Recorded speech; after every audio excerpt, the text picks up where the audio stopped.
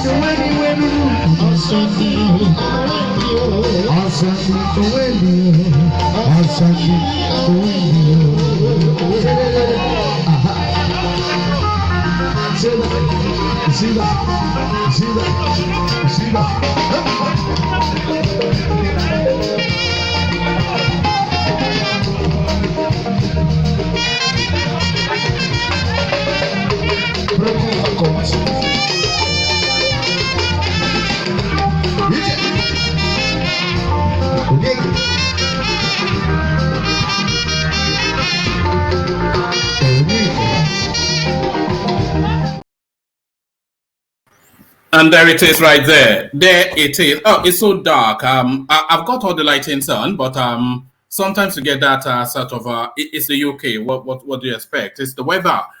So there it is right there. Let me remove this from the screen. So there it is right there, and there you are right there, and here I am right here, and here we are. So here we are. Good to see you again.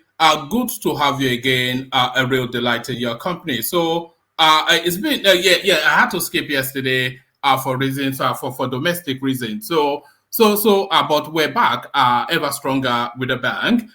So a lot has happened, and we shall go through them in sequence. But before we go through the sequence, you know the protocol. Just click on the like button just as soon as you're coming in. The subscribe button, if you've not clicked on that, then please correct that right now. So click on like and subscribe. The hyperlink that says StreamYard, your invitation to the studio. So there's still quite a few spaces. If you want to come join us, then this will be the opportunity to do that. Your invitation to buy your host cups of coffee, I always present it, you always ignore it, but I present it nevertheless. So there it is. Avail yourself of it if you feel inclined. So avail yourself of it if you feel inclined. So to it and immediately to it, what are we contending with? So this actually broke when I took yesterday, it did not come on. So let's go immediately and straight to this. Immediately and straight to this. Tinubu Obasanjo host consensus speaker, deputy speaker, hopefuls Abbas Kalu.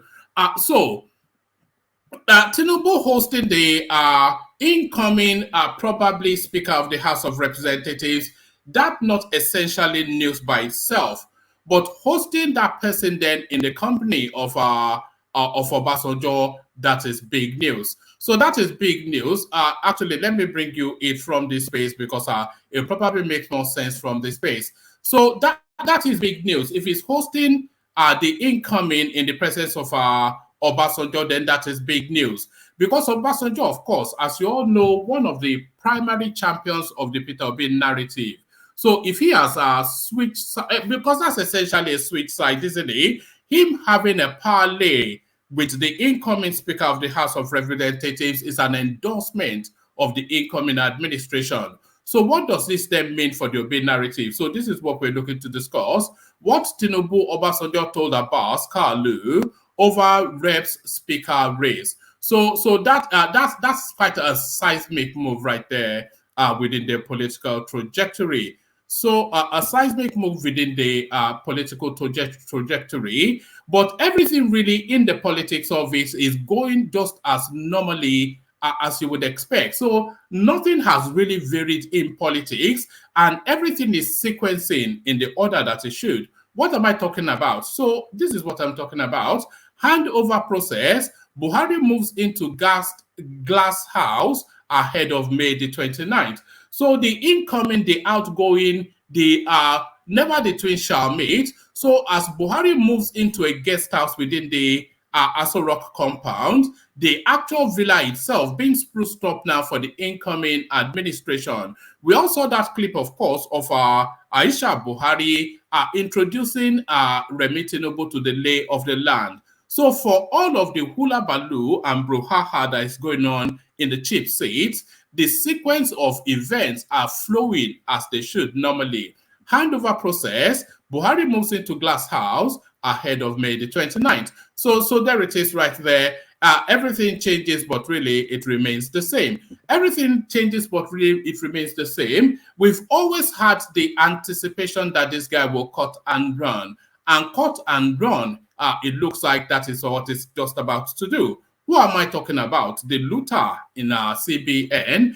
Central Bank Governor Emefiele reportedly granted study leave by Buhari to flee Nigeria before Tinubu's inauguration. So I wonder if this is one that we're going to get back, and I wonder if we're going to get the Nnamdi Kanu treatment for this guy wherever it is that is escaped to. I'm sure he would have secured a passport for himself in some safe haven somewhere. But what we have seen now with a lot of people that cut and run within the Nigerian space, that call of home always beckons to their hearts, and they look then for a way to ease back into the Nigerian space. So this guy is going to make his escape and then try and negotiate his return. That's the usual sequence of events. Central Bank Governor Emefiele reportedly granted study leave by Buhari to flee Nigeria before Tinubu's inauguration. So nobody can claim that caught them on the hop. That is absolutely categorically no surprise to anyone. So no surprise to anyone. The story as well. Let me bring you this story as well. So now this probably the news of the day. The decision then by the court to grant. I wonder if this is. Let me share it. The decision of the court. I don't quite have it in a headline. Let me see if I have it in the headline. I have it in a video clip though, so that we have to do. But the unmistakable face on your screen, of course, Lamidi Apapa, who now the court have asserted as the interim governor, or not the interim governor, as the interim chairman of the Labour Party. So he moves very quickly then to assert his authority. But how is he asserting that authority? You have to hang around to find out. So that hopefully generates a lot of conversation. But now the writings are on the wall and the language is starting to get ambiguous. So pay attention. The writings are on the wall and the language is starting to get ambiguous. What am I talking about? I'm talking about this. I must be Nigeria's president today or in the future.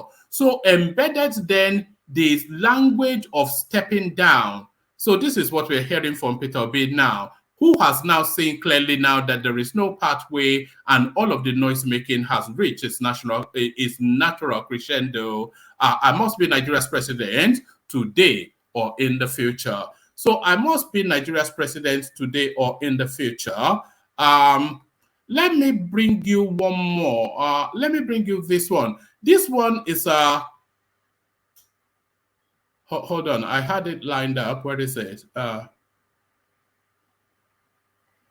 Right. Yeah, right. This one is a back to the future sort of a narrative. Back to the future sort of a narrative. So now this now speaks to the fact that nothing really new is happening within the Nigerian political space. Nothing new. There is nothing to see here, is what this headline tells you. And this is what I'm talking about. Flashback.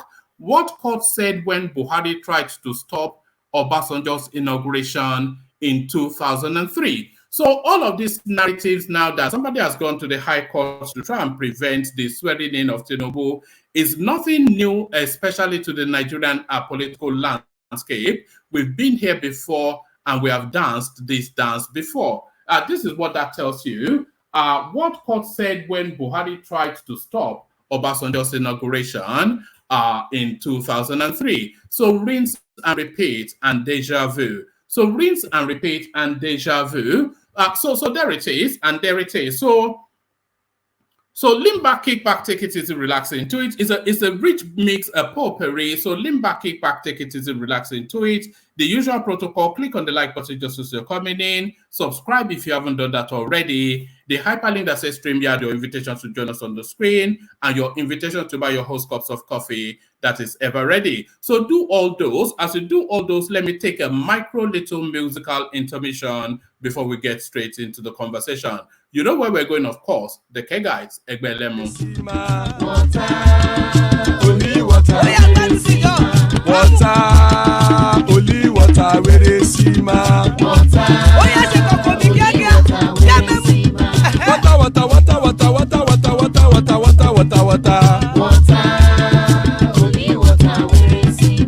Hapa o naido.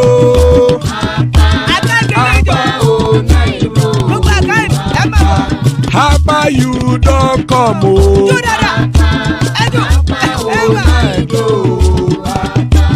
Hapa o naido.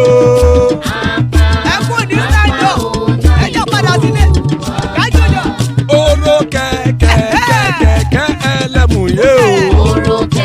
Ide shodi ya keke elemu re o. Bobby master keke elemu re o. Chief Latif keke elemu re o. Erukulele elemude. Erukulele egbe elemudodo jare o. Erukulele Ghana ti de egbe body o. Ọmọ ẹlẹ́yẹ ẹ̀yẹ o òdìlé o. Odúyẹ̀lá ẹ̀yẹ o òdìlé o. Petrosonama ẹ̀yẹ o òdìlé o. Petrosodúnkẹ́ ẹ̀yẹ rẹ̀ òdìlé o. Ẹlẹ́kọ̀ ọ̀run mú ìní o.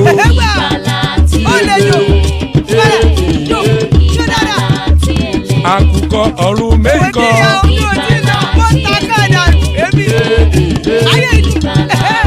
Ikú kò ní ríwà gbéṣe o.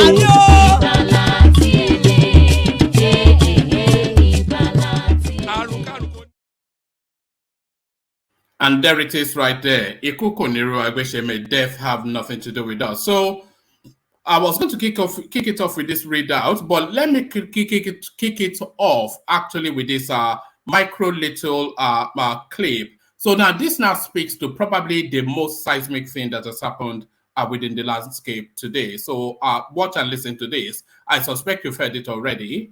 I am so pleased that justice has taken place today.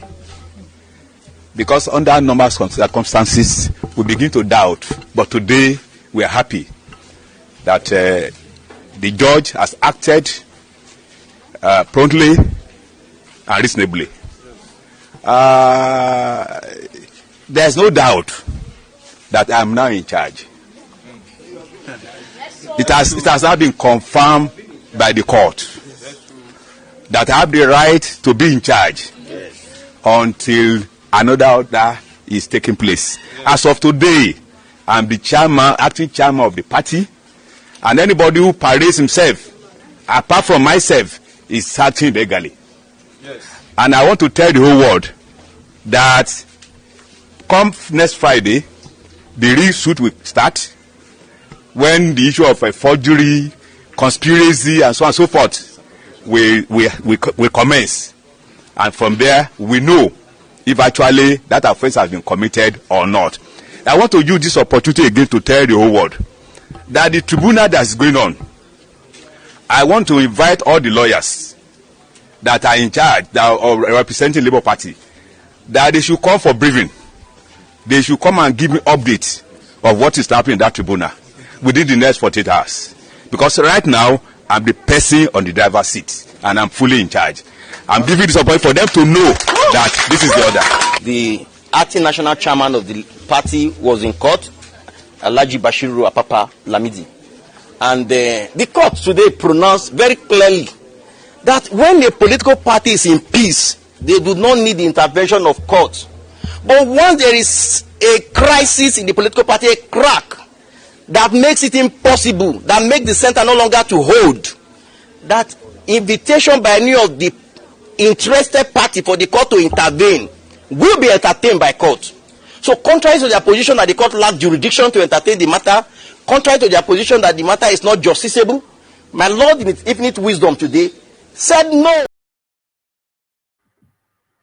So there it is. That is Lamidi Apapa, as somebody is now correcting me in the comment section to pronounce properly. So Lamidi Apapa there, or Apapa, as Jimmy is saying, whatever his last name is, he's certainly landed a seismic because what he is pursuing is more the illegality within the Labour Party than any really mandate for Peter Obi. So that is his pursuit, and he's ordered then that the lawyers representing the party at the tribunal should report to him within 2 days in order then to acquaint him of how they are positioned and how things are progressing. So that guy, not at all anything to do with Peter Obi, and he's really looking to probably withdraw that case, is what I suspect, because he made threats that anybody calling for an interim president should be arrested, and he's saying that anybody saying that Tinubu should not be sworn in should be locked up. So there it is, a chairman of a party not at odds with the party's candidate. So that is what we have in the Labour Party. So that's what that introduces to us. But let's now go on to what this now introduces, because it's raining cat and dogs on the Obi narrative. What Tinubu Obasanjo told Abbas Kalu over Rep's speakership race. The President-elect Bola Ahmed Tinubu on Thursday in Lagos met with APC's anointed candidate for Speaker, Deputy Speaker of the House of Representatives, Honorable Tajuddin Abbas and Benjamin Kalu. Recall that the National Working Committee of the All Progressive Congress on Monday zoned the positions of the Senate President of the 10th National Assembly to the South-South, Deputy Senate President to the Northwest, Speaker of the House of Representatives to the Northwest, and Deputy Speaker to the Southeast. The ruling party also agreed on consensus that the former governor of Akwa Ibom, Senator Godswill Akpabio, has been anointed as the next president, Deputy President Jubrin Barao, whilst Honorable Tajuddin and from Kaduna State, and Benjamin from Abia State are anointed Speaker and Deputy respectively. According to the statement issued by Tajuddin Ben Kalu's Movement for National Stability, Fairness and Inclusive Parliament, the Abbas, the House of Representatives Speaker designate, met with Tinubu in Lagos alongside House of Representatives elected members.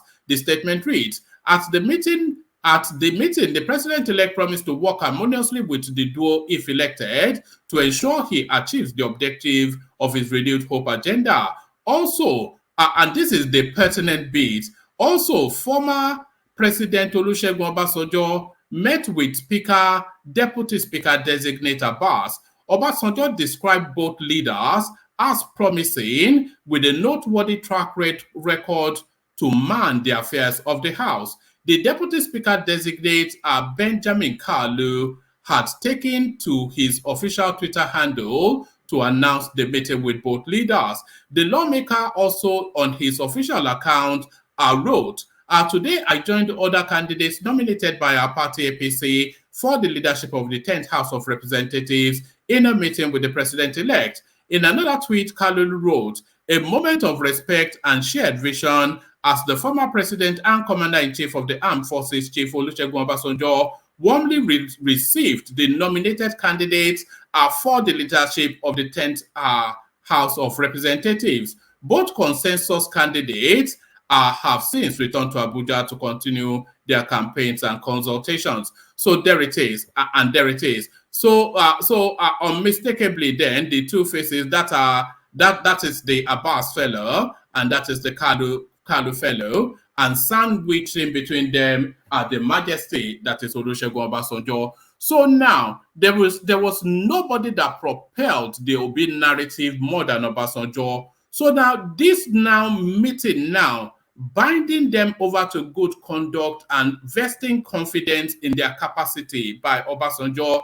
This is an endorsement. And endorsing the parliament of an incoming administration is an endorsement of the incoming administration. And the endorsement of the incoming administration is the jettisoning of the erstwhile stolen mandate narrative. So Obasanjo abandons ship. Obasanjo abandons ship. So there is no equivocation on that. That is quite clear and to the point. But what does this mean? It's a cardinal blow, isn't it? A cardinal blow. So a cardinal blow, but how does Peter Obi respond? He responds in typical manner. I must be Nigeria's president today or in the future. So embedded in that, of course, the language of surrender. Those words, of course, are from Peter Obi. Let me speak through it. Presidential candidate of the Labour Party, Peter Obi, has said he must be the president of Nigeria either today or in the future. Obi said this while speaking on Friday at a book presentation titled Peter Obi, Many Voices, One Perspective in Awka, the Anambra State capital. He recalled how for 3 years he was in court to reclaim his governorship mandate in Anambra, despite discouragement from people. Anyone who thinks I am on transit is wasting his time. Let me tell you, I must be the president of this country. I am sure of that. If not today, it must be tomorrow. And so those are quite cryptic words. Other people who want to be should come and tell us what they want to do and how to do it. I think that was already explained in the campaign process. This is my country. I don't have dual citizenship. If anyone thinks I'm going to run away from Nigeria, they are lying. So on and on it goes. But I will leave that there because, of course, predictability and Peter Obi are Siamese twins. But somebody that is looking to run away from Nigeria, tickets booked. Central Bank Governor Emefiele reportedly granted study leave by Buhari to flee Nigeria before inauguration. So nobody gets any prizes for realizing that Emefiele is going to cut and run. This is probably the most predictable of all of the things that is going on within the political space. This guy has done so much harm, almost impossible for him not to cut and run. So he cuts and run. I'm just looking for it in a different format. Okay, let me give it to you here. I won't give you the fullness of it, just a few paragraphs. Godwin Emefiele, the governor of the Central Bank of Nigeria, has reportedly been granted study leave by President Muhammadu Buhari. This opportunity for Emefiele to flee the country before Buhari leaves office on May the 29th, 2023, comes amidst corruption and terrorism financing allegations against him. However, correspondents learned that the country's secret police, the Department of State Services, which made futile attempts to arrest and detain Emefiele in the past over the damning allegations against him, is not happy about the prospect of seeing the CBN governor evade justice. This DSS has kicked against the study leave reportedly granted to Emefiele, as it means he will flee the country before May the 29th, when another government comes in. Bola Tinubu of the All Progressive Congress will be sworn in as Nigeria's new president on May the 29th, barring any court judgment to the contrary, as his election victory is being challenged at the court. Background: our correspondents exclusively reported how the DSS accused Emefiele of sabotaging the economy, financing terrorism, and committing other economic crimes. So we won't go into the backdrop. We all already know the backstory to that, but there it is, Emefiele on the run. Nobody gets any prize at all for predicting that Emefiele, we all knew he would run, so that's somewhat quite predictable. So that's somewhat quite predictable. Let me give you just this one, just to tell you that everything changes, but really nothing changes within the Nigerian space. All the hooplas and the hula baloo that we've been hearing over the last few days and weeks is not new to anybody that is long-toothed in politics. Flashback: what court said when Buhari tried to stop Obasanjo's inauguration in 2003. So we've danced this dance before, essentially what that means. Ahead of the May the 29th, the opposition had urged President Muhammadu Buhari and the Chief Justice of Nigeria, Olukayode Ariwoola, not to inaugurate President Tinubu. They argued that the president-elect should not be sworn in until the Supreme Court decides the winner of the 2023 elections. Though the Independent National Electoral Commission, INEC, declared the candidate of the All Progressive Congress APC, Asiwaju Bola Tinubu, the election winner, at least 3 parties are challenging the outcome of the poll at the tribunal. The Labour Party vice presidential candidate alleged that Tinubu failed to satisfy the requirement of Section 134, subsection 2A and B of the Constitution for the election to the office of the president. Speaking further, Baba Ahmed urged President Muhammadu Buhari and the Chief Justice of Nigeria, Justice Olukayode Ariwoola, not to proceed with Tinubu's inauguration, argued that it would be unconstitutional. A similar situation occurred before in Nigerian politics. In 2003, the incumbent president Muhammadu Buhari filed a lawsuit to block former President Olusegun Obasanjo from assuming the presidency for a second time. Buhari was then the presidential candidate of the All Nigeria People's Party. Buhari was then the candidate of the then All Nigeria's People's Party. After losing the 2003 election, After losing the 2003 election, he claimed that Obasanjo was ineligible and that his re-election was rigged and illegal. He proceeded to court and tried to stop the former president from being sworn in. However, the court unanimously rejected Buhari's attempt to stop Obasanjo's inauguration. I do not see how the swearing in can interfere in the strength of the case. The court will still be able to fairly and effectively adjudicate on the merit of the petition, Presiding Judge Umar Abdullahi said in an unanimous verdict. So we've been there before, we've danced this dance before, and there it is right there. Let me just give you 3 paragraphs of this one, and then we come into the room. This is Adamu Garba doing as we know he does. So this is Adamu Garba doing as we know he does. So quickly to this one then. Adamu Garba reacts as court affirms Lamidi Apapa as Labour Party chairman.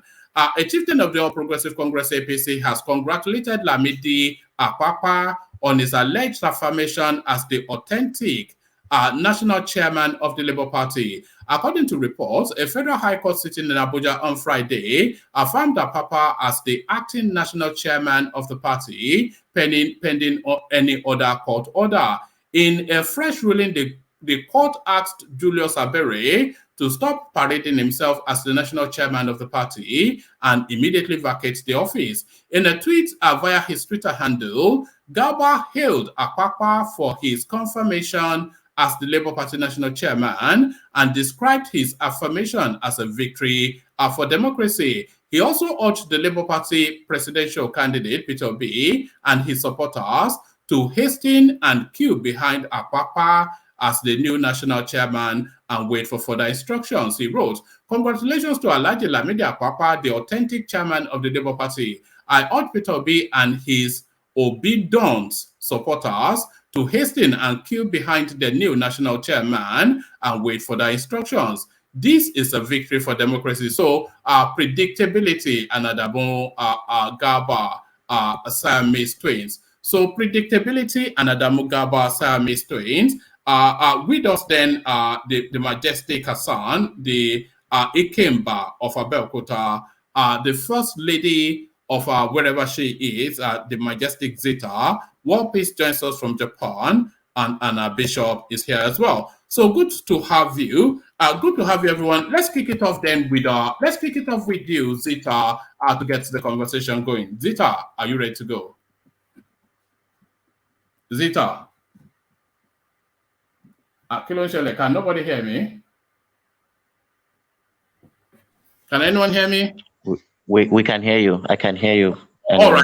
All right. I'll kick it off with you then because your mic is on. So let's kick it off then. So now, what Tinubu Obasanjo told about Kalu over rep speakership. So nobody especially cares what Tinubu had to say to them, and nobody really cares what Obasanjo had to say to them. But Obasanjo binds them to good conduct and told us that they are trustworthy people. So is this then the pivoting of the man from Abeokuta from Labour back to APC? Hassan. Good evening, everyone. One man, how are you? I'm good. I'm good. Good to have you. Yes. It seems I don't think it is even now that Obasanjo is coming back to reality. I mean, this is a done deal already. However, trust OBJ, to do what serves him. And this pandering to the OB movement. I think what Obasanjo was calculating was if Obi was as popular as he thought he was. But I mean, the election, will open everyone's eyes. Obasanjo had thought Obi could do it probably, and part of Obasanjo's reason, at least on the surface, it seems, for supporting Obi is, his little beef with Tinubu. So that little beef with Tinubu, it's all over now, and I trust, Obasanjo's mind is the mind of a soldier, a general for that matter. Yeah, they are very, very tough negotiators, but they are the most realistic people on this earth. You see, for all the macho the macho personality and all that, the general is the first that will know that, okay, this is what victory looks like and this is what defeat looks like. He in fact senses it miles away from ordinary people like you and me. So because no good general will reach that position without understanding what victory is like and what defeat is like. And Obasanjo already has seen the handwriting on the wall that Obi, in whatever kind of discussion you're going to put him on, whether it is on pure votes, whether it is on technicalities, whether it's in, arguments or his policies or his minds, whatever it is, Obi has fallen short. He has fallen way, way, way, way short. So there's nothing wrong in him, realigning and then trying to protect his own interest going forward. Because what is Nigeria really? It's just a, coming together of several interests, and that is the way the country has always been run. Everybody has a godfather. A godfather has another godfather. So it's like that. You reach the pinnacle like OBJ, you have plenty godsons. So uh, it's a signal. It's a signal. Obasanjo will need to have some kind of working relationship with the incumbent government for his other activities, for him to continue to be relevant. So I don't really fault Obasanjo. This is how Nigerian politics is being played, and he's just only playing his part. So kudos to him But and all how that. do you think, Hassan? How do you think the OB space would digest this? Because this is quite a real blow. Because Obasanjo is one of the key pillars of their narrative, and if he is saying that a good boy to the rep speaker and deputy, that tells you then he has abandoned shape. So are we expecting then an onslaught against Obasanjo from the usual quarters? To be truthful, I will not be surprised if there is, if there is that repercussions coming. But we know what it's like now. The problem with the OB space is that is not the kind of space you want to commit to. You don't want to fear the space. You don't want to love that space. I salute people who use that space as a wave. If I was a politician, if I was calculating like getting some form of me, if I'm for some form of influence, people who are easily, hoodwinked based on emotions like that. I'll also ride the wave now. Who doesn't like cheap money, cheap popularity, and all that? You know, I would also use that space. So for me, one way or the other, it's there. There's always going to be a point, because people like that, they keep agreeing with you, and on the first time that they don't agree with you, it's as if you had never said anything good about them. It's as if you had never said anything, positive about them. It's like you have never agreed with them. It's like you have never been a friend of them. From that day, you just become, from an angel, you just become the devil. That is their typical modus operandi. So why should anybody who is, a political master, a general, cunning, who understand this country in and out with that kind of depth, be even remotely thinking of, that space? No, it may only appear like that on the surface, but come on, the space is just a pawn, on the chessboard for somebody like OBJ. That's just the reality, really. All right, Hassan, they say when it rains, it pours. When it rains, it pours. So it's pouring pellets on the Obi narrative now. So I suspect that this is an orchestrated judgment that Lamidi Apapa got, because his body language certainly against that petition ongoing, and he has now seized full charge of that party and giving direct instructions to the lawyers to report to him within 2 days for a briefing. He's also speaking the narrative of all those illegalities, forged documents that forms the backdrop of the labor narrative, and he also inviting anybody calling for an interim government to be arrested. An enemy within, would you say, Hassan? Oh, we lost Hassan. So who? Bishop, are you there?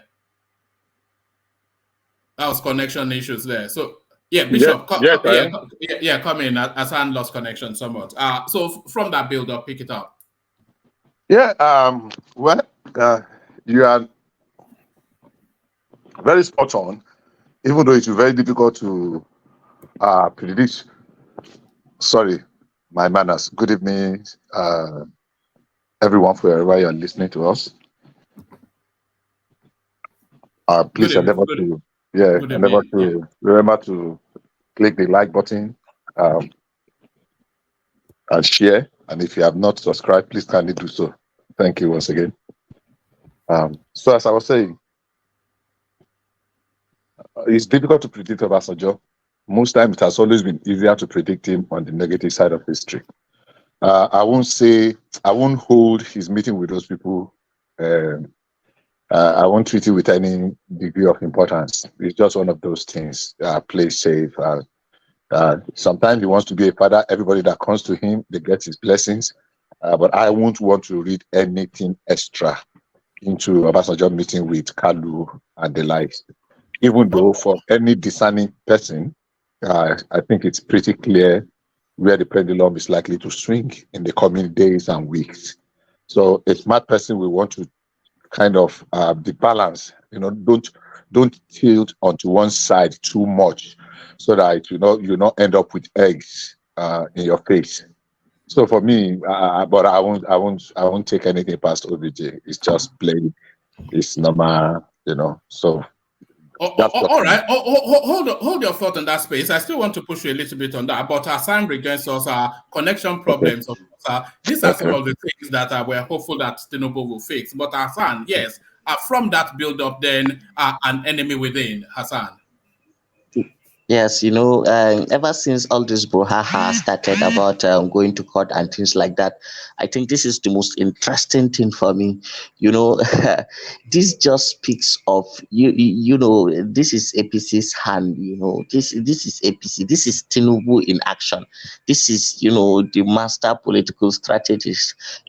When you are being attacked on a chessboard, sometimes the attack is multidimensional. It's not as if it's frontal. It can be this kind of attack, the obedience are really getting attacked. It's no longer about them looking at what they are facing on the field. When you are in a war, usually you if you have an infantry, you position them. All you are trying to do is not to get flanked. If you get flanked, you may end up in an ambush, and that is where you lose it. Then it's looking like a complete 360 kind of ambush is already being done on that obedience space. It's so obvious, isn't it? It's so obvious what is going on. Anybody can see what is going on. It's happening. People are wicked. People are wicked, though.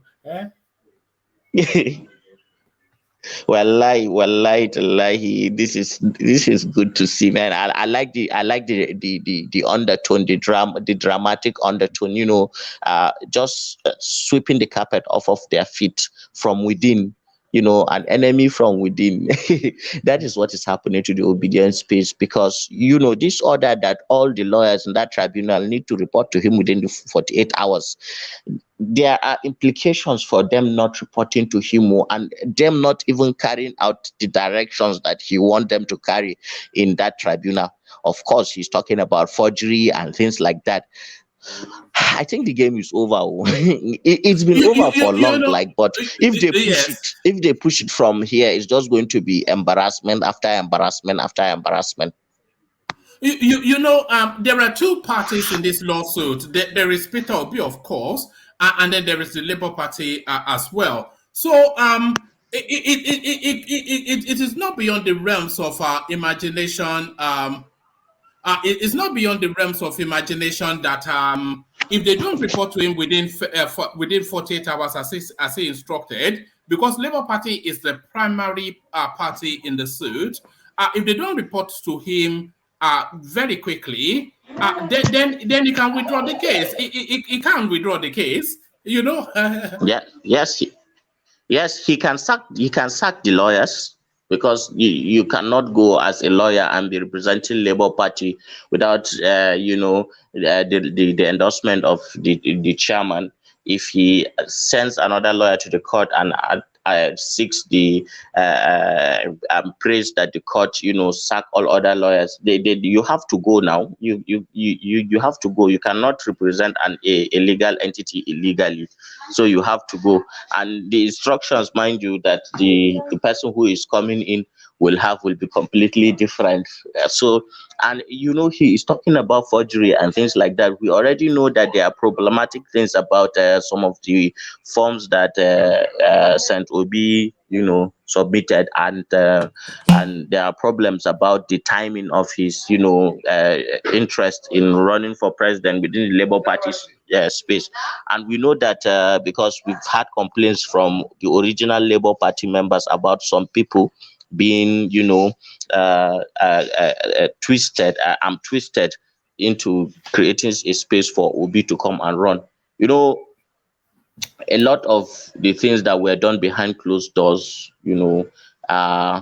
if the Obi people keep pushing it, and they're going to let the cat off the bag go, and we're going to hear a lot of the embarrassing things. So this case may be over before it even begins, really, because this is a master stroke. This is how the difference between this is politics. People who are already. Yeah, it is politics, but there are, even in politics, there are novices, and there are people who are already legends in the game. You cannot compare. This is how you differentiate them. The way they play it in real terms, man. Because this is just like a trap. There are some traps that when it's set for you, the moment you fall into it, you cannot. If you stay still in that trap because you are already injured, you bleed to death. And if you keep moving and try to free yourself, the more the trap will, get into your flesh and keep squeezing at you, so you feel more pain by wiggling, trying to get out. And then if you still stay down, you are still going to die. So I don't see any way. There is no comeback in this kind of political trap. This is a masterfully laid trap. Hassan, it's quite delicious. Just as an outsider, a non-aligned person, it's quite delicious, really, watching this play out, isn't it? Because you can see the hand of no, it's just so it's so sweet. When you see politics in its rawest form, it's just it's an art. It's an you can see the hands of APC right from when Abure was sacked, and because this is a well laid out plan.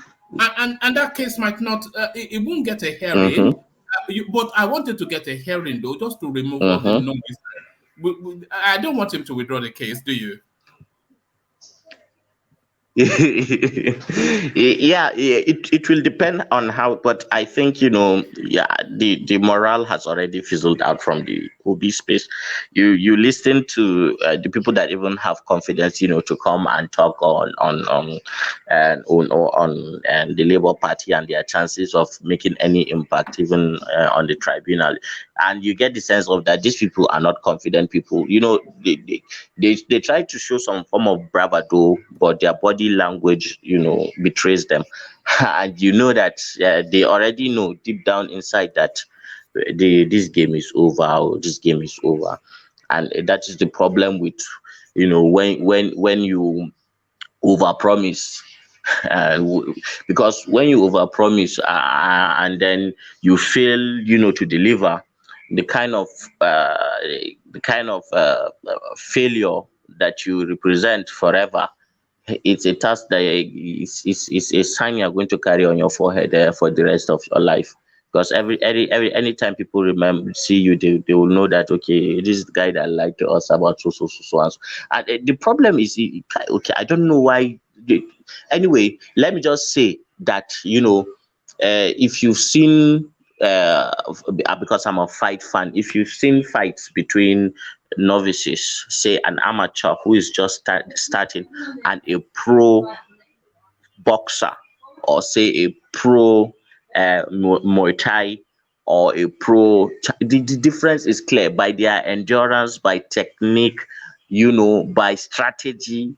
It's not the same. The fight is even usually over before it begins, because you see the amateur begins to palpitate, and he usually just surrenders within the very, very, very early into the fight, or he may end up just finding himself in dreamland and may not understand what really even happened.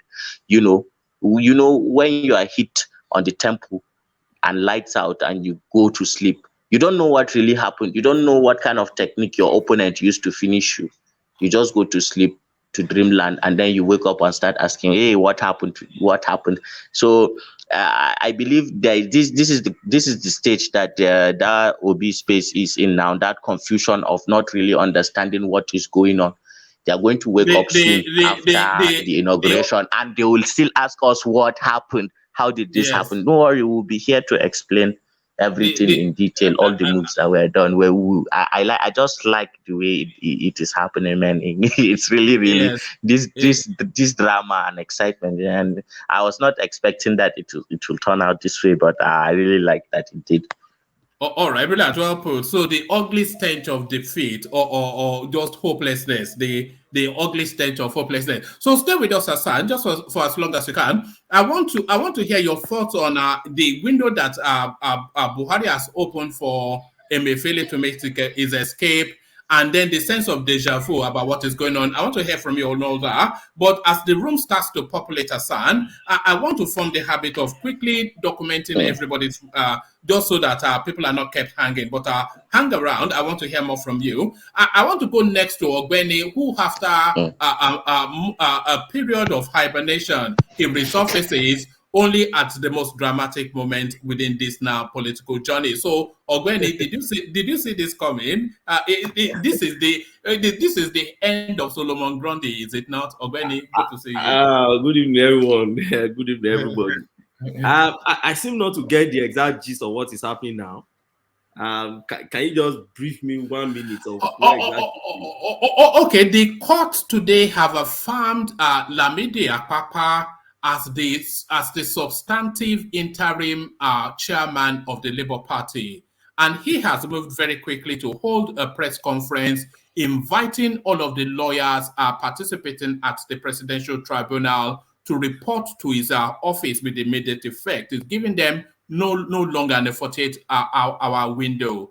And in the course of his press conference, he was talking about all the forged documents that forms the backdrop of the labor space, and he's saying anybody calling for an interim government should be jailed, and anybody that is saying Tinubu should not be sworn in will be kicked out of the party. So do you see then that as the shaking hands of Tinubu pulling the strings of this man?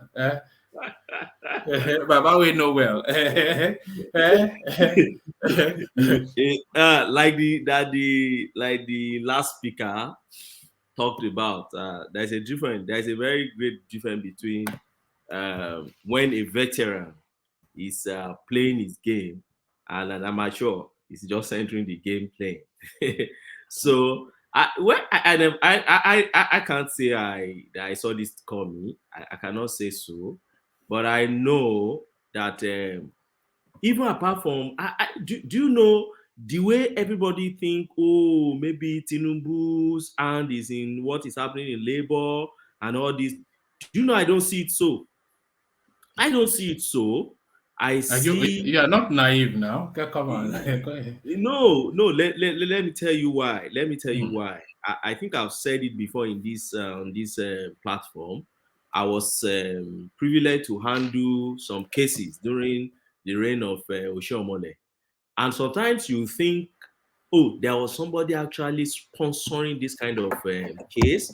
But as a lawyer, you get all the facts eventually before you handle a case. And I realized that no, it's just a matter of some people being greedy, some being greedy for money, some being greedy for power, and some not know how to play their politics. And also sometimes some being so tribalistic that they are so blinded in seeing the effect of what they are doing. Okay. And all these play together sometimes to work against several interests. That's the way I see this. Okay, take for instance, see what Arabambi. Do you know this EU of Arabambi is not today? Arabambi has been fighting since, so don't think, that's why I said, many Nigerians are just this sensationalism, this news will come, we just grab it, we shoo it, just like chicken chewing, taking corns, and shortly after, another news will come and distract us with that. Then we don't follow up on that again. Then we jump on another news, and then life goes on. That's the kind of thing we do in Nigeria. Even the so-called outlets that say they do investigative journalism for us, how many of the stories do they really follow up to the logical head? Arabambi case is not today. Arabambi case has been over time. When Road Vivor and this other guy were fighting, I remember Shane kept interviewing Arabambi, and the man kept telling them that he believes in Peter Obi, but he doesn't believe in Peter Obi's style of leadership. That guy kept, if you watch what he said in his last interview, and you go back to what this guy said almost 2 years ago, it was the same thing he said. It's not new. He's not just saying it. Okay, what did he say? He said, Peter Obi crossed to their party. You get to the party. You started regionalizing the party. And that's the truth. Coming from somebody an insider. In a few months before election, months ago, we used to say it on this platform. You are just a regional leader. You are just a regional candidate. And many obedient to come and say, no, how will you say it's a regional candidate? It's a university. This guy now he's coming from somebody within his own political party. And the man mentioned major roles that you snatched from other space and you give to your own people. You understand what I'm saying? Okay, look at Obi's legal team in court. I was discussing with one of the senior counsel today, and I said, is it that they can't get people from other tribes and try to mix the legal team? Must you Must you gather people from your sorry, Ogbeni, there was commentaries that Obi's legal team mirrors Nnamdi Kanu's legal team. Is that true? That is true. Whoever said that thing, it's so perfect. That is true. Let's look at it. Let's look at it from this way. Let me quickly. Libby Uzoku, senior advocate, that's the guy leading, right? Where is he from? I don't need to mention it. By that name, you know the region is from Nigeria. Awakalu is there. Where's Awakalu from? Oyenshi Ikpeazu is there. Where is he from? Patrick Ikweto is there. Where is he from? Bembela Anashebe is there. Where is he from? Otto Obi Okafo. Ikechukwu Ezechukwu. These are the names, oh. And then this mommy, Dr. Azinge, Valeria Ageze, I know that one is better. But see the Midwest, the East region. Can you see that? Emeka Okoko and all of them. The only guy you will see around that place is Jubril, JS Okutepa. And then I don't know if ST Horn is still part of them. It's actually part of them. I think it's part of them. Those are the only two lone voices you can find in that space. And I asked, why? Why is it so? Now, what do you call this guy? This activist, the activist that was that defended Olisa Metu and is still telling us he's an activist. Michael Zekome. He's the one who defended Olisa Metu, who stole our money. Now, Michael Zekome is okay. Michael Zekome is not in Obi's team. So I may be wrong to agree that. No, he is on Obi's team. I saw him in court. I think it's on Atiku. Atiku, okay. All right. It's on Atiku's team. Atiku's team is the only team that is so detribalized. Is led by an Igbo person, Krisushe-san, and then Godushe-san, and then all those guys, Michael Zekome and others, you see them there. But my focus is on Obi, and I kept asking, I still keep asking that question. Is it that you are so much, you don't believe in other region, and like you have asked before, so which space do you really want to govern? Your people will be saying everything against Sultan. You come out and justify it. Adeboye, you come out and justify it. Oni of Ife, you come out and justify it. There's hardly anyone, and you come out to justify it. And we know these people. We know what is the common denominator in all these people. I mean, so for me, what is happening in Labour Party, it's been long. It's not just now. That Arabambe has been there over time, and the guy has been shouting. Now their hand has come back to the rose. I think they will come back now to have a rethink. I was arguing on the platform today, and I said, see, no person, even if they are bought, even if they give them money. Arabambe said something. He said, Obi did not sponsor Labour Party. He said it today. We are still holding, what do you call them? Those ones are the polling agents. The man said we are still holding agents. So you don't even sponsor your party. So for me, that means you don't even believe in the vision of the party. You just think the party is just a vehicle for you to just use and dump. You don't believe in the party. If you believe in the vision of the party, you will know. And that is why even the electoral heart even peg how much you must spend on your election. Because the electoral system in Nigeria understand that you must spend money anywhere in the world where you practice democracy. You spend, except you don't believe in the vision of a political party. So now, Obi is not in control of his party. That is obvious. Both financially or in terms of the power game. Then you are not in control of your party. So how do you want to proceed? With your petition. Let me tell you, they won't withdraw that petition. But see, the moment they change the legal thing there is the beginning of the end to that petition. If they come out to withdraw that petition, yes, it will be too obvious that, oh, you guys have just come to hijack the party in order to achieve XYZ. Right? The Obi space, that's the because Obi has already pinched his steps with Abure and Tanko and all those guys, Okonko down that play Nollywood and others. Now, the Obi space, that faction now will go on appeal. Now they'll be on the defense and they will start fighting, stay of proceeding, stay of this, stay of execution. Let me tell you, that's what they will fight till this election petition will end. So where does it stand them to? So for me, as far as I'm concerned, when you look at it, I don't even know why people even think there must be crisis within Labour Party before they will lose this election petition. I've said it from the day one. Go and check that election petition once again. There is nothing in that petition. Nothing in the petition. The almost 60% of the petition is based on preliminary points. It's a drug, this is this, is this. The major space paragraphs they use to make point on the major claim is like 35 to 40% of the entire thing. And what is he saying? It was only specific on two states, and the other state they left it so.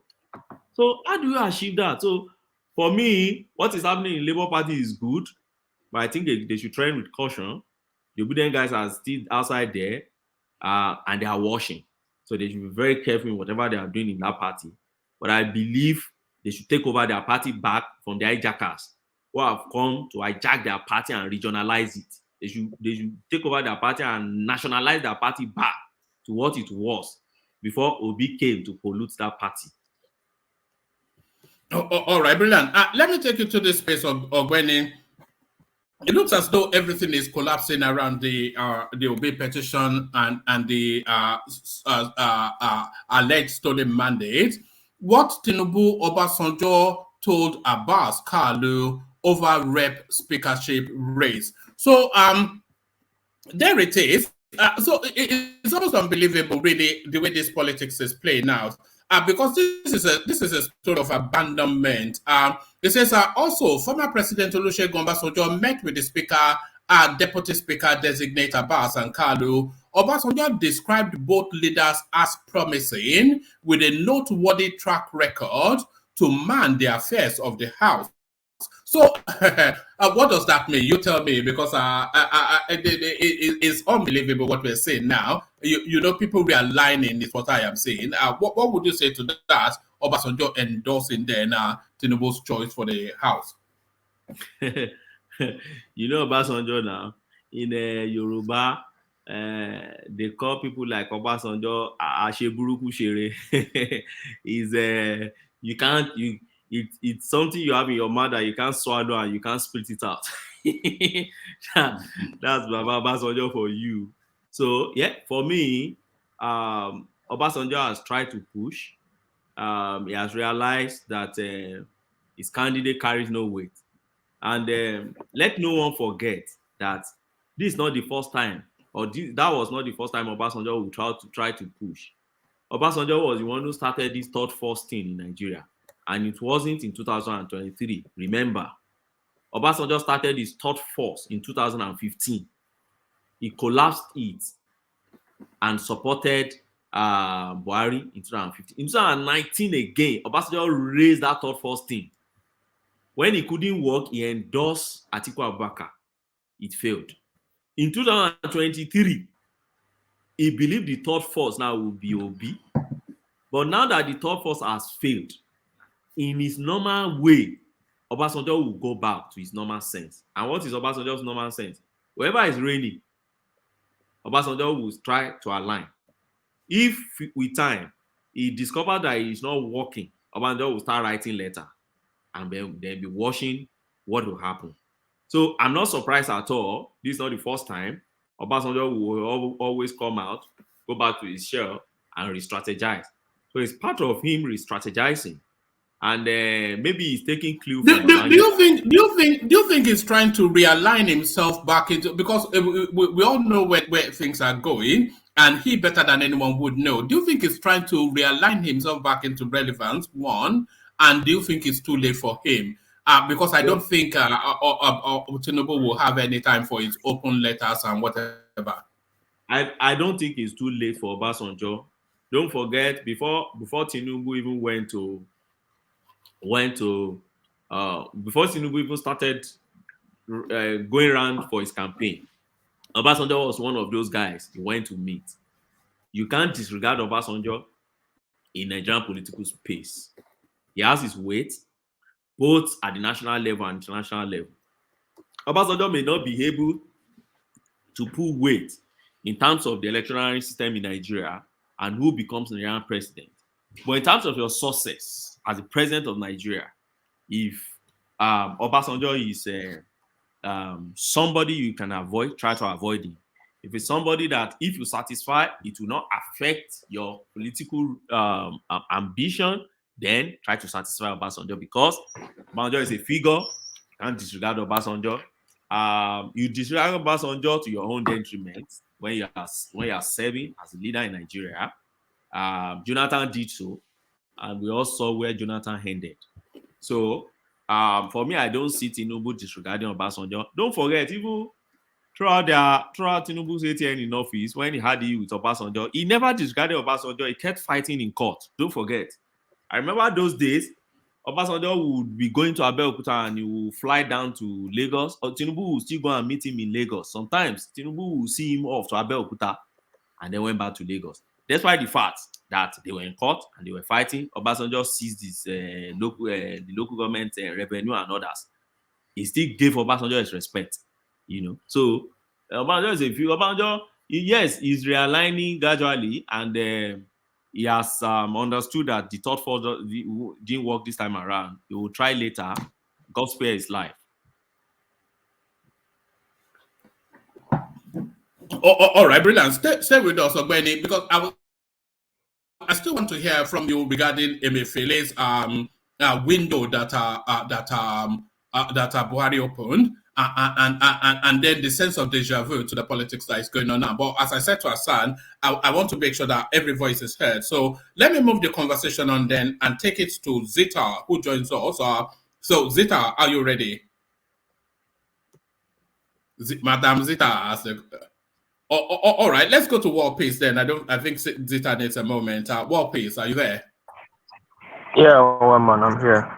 All right, brilliant. Good to have you, War Peace. You're just waking up, as I know, but so good of you. So let's then hear your waking thoughts then on now this new chairman of the Labour Party, Lamidi Apapa, who has no truck with the Obi narrative or this ongoing court case. So your thoughts on that? Yeah, one man, good morning. This is Politics 101, and in politics, it's winner take it all, and you try to demarcate your opponent or your enemy in any shape or any means. Well, this is what I always say: if you're not ready to do anything, don't complain about it. If the obedient or the is not ready to play politics, why using labor and not taking it serious? You're supposed to understand that the opponent will come against him now in any shape or form. They will try to plant him more, derail him from inside. That's the most important part of it. So what is happening now, I'm not surprised. My only anger is that if they say they're formidable, you should be ready for all these things. Of course, if they're going to take his head off from inside, they will do it. So they should not complain. It's politics. So you prepare for the worst, and the worst is just about to start. If Lamidi pull up the case is half gone. So it's propaganda against propaganda. So there's nothing new. Like Ogbeni said, there's nothing new in one man. There's nothing we really talk about this case. To me, or from my own point of view, one man. All right. And to the space, Obasanjo endorsing then the incoming Speaker of the House of Representatives and his deputy. So he cannot endorse them in isolation of the incoming administration. So this endorsement then are just by extension an endorsement of the Tinubu administration. So is this now Obasanjo jumping ship? And what does this mean for the Peter Obi narrative? Oh man, this is one example. They say there's no permanent friend in politics. There's no permanent enemy in politics. Until we Nigeria understand the way to play politics, we will not be playing points of settlement. What Obasanjo is doing is clearly, clearly political. There is no sentiment about it. It can be fighting Tinubu in one place at the same time, and dozen people that will be in Tinubu cabinet. For him is how you see the country move forward. That's the picture outside, but we know he has a personal interest. Until we learn from what is going on, we should not be dying for all these leaders. See Obasanjo that is fighting Tinubu, that is writing to whether you and they should not swear Tinubu in. He's the one now fighting for speaker. So we should understand that it's politics, one man. It's actually confusing to me. So I can't really speak much about it than just watch what's going on. And I advise people not to play politics. Sorry, War Peace, how do you think the Obi space will digest what clearly is an endorsement of the Tinubu mandate?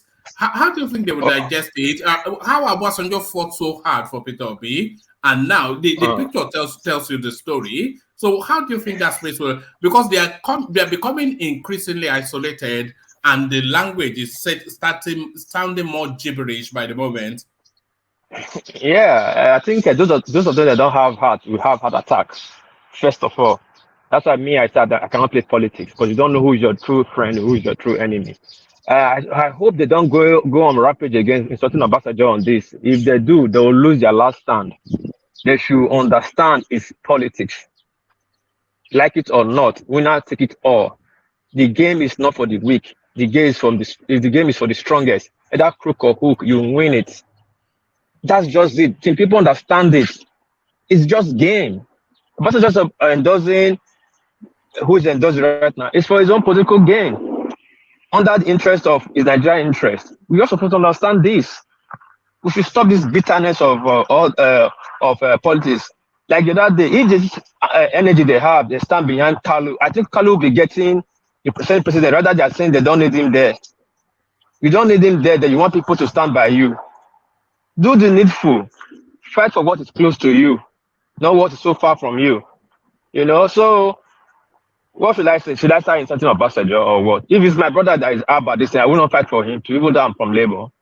So these are the things they have to understand. They should drop sentiment and get prepared for the 2027 one man. Please go to the next question. Talking about sentiment, War Peace. Ogbeni was just highlighting just how much the Obi legal team mirrors the Nnamdi Kanu legal team to about 70-80%. So essentially, it's to your tribe, isn't it? Really, what we're seeing playing out right across the board, not just the Obi space. Yeah. Yeah. These things are still going on in Nigeria. I think we still not move past that trust issue. Look at Obi's legal team; it's all filled up from one side. It's one-sided. Even the Tinubu team we can say 60% or 70% is one-sided. And you look at the people fighting the Labour Party right now, 70% or 60%, it's one side. So you see the tribal stuff that we see suspecting each other. Until we look past that and see it the way it is, this tribal issue will not stop and will not help us. It will always take us back. We will be retrogressing instead of progressing. If you see the way it is and take the best stand and let the best stand for us, it will be things that only statistics can trust. It's the same thing that is playing out in 1960 election, when one side is filled up with Southeastern and the other side is filled up with Westerner. So nobody trusts nobody. So it's a very bad thing, and we are seeing it. So we should try and see how we can look past that one man. It's not good for us. All right, brilliant. Stay with us. Just like I said to everybody else, still plenty of topics for you to speak on, but I want to document everybody's voice. The next voice I'd like to document is Zita, if she's ready. Otherwise, we go to Bishop. Zita, do we have you now? Hey, one man. Oh, now we do. So I came to you. So there it is. You would have seen this coming, of course. Good to see you, Zita. You would have seen this coming, of course. Tinubu now, the picture tells you the narrative, and there is a caption to go with it.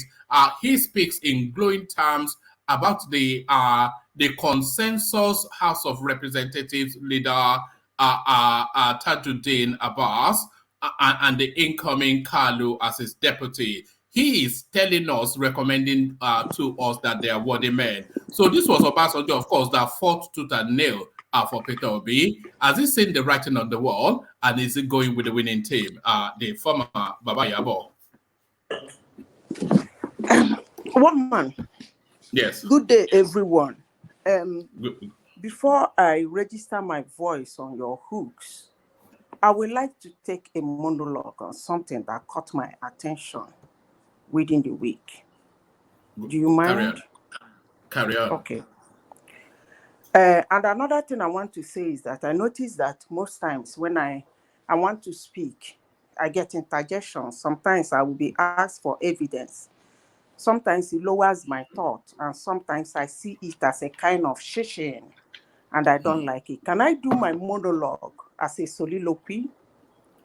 Okay, do your monologue, and then if there's questions to come, it comes after you land. So carry on. The floor is yours. My monologue, I'm going to title it, 2 Men Left the Country.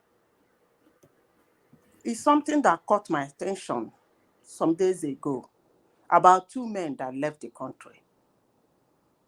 Those 2 men, one, I'm sure both of them must have left from the usual place, either Lagos or Abuja. One landed in Paris, and the other one landed in somewhere in the United States. The one that landed in Paris, physics was dumped on him. In all the channels, in all the TV stations, a lot was said, he's sick, he's checking, he's this, he's that. But the one that landed in the US, that one, because they have somebody in our platform that hosted him, he made a little video about him. And there was like, oh, we get him to speak in our platform? According to what they said, for the traffic, he didn't come. But nobody noticed anything. As long as everybody is concerned, he's well and healthy. I want to say, are we supposed to see our mechanics? Yes, we should. Are we supposed to go to our mechanic when we are supposed to travel on a rough, long road journey? We must. Firstly, most people will say, why would you try? You can't. Why tell somebody the person can't when the person has not tried? Most times in our life, we feel we are healthy, we are okay. I want to let those listening today, in as much as I pretend they are not listening, that whether you are old, young, or small, big, healthy, sick, checking, retarded, there is what they call health triggers. Have you questioned yourself? Can I stand for 3 hours talking, even when I'm 17 years? Can I do a back-to-back meeting for 3 days, having just few hours of sleep in 24 hours, even when I'm 26? Yes, you've not questioned yourself because you have not found yourself in that position to test your ability. Yeah, some people will say, he's sick. Why would he be there? He can't. He's checking. He has not told you that. And you don't have any right to stop somebody and tell somebody, don't try. You cannot succeed. Leave the person to try and see whether the person will succeed. I want to say this by saying that in the course of my life, I'm a very tall woman. Tall for a woman. I'm almost 6 feet. But I love wearing heels. I'm trying to tell you a little about my life experience. I love to be on heels. I never knew in my life that I cannot stand for 30 minutes until I was launched into a job where I have to stand for 30 minutes talking to people. The first time, I thought it was my shoes. I went to the hospital, I came back. The second time, I wore flats, I went there. The same thing happened. That was when I was diagnosed of vein issues. What am I saying in essence? I never knew I have such conditions, but that triggered it. So when people come running around in the internet, in their media houses, in their platform, in their social media, in their YouTube channel, throwing physics at somebody because the person went to see their mechanic, Yes, of course, they have to see mechanic. If you are a public figure, you need a mechanic. Most of them you see today, they go with 10, 15. Some go with 5. Why? Because they don't want to disturb people like us who are their smooth roads. They don't want to let us down because they have to come out, speak and span. Then we want to hear those things they want to say. We want to see those actions they want to take. But for the bumpy road, the rocky roads, the hills and the valleys and the miry clay, those are the ones they try to avoid so that they will not shame them. So they need a mechanic. Traveling in a wrong road for 4 years, you need a mechanic. If you are a nice person, you are a good person, you are smart, you need a mechanic to massage your leg, massage your hands. I must say that now, I still have a job where every once in a week, once in 2 weeks or once in a month, I have to face the gurus in that area. We do what we call 2 hours workshop presentation. I stand 45 minutes talking, bombarded with questions. I didn't do the surgery until I left Nigeria, but the doctors in Nigeria kept me going.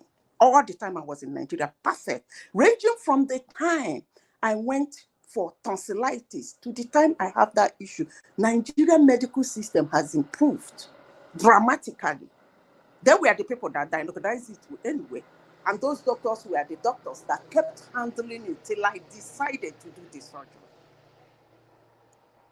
I want to tell people who are listening today, these are the narrative they want to push with their facts. Because if they push the truth, nobody will believe them. Every public figure must go with mechanics. That's why sometimes you see them jumping out of the stage as if they're running out of the stage. Why? Because their mechanic has given them time.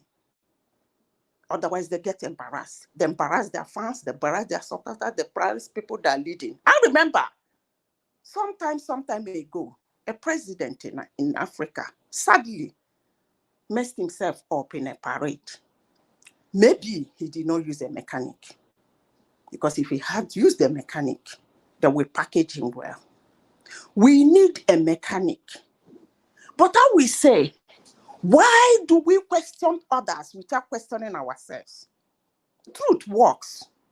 Before you ask somebody, why would you, why should you, what can you couldn't have, you wouldn't have. Why don't you first question yourself? Can I do this? Can I stand for a long time? Can I do back-to-back meeting, even when I think I'm healthy? I noticed something going around in Nigeria now. People have decided to be questioning others instead of questioning themselves. And when you question others, you lose your peace. But when you question yourself, you have your peace. I will conclude by telling all Nigerians today that are listening to me, every public official uses a mechanic. If you don't use them well, you get embarrassed. I'll give 2 examples before I close. There is somebody, because this one day we know, called Simon of AGT. You know how many that one goes on just to come out to look that simple and sit in that seat for a long hour? That few hours. Go and find out. I remember a few months ago, one of my best actors, I will not call his name, he announced that he's retiring because his Parkinson it's gone too far. And when I was reading his announcement, I saw, he said, I was diagnosed of Parkinson when I was 25. Are you kidding me? And you jump on stages, you do all this you do without me noticing. And you are my fan. And some people will say, why can't they tell us their health challenges? They won't. Because they have people like me. They don't want to bring down their spirit. They have people like me who believe in them. Somebody went to US to see a mechanic. Another person went to Paris to see a mechanic. Most people did not even know that the one that went to US left the country.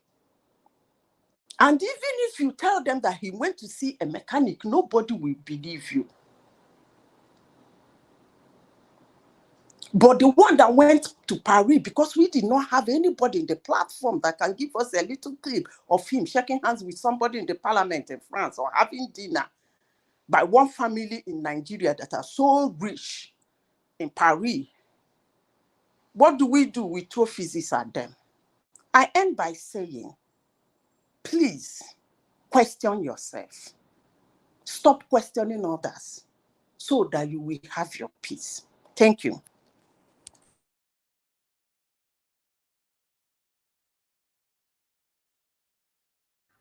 Sorry, I muted myself. I didn't even realize. Just to give you the space to do all that. So well said, Zita. I think we read between the lines to have an understanding of what you're saying. And to add, even somebody, I think once you cross the threshold of maybe 35, you probably have a need for that mechanic to keep you ticking over. There is no one really that is not carrying some sort of something that they are managing medically. So yes, it's just really something to latch on to. But Zita, we will also like to hear from you on the talking points. But before we hear from you on the talking points, I was going to go to Bishop next. But Bishop, with your permission, I'd like to go to Idris Adiola, who is joining only because he's joining us for the first time. And we like to document people that are joining us for the first time, just to have an understanding of their politics. So, Bishop, I'll come to you straight away after Idris. But we go to Idris straight away and hear what he's thinking politically. So good to have you, Idris. So what are you then making then of the goings on within the Nigerian space?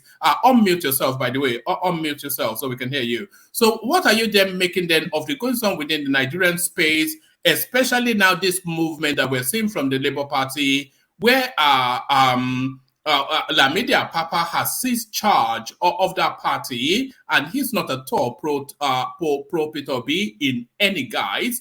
He openly is not pro Peter Obi. So how does this translate to the petition? And then, of course, Obasanjo now openly endorsing Tinubu's flunkies. So what are you making of all of that, Idris? Good to see you. Good day, everyone. Thank you for having me in your show. I'm really appreciate. Actually, when I'm going through the news, I used to go through the news and saw about the Lamidi Apapa. You know, if you look at this, since the times of Tinubu has been doing the consultation, you know, he has some. Lamidi Apapa has been Tinubu's voice when in Lagos, and you know he's a member of the Labour Party. So, and I see the channels where it's trying to demolish, to discredit the Peter Obi's presidential ambition by going to court to try to, bring himself as the leader of the Labour Party. If you look at most of the recent interview, it's based on withdrawing of petition of Peter Obi. And then you will see that he's really working for Tinubu's agitations by allowing the Peter Obi to withdraw this case. On what ground?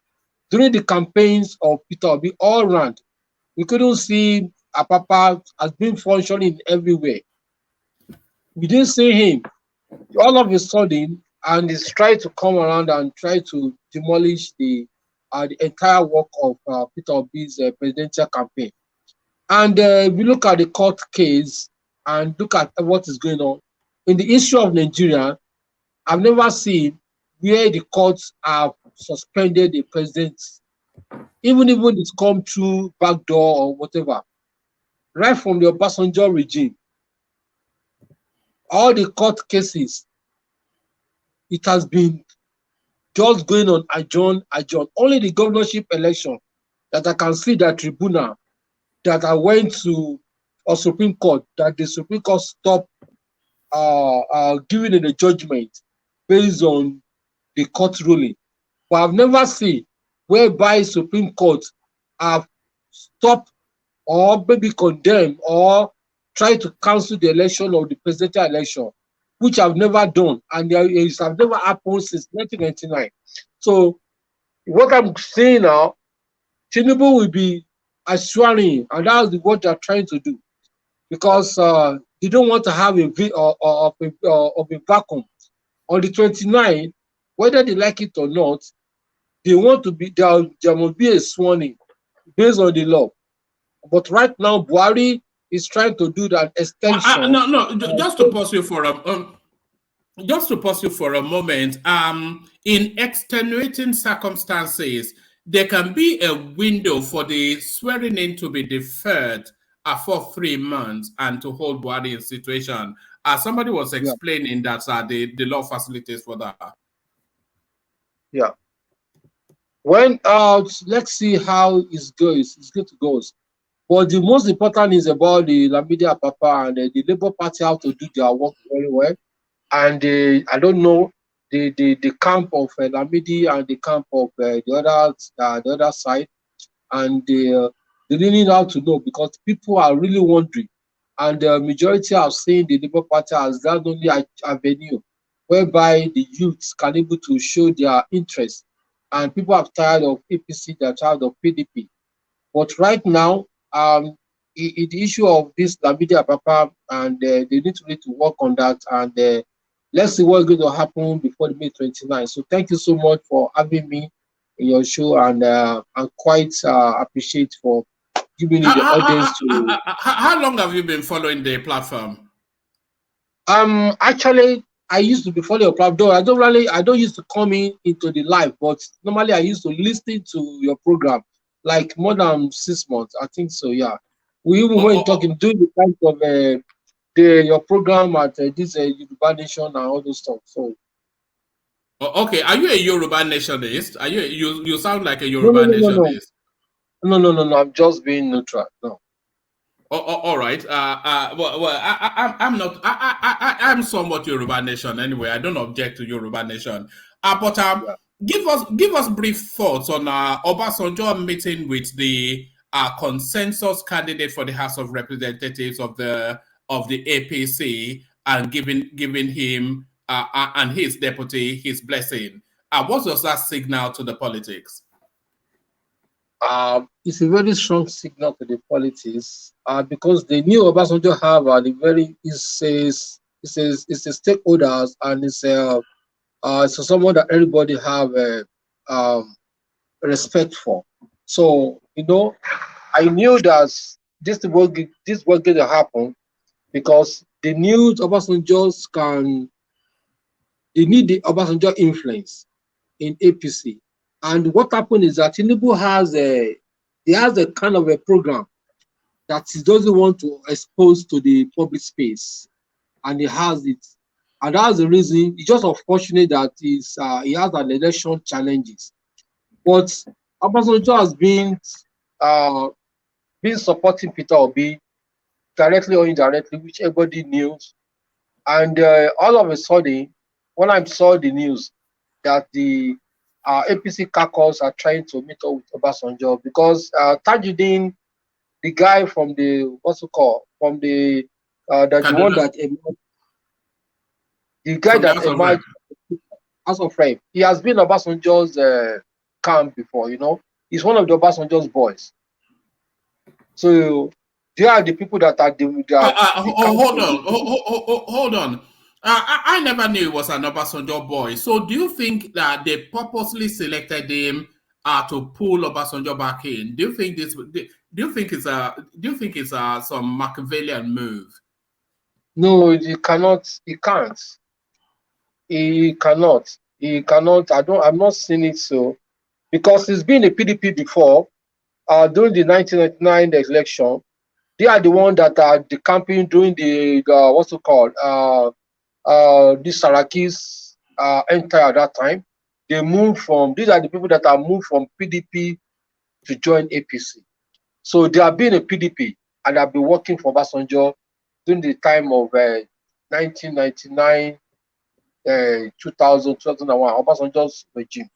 So it's still be, but the way I'm looking at it now, I'm not really seeing. They wanted to use him to. I'm trying the Tinubu have purpose. Why is choosing Tajuddin?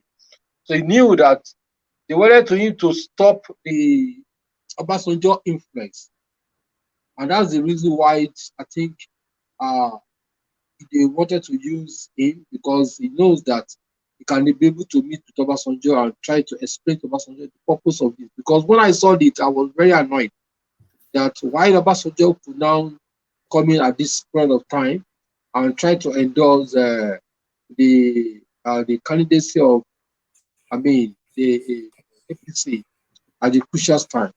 But I'm not still have 100% believe in that, because I know Obasanjo has a strong program. Anybody can come to him. Anybody can. His house is very free to everyone. But I've never heard Obasanjo doing a live program that is supporting APC or try to endorse APC candidacy. But it's a father of the nation, whereby all political parties can go to him for a consultation, or for anybody, even if it could be an APC, they can go to him that, oh, this is our platform, we want to do this and do that. So Obasanjo is welcoming everyone to his house as father of the nation. So I'm not really saying that they will be influenced Obasanjo's in this program. Oh, all right, brilliant. Stay with us. One final question: where are you based? Are you back home? No, I'm in Dubai. Oh, Dubai. Yeah, one of our Dubai guys. Is your wallpaper? It looks it looks familiarly Nigerian. The wallpaper on your back, but yeah. So stay with us, Idris, because we'll come back to you for your opinions on other talking points. But as I said, taking the conversation round so every voice is documented. Taking it now in the direction of Bishop, who patiently. One man. Yeah. Please, can I put just one or 2 points on Idris. what Idris just said, and then carry on to correct some impression, because he talked about the law court. So I think I am doing the duty to straighten some issues for him. First and foremost, it is not true that Nigerian court has not removed major political figures from offices, elected position in Nigeria. It has happened and happened over and over and over again. I'll just give you some few examples. Oyinlola was a sitting governor of Osun State when he was removed by a court. Segun Oni was a sitting governor of Ekiti State. A court removed him from office, Court of Appeal. Sorry, please, I will just come in, don't for a while. I'm not talking about the governor, I'm talking about the presidency. Don't worry, I will escalate it to presidency. I'm just telling you, it's Nigerian court. You see, when you talk about judiciary, Supreme Court is not the only court in the hierarchy of judiciary. Supreme Court is the last court of the land. You don't expect Supreme Court to remove anybody. What Supreme Court simply does is to review the decision that a tribunal has made. You don't go to Supreme Court to tender evidence. You don't go to Supreme Court to start calling witnesses. We don't do that in the Supreme Court. What you do in Supreme Court is whatever the tribunal has done, you take it to the Supreme Court to review for you. So I'm telling you now that at that level where you tender evidence and you prove your cases, Nigerian judiciary have been so bold enough to remove major political guns in office before. And I'm trying to give you some instances. And don't forget, these instances I'm giving you, they were ruling party when they were removed. They were not in the opposition, right? Oyinlola was removed in Osun, was a ruling party. He wasn't in the opposition. Segun Oni was removed, was a PDP governor. PDP was in the government. Osumbo in Edo State was a governor. He was removed for Adam Oshiomhole. He was a sitting governor. Olusegun Agagu, now late, was removed from Ondo State. He was a sitting governor. And some other few examples like that. So it is not correct that Nigerian judiciary has not been bold enough over time for us to now draw a pattern. Now, let me now take it to the space of presidency. Since the Second Republic, we have had how many elections? Think about 6 elections now, right? Out of the 6, there was no election petition in 2015. Jonathan decided not to file anything, and everybody dropped their guns. Now, which are the ones we have had? Just 5. It is not enough for you to use those 5 to draw a pattern. Why? First reason, Supreme Court is not the court to remove. They only review. Secondly, the first one, 1999, was between Falae and OBJ. I will implore you to go and read that judgment. You see, most times Nigerians don't go and read all these judgments. They are written in plain English language. If you go back and read that judgment, what was the case? And that's why I keep asking this Peter Obi, because I know it will still get there. When the obedient will come and say, God has not done justice, because Peter Obi has lost out. Try and take your time to read that petition. What is there? Is there any meat in this petition? What was Olufalaye case? First ground, Olufalaye said Obasanjo belonged to Ogboni fraternity. Therefore, Obasanjo shouldn't even have contested, because the Code of Conduct for Public Service in Nigeria, where is your evidence? No evidence to show that Obasanjo belonged to such secret court. The court said, we cannot remove a president on this basis. And the remaining cases went flat. Can you use that to draw pattern? My answer is no, except if you have not read the judgment. Move to 2003. 2003 was between Buhari and Obasanjo. We all knew what was the cross of Buhari's case. And I don't want to bore you. And on and on and on like that. When you go back, the only one, 2019, which was between Atiku and Buhari, that could have, in my own sense, have a bit weight. But what did Atiku take to court? Atiku didn't really go for the merit of the case. If you go back to read that decision, Atiku case was hinged completely on one central server that was in INEC. And he believed that if he was able to have access to that central server, he will be able to get out and prove to the court that he won. But INEC said, yes, we budgeted for this central server, but we didn't use it for this election. We didn't have any central server. Whether wrongly or rightly, that was INEC case. And there was no central server delivered. There was no result from any central server, and the man built his case on that central server. You don't expect the court to perform magic. The court only gives decision based on what is stable before them. They must not go outside it. And the court said, oh, Mr. Atiku, there is nothing like central server here. Go back home. And he went back home. And now we're in 2023. Now in 2023, I keep saying it again, go and read what they have presented before that court. There is no substance in it. Thank you. All right, brilliant. But from all of what you said, you still went on to land where Idris was, that in the history of Nigeria, the Supreme Court has never overturned the presidential election. Yes, but I gave reasons for it. No case before them.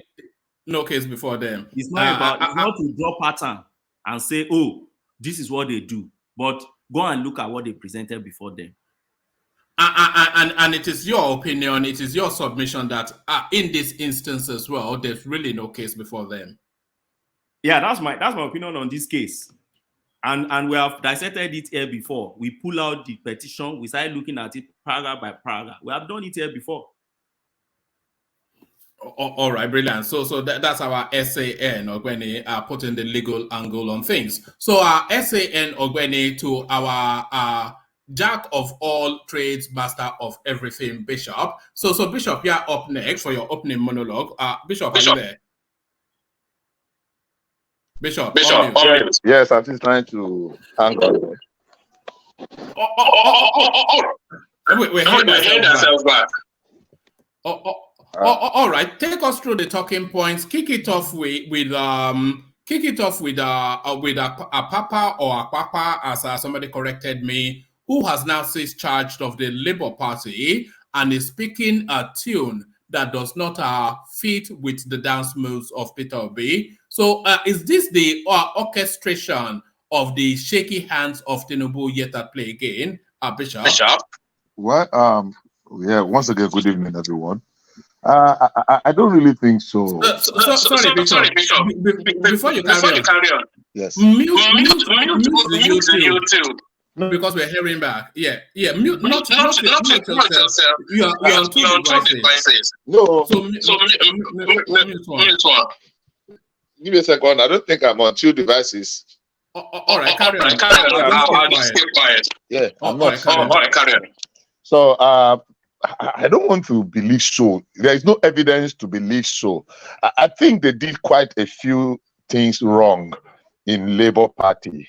I mean, you came into a party, yes, you're very welcome, you were entertained, you were given, and you want to push people that you met there that have been there for 20 years. They felt slighted.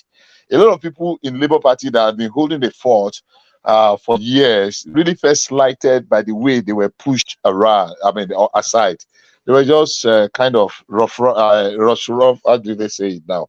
On those people, roughshod, over the likes of Apapa and Arabambi and the likes. They've been holding on this party for years. Yes, you brought in a lot of goodwill and good fortune, but at the same time, no matter what, respect is reciprocal.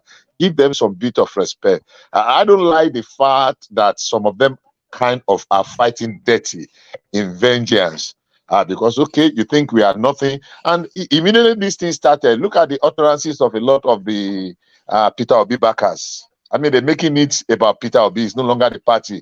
It's obviously like the Peter Obi is bigger than the party. And they said so. In so many interviews, most of them granted. And it really was not fair. So I don't want to, except I have compelling evidence otherwise to prove otherwise. I don't think APC is doing. It's just that when your enemy is busy making mistakes, don't just disturb him. Just let them go on the harakiri fight, as the Japanese will say. I don't want to think, even if it is, maybe some subtle people from underground are pushing that, don't let go.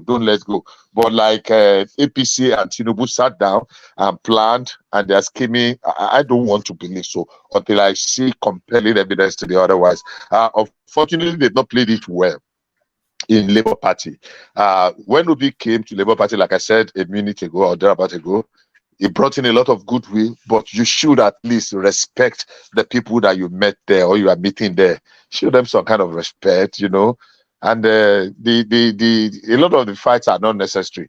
But I'm not saying this without with any kind of emphasis or evidence. But I've heard from two persons that said that, look, a lot of things played out because the rush for Labour Party tickets was really huge and people were ready to dole out a lot of funds. So the underhand scheming about replacing candidates here and there really played out. I was thinking that Abure will address the issue of the forgery of collecting money from people and forging court documents to come and deny them flatly. I said, no, nothing of such happens.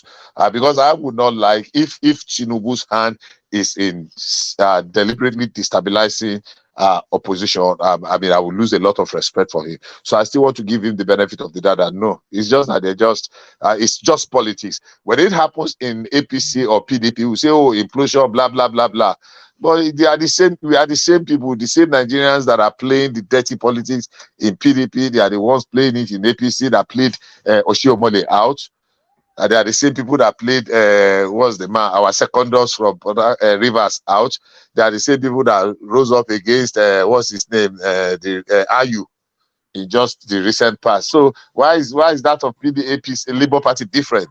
So I don't think it's anything to lose our sleep about. So for me, let it just play out. When they get to the court, it's not the end. So when they get to the court next week and the record start, something starts, let's see how it will play out.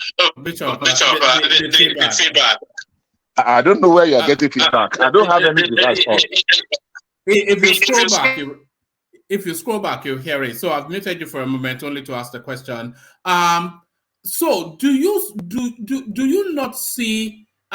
Do you envisage a scenario, because this Lamidi Apapa now, he has given instructions to the lawyers to report to him, to update him within within 48 hours. So he's now the lead on that case, being the chairman of the party. So if they don't report to him, do you envision, because he has the testicular fortitude to do it, he has the balls to do it, do you envisage a scenario where this Apapa fella, he could summarily sack all these lawyers and replace them with another set of lawyers that will do his bidding, which essentially will be Tinubu's bidding? Is this case, this tribunal thing, is it fast propelling into becoming a farce? I don't think so. I don't think he will go that far. I think he just wants to exert his authority and relevance. And I think it would be wise for the people, the Labour Party or obedient people, to reach out to him. Maybe one of the two of the senior lawyers, go and sit with him, let them review and let them brief him, and he will give his support and blessing, and they will go ahead. I don't want them to dare him, because that might have far-reaching consequences. I want the case to play out because it will be enriching our jurisprudence, as it were. There's a lot to learn from it, because I'm shocked at the level of ignorance some people have displayed, especially some people that have a brief of legal education. These are some people that claim that they are lawyers, and they are very how do I call it now? Interpretation of what the law says. So I don't want them to pull out for whatever reason, whosoever is going to benefit. I want this case to run its course. I want people to understand what it is.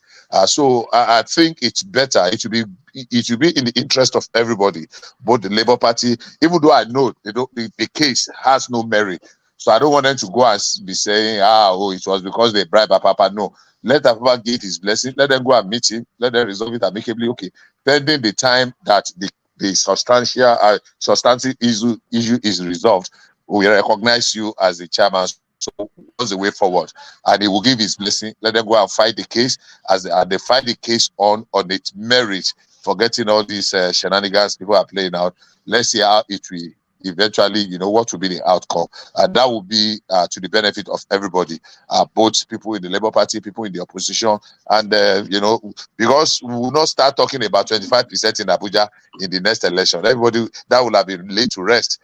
Some people just bring about pre-election matters now, and they think there's going to be an issue. Some people are bringing. So let the petition run its course. I know it's not going anywhere, but I really look forward to Apapa giving his blessing, and the Labour Party legal representation going to him. So, okay, now that we are here, what is the way forward? And I'm sure he's not going to change them. I don't think he's going to change them.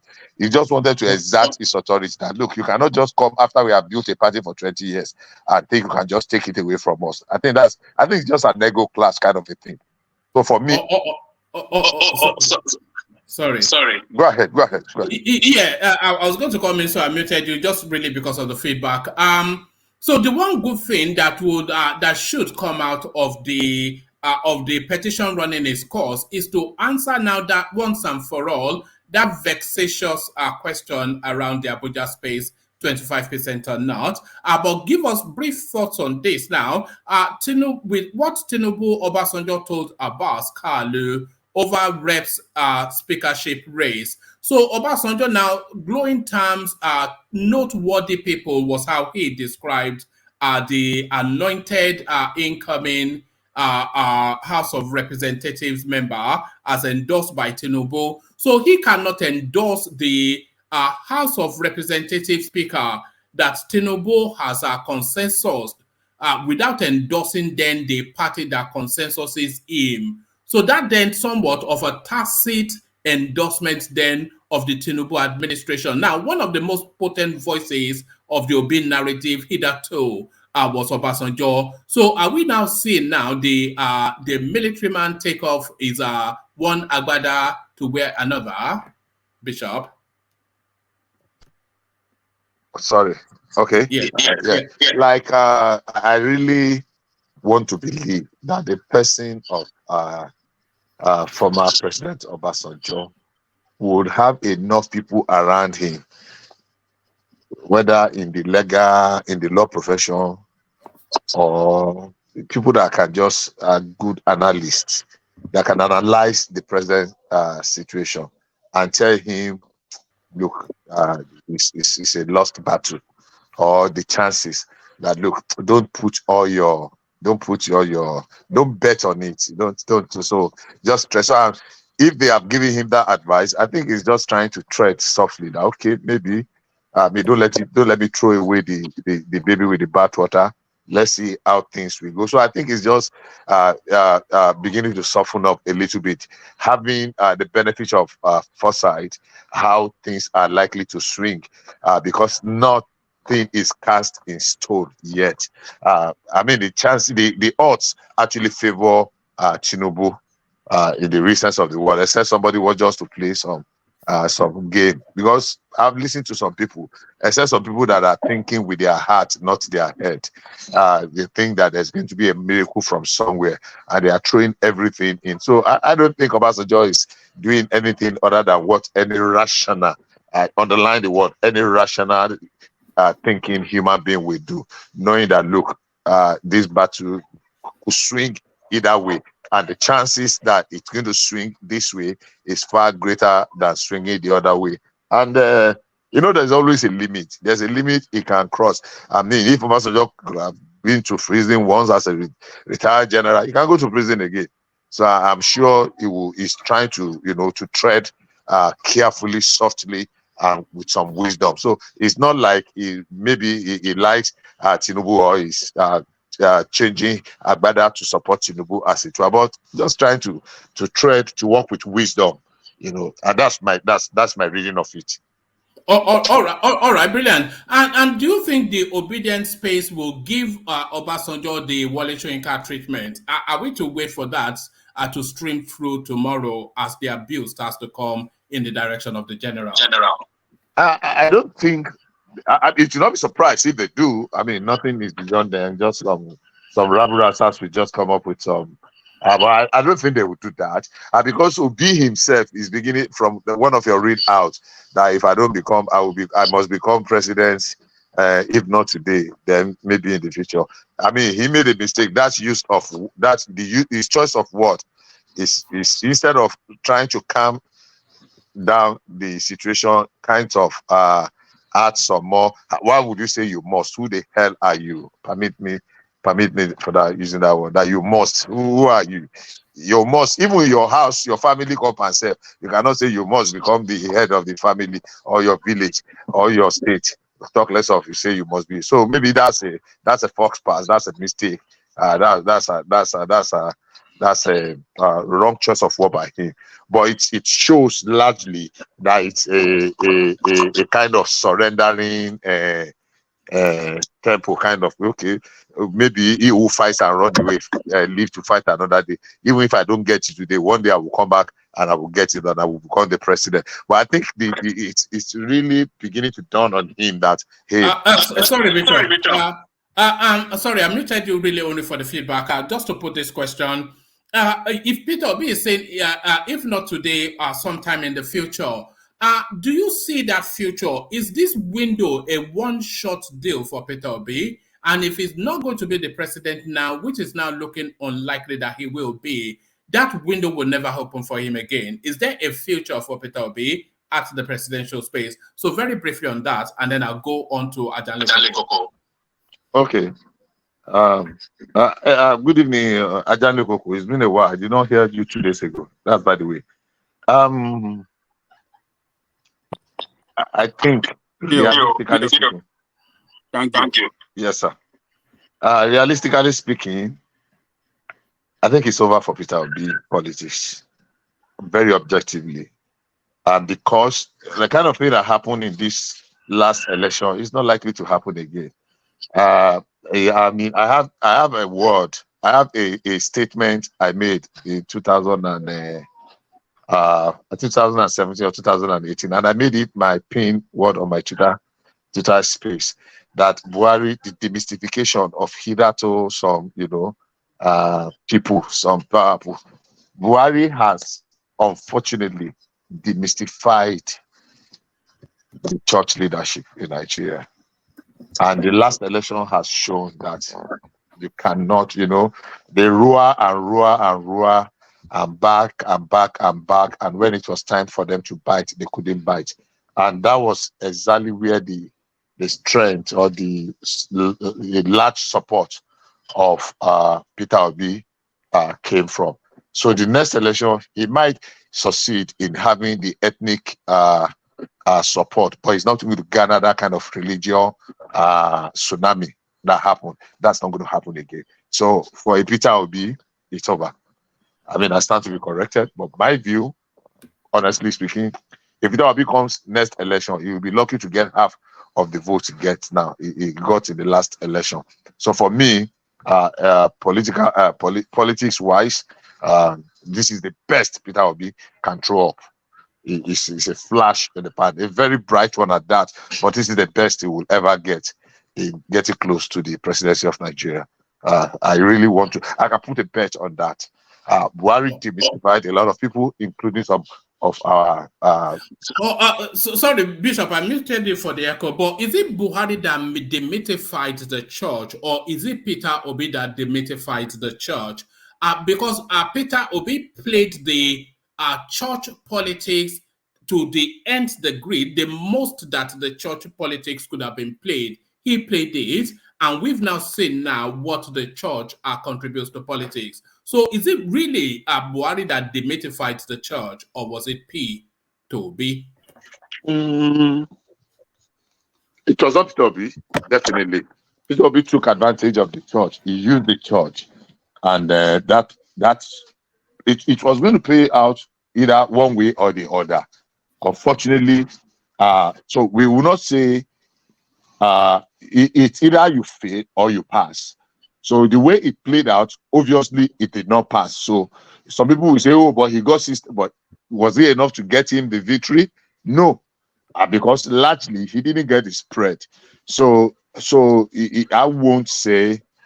I won't really say that it is Peter Obi that demystified the church. He set out to people that stood their ground and said, "Look, this is our choice. Let's have it. It is politics. It is not the religion. Something." Even though we saw some aspect of religion war in it, but the truth of the matter is that basically it was not Peter Obi definitely that demystified the church.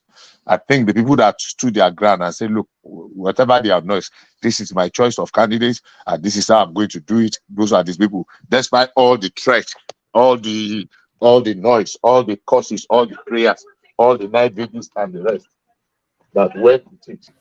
But those that stood their ground and said, "Look, this is the way we're going to have it," and yeah, it was a gamble for them too. They could have gone either way, but the fact that it went their way shows that they took their. I mean, they calculated their risk and they were ready to go all the whole hog, and they did. So that's my view about that. All right, stay with us. Like I said to everyone, still plenty more topics to go through, but like you guys have fed back to me, I should document everybody's voice within a reasonable waiting time. So the next voice to be documented, the voice that everybody really comes here to hear from, the mighty man himself, Ajanle Koko. So Ajanle Koko, you are up next. So already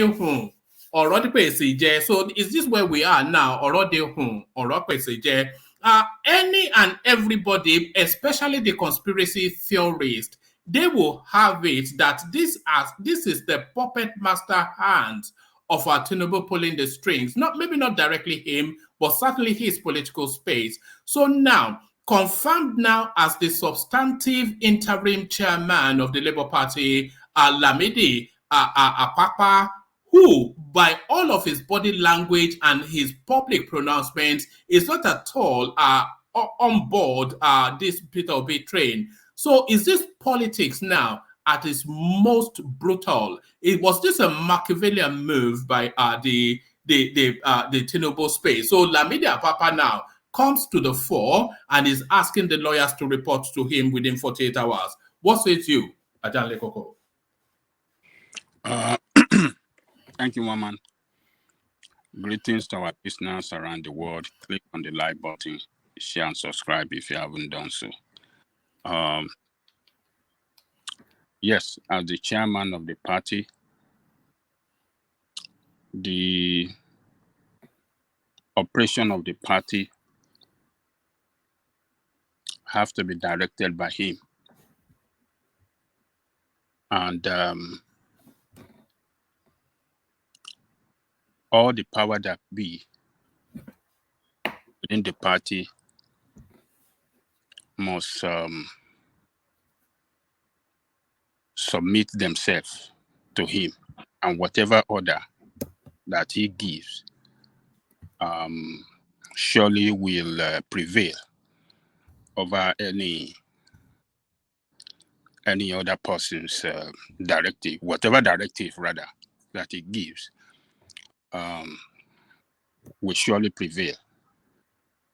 And his call for the attorney that are handling the case to report to him, I think in the best interest of Obi, it is time for Obi to know that he has the chairman of the party, and as such, the chairman of the party is the number one citizen of the party. And when he talk, Obi as a party man, if you really want to put that picture out there that is a loyal party man, you have to meet with this man, because this man have a legal authority behind him now. Obi have to meet with him. Obi have to resolve whatever differences between them, and he must show leadership that he is a party man, he's a loyal party man, and the party is supreme above every individual.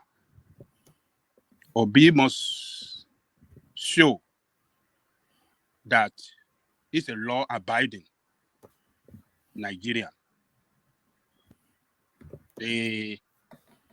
Unfortunately for him, he pitched tent against this man when he, as the presidential candidate, should have brought the opposing party together. But he pitched tent against him. But now that this man has gotten the backing of the court, Obi must show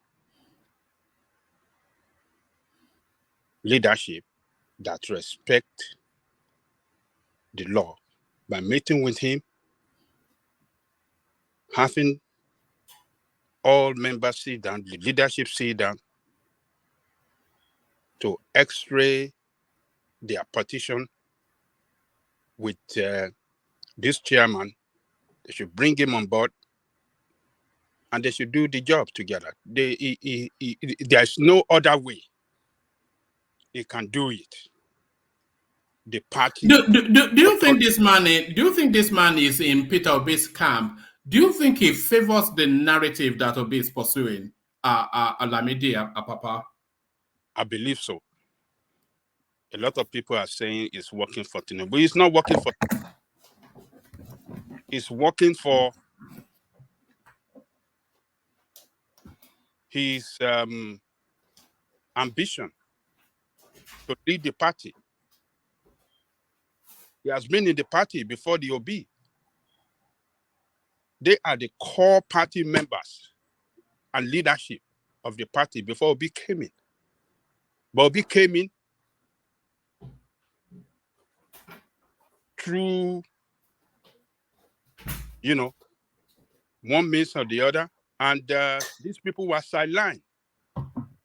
And people that have been the original party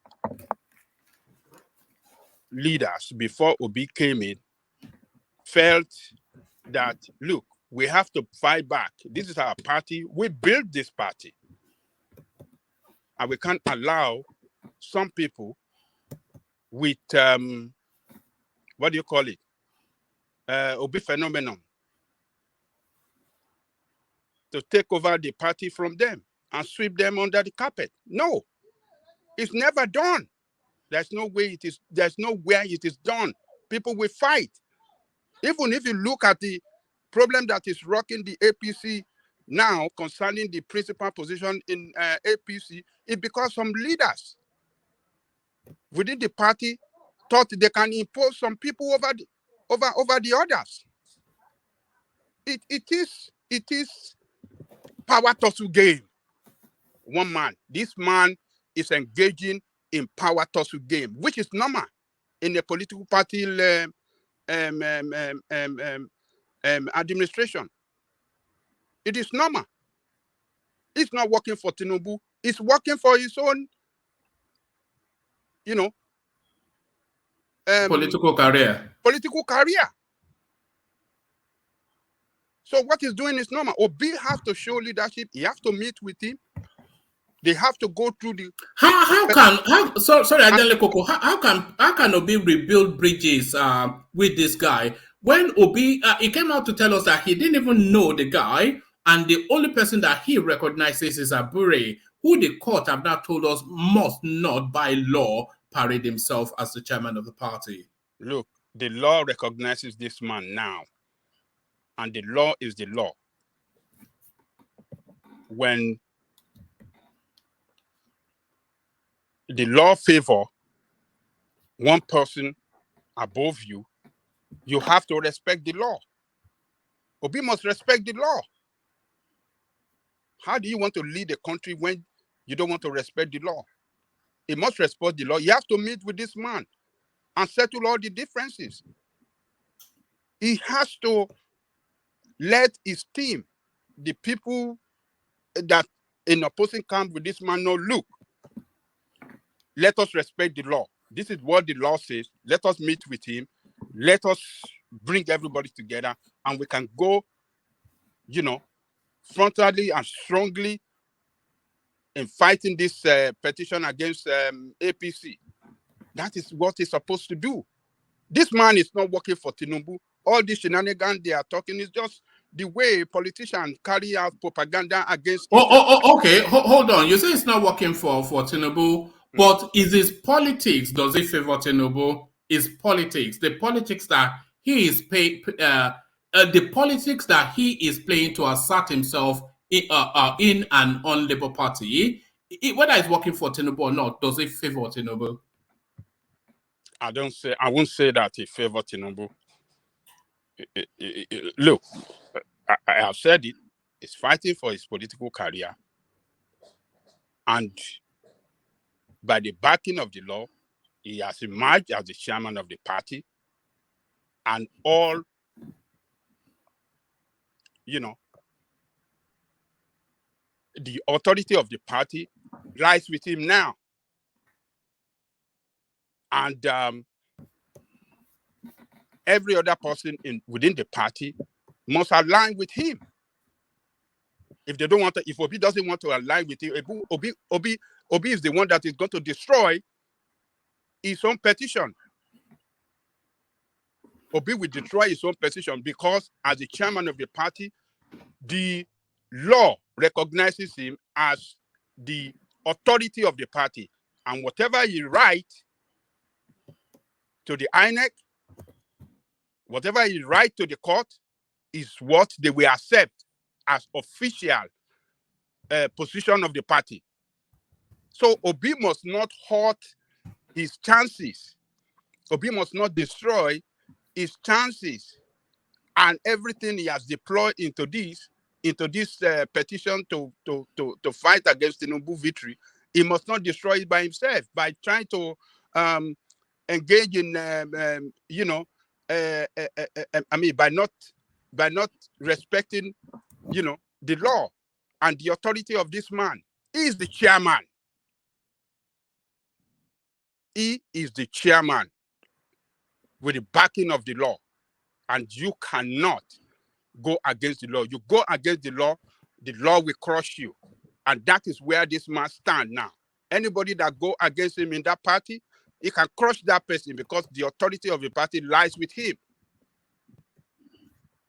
So it is better for Obi in order to have, you know, in order to show leadership that respect the law, a leadership that is good in, that can manage crisis, to align with this man, to settle everything with this man, and let them come together.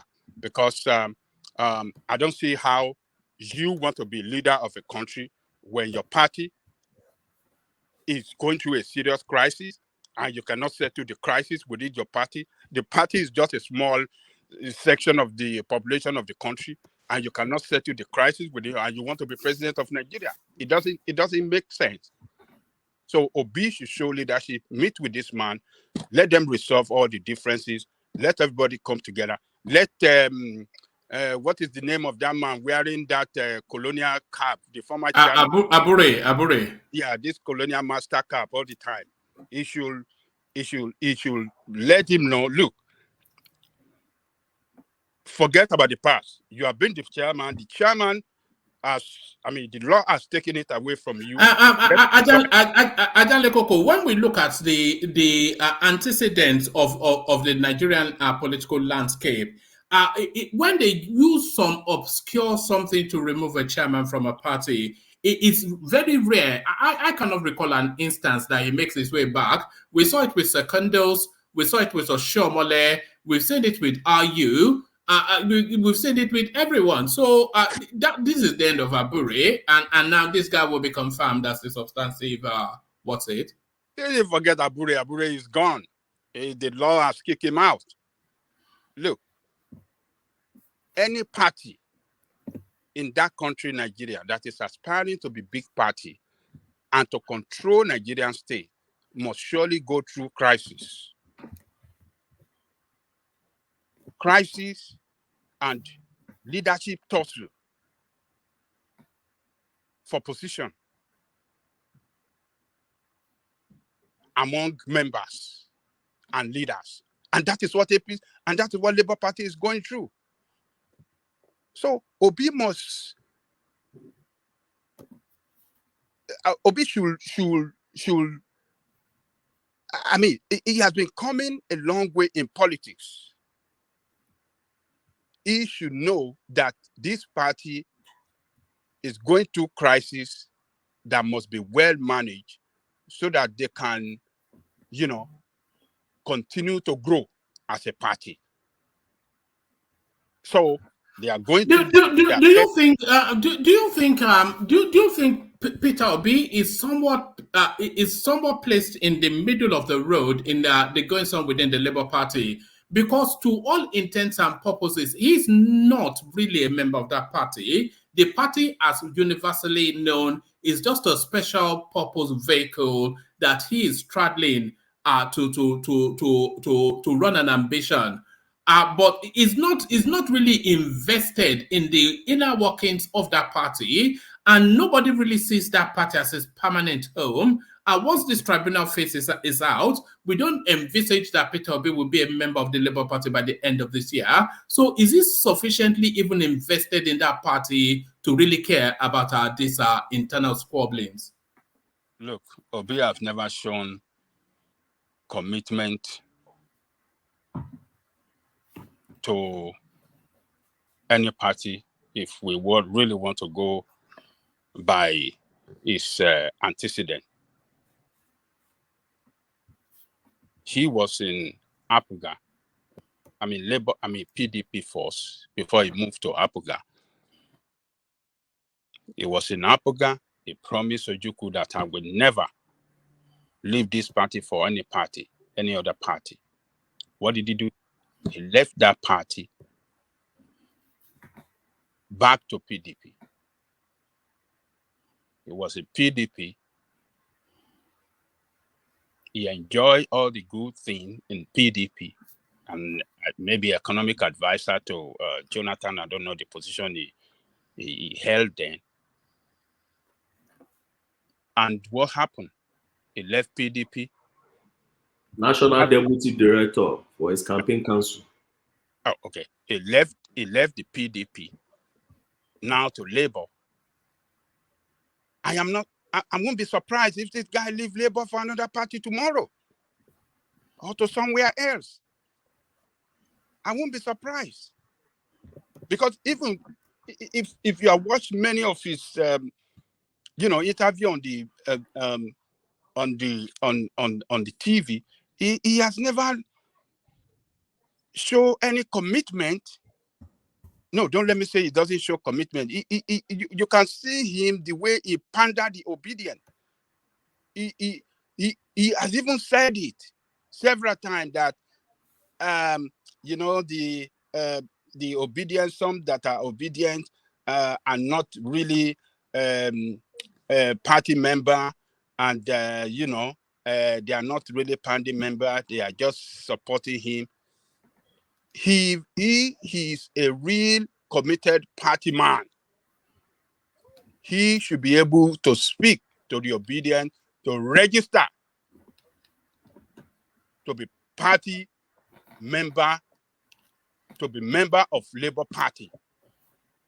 But this man have never made any effort in that direction. You can never see him calling on obedient, or he has never made any statement, to call on obedient that if you believe, if you are an obedient, I want you to register with this party, because this is my party and we have to be here together. He has never made such call before. So it tells me that he's not a committed party member. He can leave anytime. So, but for the situation that is rocking the party now, if this man is a real committed party member and a leader for that matter, he should be able to respect the law by aligning with this man, settle all the differences between them, and let them fall ahead in their fight against Tinubu with their Ajan Lekoko, is it indicative of Peter Obi somewhat, because he's the nominal leader of that party by virtue of being the most senior politician they have and their star boy? Is it emblematic? Is it symptomatic of his style or lack thereof of leadership that this thing spirals to the court and is ending in this way? Does this give us then another insight into Peter Obi's leadership style or lack thereof?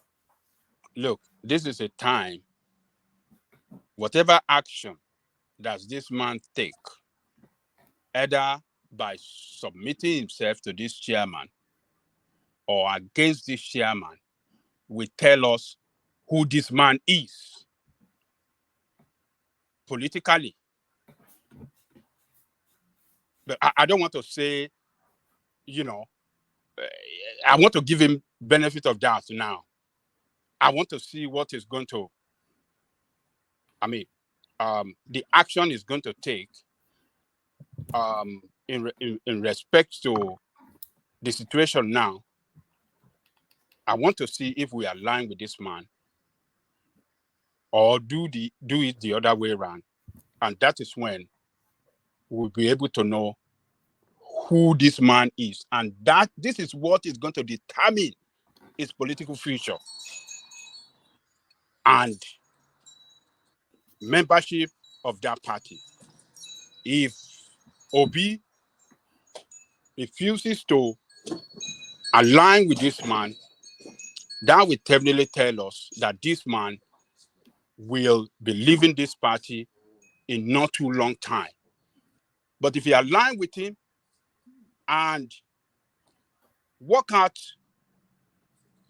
whatever sorry, Ajan Lekoko. Is it not now in somewhat of a difficult situation, because he has publicly endorsed Abure? He has made derisory comments about Apapa. So now that the court has taken a position in favor of Apapa, how does Peter Obi then negotiate himself? Because he has to abandon one of them.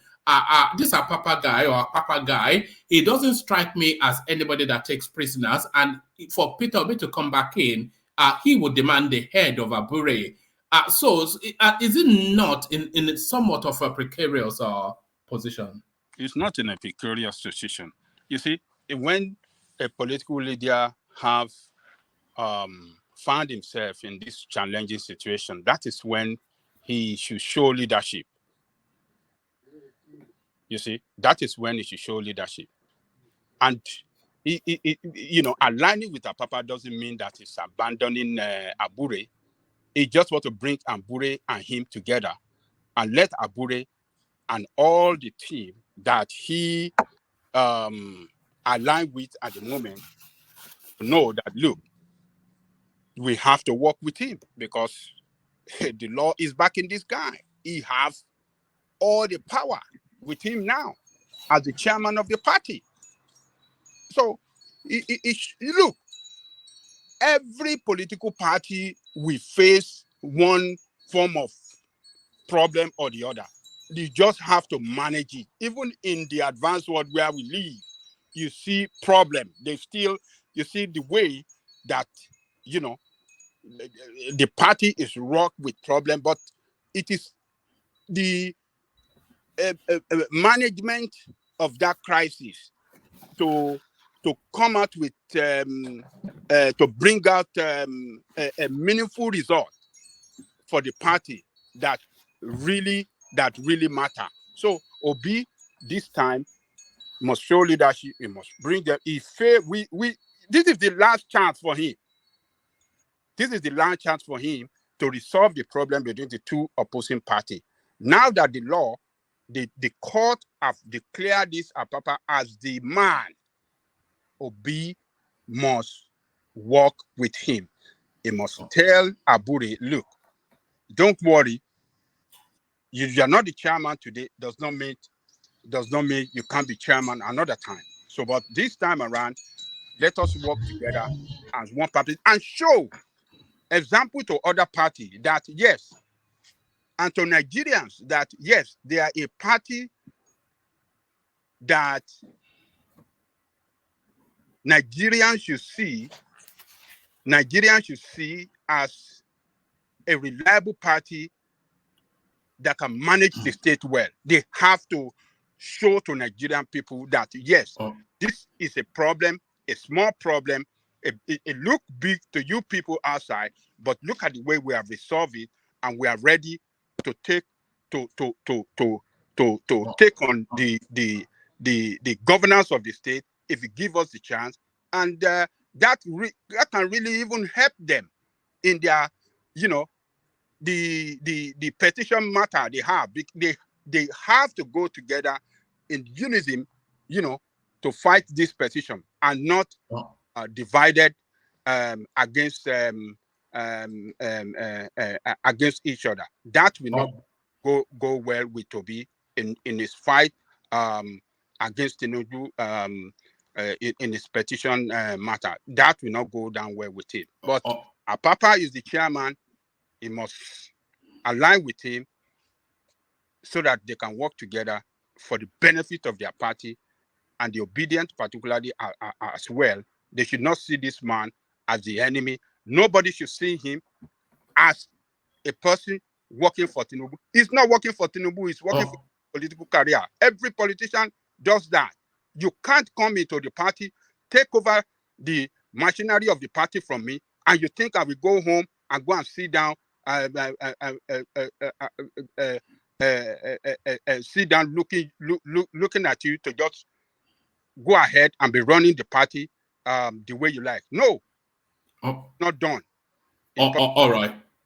All right, thank you, Ajale Koko. So, Ajale Koko, a very brief commentary on Obasanjo, somewhat endorsing the consensus House of Rep leader and his deputy. So then we'll go on then from there to Prince Daddy, Ola, and then Rational Mind for their opening remarks, and then we'll really open up the space then to give Emefiele a good flogging. But a brief commentaries on Obasanjo, Ajale Koko. Oh, you said he gave support. Or what did they say? What did yes, the Tajuddin Abbas, and who is the consensus choice for the Speaker of the House, and his deputy Kalu from Abia State, Obasanjo has recommended them as being noteworthy people to steer the 10th Assembly, House of Reps. So Obasanjo is recommending them as noteworthy. He cannot endorse the House of Representative leader for the Tinubu administration and not by extension endorse that administration. So the endorsement then of the Speaker of the House and his deputy by Obasanjo, somewhat of a tacit endorsement of the Tinubu administration and a real stab in the back at the Obi narrative. It's not stab in the back for Obi. Look, the rule in the assembly is that the majority party will surely control the principal.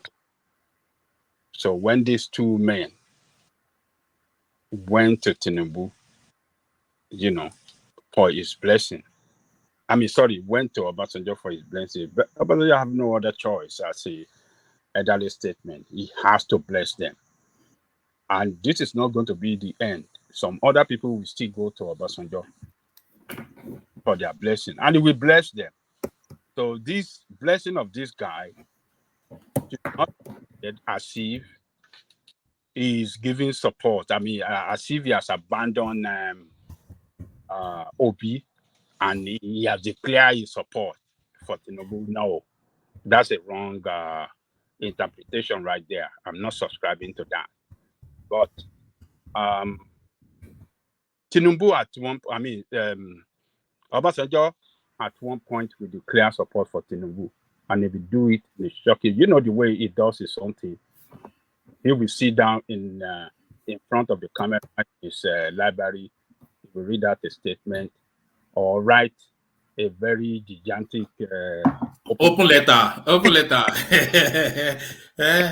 It's almost become like a joke thing within the Nigeria. Open letter from dear Mr. President, I am constrained to have to write to you. Blah blah blah blah. Okay, bye. He's a master tactician too. Yeah. No, he's a master tactician. I respect him a lot. A military man that he never stopped in engaging in the affairs of the state. A private citizen, but he will talk, he will write letter, he will criticize. That is how it should be. Leaders must not sit down and watch their country being destroyed on the basis that, because I was once a leader, I don't want to criticize another leader now. That is nonsensical. Some of our people will say, look at the way he's talking against Buhari. Look at the way he went during his own time. It was worse than this. And then what? It doesn't matter. His own time, he passed his own time. You people were criticizing him during his own time. And this is somebody else's time. Somebody else's time now that is fumbling. As you said, you should not talk. He has the fundamental right to talk. So Obasanjo will come out at a time to declare support for Tinubu. You know the way he like to steal the show. The media, he will take over the media space. For some week, people will be talking about him and stuff. So I know that if the court, or let me say, when the court affirm Tinubu victory, Obasanjo will declare support for Tinubu. He will wish him well, and he will give him some advice, if possible, that these are the problems that are confronting the nation. You should look into this. You should look into this. You will look into this. He will do that. I believe that. But it doesn't mean that after doing that, after some time, he will not come out against Tinubu if Tinubu is derailing. He will. As long as God still spare his life. Obasanjo will not stop. As long as he is still alive, he will talk on any political issue that rocks the country, any matter economic, political, or whatsoever that rock the country. He will make his own contribution. So endorsing these guys now that went for him for blessing should not be regarded as supporting Tinubu. APC is the majority party. They are the one that will form the principle that we have those principal positions, whether we like it or not. So whoever that visit Tinubu,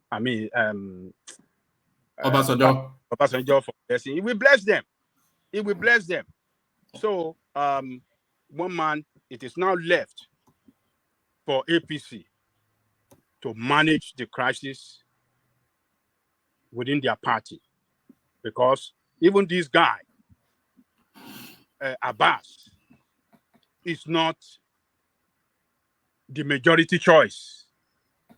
Just as you're saying that, Ajanle Koko, this endorsement of the parliamentarians by the party, it doesn't have universal consensus, and there's a growing movement now against this thing that is undemocratic, even within the APC, and vested interest that are saying to the central space that it is not your place as the president to choose our leader in the Senate. So it is not fait accompli. It is not a done deal.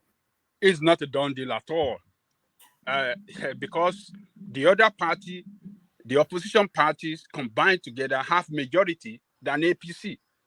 It is when you now split them on individual party that APC is a majority. So what play out with Dogara might play out this time around. Even within the party, a lot of people are not supporting this guy because some party members regarded it as imposition on them. They were not consulted. They just came out with the name. And Bajabe Amila is behind this guy. So a lot of his colleagues in the rep are seriously mad with him now. Even at the Senate as well, Akpabio is not a done deal, because if you have been following the news lines, which I'm sure you have been, a lot of these voices from the APC, they are now coming in front of cameras to say, no, we will decide who our leader is, not you. Oh, that is how it should be. They should have, if they zone it and not nominated name for those positions, that would have been better. Say, okay, if the party has zoned it, that, okay, Southwest, North Central, you have so position, Northeast, you have so position, Southwest, you have so position, and not attach any name to it. That would have been better. That then they will go and slug it out among themselves. But to attach name to it, it's an imposition. It is not done. You can't have unity in the party when you are coming out with a name for a principal position within a party that is as big as that. And if that has to be done, consultation has to be consulted widely. Consultation should have been done widely. All interest groups within the party should have been brought together, and all the leaders should have been in know of what the party wants to do. They will have agreed together on who going to go for this and who going to go for that, and then they will go and slug it out in the house. But you didn't do, even the chairman of their party, when Kalu and some other went to him yesterday, he confirmed it with he confirmed it that they didn't do enough consultation with leaders within the party.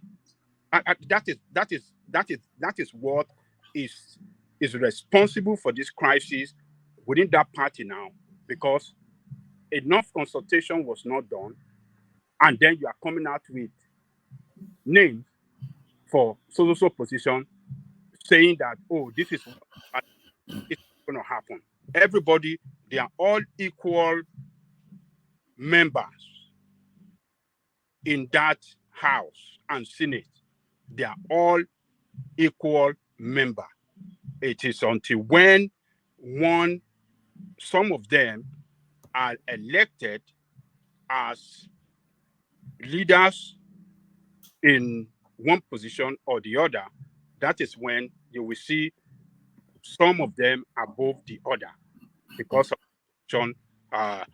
the principal position that principal position that they are elected to hold. So, but for now, they are all equal member. Imposition will not work, and those guys will fight it to the end. So if PDP, or what do you call it, if APC does not manage this crisis well, if they don't go back, bring everybody together, what happened in 2015 will reemerge, and Tinubu, as the president-elect, he has some jobs to do. He has to do some maneuvering. He has to do consultation. He has to meet with all interested groups and make sure to bring them together so that he will be seen as a leader that is not partial, that is not impositional, that is not trying to have some people that he favor above them in the engine room of our democracy. The legislative arm of government is the engine, and they should be independent in choosing their leadership. So people have some work to do. It should not impose. It should liaise. It should dialogue. It should let them choose who they want, and play an advisory role, and not be impositional, in this situation. Thank you, woman. All right, brilliant. So brilliant. So that's Ajale Koko, of course. So anytime he speaks, the word brilliant usually follows as an applause. So a man of equal brilliance joins us, Prince Daddy. So Prince Daddy, you are up next. As brilliant as Ajale Koko delivered it, I'm not 100% that Obasanjo entertaining these two people and then in flowery language endorsing them is not him pivoting them from the Obi narrative and essentially endorsing the Tinubu presidency. So Baba Yabo turns his coat over and wears it inside out. What are you then making then of this visitation to Obasanjo, Prince Daddy? Yeah, thanks, woman. Hello, everyone in the house. Good to have you. Yeah, thanks. Yeah, Baba Yabo. What can we say? That's his style. That's what he does. He's always doing stuff for selfish interest, not even self-interest. So, supporting these candidates. I mean, these candidates are, I believe, the consensus of Tinubu and the APC. So, what exactly is he adding to the equation? I mean, so it's not going against the flow of the APC leadership. So again, the man tries to be relevant all the time. If he doesn't get it on the left, it goes to the right. So I'm not sure what to make of it, but I don't see anything really significant that is supporting these two persons.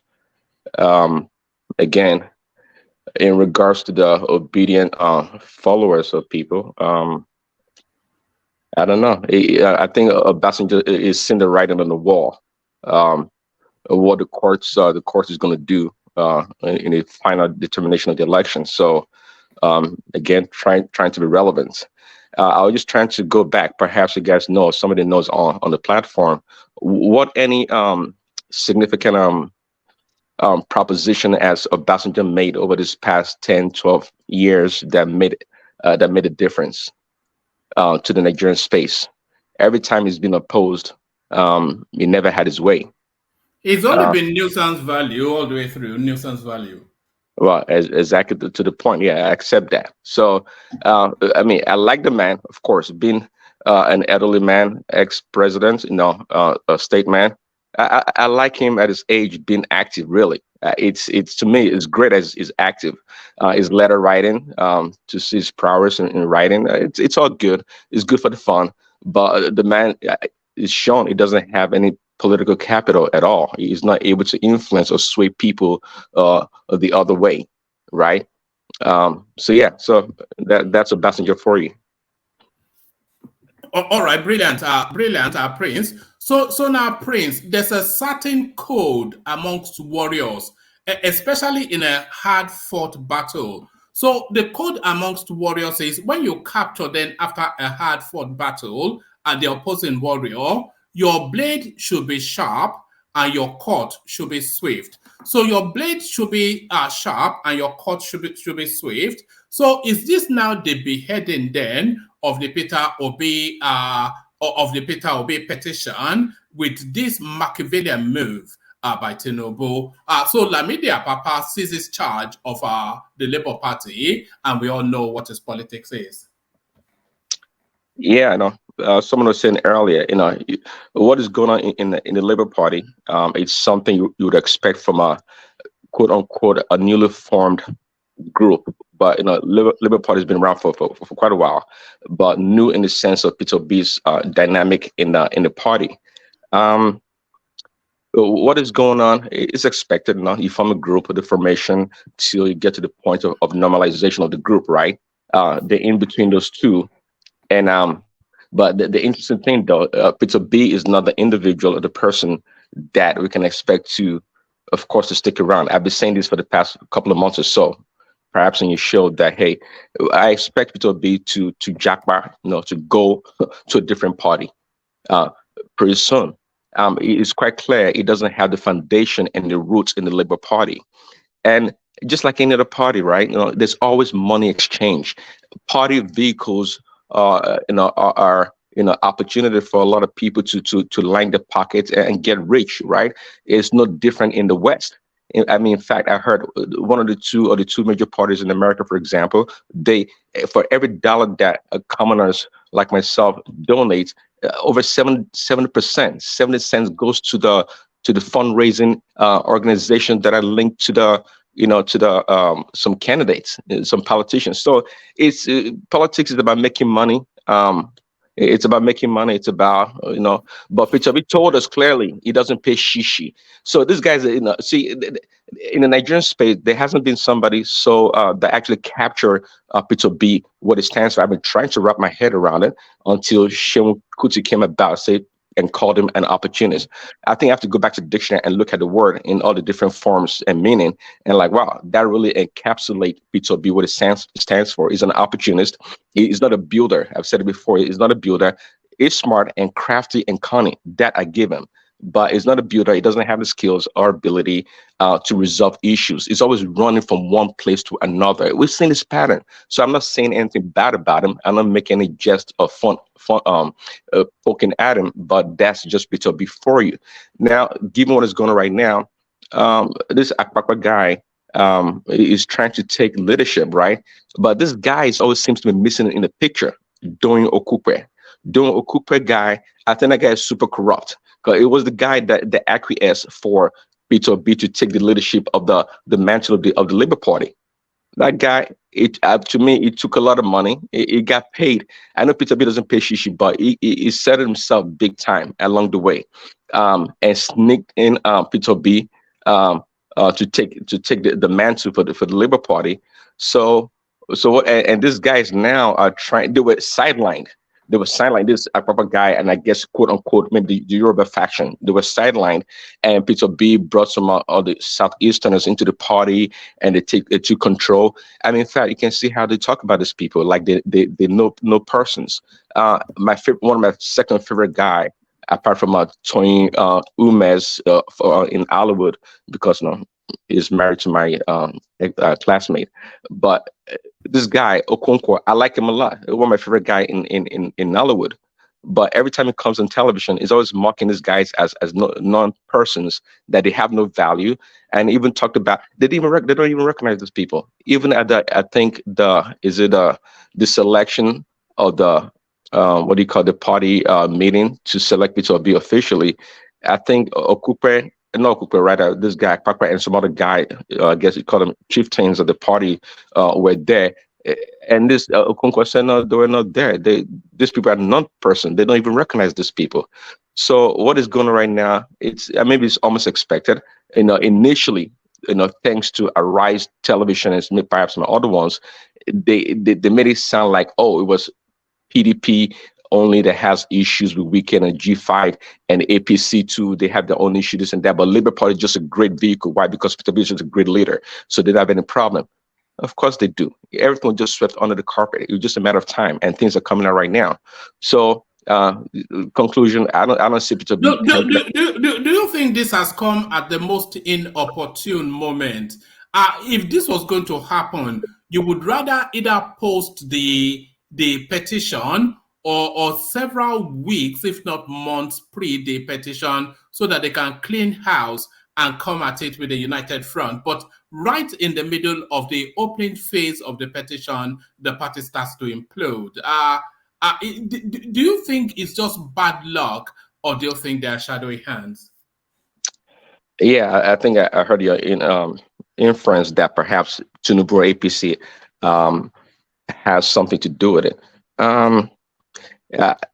Quite frankly, well, maybe they are instigating from the lower party members in the APC, but overarchingly, like Tinubu at the top, trying to influence what is going on, I doubt it. I think it's just a natural, natural display of what is bound to happen to the Labour Party. If the Abure had not been kicked out, I think this issue would not have come up. But again, there was so much underhand dealings that occurred in the Labour Party, forgery, as these guys are claiming, and I think they're pretty strong and confident about the claims, and so much dubious things that occurred in the party. So it's just a matter of time, and it's unfortunate it's happening right now when they're in courts, but this was bound to happen, and yeah, it's an opportune time, so to speak, but that's what it is. All right, brilliant. Stay with us,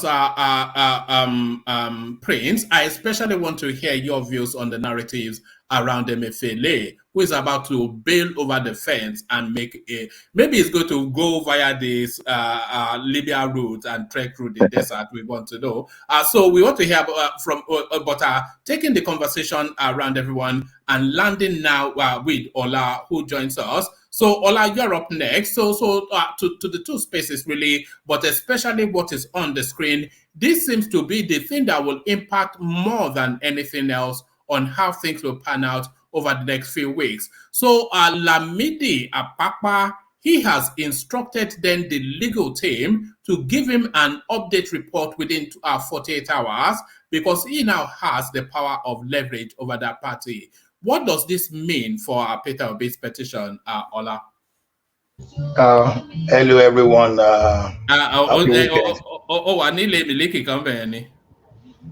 Hi.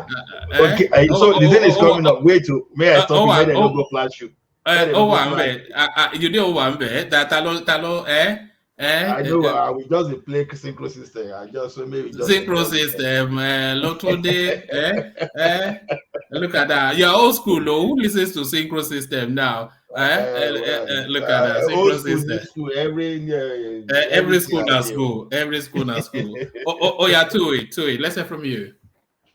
Well, hello everyone. To me, well, I think this one is going to add a new dimension to it, but it depends on where Lamidi Apapa wants to go. But even prior to Lamidi Apapa, like Ogbeni keeps reminding us there, I don't think Obi has any case at all, even before now. So, like, it's an opportunist.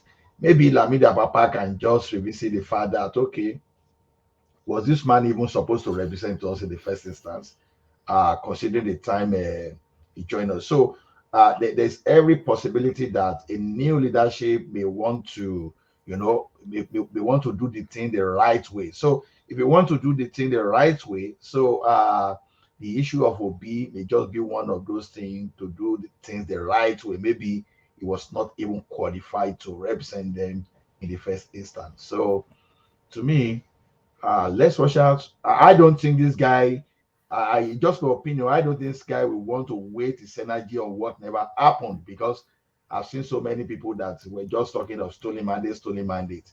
And the stolen mandate up to now, I don't really understand. So will Lamidi be pursuing stolen mandates? To me, it doesn't look like someone that will be pursuing stolen mandates. So Do you think he will quickly? Do you think he will quickly want to jettison this petition, so that he can get a real full grip of the Labour Party? Because as soon as this petition thing is over, with the petition goes Peter Obi and Abure, and he can then be the Lord and Czar of that party. So is this petition then, is it somewhat a stumbling block to his ambition to become the full charge of Labour Party? Does he want it out of the way?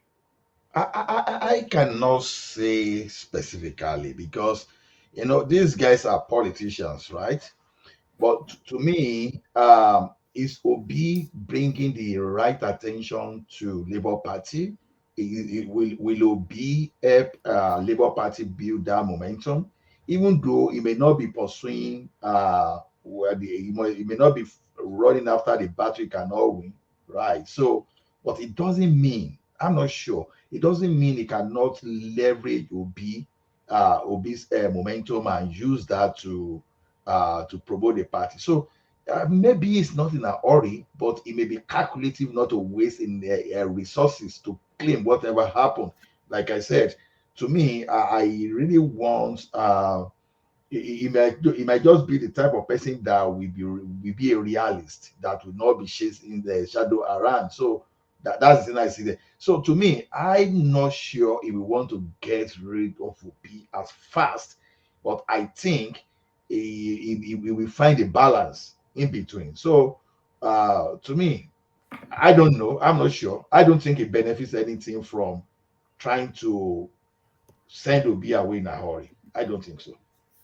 All right, brilliant. And to the politics of Baba Iyabo, the anywhere belle face is a phrase that that Fatai introduced to the platform. So, is this anywhere belle face? One of the things that you say about Obasanjo hitherto, you probably want to describe him as a man of principles. So, a man of principles. But what sort of principles is in play here? To his right is Tajuddin Abbas, the consensus candidate for the Speaker of the House of Representatives, and to his left is Kalu, the deputy consensus. In the middle sandwich, the once upon a time champion of the Obi narrative, Olusegun Obasanjo. So is this then an endorsement then of these two characters, which by extension an endorsement of the Tinubu mandate and a jettisoning of the P2B narrative? Yeah, one thing about Obasanjo is I strongly believe that he deals with a personality, maybe person by person, maybe not necessarily the party himself. So especially since he claimed to have resigned to have retired from partisan politics. So Obasanjo is known for one thing. If you want to deal with it, he's even more active now after retirement than he was when he was active. He's a funny man. Carry on. No, it's active though, but the difference is like it's not loyal to a particular political party. Because if he's still in a party, it will be loyal, because within the political party where he performed before, you will see that if he has a target as his enemy, he will face that enemy. It doesn't matter whether you come from his party, whether you come from his village, or whether you come from his own member or his own family. That's Obasanjo for you. He will surely face whatever he wants to face. So endorsing these people, I don't see him as he has endorsed Obido. One. So if he's endorsing these people, it may not necessarily be out of his character, out of his. Ola, how does this rhyme with the narrative that we are hearing from the Obi space, championed by voices like Pa Ayo Adebanjo, who would imagine that he was aligned politically with Obasanjo, who is within their realm? So you cannot imagine Pa Adebanjo coming out to endorse these two characters. So how does this align then with what we're still hearing from the Obi space? This endorsement. These two characters now, who are they? They are from the camp of Tinubu, right? Indeed. Okay. No, see, Adebanjo and Tinubu, I think they have something to grind. That's just the way I see. You know, for Adebanjo to even endorse Atiku, if I'm still correct, in 2019, so that would say a lot that sometimes these people, apart from their principle of regionalism, the principle of restructuring, I think they are human too. I think they have their own weaknesses. Like Adebanjo now, probably Obasanjo is what's the name? Tinubu happened to be this enemy. And even back then, even before 2023, before 2003 or now, Adebanjo, I don't think he has ever been a friend with politically with Obasanjo like that. So sometimes I know that these people they flip over to pledge their support. So to me, the candidacy of Tinubu, only God can change it at this point. So there's nothing anybody can do about it. So the politics has gone. We are now moving into governance, administration. So if they believe, I can't say so much, even though I may pretend to know Kalu and but Abbas, I don't know much. So if they have a whole reason, supporting Kalu, maybe it's still part of equity or whatever we may want to call it. So to me, Adebanjo is human too. Is switching to what they believe. They may not necessarily be supporting Tinubu, or because that's why I wanted to know if these characters are actually against or they are for Tinubu. If they are for Tinubu and they are supporting, then something. Well, they can't be against Tinubu now if they are the consensus candidates of the party. Tinubu has to sign them off. Exactly. So maybe something has changed. Maybe everybody has started realizing the sex for some few people, that still believe that someone in the Atlantic Ocean, in the Pacific Ocean stole Obi's mandate. So and they are still looking inside Atlantic and Pacific to retrieve Obi's mandate. So to me, do you think the Peter Obi's mandate is a bit like the Loch Ness monster? Or when he would know that is from his country where he resides.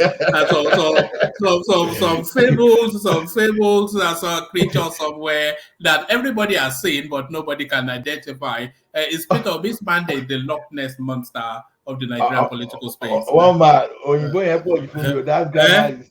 Only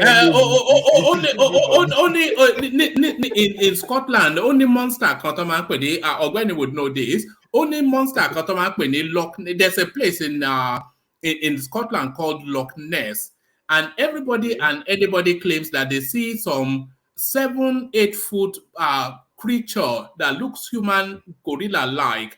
So many sightings of it, but nobody has been able to photograph it, and it has never really been either video or snap. Nobody. There's a narrative around it, but nobody can say they fully identified it. So just some fabled Loch Ness monster, the Peter Obi mandate. So that one means it's more of even fable than dinosaur, Dinosaur. Yes. Yes, this is it. We still have evidences that even that dinosaur existed, right? So yes, there are still some traces. But this it's like the Bigfoot of the Himalayas. Everybody has seen the footprint, but nobody has seen the Bigfoot. Nobody has seen this. So maybe by the time some people that know how to explore Milky Way galaxy, maybe somehow they can find a piece mandate where it's not. Do you think we should send a probe into the universe in search of Peter Obi's mandate? Maybe they can find it on Mars.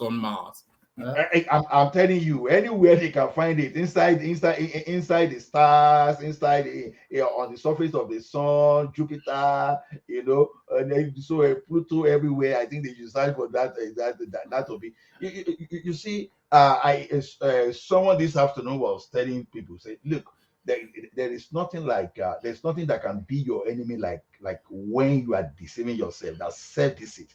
You know the truth, but you decided that, okay, I will never accept this truth. I will lie to myself. When you start lying to yourself, and you now start believing in your lies, and you are trying to actualize your lies, then good luck. Because people that say, okay, Obia or Tinubu will not get to that place, good. At least they can see something that happened now. When this Baba, when Adi Dancer won in Osho State, now nobody is talking, right?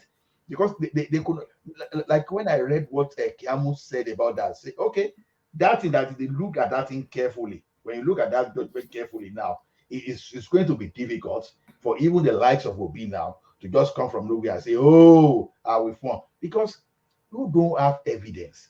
You don't have evidence. Even despite that, you don't even have evidence. Logics, no matter the level, whether computer logics, whether grammatical logic, whatever, you can't find any logic supporting your claim.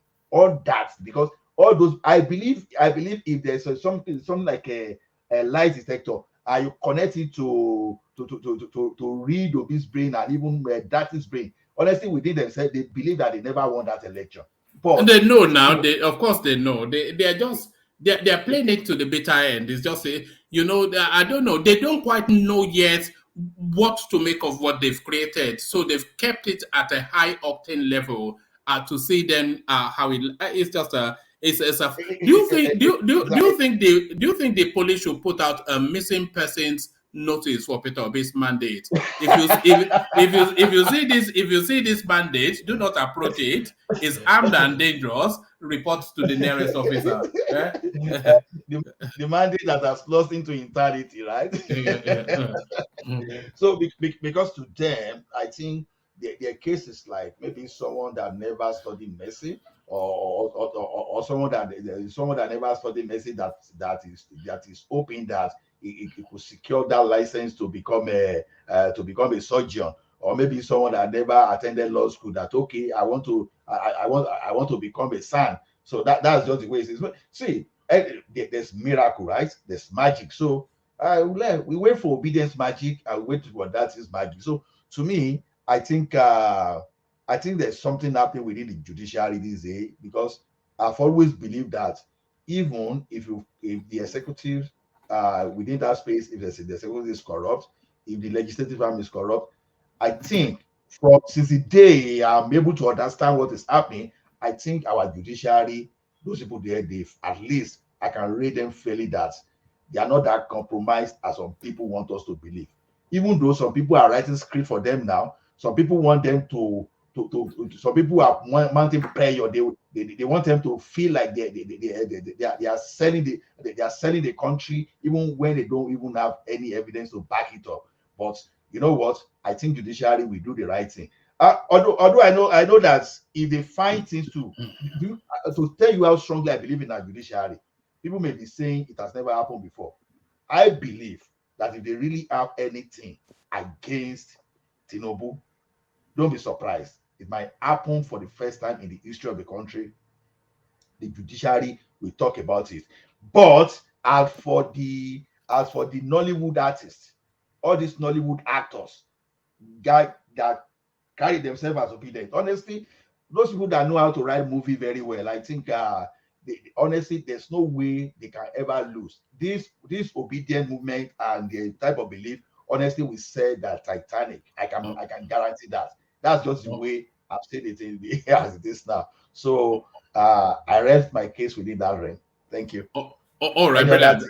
No, I'll bring all the topics around. Like I said, Ola, you know that people hang around just for such a long time. So I want to document all the voices, and then we'll then open the space up for our usual thing, and then we'll kick it off with Emefiele, who is taking the Libya route to escape from Tinubu's clutches. But before we open it up, let's move the conversation onto Rational Mind to get a totally different inflection, no doubt, on what's been said so far. So, Rational Mind, you're up next. Lamidi Apapa or Apapa, depending on how you choose to pronounce it. He now the chairman of the Labour Party. Not at all in sync with the Peter Obi narrative, but how do you think this will impact on the petition?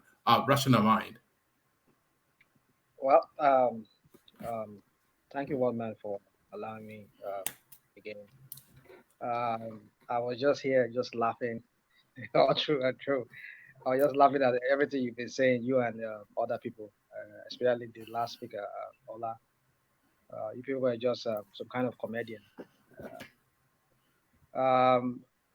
You see, it's so laughable how we turned it so we're making ridicule of all this, of this whole thing of OB and versus Tinubu and INEC. And I mean, if you are not content, go to court. Go to court. That was what everybody was saying. And now we're in court now. Now it's now to make an absurdity of this whole court case. And some of you just say certain things like just laugh here, like I see if you guys even know what you're talking about. Oh well, we shall see how that plays out. Let me just address the question you threw to me. For me, I think according to the report I saw today, it's an interim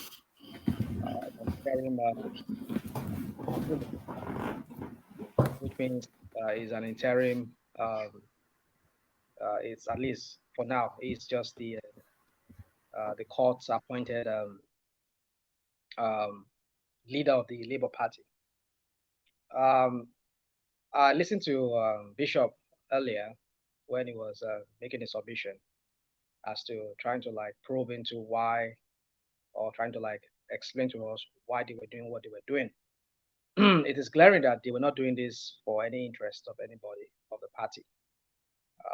The same Apapa was there before this guy Arabambi came back with his treasury. The same Arabambi who we saw in several videos with Dapo Abiodun in Ogun State. He was lifting Dapo Abiodun's hand up and saying, "This is our candidate. This is the one we endorse." Failing to realize that then he wasn't a member of. He didn't realize he was a member of Labour Party, right? And he was doing anti-party activities. Suddenly now is the darling, is the saint, is the savior of some people now. The so-called law and order man now who wants to bring law and order into a party. When he has been caught, he has been seen on several occasions engaging in anti-party activity at the detriment of his own party. The same party that is coming back now and is championing himself as the law and order guy now. He wants to indict Abure of corruption. He was showing and bringing all kinds of paper to prove that Abure was corrupt. This is the same corrupt idiot which we saw with Abiodun and all of that. So you can start asking questions like, what is wrong with some of us? I mean, like, how do we see things? No, I'm not talking to a bishop now. I'm just trying to like say something about. We know the real motive behind this. Sometimes they say the apple doesn't fall away from the tree. You can read, you can see pattern, you can understand pattern. Suddenly he came back after there was a legal case. This same this Apapa of a man, he was there when they did the election and everything.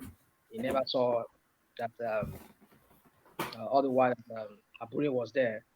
He has been forging and all of that. And you see all the interviews they've been granting, telling you where actually their mind is in all this matter. They tell you that, oh, Tinubu must be sworn in. Oh, Tinubu is the president-elect. Nothing can change it. And you start asking questions. So why won't we understand where this whole thing is coming from? Either Tinubu directly is paying these guys or is using his stooges, the likes of Apapa and the rest of them, to cause confusion within the party. Well, for me, as it is right now, yeah, I mean, the court-appointed leader now. I think I read that. I read a little bit of the case ruling in court today by the Mwazu guy, George, showing that for now, until pending when the case is resolved, and I think Abure and the rest of them did not show up in court today. That they are ready to entertain the case of the corruption allegation and all of that. Well, for me, if Abure feels that he's not guilty of those things that were alleged or brought up as charges against him, why not just go face it? And if you know you are, step aside. I don't know why Obi want to still want to support him if really he knows, if Obi knows that this guy is caught in this corruption allegation. Why would you want to support him? But I would, if Obi would not want to work with Apapa, I know there are many reasons why I would not even. There's a part of me wants to suggest to him that, okay, call him, sit with him, have a dialogue with him, have a conversation with him. What is the issue? But on the other hand, I found out that even this guy that is coming himself is a despot of some sort. Where he was saying he gave him 48 hours. Who are you to say he gave him someone 48 hours? You're just a party chairman. You're saying you gave him 48 hours to people. I mean, his lawyers could report to come and brief me. Just listen to the no, but it's a party leader and it's giving instructions to employees. No, that tells you a lot. You need to know, one man. If they don't want to involve him, it's because they know where he's coming from. They are already moles, the likes of Arabambi, and now Apapa now joining them and the rest of them. They are the moles. Obi doesn't want to give out his jokers. He doesn't want to give out his joker that is going to play out in the court, because when he start giving these, you allow these people to come into that fold, into that legal team, knowing what is going on, what is the how they've developed that case. They might be leaking out this information out to the Tinubu camp. So, but then that's why I wouldn't suggest Obi to want to even dialogue with him, because if the lawyers have to brief him, definitely they have to brief him as to how they are going about the case and whatever thing they are planning to use as evidence against Tinubu to prove their case in court against Tinubu. This will be leaked out, and Tinubu team will get rid of. We got wind of this, and they too will be prepared. It's going to be the only thing the only way you can win a case in court is if you bring in a shocker to your opponent that they're not even aware of. That way you can tilt that case. So I know this is just a ploy by the Tinubu camp. Maybe not really Tinubu himself. Maybe Tinubu himself is in on it. But I think it's just a murky situation right now. It's a real mess right now. I just hope that it doesn't affect the case that Obi has. Do you think it will? And do you think that is the plan? Do you think it will? And more to it, do you think that is the plan? Because the timing is quite dubious. That's what I'm saying. The timing is dubious, but the question is why now? Why now that Arabambi is coming back? Why now that fine? You said you are trying to put things, but why Arabambi? Why do you have to allow Arabambi? Because you as a party chairman, you must have seen the picture. I mean, see the images, if not even image, video of Arabambi engaging in anti-party activity. Is that not hold on. You cannot say it's anti-party activities because in instances where a party feels that they don't have a strong chance within a particular play, they use their weight to marry up with another candidate in that local politics. So do we know if they even had a candidate? Never mind him then on endorsing Dapo Abiodun, as you said. If they don't have a contender, then they have to align with someone. They have contenders. they have candidates in Ogun State. They did. But Abarabambi, being the way he is, the traitor, the Judas that he is, as has always been, we've seen him how he has played that all along. I mean, if you are a loyal party person, you don't even though you don't have even though you don't have any candidate. This woman don't sell me. See, I mean, woman, I don't like to say this. I mean, enough of this our conditioning. I won't be conditioned to this mental frame of mind that we've so conditioned our people back home in Nigeria too. Oh, it's just what is there is I mean, they don't have any person in their party. He can always endorse somebody. Why would you do that? Loyalty is loyalty.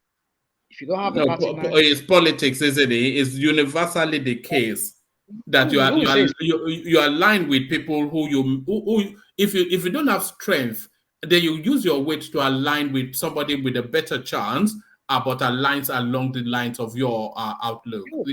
That's what they do globally.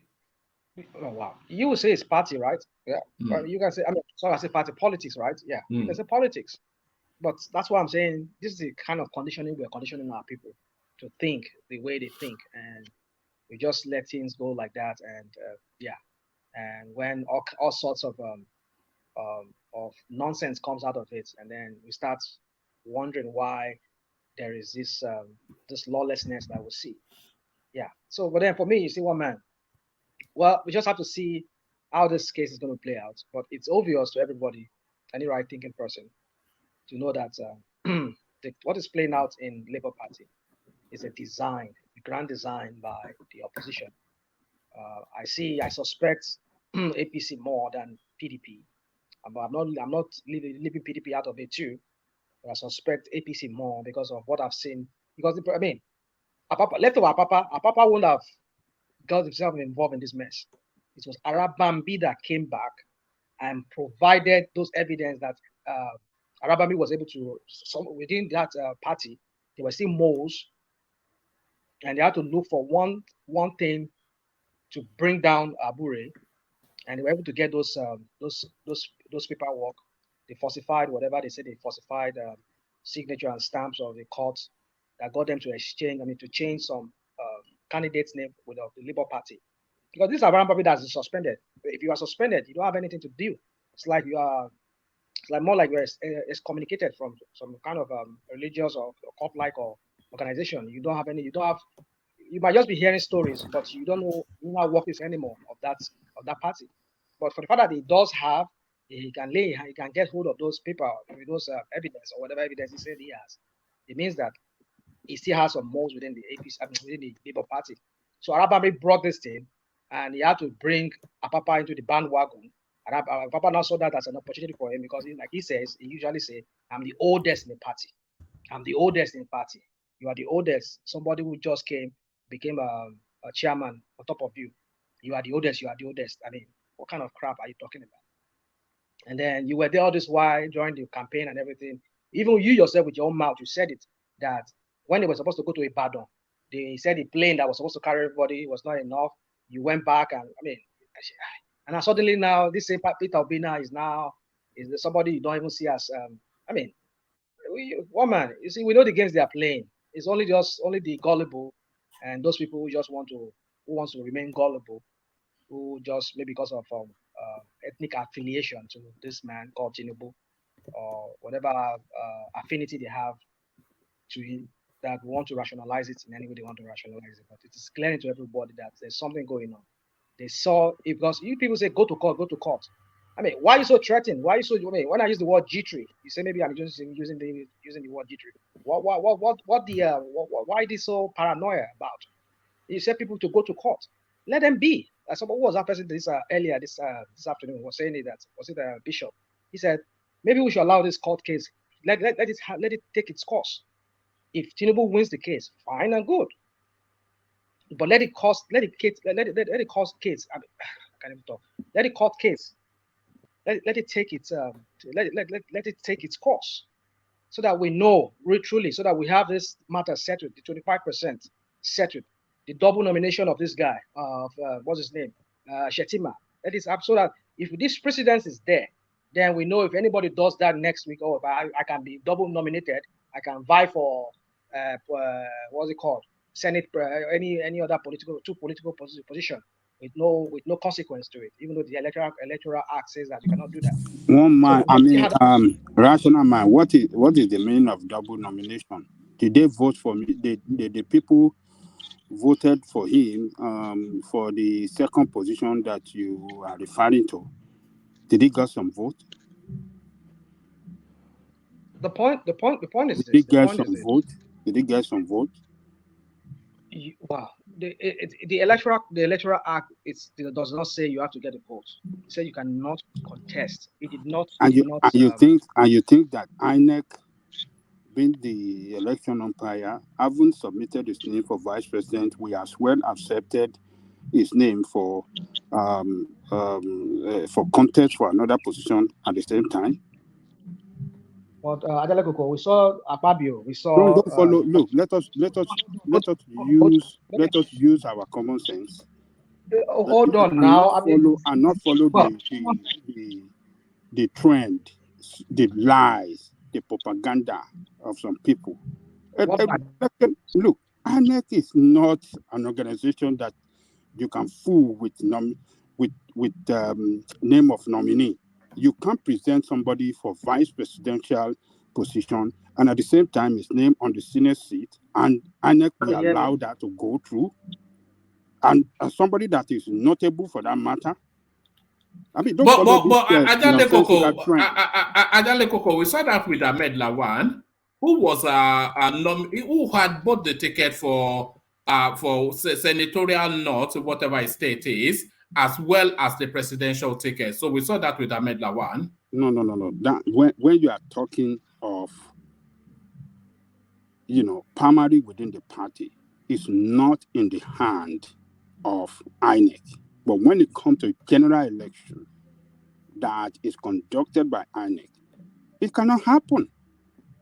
It can happen for one person contesting for two different positions. It cannot happen. Hold on. Is Obeni still here with us? I think so. It's on the screen, maybe not in person, but it's absolutely nonsensical. This noise by some obedient saying, "Oh, he has some name for, presidential vice president. Vice presidential. I'm here. He is as well on the ticket of senator in his state, and INEC allowed that. It is. Did he get some vote in the election? Was any vote recorded for him in the election? On what basis are they claiming? Can we have a conversation? Are you done talking? All right. It's a conversation now. On what basis are they having this claim? I think Rational Mind wants Ogbeni to clarify that. So do you want to put something to Ogbeni, Rational Mind? Amen. Yeah, so the issue of what we saw play out with Lawan and even Akpabio and even this guy, what's his name, Ebonyi State Governor, where they contested Umahi, where they all bought because like the electoral college, the electoral act says that you cannot contest for two positions in an election cycle.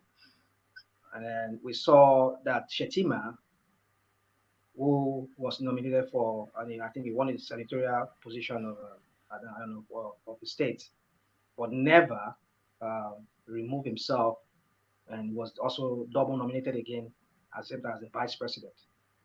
So I know you might give me your own. But I'm just saying that is that not what the electoral act says, or how does the electoral act clarify that aspect? So you cannot have two double nomination in an election cycle. Actually, my understanding of that thing is that you can't get nomination and then contest primaries for two positions at the same time in your party. If you do that, you're going to lose at both ends. Now, that's what the electoral act says. Now, if you ask of my opinion on Shetima, although it's in court, but this is my personal opinion about it. My personal opinion is that the time that Shetima writes INEC to withdraw from that senatorial race matters a lot. And I think we've discussed it here before. It matters a lot. And who can tell you the time? It's only INEC. It's only INEC that can tell you this is the exact time that this man withdrew from this central race. And this is the exact time that this man contested for this one. So, as it stands now, they are claiming, if you look at the reply, because APC did a reply, but their reply is very broad. If you look at their broad, because they will still see that matter, they will set that matter here down for hearing properly. That's separate from the main case itself. But what's their defense for now? Their defense is that whoever alleges must prove. The petitioner has alleged, but the petitioner has not proven that this is the exact time. All what the petitioner has just said is that we watch it here, and it is practically impossible for the man who is contesting this one to contest these two. Where are the evidence? So it's more like they are resting the case on Peter Obi people to produce the evidence for now. But if the court, if the Peter Obi guys are able to produce evidence, if you have to go strictly by the electoral act, then you must lose that seat. And if you look, if Shettima is declared to run foul of that law, both Shettima and Tinubu will go. That's what the constitutions, that's what the electoral said. And don't forget that happened in Bayelsa. Anything that affects your second in command must affect you also. But don't forget that the Tinubu guys are also saying it's a pre-election matter, which I've said there before, and I 100% agree with that. It's a pre-election matter. Anything after election, you can't bring in pre-election matter again. Pre-election matter matters on nomination, conduct of primaries, all those matters. They are all pre-election matters. You must file them before election. Once you have election and they declare someone, then we move straight to election matter strictly. Can I ask a question to Colata, please? All right. You could if he was here, but it's not. But you can put it to Ogbeni though, Ogbeni. Oh yeah, I meant Ogbeni. Yeah, sorry. Yeah. So the question is, what is INEC's guideline for addressing or resolving double nominations? I think that's what is key here. Does INEC take the first submission or the second one and I guess ignore one of the nominations? I think that's the key here, because if and INEC, right? It means that they've done their quote unquote, I guess, due diligence and determined that, hey, it's okay for him to be the VP nomination.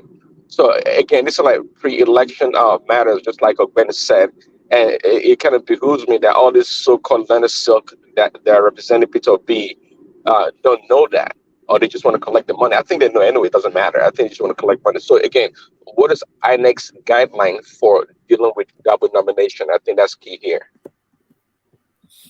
Well, can I say something? You see, election is a process. I don't know this distinction you're trying to make between pre and post. I don't even understand. Doesn't even make sense to me. But I mean, in legal time, it might make sense. But just to answer, Papa, what's his name, Baba T, or I mean, what's Prince Daddy. Yes, I know it sounds like Baba T, but it's Prince Daddy. Prince Daddy. For me, these are, mind you, these are also lawyers, like capable lawyers, as Tinubu's teams are. Tinubu legal team are also capable. But mind you, one of the last gubernatorial election tribunal that went to the Supreme Court, where Adeleke won, one of the lead counsel to be was one of those people, the arrowhead of that case, who won that case. So these are legal minds who are people who know what they are doing. So I want to believe they know what they are doing on that. So, but what I'm trying to say is, election is a process. from when the nomination of each candidate to eventually when they are elected. I mean, when they are elected, that's the process. So this pre-post, I don't even know what distinction, but I know they will always throw that in as some kind of way of maybe trying to like mess with the judge's mind to also look into that. Maybe they could get the judgment on that. That okay, make a distinction. Pre is different from post, so we should be dealing with post-election, not pre-election. It's a process. So if you rational mind quickly to kind of rebut that. It's a process, but it's a process in a continuum. We have to have a deliverables or results at each point. So that's why we have to break it down. Pre-election, post-election, or during the election. You can't just say, oh, let's just go all the way to the end of the election. No. I don't think that's the way it goes. I mean, say that to the Constitution. The Nigerian Constitution is very clear on that. When the Constitution says should not be fined, talking about things that somebody who wants to become a president should have the what he or she should have. But rational mind. If the Constitution also says that pre-election matters cannot be brought up post-election, then it's a bit of it's a non sequitur, isn't it? It's a nonsense. Only where in the Constitution where it says pre-election cannot be brought up. What did he say in the Constitution? I don't know if it says in the Constitution or not, but certainly some of the rules. Let me clarify. See? Listen. I'm not a lawyer. Listen, I'm not a lawyer, but when it comes to legal stuff, I mean, I took a little bit of international law during my days in university. I know what I'm talking about. Can I quickly clarify that part so that? Okay, please.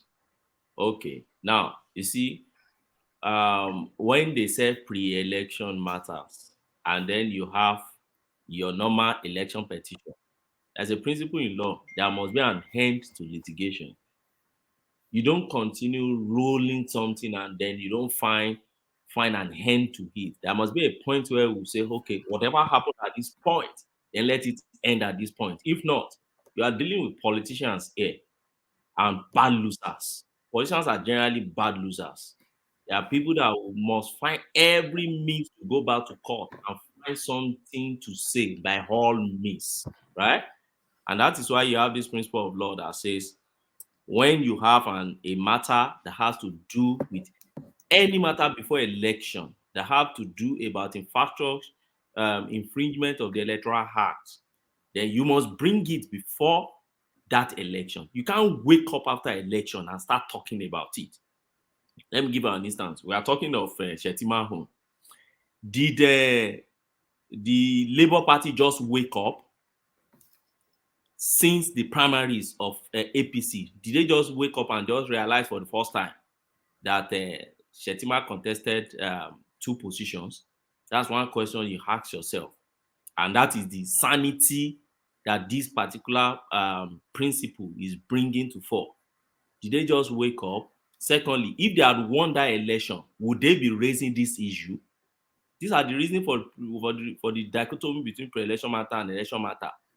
So, if you have any issue with somebody's nomination as per the Electoral Act, then this principle is say bring it before the election. Don't, because you now lose election, you find anyhow thing to bring just to be challenging the person's candidacy. Now, if you don't bring it, don't forget there are so many matters people filed immediately after primaries. In fact, before primaries, pre-primaries and all that. You see people fighting different things. You screaming out, you didn't scream me, you use this to scream me, you keep filing. And this must be resolved. Section 87 electoral, the court must resolve. There are time frame to resolve it so that before election you clear all these things. Now, the law is once they have conducted election and declare somebody, you cannot challenge that person based on the grounds that are contained in the Constitution. And we all know this ground. What is the ground? The first one is qualification. Is the person qualified to contest that election as per the qualification contained in the Constitution? Don't go back to the electoral this time around. There are qualifications in the Constitution for each position. You're going to want to be president, you must be 40, you must be Nigeria by this, you must not get dual citizenship voluntarily, you must not this, you must not be insane, you must not this, bam. can challenge somebody based on that. Secondly, you can challenge somebody based on to say that the person elected didn't have the majority of the lawful vote cast in the election. Then you can challenge somebody and say, the election were marred by corrupt practices and illegal practices. You can say, okay, the election is invalid by probably commission of substantial irregularities and others. If you look at all these qualifications, all these grants upon which you can challenge now, you will realize that they are tied to the election, not issues that happen far away. Because issues that happen far away, if you allow that, you allow floodgate to be open by anybody who will just be filing anyhow thing. They may even say, oh, you tried to cheat, you didn't cheat well, bam, you are fine. But they say, once you conduct the election, then you can challenge that person based on what is contained in the constitution. So that's the dichotomy between you have the pre-election and you have your election matter. And it's not today. Obi is not going to be the first person to. But this dichotomy you're talking about, it's not in the constitution. I don't know. You're just making this up yourself. You're just trying to hold on. What do you mean by it's not in the constitution? If you can spare little time, I will give you case laws to read. You see, constitution is not the only law. I'm coming down with that. I don't have all the time because I have my own. Okay, let me quickly explain to you. No, you do, but let me just make this point. Let me make this point. Okay, that's fine. No, you continue, please. Just let me make this point. Okay, so there are some few cases. You see, when they talk about law, right? Law is not just about the constitution. The constitution sets its own standard. Courts are there to interpret. But then the constitution is the ground law. It trumps everything, right? Yes, but the court interpret the constitution. You don't sit in your house and interpret it. It's court. Hold on. Let me take you on something. Let me take you on something because you are trying to dichotomize the whole thing, trying to like. Yes, there is a difference between the two. Yeah, you are the one trying to dichotomize it. I'm not the one. It's the principle that has been established over time. It's not today. And I'm trying to give you examples. Okay, let me just make this point. Let me make this point. When the constitution says that we set the standard for that somebody who wants to become a president should aspire to. Now, if in the process he lied true and true, and then we found out that he perjured in some of the aspects. Yeah. And this came to light after he has been elected. Maybe not before he was sworn in, because when he's being sworn in, maybe his what's it called?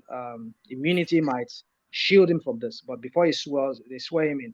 Now, if that comes to light, and the other candidates saw this, that he perjured, he lied under oath, and then they bring this up before the court, is that not enough to disqualify him or her? After election or before election? After election. He had lied. He had lied that he's 44. Let's assume he's not 44. He's 33 years old, and he said he's 44. And then he had lied on some aspect of his when he was filling the form. And then he got elected into the office. Now it came to light that he lied, and the true document or evidence came out that yes, this is where the true nature of this person. He's 33. He's not 44. He lied. He did it. So can that not be brought before the court before he gets sworn into the office? And bring that before the court and say, court, look at this evidence we have here. This guy lied. Can you disqualify him for that? Mind you, that's after the election. So why would that not be part of the election tribunal then? That kind of case you just mentioned now is a breach of the Electoral Act and then the criminal code. So the Electoral Act is only anything after the election. Is that what it is? During and after the election? If you breach Electoral Act, you can only bring it before election. That is one.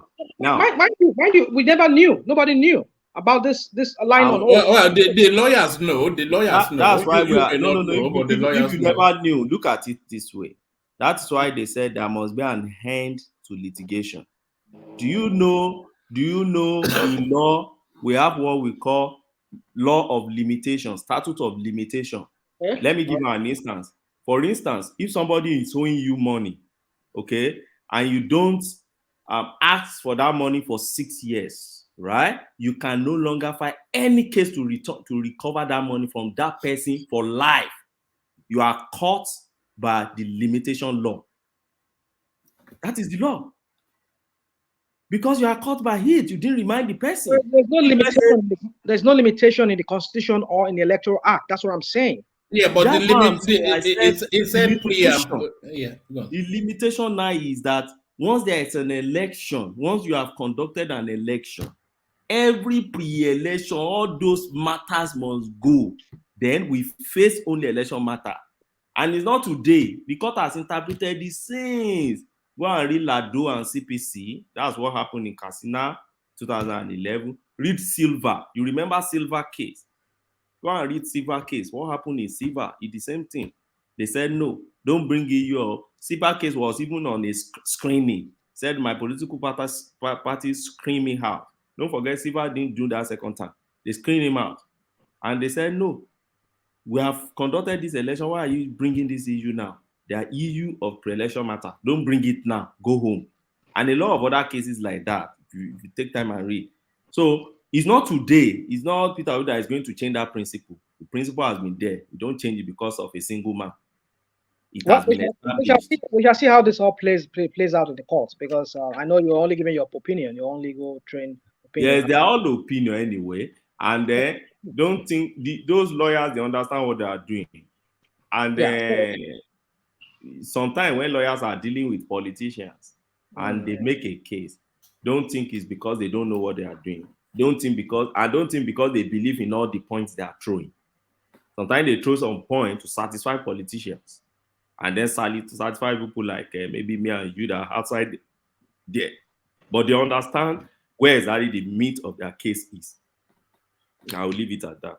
Okay, all right, let's leave it at that then. All right, 1 minute. All right, brilliant. Rational Mind, a very brief commentary on this one. So this is somewhat of you know, all of these things we're going back and forth on is as though we're opening new uncharted territory. But we've danced this dance before and severally. What court said when Buhari tried to stop Obasanjo's inauguration in 2003. So we have been here before several times. So let me just give you the pertinent paragraph. How Buhari tried to stop Obasanjo's inauguration in 2003. In 2003, the incumbent president, Muhammadu Buhari, filed a lawsuit to block former President Olusegun Obasanjo from assuming the presidency for a second time.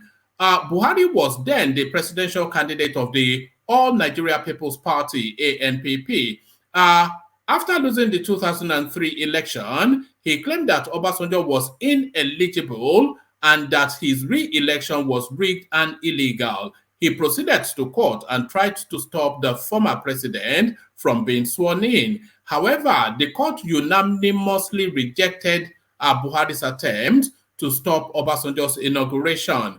I do not see how the swearing in can interfere in the strength of the case. The court will still be able to fairly and effectively adjudicate on the merit of the petition, Presiding Judge Umar Abdullahi said in a unanimous verdict. So all of this are rushing to court that we shall see, he will not be sworn in. That's not a new thing to say, because as far back as 2003, those are words echoed around that space then. We shall see, it will not be sworn in, but get lost was the verdict from the courts. So that window as well closed to the obedience space. Brief commentary on that, Rational Mind. I know it's a tradition. Let me say it's a tradition that when somebody wins, regardless of what legal case that is hanging on his neck or her neck, he has to take that office first. We know, but I'm not putting anything beyond anything can happen. That's why I'm just believing that something can happen. Yeah, you are hoping against hope, Abi. Let me live. Let me live in my own parallel universe of what I think, because I believe in things that can happen. Anything can happen, you know. So yeah, I mean, it is what it is that whoever wins have to take that office, except maybe he dies or something happens to him. Or maybe some form of coup happens before then. But I'm not putting anything beyond the impossibility happening. Yeah, I think Buhari once tried stopping Obasanjo from getting sworn in, but the constitution does not make any provision. That's why some people have been saying, advocating that we should have this whole thing done. The electoral law and the constitution, they should all agree, see eye to eye on each matters. That election matters should be resolved before any person gets sworn in. They should set a time limit because most lawyers of repute, they've all said it, that it can be done. 14 days, they can do it. It can be done within 14 days. If they just keep appeal court or is the electoral court tribunal and just go to Supreme Court directly, it can be done if they want to do it. But we know Nigerian system is just what it is. I'm not saying it's what it is, but it's just the corruption. Are you resigned to the fact that even if it's for a fleeting moment, even if it's for 3 months, Tinubu is going to be your president? Well, because all of the legal processes has told us that is what is going to happen. Buhari has moved from Aso Rock into the glass house. The place is being painted up. The furniture is being changed. And the law tells us that you cannot come with some interlocutory injunction or whatever. So it's an inevitability, isn't it? No matter how much people want to continue using your dogo. No. I'm asking you because you heard what the law says. Yeah. I will reply you. Yeah, I'll reply you. I've said it now. Yeah, the law says it, and yeah, that's what the law says. And it makes no sense for me that somebody should be sworn in when there are issues dangling on his neck. That's why some people say it should be resolved. I haven't said that. Yeah, I know. I've seen videos of Remi Tinubu, Remi Tinubu going to Aso Rock, meeting with Aisha Buhari, and giving her a tour of the where they're going to be living in the next maybe 1 or 2 months before they get removed. But even if they get removed, though, he will go into the annals of Nigerian history as a president. Did you see? His name will be just like Enes Shoneko. His name will be documented as a Nigerian president. You say Enes Shoneko, right? Yes, yeah. Interim government, I mean, FDA government. We did. Shaban Joko and all sort of president. Anyway, so we shall see. I mean, he was giving a tour of the Aso Villa and all of that. So yeah, we shall see. We shall see how that plays out. But then, yeah, I mean, rational mind. He's going to be sworn in. We shall see how he's going to be sworn in. He's going to be sworn in. If nothing happens before then, he will be sworn in. I believe he will be sworn in. Yeah, but nothing is happening, is what we're saying. Or when he come in, yeah. Anything can happen, like I said. Don't deny me of that. All right. One man. Yes. Let me quickly speak 1 minute into that. Now, Buhari Obasanjo case of 2003 could not be a sound authority now to stop any application. Although those ones that went to court today and went to, was it Federal High Court or FCT High Court, they are just jokers. If you see their names, you will know they are just jokers. But assuming Obi or Atiku is bringing such an application in their pending petition, I'm not aware of any filed for now, but it will be the real petitioners before the court. Now, assuming any of them are bringing it, the Buhari and Obasanjo authority or decision cannot be the authority here.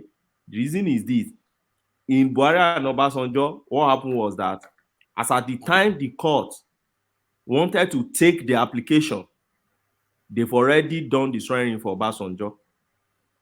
So the court simply said that it's already a completed act. And in law, there is this principle in law. They said you cannot compel what is impossible in law. Meaning something impossible, you can't use law to compel it. You've already completed an act, and what you're asking is to stop that act from occurring or existing. But so the completed act now is that he's been sworn in. Is that what you're saying? Obasanjo was already sworn in as at the time they wanted to take that application, and the court said in their ruling that no, But the this thing was that it should not be allowed. It should not be allowed to be sworn in. yeah. So it's different from this case where if they file before Tinubu swearing him, So which and the means court there's still is ready possibility, to right? take. There's still He possibility. said, There's still possibility right now. There's still. yeah, Oh, I'm trying to draw a line to say that Buhari Obasanjo case it's will different. not be a good authority. Okay. Now, having said that, Okay. if you look at the part of the constitution, no one must mention something about the constitution allow this president to still stay there for 3 months and others. That cannot work here. There's a condition to that. It's not in this case. It's not in this type of case. If you go back to the constitution section 305, it's practically talking about state of war when there's a state of emergency and you're about to get to the election time and there will be vacuum, right? Then it allows the president to declare state of emergency. So having declared state of emergency at that time, you pause whatever is electoral transition or anything around that time. Then the National Assembly will sit and extend the tenure of that president for 3 months. That's not the case here. There is no state of emergency anywhere. So the fact that some people peddling that narrative of the constitution allowed 3 months, don't help them to peddle that. We know all of this. Our lawyer. I for one, I know. But what I'm saying is, if the court is able, which I'm not saying is possible. I mean, it's possible, but I don't see that happening in the case of Nigeria. From now till when it gets sworn in, if the court, the tribunal, want to sit down, use 2 days and make determination on those different prayers of Atiku and Obi, they can do that. Even though it's 4 days, they can do that. Oh, to decide that petition. Yeah, to decide that petition. It's not possible. You see, rational mind. Okay, let me just say all of them. Let me just say all of them. Maybe No, some no, of them. hold on. Let us hear why it is not possible. Only because we've heard this story so many spaces. I've said it here before now. Shiba was on this platform when somebody said some of them is possible, isn't it? Some of the prayers are possible. Like the issue of the 25%, the issue of the double nomination of Shetima. At least those two can be. They can make that decision right there. My brother, you don't do petition piecemeal. It's not an ordinary civil matter now. So once they said 25%, then they hand the entire petition now. So when do you go to the merit? So if you now, let me give you an instance. Do you know this particular tribunal, right, is the first step to a case? You still go to Supreme Court. Okay. So let me give you an instance. So if you decide 25% now and you say, this 25% is sacrosanct, therefore, don't swear in Tinubu, and eventually you get to Supreme Court and Supreme Court reverse it. So what do you do with those time? The president that is there will continue to be in office unconstitutionally, or you declare that let's go for another election and Supreme Court said I reverse it. Then what happened to that office? This is the reason why.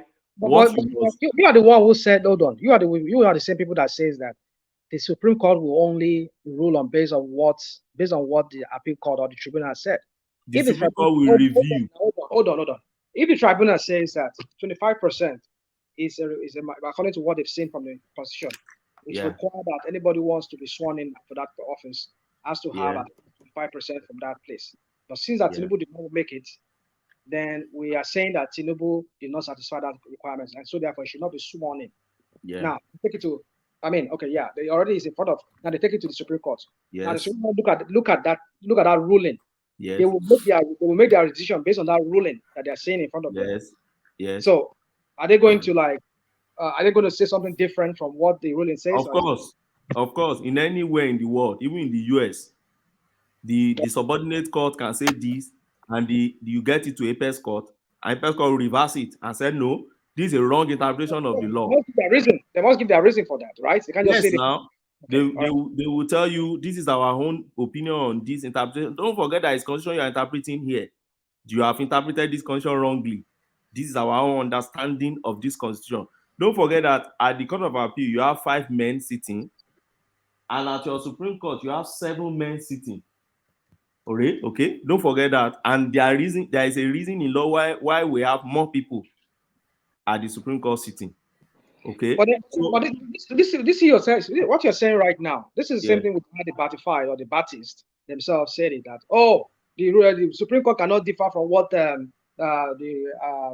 appeal court or the tribunal says. They always have to rule based on what is said, right? Says who? No, there are many decisions in Nigeria now where Court of Appeal will say A and Supreme Court will say B. Take a different position. I know that. I quite understand that. But the point is that when people use this, when people, the Baptists, we've seen them argue online. Let me know. I should not be talking about them because I know they are just a bunch of, a lot of them are just a bunch of Tinubu, pro-Tinubu, and diehard Tinubu people. They don't see any reason in anything. But I agree with you that the Supreme Court can rule otherwise. And it makes sense, like what you just said now, that then what happens to the rest of that petition? I mean, the prayers. You get it? So everything has to be done. You get it? You have to conclude everything. I've also listened to some other lawyers, like some other lawyers have said that they can make decision on that 25% if they want to make that decision. My brother, rational mind. Yeah. Question you will ask every lawyer you engage first is, please, how many election petitions have you handled before? Please always remember to ask that question first. Once they tell you and say, I handle this state, then ask. The reason is this. So many of them are just used to normal civil matter. Election matter is not like the regular civil matter. And I hope everybody have been seeing it now. Somebody came to this program some time ago and said, by Tuesday or Thursday, they said hearing will commence. I said, which hearing? Have they done pre-hearing session? The person was arguing with me. You see what they did? We are still in pre-hearing session now. We have not even entered hearing. That's what they do. You bring form, they fill, everybody has his own days, you return it.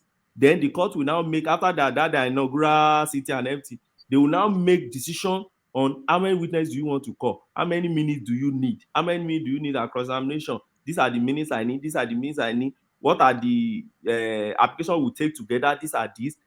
It's clearly planned. And I said it because I said, legal battles are like war. Everybody bring your tools. These are the things I'm going to do. And you start putting your own servos. I put my own. And so legal battle is not something 14. When you see all those 14 days, most times they have their own expertise.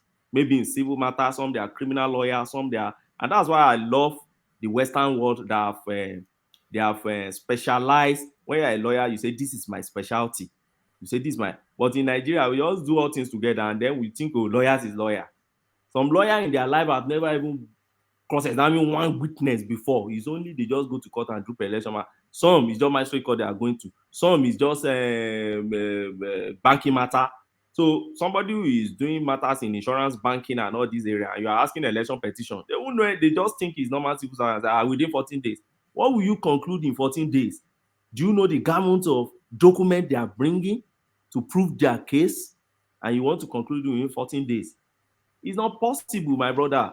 Don't let anybody deceive anybody. It's not possible. See, let me not argue with you much, because, like you said, you've handled the election petition tribunal, you know what you're talking about. It's just that sometimes I don't believe in impossibilities. I believe in possibilities. I believe everything is possible. If not everything. There's an undertone of, not especially you, but you being the example, rational mind. You just hear that desperation when you hear the obedience space. It's clutching at straws and grasping at any and everything, just hoping against hope. It's just so desperate, so desperate. Anybody is desperate. You should be talking about the Tinubu people being desperate. If they're not desperate, why are they doing all this? What they're doing?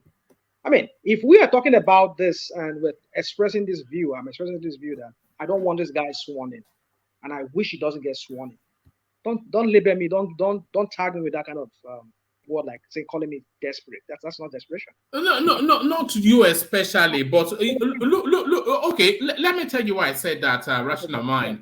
So there is this thing. People are as telling us that that the legal processes should be rushed through at some Red Bull space where you are supercharged with sugar or something, which Ogbeni has just told us that is an impossibility. So there is that, and then just all this stuff, and then that Tinubu must not be sworn in. Buhari must not swear him in. The CJN must not swear him in. And it's just so fanciful, and it's just so. The only word is desperate, isn't it? Really, not you especially, but it's just the process is falling through rational mind. The guy was given a return ticket. He's aligning his team as we speak. Buhari has moved into a guest house. They are painting the house and changing the furnitures. And on the 29th, of course, what should take place will take place. And then he will go on and govern for 8 years. So, I mean, you know that. You especially, because you're an intelligent man, you know that. I mean, as would anybody who got into the presidency in a fraudulent way. If I contest in Nigeria, and I'm not saying I'm not going to preempt anything as to Tinubu, even though I have my opinion about him. But if anybody gets into that presidency through a fraudulent means, he did not win, because of maybe, I don't know, whatever, he's able to buy his way in there, he will get all this same treatment. We'll be saying all this thing about him, that, oh, he's going to get sworn in. But how about if the person got in there through fraudulent means? That's the same thing. The same thing, the same treatment that Tinubu is getting is what he, or anybody who is getting to the office. Yeah, but even if he gets in there through fraudulent means, the way the process is sequenced, he will still be sworn in. Then he may be removed later via the legal space, but it's nailed on categorical as sure as night follows day on the 29th of May, which is what a week and a bit from now. The national anthem will play. The troops will roll out. They will lower the flag for Buhari and raise it for Tinubu, and that will happen. That I can assure you. You know that it will happen. Kò lè yẹ̀ láíláí, kò lè yẹ̀. You know, kò lè yẹ̀. Kò lè yẹ̀. Ikú nìkan ló lè yẹ̀. Ikú nìkan. You know, only death. We shall see for them. You see, the thing is, I know all these things you're just telling me. You're just offering Gumilara. You just no. A dose of reality now. A dose of reality. Okay, it's okay for that. Let me just conclude, because I know that people are waiting to talk. So my point is, yeah, go on. Conclusion for me, it's not desperation for me. It's just I'm just sick and tired of we going through a circle of people who are clueless, who meant nothing good for us, which even the process that brought them in is no. I won't just use the flaw. I won't use the word flawed. I will use fraud. The process that brought them in is fraud, not even flawed. Flaw is a more even lesser. I mean, it doesn't even portray that seriousness and the urgency of what I want to convey. It's a fraud process. It's a fraud, not flawed, fraud process. I mean, he knew very well. I mean, he knew the game. He knew that if I can just get my hand on that paper called return, was that what they call that? Certificate of return. If I can just get my hand on it, they declare me, forget it. I would. I'm fine. I mean, I'm president already, and I will frustrate. Like Obeni just said, in Nigerian context, you have to gather electoral materials. You have to look for their beavers. You have to call the witness. You have to do all these things. I mean, in a more sane society, this thing should not take a long time. Ask INEC, bring out all the evidence with you. Let us look into it. Call the experts inside. They will look into it, and they will look at it, and they'll bring all the evidence into court. Yes, we can review all that for 2027. Yes, that will be reviewed for 2027. We should excuse this fraudulent means that brought in this man, and we should excuse it, right? Okay, we shall see. No, it's the same process that has brought in the president since 1999. And a more improved version of it, by the way. It's not improved. This one was not improved. This one was more fraudulent. I mean, others might also be fraudulent too. But in my own, as far as I know, I've followed real election process. This is more fraudulent. But let us move on. So my point is just that, you see, it's not wishful thinking for me. You could call it wishful thinking, but I just wish this guy doesn't get sworn in, because I see a lot of dangers in our way as a country. This guy coming in, well, let me just reserve my comments till then. We shall see what plays out. One minute. Thank you.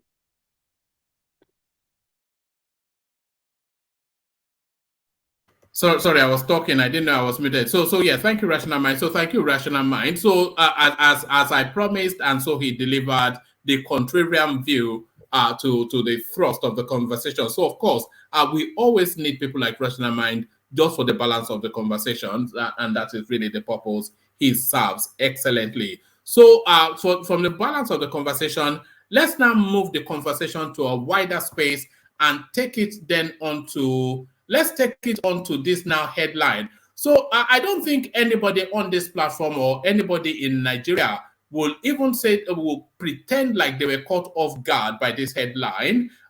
Central Bank Governor Emefiele reportedly granted study leave by Buhari to flee Nigeria before Tinubu's inauguration. So as you know, the DSS are after this guy all manners of allegations, from terrorism to money laundering, and the Naira swap alone, enough reason for this guy to spend the rest of his life in Kirikiri. But he's not going to spend the rest of his life in Kirikiri. He's going to spend his time on a private island that he has bought somewhere in the Caribbean.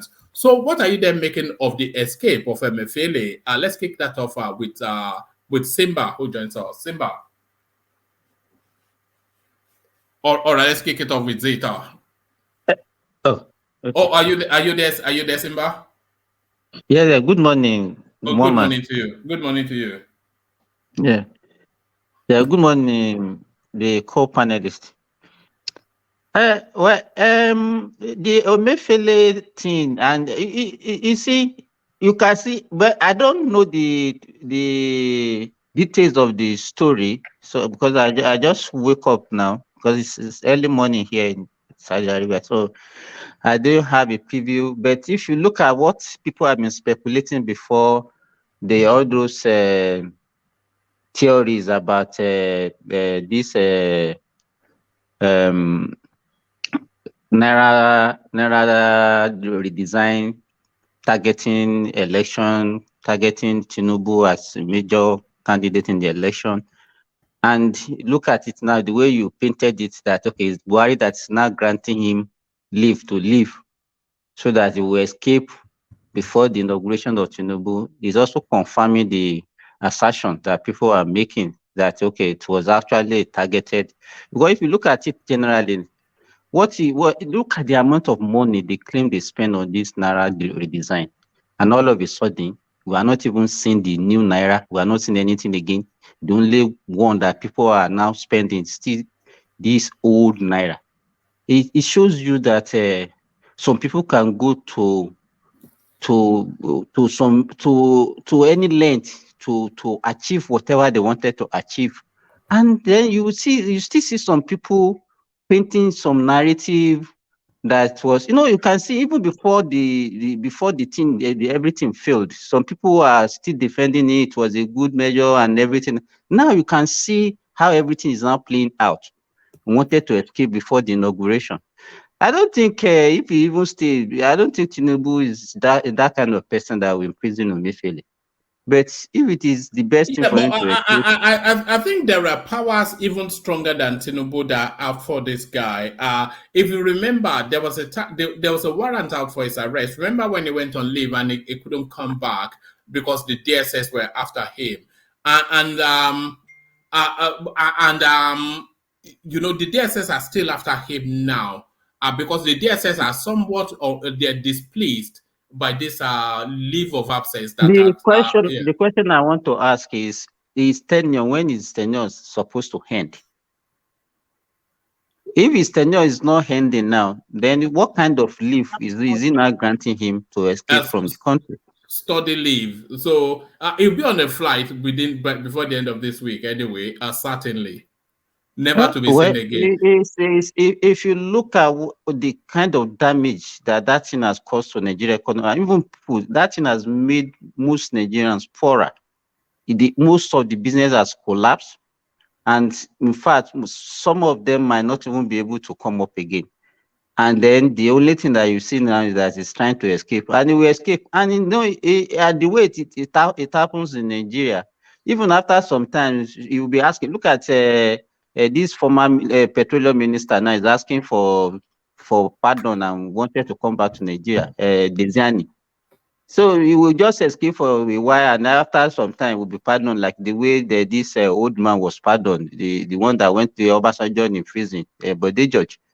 So it's just, but if you look at the gravity of offense that this guy has committed with Buhari, is something that is supposed to be in prison for life, because he has killed a lot of people and he has actually made a lot of people to be poor in that country.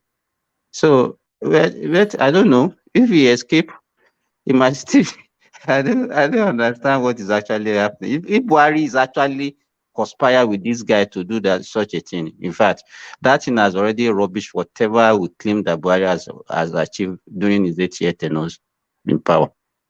Thank you. You know, because Emefiele knows where all of the buried bodies are with this administration, Buhari's administration. So they have two options. Either they do away with him in the traditional military manner, or they facilitate his escape. All of the monies that they've looted, of course, the money will have to come through his system. So he knows who's looted what and how much. So they have to protect him in order to protect themselves. This is what I think is going on.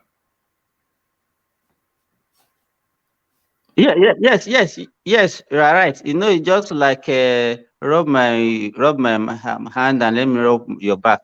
That's what everybody is doing.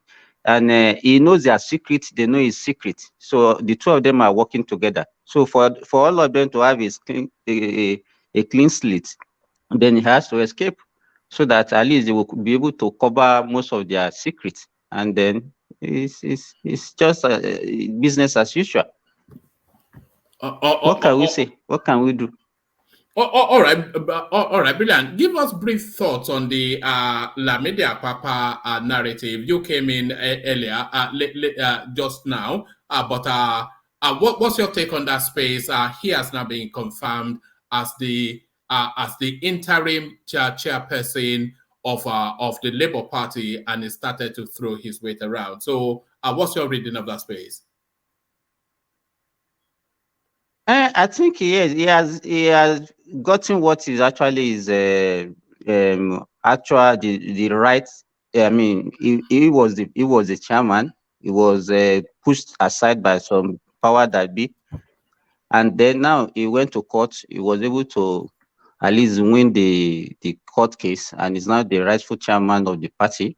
He was one of the founding member of the party. And, you know, the only thing now is for Obi to be able to manage that space very well.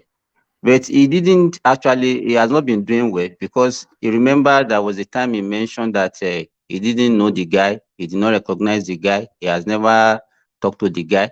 Now, he will be forced now to recognize this guy if he actually want to continue with his case in the appeal court. And then, so I don't know how he will be able to now, reconcile with this guy for him to have at least a smooth sail in his case in the court, because they have all the documents, and there are so many things that actually handle with his emergence as the flag bearer of that party. So if he doesn't play his game very well, there are so many things that those guys can expose, and that can mar his court case. So, and to me, the way I'm looking at that would be, he's not a guy that can manage things very well. You can see the way he's even managing his supporters. So for him to now be able to reconcile with his party chairman, let's wait and see. Because to me, I don't think he has the leadership skill to do that. But I wish him well. If he can do it, fine for him. If he cannot do it, it will be, the thing will hurt him very well. So that's what I can say about that. And to the suggestion that Lamidi Apapa is a Tinubu agent, is a covert infiltrator, Do you align with that theory that is somewhat of a secret agent, a mole within the camp? Even let me tell you, if Obi developed diarrhea today and they will say it's Tinubu that caused it. Whatever happens to Obi and his case, they will wind it around Tinubu. Whatever. So, what is the link between? Yes, what is the link between the party problem and so the one that is happening in APC now? Why is APC not saying it's a Labour Party that is causing our PDP? So, but whatever happens now is just like a normal thing that will you continue to happen in our political space for now. To me, I cannot link it. It has nothing to do with it. Hello. Can I ask you a question? Oh, rational mind. Okay. Yeah, you said you said that with dread. Oh, rational mind. Here we go. Sort of. Go on, rational mind. Give it to him. So yeah, I mean, you said if this has diarrhea, whatever. Yeah.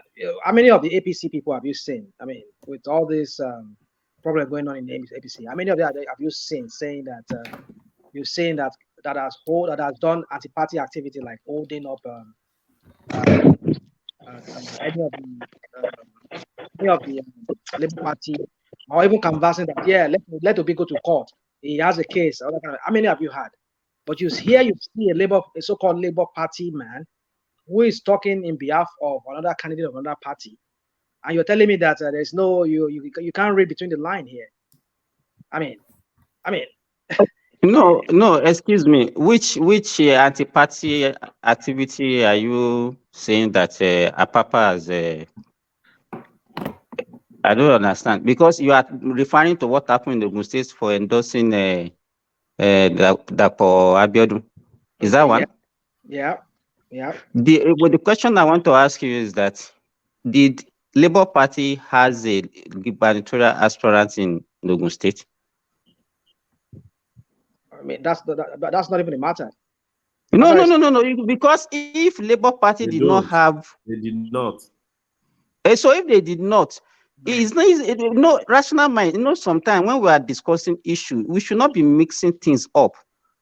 It is not the first time we see at a party, if they don't have a candidate, they will say, okay, this is the party that we are supporting. This is the candidate we are supporting. You don't count that one as anti-party.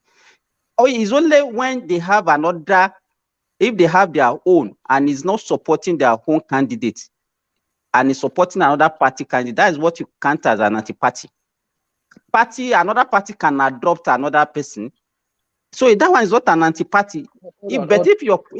Hold on. They had other elected members. You know what it means when you support a governor? You want to spin it again. You want to spin it again. That's what you are being clever by half here. What you just said, because it's not clever by us. It happens. It happens. If you know history, let me tell you. In 20. Go on, please. You're gone. Sorry, go on.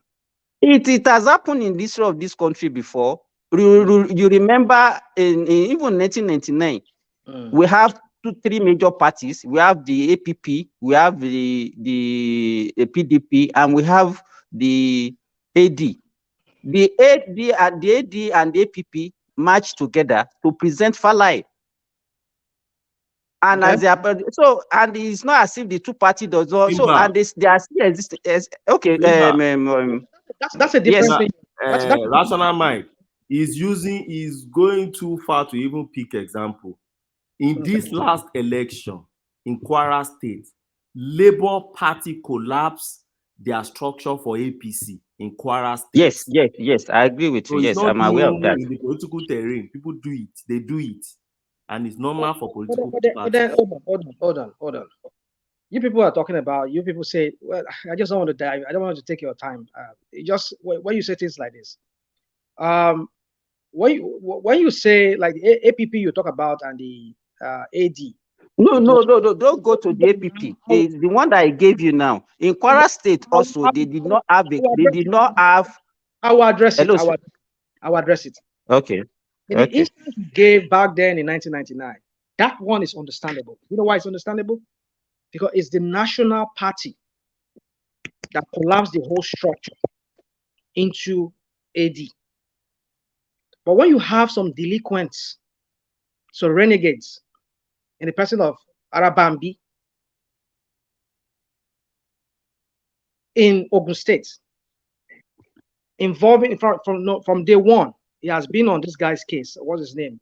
The then campaign manager for Obi.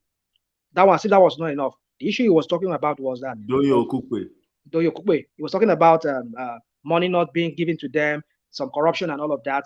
It started with that. And then the next thing we will hear is that, and you gave me an example of Kwara State. Now, if you look at it very well, those people you're talking about, I think I'm privy to that very well, because they have in Kwara State, they have a chairman. There was a faction of the labor that collapsed. They said they were collapsing their structure. That did not come from national headquarters. Some renegades are the one doing that APC was associated in buying over, like the likes of Arabambi in Ogun State. Ogun State has other members that were vying for other office. You never see, you never see Arabambi go there and say, these are my people, I want their labor people, vote for them. But you saw him with Dapo Abiodun, and he was saying they should vote APC. What are you talking about? And you're telling me here that it's in Nigerian backward kind of election. That's what you see. This kind of thing, shenanigans plays out, but that does not make it right. Because number one, this guy has been expelled. He has been doing party activity, and we saw now he's back again in the same party that he did not support in his own. Let's make this clear very well. Arabambi never supported any political member of Labour Party in Ogun State.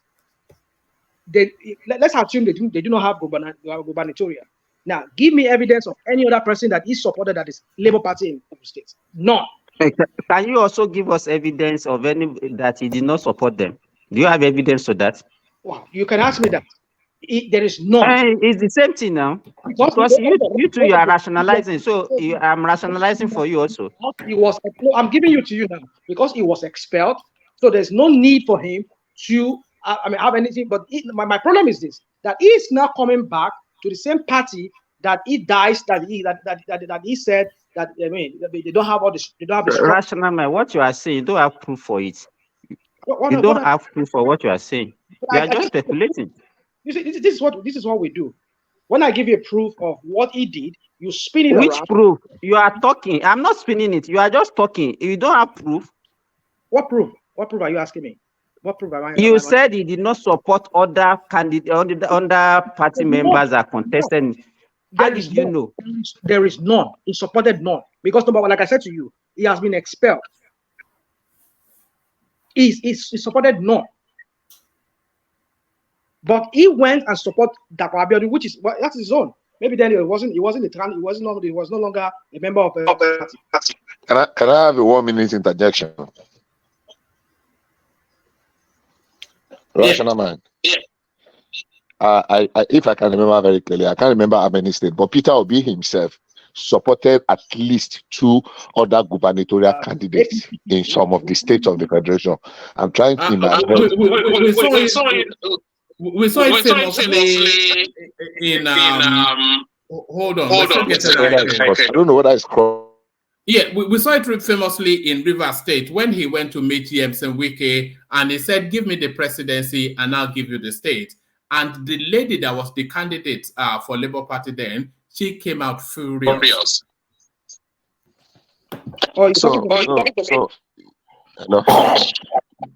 No, I'm just trying to find a. I was really struggling to reason along with you, but it's extremely very difficult. It's extremely very difficult. Everything about Arabambi is bad because of politics, and it is Tinubu's. APC had their crisis. PDP had their crisis. They've always been having crisis. It is a power play But now, because it's happening in Labour Party, you think it must be other people that is responsible. These parties are peopled by people, human beings that have selfish interests, that have motives, that have, so it's just a power play amongst them. But you keep sticking your neck out and make it look like, I mean, it is. Sometimes I just struggle to make a sense of it. Arabambi and whoever, they've been in Labour Party. The records are there. Everybody know that they were there. Peter Obi did not support the Labour Party gubernatorial candidate in Oyo State. We saw when he went to Oyo State, he gave him cold shoulders. All the arrangement that they tried to make for them, it snubbed them. It snubbed the gubernatorial candidate. The guy came out and spoke very bitterly about it, and the rest. So you keep making case for them. It's politics. Like somebody said, you shouldn't die in their war. Let's analyze this thing objectively and let it go, because whatever we see here might not necessarily be affecting any of their decisions. But sometimes we just believe, or we dissipate so much energy on something that, as far as I'm concerned, it's I just felt I know Peter Obi supported more than 2 or 3 candidates other than Labour Party candidates across the federation, and nobody called for his head. Thank you. Rational Mind, talk us through this headline on the screen, and then we move on from there to Darati. We have Simba round up, and then we go to Darati. Talk us through this headline. Yeah. Maybe I should just, I think what Bishop just said now just kind of changed my view again. Yeah, I think he has a point. With what you're presenting to me now, yeah, I think Peter Obi too has been guilty of that. Yeah, I would say that he's been guilty of what I'm accusing Arabambi of doing. Yeah, I think, like he said, like Bishop says, maybe one should not even die in their war, because these people you are just, one is just trying to like make case for. They themselves, they're not principled people. They lack principle. They will do anything just to get their way. Maybe I should just let it go. Yeah, it's just that sometimes I just look at it that what is going on in APC. I just want us to let this case go on. Do not bring it. If you people are sure that, like Ogbeni has been saying, and other people have been saying, other parties have been saying that yes, that these people have no case. Let it go on in court. Let it take its course. Let us see how it goes. If at the end of the day everything gets thrown out, so be it. But then if you have to be using some molds, Rational Mind, let me ask you a question. Because I've often heard you say that let it go through the legal process, which I think we're all agreed on. But there's always I think I personally, because there's some questions within the application that I want adjudication on, especially the Abuja space, so that's cleared up for future elections. But when pardon me, when you say that, there's always an undercurrent of some sort of confidence in your voice. So what are you hinging hope on to be so adamant that it should go through the process, which we all agree it should, but there seems to be some undercurrent of hope when you say that. What are you hinging that hope on? So give us thoughts on that, and then we move the conversation on. Yeah, Woman, real quick. You see, I think I've said it earlier. I'm not a lawyer. I'm not in the legal profession, but I just feel that out of the 5 prayers that either Atiku or in this case Obi, let me use Obi. I don't want to talk about Atiku. In this case Obi, I think one of them should stand. One of them, let me say this too. One of them, I'm sure one of them will be able to get a favorable hearing. I believe that there's one of them.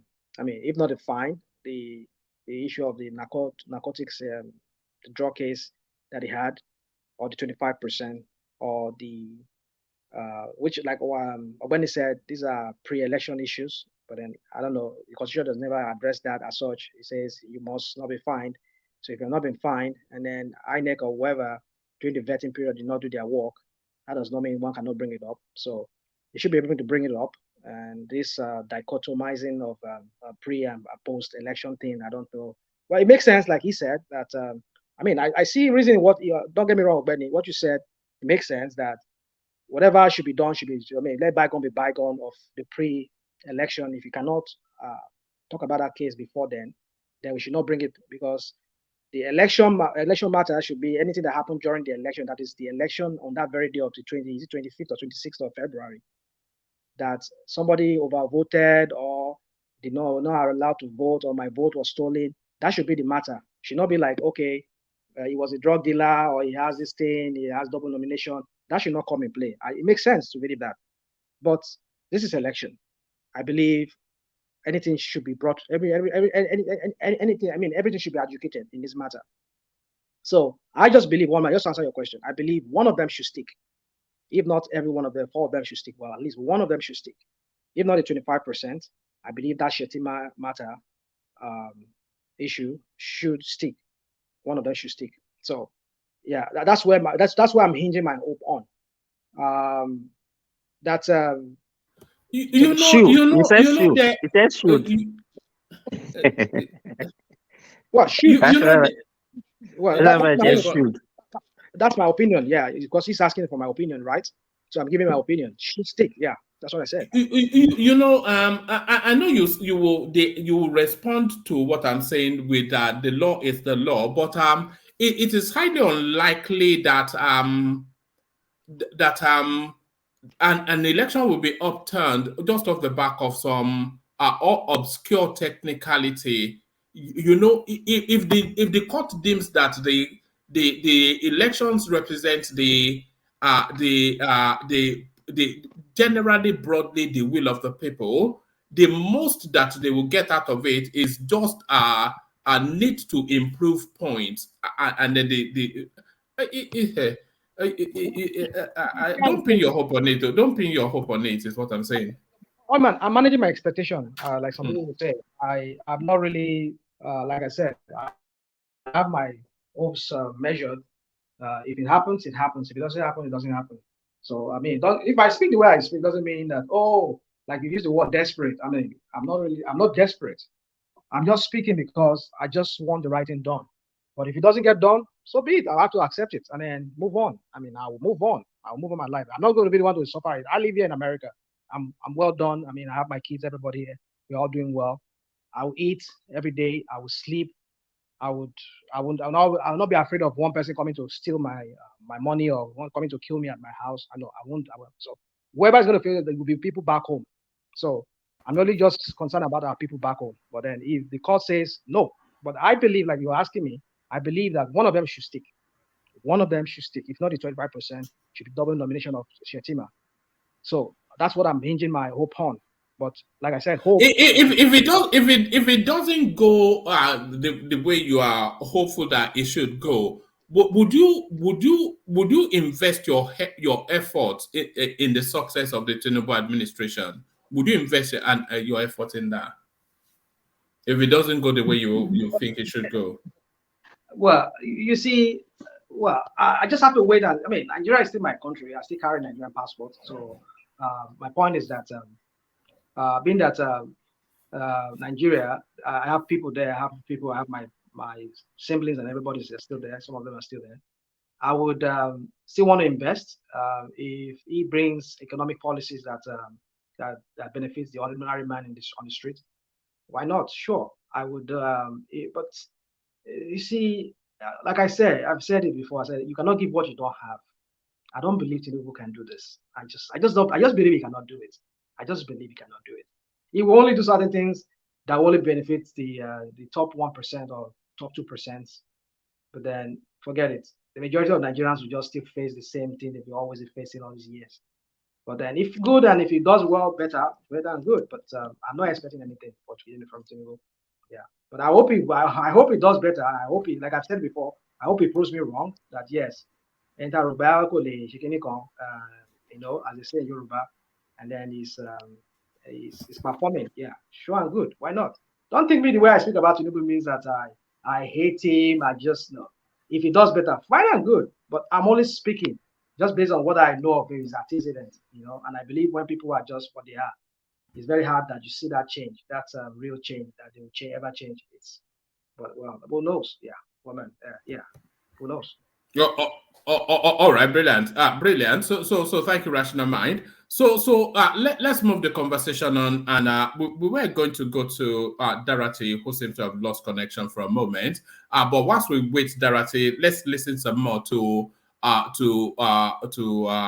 Zita, who picks the conversation up. Zita, are you still there, or sleep snatched you from us? Zita. I think Simba had the floor before. No, everybody has had the floor, I think. Hello?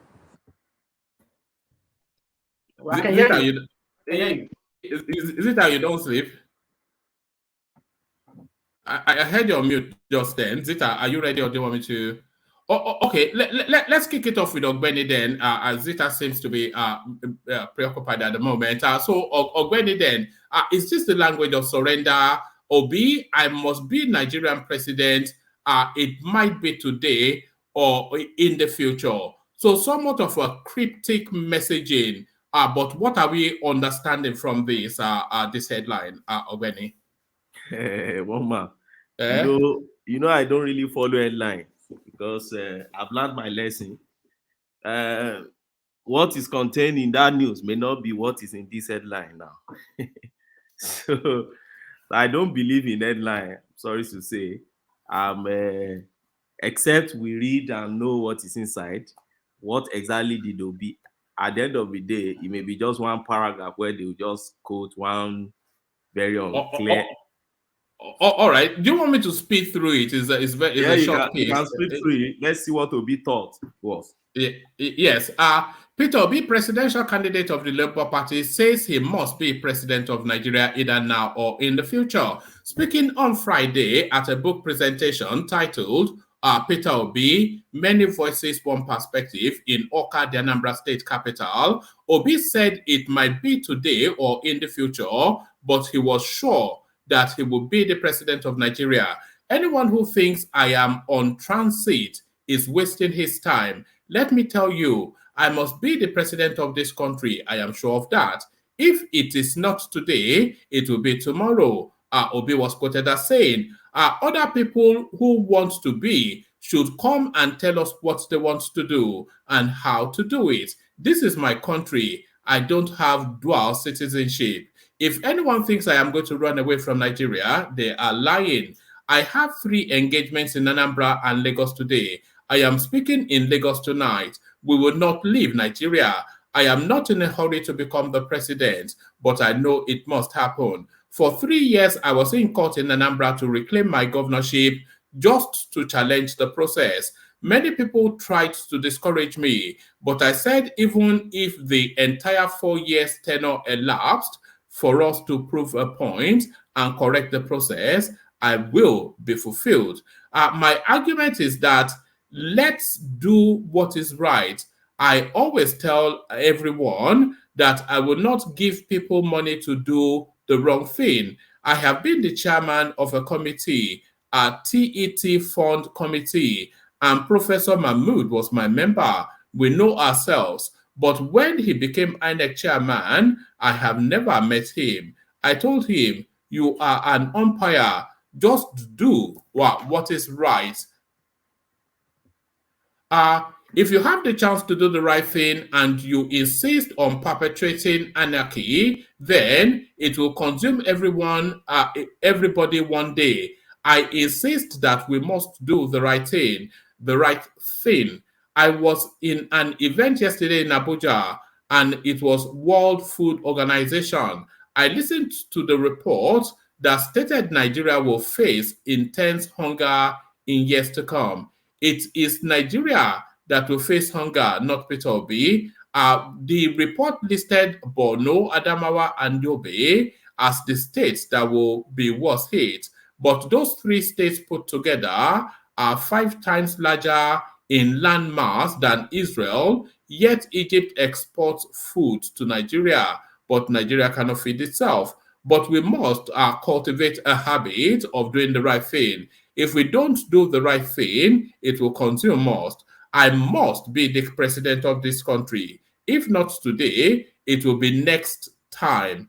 I am not desperate. I am not in a hurry. I am committed to the cause of a better Nigeria. So gibberish and gobbledygook, but you're a lawyer, you can unpick through that, Ogweni. One man. It's so funny as I'm just hearing you. In my ear, I was hearing emperors like Julius Caesar, Augustus, Nero, Trajan, Hadrian, Constantine, and all those Theodosius the First. You know, all those Roman emperors who believe that without them, life cannot move forward, and we are day to day. You see, when you are playing God, sometimes I look at people, okay, tell me now, what's the difference between I must be president and Emilokon? Emilokon is even still lighter than somebody saying you must by all means. Are you coming to conquer people? Is it a territory you're coming to conquer? These were the words of the imperials of those days. The Julius Caesar and them, Constantine the Great and others. Those were their words. You can't lord yourself over people. And I keep on saying this thing. You can't. You can't be too full of yourself. So much that, okay, look at it. I hope they actually quoted him well, because you know all these press men sometimes. You said it is Nigerians that will be hungry, not you. What? I don't even know how to describe that kind of. You are so full of yourself. How much do you have that you are saying is Nigeria that will be hungry? Who will be hungry in Nigeria? And it's own, you know, Nigerians, particularly Nigerians in diaspora, I meet them a lot, and I sometimes I don't even like engaging some. Say, it's not me that will not see, it's not me that will suffer. After all, I'm here. But you are suffering here. You are doing security job. You are doing job that you won't even, you are doing it, and I say you are not suffering. You better contribute to Nigeria and let Nigeria be okay. And you say you are not suffering. Are you not suffering? You know, just on what you said, Ogweni, if people actually know how much people are suffering abroad, they will feel, you know. And even the ones abroad, do they even really see themselves that they are suffering? They think they are enjoying. I tell you, what kind of enjoyment? I met one. You are doing 247. You are your husband. You be exchanging key in the bus. Oh, okay. Bye. Love you. Is that life? You are living that kind of life. I say, it's Nigerian people that are suffering. I said, some are better than you. They are living in Nigeria. Some Nigerians, when they travel to this place, the kind of places where they will shop, you can never in your life walk 24 hours. You cannot shop there. You can't go to some high street shop and go and shop. For where do you have that money? You don't. So when you look at them and they have this, they create this kind of the imperial. If you read all these Roman emperors and if you understand their quotes, you can see Obi picturing himself in that kind of thing. You're coming to conquer people. Conquer who? Okay, see what Arabambi is accusing you of. Okay, let's even leave Arabambi, because everybody think, okay, Arabambi is just being silly. Arabambi is just being. Can you remember that as February this year, the chairman of Labour Party in Gombe State, I can't remember that guy's name, accused, wait, let me remember, Sonny Abdusalam. Go and check it. If you want to, go and check it. Sonny Abdusalam, that's the chairman of the Labour Party, accused Obi of ethnic bigotry. That in Gombe State, Obi picked only the Igbos in Gombe. So he gave them money to do his campaign for him because he never trusted them. And this thing you see reflecting. You know, in many ways, Obi is like Buhari, but just from the east, because he only has confidence in his own type. Okay, see what Arabambi is saying. Arabambi mentioned about 3, 4, 5 positions that you put your people there and you are there fraudulent. Why must it be in a party you just joined how many months ago? And now you think you can conquer Nigeria, and you think the people in the northern part are looking at you. You think their vote don't count, right? You think you come and you want to rule them too, and you don't need them. And then the only thing you can tell Nigeria is that, okay, somebody raised an issue. He said, why is it in one of his speech, Obi was talking of poverty, and the only state Obi could be mentioning is the northern state. Is that the only poverty stricken state in Nigeria? Is there no poverty in Anambra? Why are you not talking about it and say you want to address that issue first? Why must you profile a particular part of the country as a poverty single place? I know of spaces in even that Lagos that you call metropolis today. I know of spaces in Lagos where you can, if you enter that place, you will see poverty first class. Same in Anambra, same in your houses. So why do you think you are just there to come and conquer people? Because for me, these are narrative of a conqueror. If you understand them well, I know some people may be raising objection. Go and read, and that's why I say people should be reading. You know their narrative. When no, I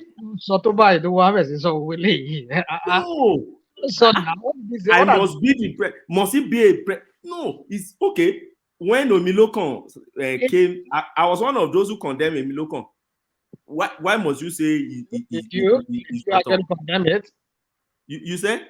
Did you actually condemn it? Yes, I did. Go and check. Yeah, but why do you think it's condemnable? Because there's logic to it. No, he said Yoruba lókàn and teba de wo dada èmi lókàn. One man. See, this is the way. You see, there are ways emperors talk. But hold on. But did he say I must? Or say I will be? Is that what you read? I must. Abba. Can you read that president? The one man just read it now. I think I heard him say I will one day be. No, he said I must. Now, can you look for that? Only I've highlighted it, maybe, but I'll read it out. Is this highlighted? I must be the president of this country. If not today, it will be next time. Who are you? Yeah. Who are you? Who are you to be saying that you must rule us by all means? For what? Are you an emperor? Well, I'm not arguing with him. Maybe today I'm just pushing my point. Yes, it's good for him, man. One man. After all, he was away from the country for some years. He returned his passport to UK. That's what he told us. He returned his sorry. Yeah, but he returned it in 2027, 2025, though. So the passport is still on the way. So he's good. He has been away. He's back home now. That is good. So he's welcome. He should come and after all, I'm coming. Let me land on this thought and I will close it. Now, after all, when he was away, some people stood by this country. Some people formed what is called Nadeco. Some people formed what is called Kudira Radio. It was nowhere to be found all those times. Some people fought. People like Showore that today, they just talk anyhow. Showore was one of the Nadeco guys who stood by and fought the military to a logical conclusion. He was part of Abacha this thing, right? He didn't fight Abacha government and the military government. Some people fought and they fought. So if it is their turn to lead, let him go and weigh and queue up. After all, he was waiting all those days too. That's my conclusion on that. About Ogbeni, what did you just say now? What did you just say? I mean, you said he returned his passport. Was he a British citizen at any time? I've not condemned him for that. I said he returned his indefinite leave to remain. He returned his passport. That's what you said. No, sorry. That's it's a figure of speech now. That's a slip of tongue. He returned his ILR, not passport. Ogbeni, so he has been here for decades. He returned home. He's welcome. Hold on. Some people built that home. That's that a wrong. He can return to. He did not listen. He only maintained residency over there. He shuttles between the United Kingdom and Nigeria. He had ILR. I hope you know what ILR is. He had indefinite leave to remain. That was what he returned. What does that mean? Hold on. I was once a green card holder. I shuttle between Nigeria and here. I can go. I leave. A certain amount of time I cannot overstay outside the United States. If I still overstay, like is it about 6 or when I was a green card holder, if I overstay like 1 year or 6 months, then I might lose that status. That is it. Hold on now. But you can shuttle, you can come, go and go. Mind you, he has business in Nigeria. But so, you are never came back to Nigeria for some time. My brother, you have that residency under a condition. One of the conditions is there's a limited time you must leave the country and you must come back, right? That is ILR. But he has gone back to drop that thing. And he said since then he has been using visa. Let's not argue pointlessly. Your point was that he lived for like indefinitely, like he lived like for some time in UK, never came back to Nigeria like that. No, that's not my point. Okay, so you need to make yourself on the me. He's permanent resident. If permanent resident has been UK for donkeys of years because he has ILR. Okay. But now he returned it at a point in time and he's back. I said he's welcome back home. While he was away, some people built the country. Let them lead. Then never go and queue away. up. That's the point. He was never away that long. Like make it sound like he was away. Like he lived in the UK for 10 years. He let him be rationalizing it. Himself said it. Hold on. I can maintain green card status for like however long. No, he himself said he lived in the UK for 10 years. Listen, you need to understand the context. I understand what he said. What he said is that he had it for 10 years. He said he lived in the UK for 10 years. And in fact, there was a time they told us that he was the black man that had the best credit in the UK. And all those. Do you remember that, Ola, when they told us that? I remember one of the funniest things for me to have ever heard. Yes, one of those funky preacher somethings that they give us, But the point I'm making is that you can have a long time stay. Does not mean that you have not come back to your country at any point, or you need short. Yeah, you can visit, but his place of abode was the UK. Was the UK? Yes, for 10 years. He maintained residency in Nigeria too. Yes, but his place of abode, where he lived. Okay. If you live in the US and you spend 2 months of every year in Nigeria, so what does that mean? You're a resident in the UK and visit Nigeria. So, you see, we're only just saying things here. We don't have all the facts as to how he did it. No. Rational mind. What exactly are you trying to establish? Because the point is this. Go on. Go on, please. You can have your primary place of residence and you can have your secondary. Right. This guy was in the UK doing business in the UK.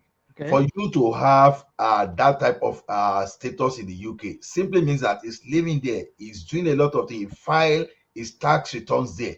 So I don't understand. The issue remains that when did he come back to Nigeria? Hold on. Listen, let us understand this. Let us scroll. When did he come back to Nigeria? Because this guy served under Abacha. When did he come back to Nigeria? No, hold on. Chronologically, Abacha was there in 1993, right? And then this guy came back. He was an MD of Machad Bank for some time, and then he contested for election in 2000. What was that? Or was it 1999 contested for an election?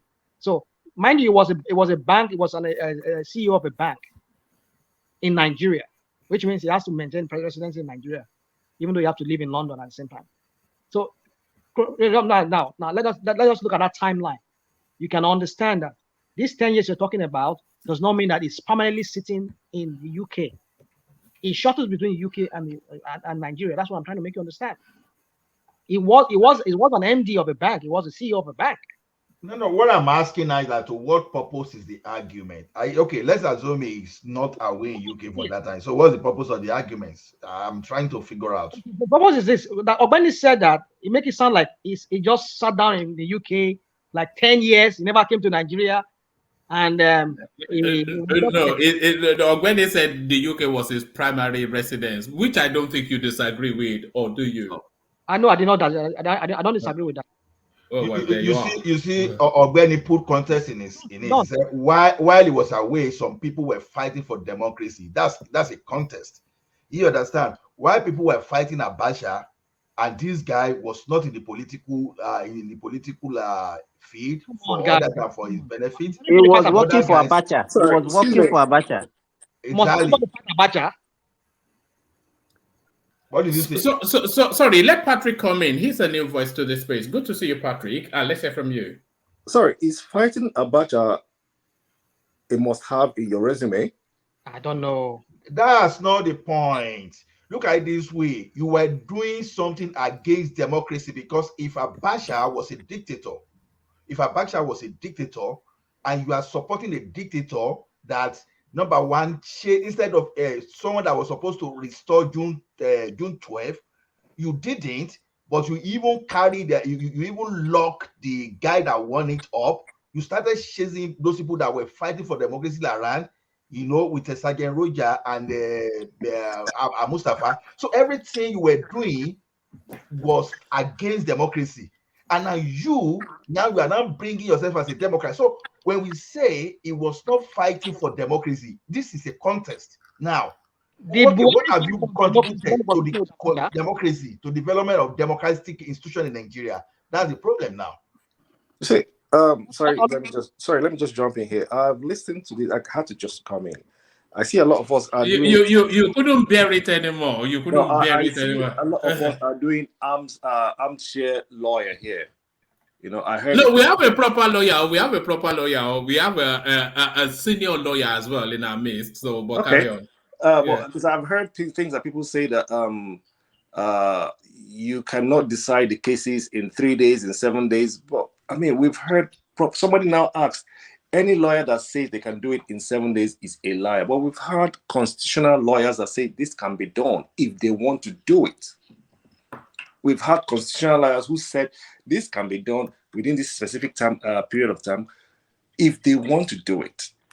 What if that constitutional lawyer have not handled election petition? Okay, let's go with a specific name. Femi Falana is a well-renowned name. Forget about Femi Falana. Forget about Femi Falana. Femi Falana is just a bunch of wait.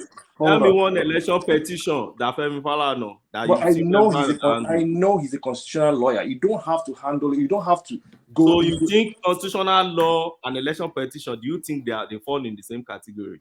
So wait, I want to ask. But Femi Falana never said 7 days. It was Apapa that said 7 days. Both of them said it can be done. Falana said 14 days. Is Apapa an election petition expert? Hello, excuse me. Let me just is it not the same Agbakoba? Hold on, Patrick. It's not the same Agbakoba that asked for 1 week adjournment.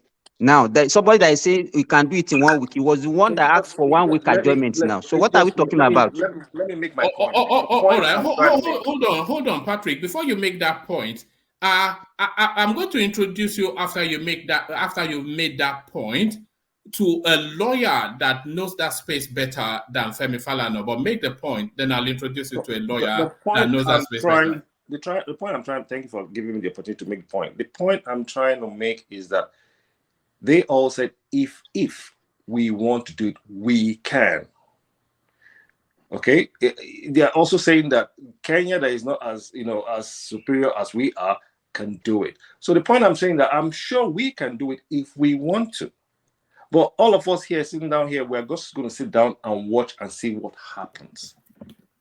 That's just how I'm going to end it. All right, Patrick, stay there. I did promise to introduce you to a lawyer that knows a little bit better than Femi Falana, especially when it comes to election petition. So, you know what I want you to do, Patrick? I want you to look very intently at your screen and meet Ogbeni, who has handled severally election petitions. So, Ogbeni, what is Falana talking about? No, I'm not. I won't say I know better than Femi Falana. But let me say something here, and I've said it before. I think to rational mind, when when you are getting an opinion from a lawyer, it's unfortunate that in Nigeria we don't really specialize, and because of that, we tend to advise or express opinion on any subject that comes. Now, Femi Falana, I've not even heard Femi Falana saying we can do this thing within 14 days. What I heard Femi Falana saying is that we can amend the law to ensure that we fast track this thing. See, at a point in time in that country, we were doing election petition for 3-4 years. The tenure of the man you are challenging will be about ending like this, and we are still in the election petition tribunal. We are still bringing out documents and doing a lot of calling witness here and there. But at a point in time, there was an amendment. Don't think we started with this 180 days, 60 days. And that's why I said people should try and study and understand where we are coming from. Sometimes when you see people, they say, we've not progressed. I just look at them and laugh. Because they don't even study the political history of the country. We started somewhere. And in 2010, see, we have amended that electoral, let me tell you, 1999 we started with, we amended in 2003. I think I've chronicled that in this platform before. I won't be going there again. 2003 we amended. 2010 we amended again. 2007 we amended. 2010 we amended. Now we have amended in 2022 again. On each amendment that you see in our electoral act, we are adding value, all right? And we are improving. And that is how society is being run. In Nigeria today, that you have these 180 days, some drafters inserted it at a point in time when they saw issues, and they are not fool. They understand what election petition is when they said 180 days. So now that you have 180 days, and I've said it before, issues that are before this tribunal. See, Kenya is not Nigeria. I told you, Kenya is not Nigeria. In Kenya, what did they do? Apart from, don't even compare their laws. Don't compare Kenya with Nigeria at all. Apart from their laws, what did they do in Kenya? What they did in Kenya was simply a very narrow issue they took to the court. Just one issue. Kenya issue was not, see how many issues Obi alone has taken to court now. See how many issues Atiku has taken to court, and all those ones. And you want to prove them, and you are inspecting documents. Mr. So let me, since you are a lawyer, let me ask you a question. Like, you know, like the 25% issue, do they really need to call witnesses? You don't need to call witnesses. I've told you about that 25% here. I wasn't here. If you set out 25% alone down for hearing, right, there will be crisis. What's the crisis? I've said it. Now, the Court of Appeal say, okay, let me listen on 25%. Oh yeah, everybody, come and canvass your argument. Within a day, you will canvass argument, no problem. When you canvass argument, let's say the court said, oh no, you must have 25% before you can become the president of Nigeria. Then, what will be the consequential order? There must be a consequential order. Don't forget, court does not give order in vacuum. When you rule on a point, then you must say, in consequence to this, then this is my order. So what is the order? The order is that I nullify the election, right? Or what do you want to get? When you say, okay, no, without 25%, you can't be a president, they will say, we nullify the election. That's what the order will say, because Tinubu is not a clear winner. Then what happened to the other issues that they have not decided? So when you notify that election, then INEC should go and prepare another election. And they will still step forward to Supreme Court, and you have not even dealt with other issues. Do you see the absurdity? Whoever is calling for, just decide that issue is calling for. These are the issues judges are faced with. And people don't see reality in it. So when you say, okay, 25%, oh, is against Tinubu, okay, go and conduct another election because there is no clear winner here. Because that's the implication, no clear winner. Because he had the majority. So when you say, okay, because you did not have 25%, therefore, you are not the winner of this election, then go and conduct another election. INEC start preparing to conduct another election. Some people are moving to Supreme Court to go and challenge it. Let's say the Supreme Court now reverse it. Then what have you done to the polity? You have caused confusion because you have not even determined the rest. So let's say you now determine the rest and you say, okay, the rest favor Tinubu. Then some people will now go on appeal again. Then what do you want INEC to do? To stop that election that your 25% is already stopped? So let's say the Supreme Court now say, okay, I reverse this part of the judgment, but I did not reverse the part of the judgment. Then what happened to the election that INEC has conducted when the case was on appeal? These are the absurdity that you see judges and courts try as much as possible to avoid. And that's why they always say, do everything together. Make all your decisions you want to make, then bring it up here. When it gets here, we make a decision also holistically. So you don't break it piecemeal and say, okay, let me just pick this, decide this, then leave it there. What happened to the others? Because sometimes when you're even making judgment on that small one, you're already preempting what is in the main case.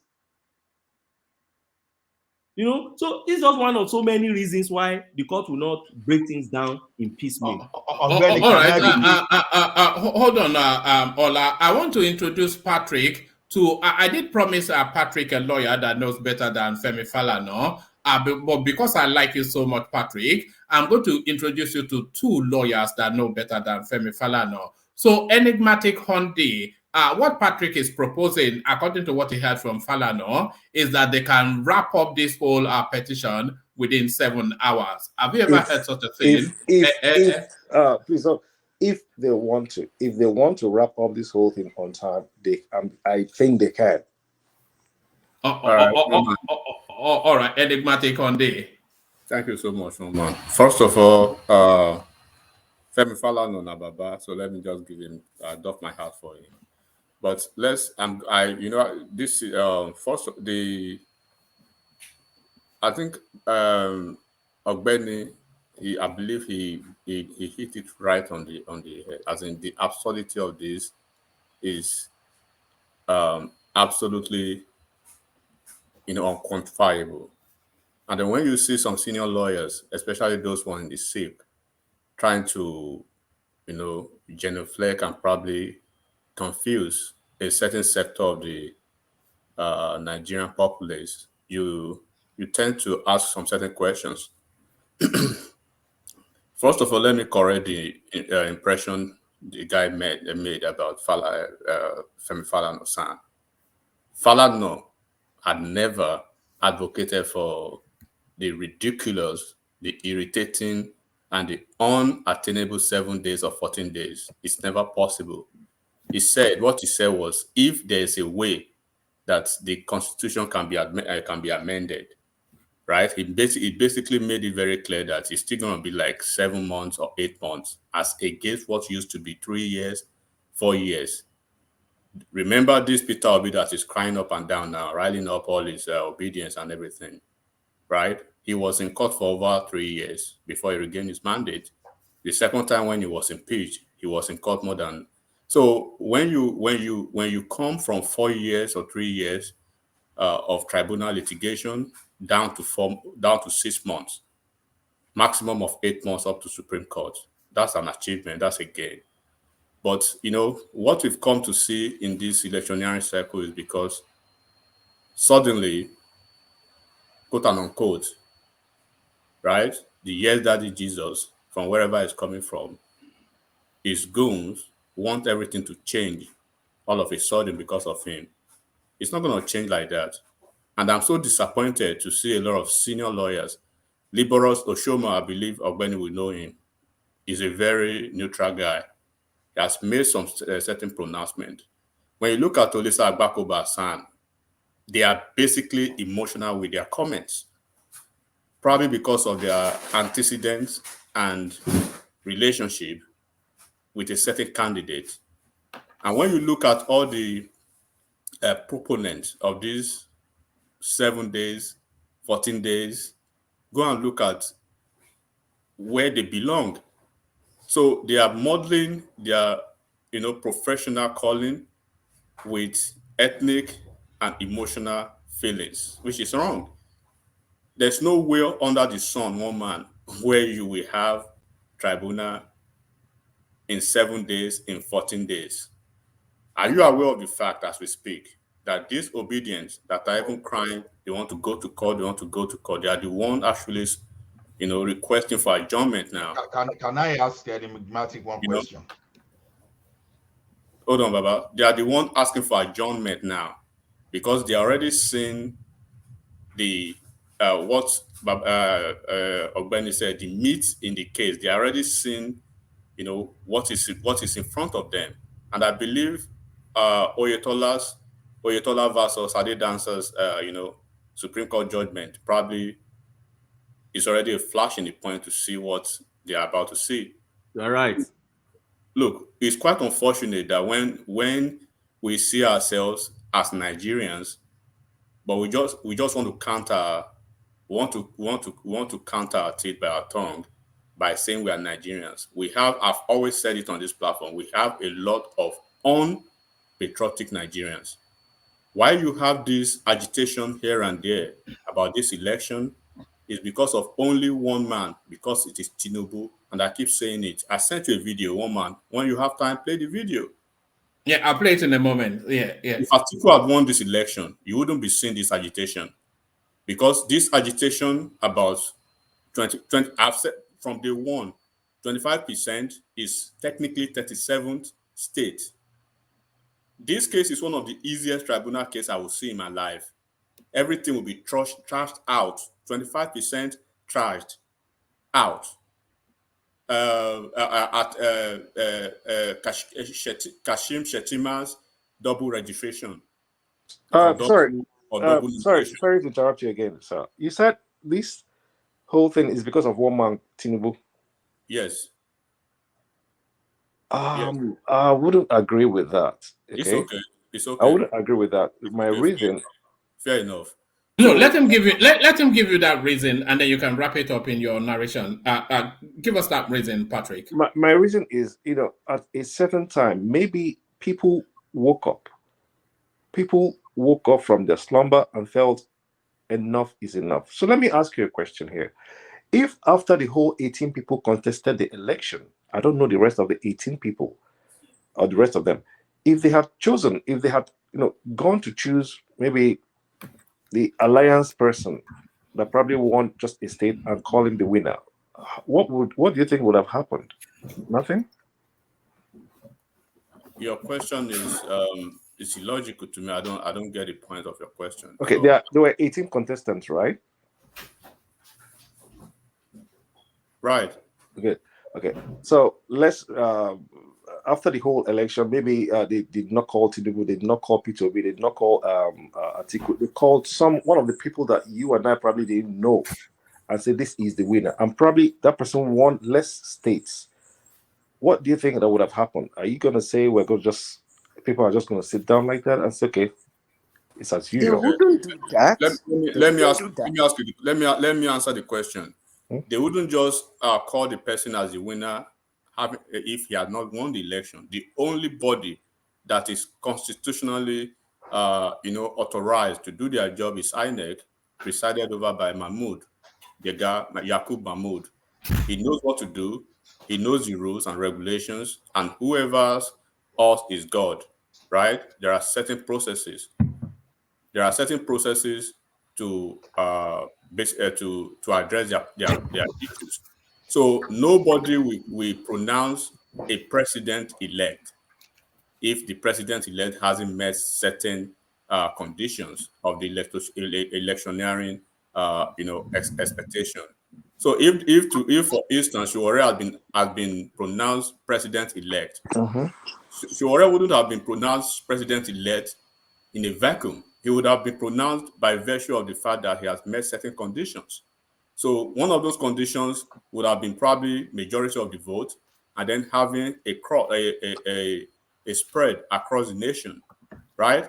So when you look at the nature of election over the years in Nigeria, this year could have probably been the most interesting election, but by virtue of what we've seen by a certain candidate, he has taken the shine off the interest. I mean, the interesting momentum in this election. He should be the star boy of this electionary process, but he has failed to manage his goodwill after the election. And then when he was talking about he's going to be Nigeria.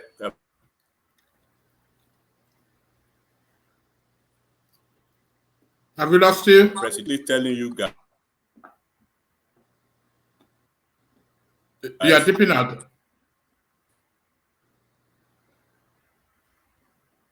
I'll be here. Hello, can you hear me?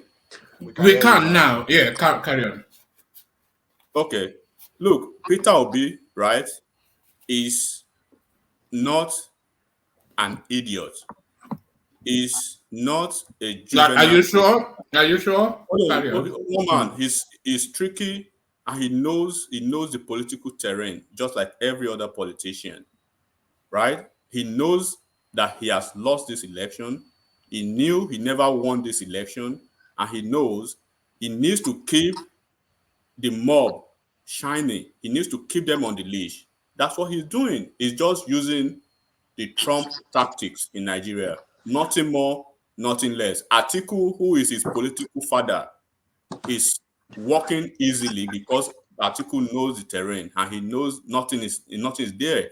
Peter Obi is in court now by virtue of the fact that he has no room to maneuver around the mob he has created. That's why he's in court. Atiku is in court just because he has to fulfill the all righteousness. All righteousness. That's it. I completely. I just don't want us to because let other people talk. Yeah. No, counter him back, and then we'll let other voices come in. Yeah. If I counter him, it's going to be a long back and forth because what he said, I completely don't agree with him. So I'll let other people jump in and have Do you want to declare your political alliance? You're not obliged to. Well, I'm indifferent. I'm indifferent. I'm just for Nigeria. I'm indifferent. I don't care who. If it's John, Thomas, Philip, whoever is there, just let Nigeria be good. That's all I care about. I really don't care. You are for Nigeria, but who do you think will best serve Nigeria as president? Well, so far, right? If you look at all the contenders, there are people who have spoken up. So far, Obi is doing better. Now, if we're going with Tinubu that we're talking about now, he is out of the country. People are saying that he's gone to meet investors. This is just 15 days to swear in. You're supposed to be around to know how, okay, they will show you around how things are done here. Look at this, look at that. I mean, okay. Hold on. We know where you are. You still have the floor, but let me put this to you because I think we all know where you're going. If Tinubu has gone to France to perfect his health for the inauguration, so what? But we should be ashamed to even say that. Have we ever heard of French president coming to Nigeria to come and get health service? Yeah, we're a third world country. We're a third world country. Please hold on. We are a third world country that is about as rich as America if we manage our resources. So why can't we have all these things in Nigeria? We have the best lawyers, like we have Obeni here. Some of the best lawyers, some of the best doctors. Why can't we invest in ourselves? That's my point.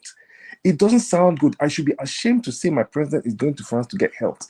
Meanwhile, most of the doctors in America, in France, are Nigerians. We should be ashamed to say that our president is out there to perfect his health. I mean, he should so head of. Have you heard of American president? I'm sorry, quick interjection. Hold on. Have you heard American president going to France to go and perfect his health? Have you heard about France going to America to perfect his health? Oh no, hold on. Okay. Leave those spaces out, and then let's look at the rest of the world. A lot of the all this. The Venezuelan president, he comes to the UK for his treatment. The Saudi king notoriously travels to Europe for his treatment. So, my brother, probably the entirety of the Middle East. Okay, my brother, why? So you can't just say those America. Yeah. Brother, why do we have to measure ourselves with the least? Why don't we measure ourselves with the best? Because we're the third world country. We're the third world country. Hold on, excuse me. If you have a child in a class, right? Won't you want your child to measure with the best in the class? Are you going to say, okay, measure yourself with the worst? No, let's go with the best. Sure. No, hold on. If my child is in Form 1, I won't measure him against somebody in Form 5 because that would be unrealistic. No. Let me tell you something, right? I think this is even woman. This is actually very uncharitable of you and whoever is saying, because it's just based on the realm of population that whenever Asiwaju travels out of the country, why is it always thrown in the narration of he has gone to the hospital? Do you guys know his movement? Okay, the guy hold on. I know for a fact that he had to run out of Nigeria because the pressure was too much. If you are in Abuja, if you are very close to Abuja, when you go to that defense headquarters, the residents around that place, they're already complaining for political jobbers and political lobbyists all over the place. He came to the country when he came. Remember when the first time that he came back from London, when he had to go for his knee surgery and he had to rest for a while. From that very moment up until now, as we speak, if the guy had to go to France or he go to London or he goes to US, he has gone for medical treatment.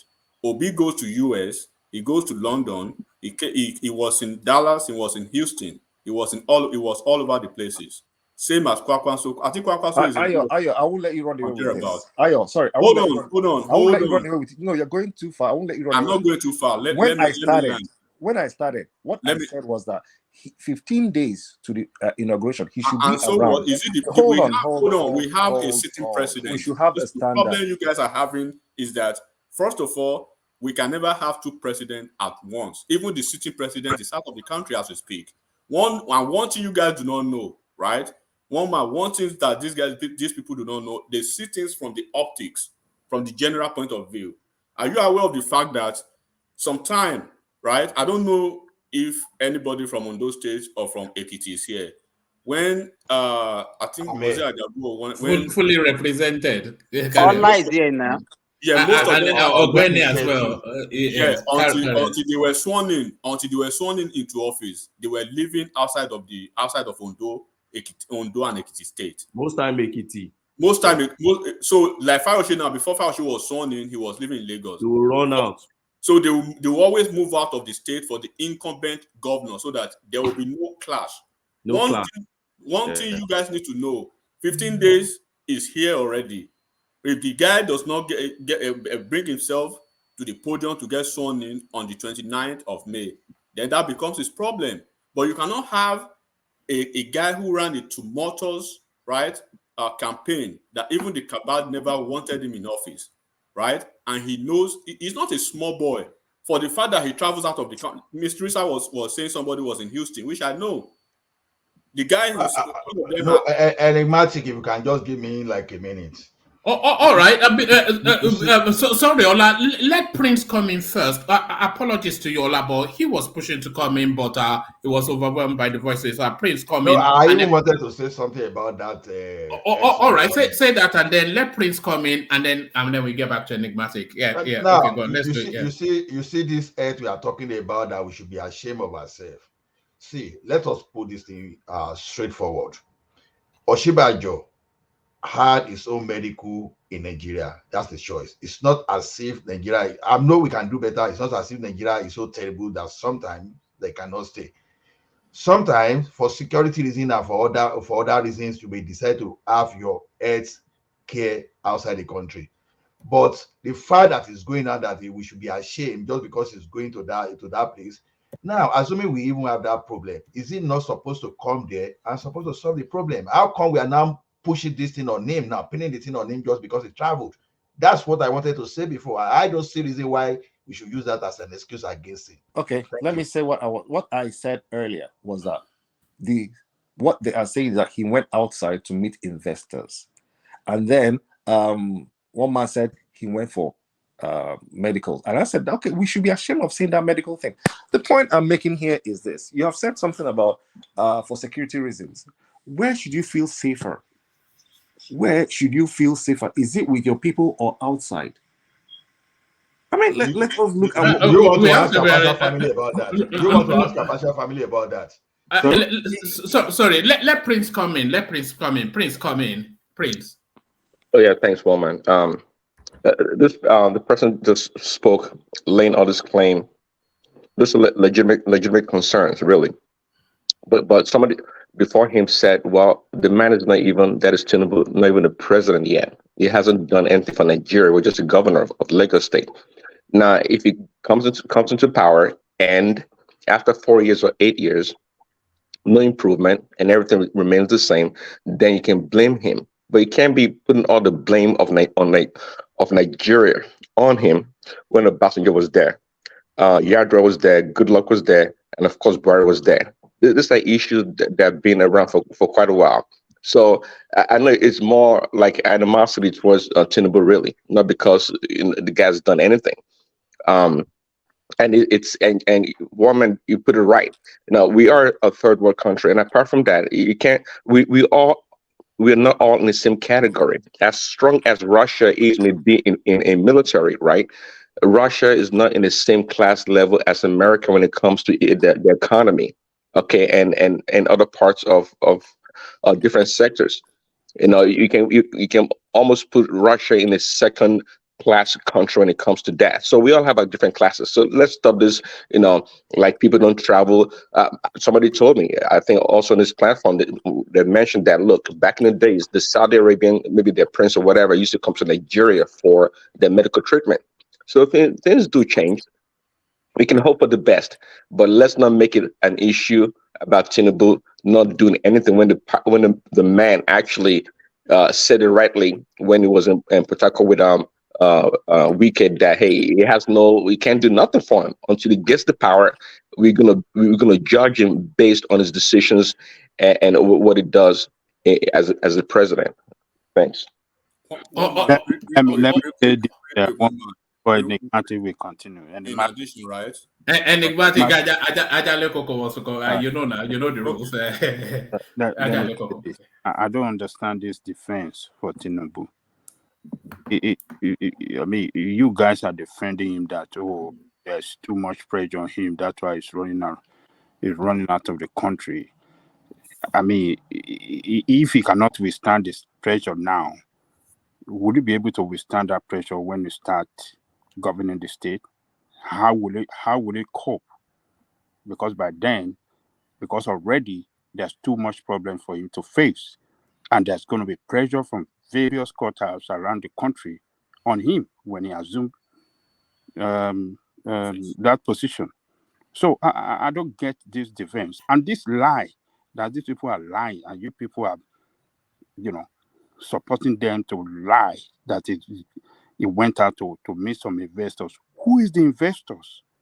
Can you mention the name of the investors? Well, how do you know it's a lie? How do you know it's a lie? It's a lie, one man, because they didn't disclose the kind of investors, on what sectors, who are the names of the investors, who are they meeting? Are they transparent with it? Can they carry camera, with them to show? Should we request the DNA of the investors as well, their DNA as well? No, one man. Stop being. That's being sarcastic. That's being sarcastic. One man. No. That's sorry. sarcastic. One man. The point we're trying to make here is, for everybody that is going to make Nigeria great. If you are going to meet investors, it is helpful if people are seeing you talking to those investors at this point. Those investors, because you spent some time in France, at this point, they should be coming to Nigeria to meet you. And then you are supposed to be flaunting and showing that I'm working already before I'm flaunting. And then, before now, there was a guy that spoke. He said, we are putting all the problems, we're blaming. This thing is becoming irritating, honestly. Nobody's blaming. One man. Let's assume here. All right. Hold on, everyone. Let's do it this way. Let Ajande Koko land this point. You round off your summation, Enigmatic, and then I'll play that clip that you sent in Enigmatic. Then you build it up, and then Zita will take the lead on commentaries on it. But Ajande Koko, to you. Yes, I don't know the nonsensical investors that is meeting that it cannot show us to really convince us that look at the way I have started. I'm ready for the job. Look, when President Trump was elected, when President was president-elect, investors were meeting Trump as Trump tower. We saw all the investors that are coming, billionaires that are coming around the world from Asian country coming to meet Trump. He should have done that. He should have come clean and let us see the investors. He should have carried my camera to really convince us so that all of you that are supporting him can really convince. Yeah, but America has superior power now. Everything is in secrecy. What kind of nonsense country is that? And you people want to continue to support this nonsensical secrecy that they don't show to us. We don't know. They just tell us something and we just want to accept it like that. In this modern world, when everything is democracy that we should run on transparency basis. I don't get it. We should just stop this. These people are just lying to us. This is the way they will start. And when they start, they will start running the administration with lies.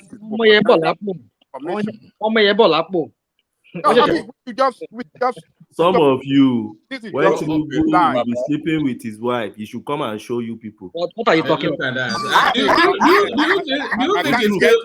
you think it still has that function? To that ridiculous extent. You should put that there. Ogwene, do you think it still has that function? What you just said? No, the point is that No, hold on. Do you think he still has that quality? He's a president-elect, and you have already started unleashing anger on the president-elect. No. You are being. Buhari is your president. For God's sake, this is not fair. Tinubu is your president-elect. He's not. Can we move forward? And some of you are even still saying that he's not even the president. Hold on, Benny. We want to know what is happening to his head. Benny, hold on.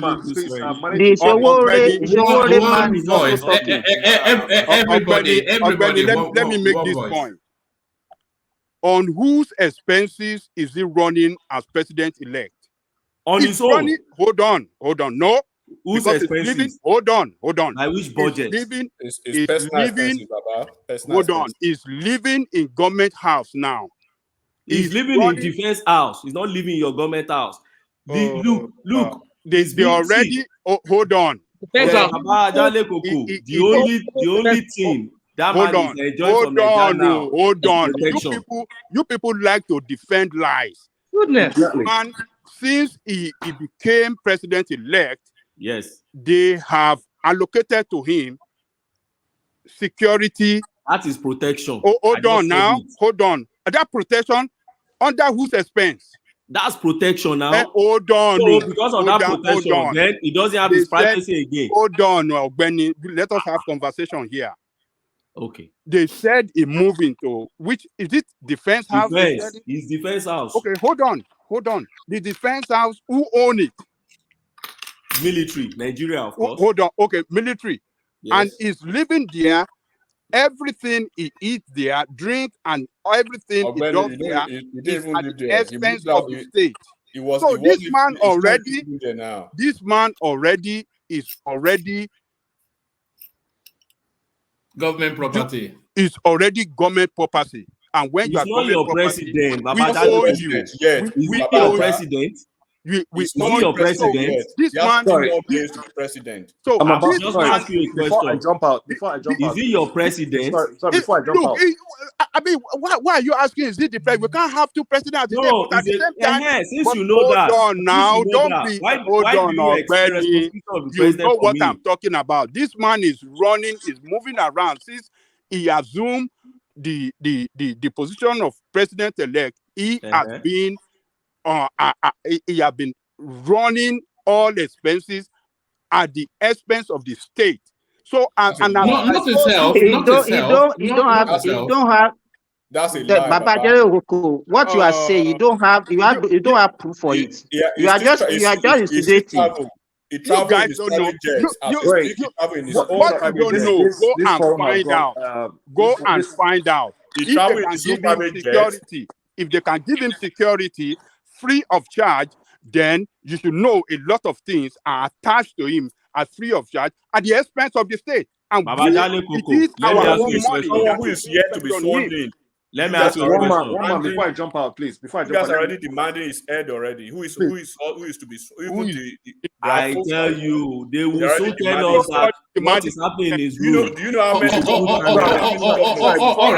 right. Hold on, gentlemen. Hold on, gentlemen. Have the parting words, Patrick. But before we let you go, we will only let you go on the promise that you join us again because we want to hear more from you. But let's hear your parting words. Okay. And then after your parting words, I'll play Enigmatic's clip. He will build it up and Zita will take the stage. Okay. Thank you very much. For all of you that are saying that, if he should come and tell us what's happening in his bedroom. The day he signed the paper to become the president of Nigeria, the day he signed to contest for the presidency, he has decided to go into what's called. It's no more a private life. He's no more living a private life. Everything he does, we should know. If he goes to tell, sorry, which law is that? Please, can you quote that law? Do you know how many governors elect that are in the US now? Do you know how many of them? Can you guys? We know Alex Oti. We saw him yesterday. We saw him yesterday. Let him tell us the law. The law is quoting.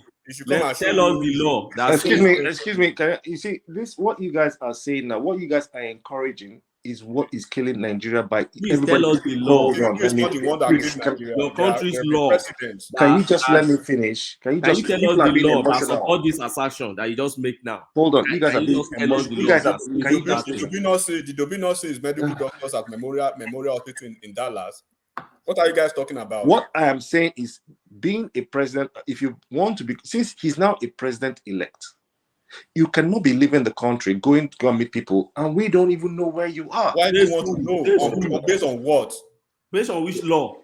So you see, so why should he? Okay, let me ask you a question. So when they sign out money to do something, why should they tell us what they're going to do with money? They can just sign out money and put it in their pockets. Why should they tell you? Hold on. As we speak right now, right? I'm giving you an example.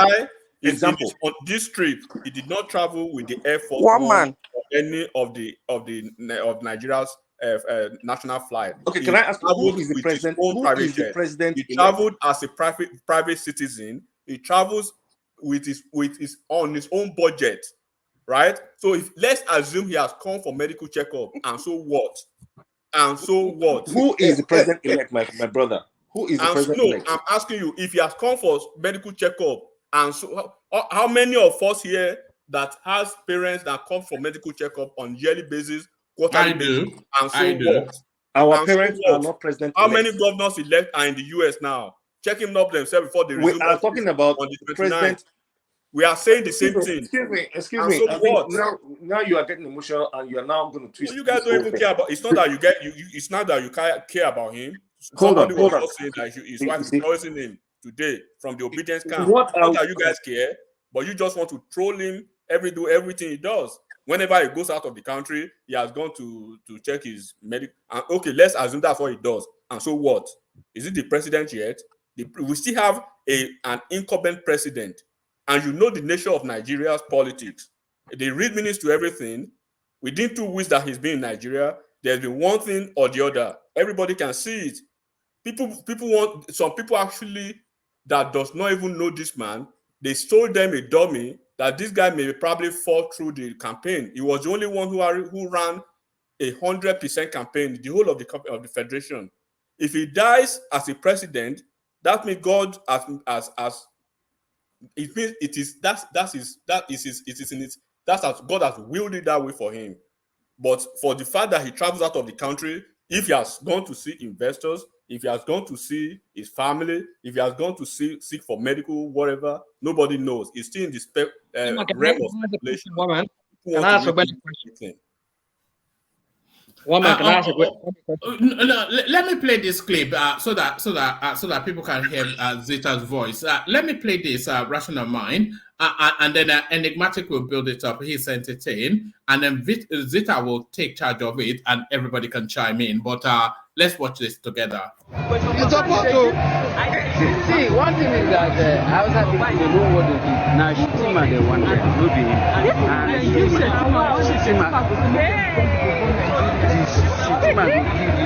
About Moon has done well. If that handover no go work for this country, no go work. Even though the PDP can still like a I think we won the election. P2P go come. Then go. You're not supposed to do that handover. Wait now when the Obi go come. If Obi go come, anywhere, no. Obi go come now. Just watch out. Obi go come now. Obi go come.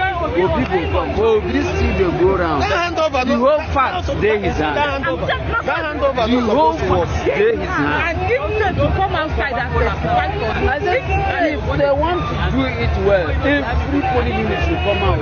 Yes, I have the 3 polling units. They suppose cancel that election. The handover cannot work. If they no one follow it the way masses want, let them cancel it. They suppose cancel it too. How we should Labour Party go come out like this now? We get on day. They go cancel them now. The day where Labour Party go come out and they hungry follow them. They go come out. Most of the people where they here now, Labour Party people they here. Now when Obi, you go see now. Labour Party people full here. As you see this protest now, people where they find trouble, where go cause problem now. I'm telling you, they find waiting go cause problem. May they know say they still want this country. don't do this thing, make we share, make we put mouth separate, make everybody go away. That handover no go work. If they no go gree, make them share the country, make Nigeria be divided, make everybody know where it is.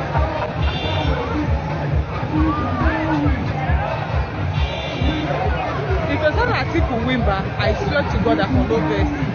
We don't have problem. If you say na even Atiku, if for no even I prefer Atiku 1 million no, this than this one. dead man. That handover no go supposed to work for Nigeria. All right, Enigmatic, build it up, and then I'll let Zeta take the lead on. So Enigmatic to you. What did we just watch? So that last comment, what does that tell you, anybody on this platform? And then with the mood of the country, right? And then because sometimes we try to avoid certain comments or certain statements, but if we can reason very well, or people can reason without sentiment, then you understand why all this thing is happening. It's just like, and then when you look at some funny caricature of a lawsuit that has been filed, probably that was filed earlier today about the residents, quote and unquote, of Abuja, right, going to high court to challenge whatever. When you look at the composition of those people filing that case, you understand what is happening. Look, the North, they've moved on. Southwest, they've moved on. South, they moved on. South, they're already negotiating, the seat of Senate presidency, and they're already trying to negotiate what is going to be the best, what is going to come out for them in the Niger Delta Development Commission and stuff like that. We can basically see that who are those people still agitating, calling about burning the country. May 29 is not going to be sacrosanct, or it's not going to be a day set in stone. They don't want a dead man. They would have preferred an Atiku Abubakar. Then you will see the narrative of equity and justice being a charade. Because if you are saying you want Atiku Abubakar is going to be, quote, succeeding a president of a northern extraction, a Fulani man from the same place in the north. So what is the preach of equity and justice in this? So you will see the narrative. 30 years ago, it was Arthur Nzeribe from the same region that started this shenanigan. The people who filed an injunction are probably going to the court with 25% in Abuja today. They are from where? The preponderance of the people who are against this man, where are they from? The obedient stock. What is the percentage of obedience? So look, it is so clear that this is not about they say they want to reclaim Nigeria. Reclaim Nigeria from where? If you want to reclaim Nigeria, is it Peter Obi that will be reclaiming Nigeria? Did he reclaim Anambra State? Or did he reclaim his southeast region? How many of these people on this platform, I always ask the question, nobody has had the audacity to answer me, has lived in Anambra State or knows the politics of Anambra State. And look, it's just a testament of who he is. Look at what is happening within the small enclave of Labour Party now, dividing Labour Party already, which is kind of a schematic and then divisive politics and nature. So we can keep speaking about what is expected of Nigeria, but we shouldn't be pretending about the possibility of what we want.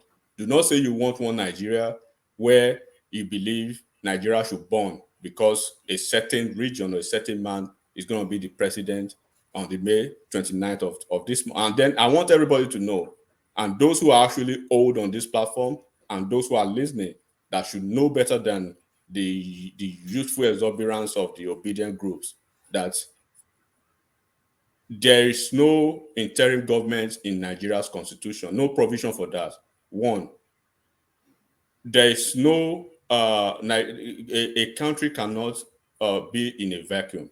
Buhari's term and tenure ends on the 29th of May 2023. There will be a president-elect. There will be a president going forward from 29th, and it's the president-elect.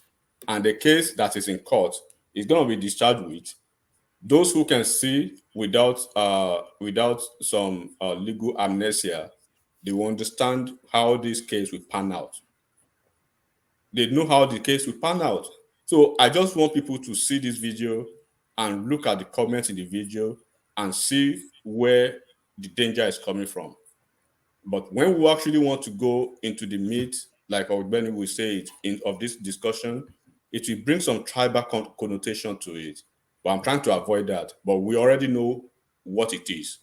That it is not just about fighting for Nigeria. It's about just more or less. I've said it on this. It's like a natural hereditary vendetta against one man. And this started since 2015 when they believe he was the one that actually orchestrated the ouster of their golden child, Goodluck Jonathan. And then he helped, in bringing Buhari to power. That's politics. If they can't handle it, they have to align, So it is what it is. It's unfortunate that we found ourselves with this. We found ourselves being lumped up with this kind of uncharitable, unpatriotic, renegades that we call Nigerians. These people are not Nigerians. They don't care if Nigeria goes into. Nigeria burns down, goes ablaze, or whatever, just to satisfy a sinister motive. There was a lawyer purportedly saying something yesterday on a certain channel that I don't even want to mention that Baba Ahmed and his rhetorics, inflammatory comments, incendiary comments, right? But this can actually be a pointer to people who are saying they want a change. You want a change for a country that you actually do not love. Who do you actually want to govern? This is the same man that was on the public TV. He couldn't chastise his obedience. They've embarrassed the Sultan of Sokoto. They've embarrassed Oni of Ife. They've embarrassed Wole Soyinka. They've embarrassed the Pastor Adeboye. They've embarrassed almost every and any prominent Nigerian that you can actually point to who has an opinion that is at variance with their terroristic attitude and manners, with their fascist movement. And you want to call those people Nigerians? I don't see them as Nigerians, one man. I see them as the MAGA, the MAGA department of Nigerians, who we can call the IPOB, who never loved Nigeria, who became emergency and temporary lovers of Nigeria 8 months ago for the purpose of an election. And they have a poster boy who is the yes daddy of the Nigeria political space now. Just because he couldn't win an election that he was never primed to win, election that he was supposed to come out as the golden child, protect his goodwill, and spread his popularity across the nation, he has basically ruined that. This man has seen the highest and the lowest of his political life. And there's nothing for him again in the political history of Nigeria going forward. I know you probably want to come back in 2027, but you should understand the fact that he has already nailed the coffin of his political trajectory in Nigeria, because nobody will actually give him the opportunity again. If we have to go back to an election now, he will be surprised at the abysmal numbers he will probably shun out. He will be surprised. So we really need to be careful who we call Nigerians. When certain Nigerians will say, I think there was a pastor who was saying the president-elect should be poisoned by his wife. What is more barbaric than that, one man? The reflection of your followers is just like a pointer to you. Who is the leader? A leader who has had several opportunities, plethora of time to condemn and to call to order, these nitwits, as Prof. Wole Soyinka called them. But he was always pandering and probably scared of them. And you want to lead Nigeria, but you cannot even lead that little cocoon of those renegades. It's quite unfortunate, one man. I'm not talking about Apapa and the Labour Party. Probably I'll have time to address that later. And I will tell you, this man's approach to leadership, and you understand that his leadership capacity is at best, irritating, repugnant, and so derisively lackluster, at best to describe it. Did you see what the gubernatorial candidate in Oyo State wrote about this man, one man? Have you seen it? Have you seen the trajectory in Labour Party now? Arabambi said this guy is southernising the Labour Party. They are not fighting him because of certain interest or they are being sponsored. Whoever believes they are being sponsored is that person has a lazy mind. Apapa has been in the party for almost 20 years, same as Arabambi. You can't just come and run roughshod on them like that. Bringing that loquacious, loud-mouthed Kenneth Okonkwo, calling them rodent. You call Apapa a rodent who has been fighting for the party. You call them several, derogatory names, and you think they will be happy with you. You basically sidelined all of them. So it's quite unfortunate where we find ourselves. And no thanks and thanks to this man now. We've never had this rough, one man. A general in President Muhammadu Buhari ran 3 different elections. He lost 3 different times. He proceeded to court to seek the instrumentality of court to retrieve his mandate. He never for once riled up he had court followers in the North. The North can be fanatical, they can be extremists, they can be anything you want them to be. He was able to actually have them in check, and he was able to keep them, in trust for subsequent elections until he became the president eventually. 3 different times, he lost 3 different times. He proceeded up to Supreme Court to challenge, his mandate. Same thing as Atiku. Atiku is a veteran presidential, election runner. And he is still in the process as we speak. A situation where you have the number 3 being the loudest, being the most vicious, being the most vile, and couldn't control, these folks. Do they want to burn the country down? By the time you successfully burn the country down, then what country do you want to govern over then? I just want to know.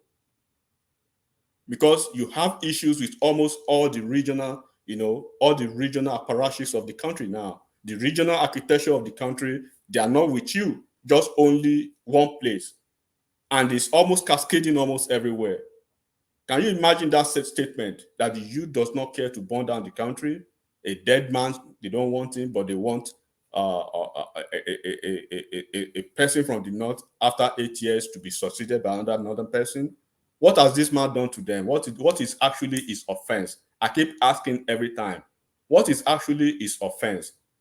Do we have to travel back to the years that we were probably listening to Awolowo and the shenanigan that happened then? Are they trying to repeat MKO Abiola's scenario?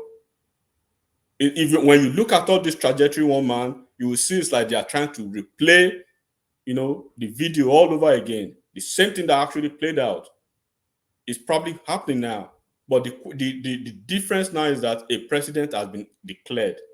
Unfortunately, may his soul continue to rest in peace. MKO, he was never declared president-elect. If this man had not been declared president-elect, they would have probably turned Nigeria upside down by now. Well, man, can we ask a question? Can we ask a question, please? Please go ahead. Please go ahead. Oh, is one man not there? No, I'm here. Please go ahead. Yes, you can ask a question, but I'm desperate to get Zita's voice in because she may well have to go to bed in a moment, and you know how people delight in hearing from her. So Zita, go on, just ask Zita. Let Zita take before. I want to ask Ogbenyo. Ogbenyo or Enigmatic. It was Enigmatic that was. I know. I'm not asking him. I want to ask Penny. All right, let's hear from Zita first. So Zita, to that clip and Enigmatic's presentation, I suspect you have a different inflection. What are you making then of the clip and Enigmatic's take on it, Zita? Well, good morning, everyone. I don't know where to start, but these things I have said here several. The bitterness is too much. I don't know why the bitterness. As somebody just said earlier on, it's just because it's Tinubu.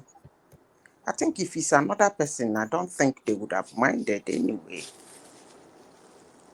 But I don't really know why. And not only, never mind. I think the guy in question that hit him with hatred, I think he's an ignominious human. But even at that, he should be careful. I just don't understand this year's election, honestly. Actually, one man, that was one of the reasons why I came to your platform. I sat in amazement and watched how a calculant is being garnished. But what will I say? Before now, I thought the globalization with the phone in their hands and their data and the internet, they have a lot of information in their hands. But when I saw what happened in 2023 general election in my country, I begin to say, oh my God, these people don't have enough information. I don't know where the bitterness is, and I've tried severally to know why the madness. Yes, if you lose an election, you contest for it, you are in the court. That's fine. Let's see what the court will say. Number one, you lost in the pool.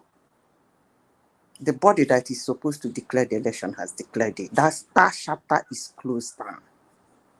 You take it to another step. For the judiciary to turn the hand of the body that is supposed to announce it, turn it around for them to change what they have announced to announce you. You are still there. If you lose again, you go home. It's your fundamental human right to seek for whatever you think is an injustice on your own side. But the bitterness I see, one man is beginning. I have said this several times. Tinubu should be careful. The things I hear, the things I see, the video that comes my way, you just have to be careful. By the way, yes, he went overseas. Sorry, Zita. Who do you think can pull back this bitterness, or that we? And I think we all agree that we're seeing some sort of a toxic thing going on within. Who do you think can pull it back? Nobody can pull it, except those people who started the bitterness. Nobody. There is, when you talk about bitterness, people try to make excuses for the bitterness. Bitterness is bitterness, because if you look at that bitterness, I don't think it actually has an excuse. I used to tell you people, I remember when I happened to work with the Niger Delta boys, my department. It was a long issue. They've been complaining, and they came with something on the table. They were the ones coming to the government, begging the government to listen to them every day until they went. They could no longer take it. But this bitterness of, if it is not this, it's nothing. There is nothing you can do about such bitterness. Absolutely nothing. That's why I tell everybody who cares to hear, move on. Just move on. Do the necessary things you want to do, even including those people that have bitterness against you. Do everything you need to do, but don't get them close. It's scary. It's scary. One man, I don't know how much you peer through into is happening in Nigeria. But I do. There are some pictures I will send to you. When I want to look for my information, I can even discuss. There are some pictures I will send to you. You won't believe it is me. Way back in those days in Porto Novo. But what am I saying? It's just something that is there. He just have to be careful. That's why I said yes. I came here yesterday evening. I said yes. He went to France to meet with mechanic. And what about it? All of them, they need a mechanic. Otherwise, they embarrass the public that believe in them. I said it in a metamorphoric way. But those that wants to understand me will understand. Today we are sitting down here saying Tinubu is outside of the country 15 years to the swearing in. What about Alesoti? He's somewhere in the United States. Most people did not even know that he left to see his mechanic. Or you want me to stand there? He's in Alexander Gomez's house. We saw him there. We are witnesses. And you are happy because Alexander was following him about to know where he went to. But I put it to you now, and I'm telling you, he came to see his mechanics because he's going for a long road ride. And every public figure do see their mechanic. Some carry their own along the road as they travel. But that being said, that's not what you told me to talk about. Talking about the video. It's scary. If I were Tinubu, I should be scared for my life. That in enigmatic said that the pastor said his wife should poison him. That's why I came here one day. I said, I am happy for him. He did not marry a Yoruba girl. Neither did she marry an Igbo girl. He married an Igbo girl. I know why I said that. He should be careful. I don't even want any woman, like a doctor or somebody in Nigeria, to give him paracetamol. That's how much scared I am for him. This man has been traveling outside of the country when he has not even declared to be the president with his money. He has a private jet. He flies out. He did knee surgery. During the campaign, he left several times. He's been going, they say he goes to take what? Booster shots, and they hang all manner of equipment on his body, right?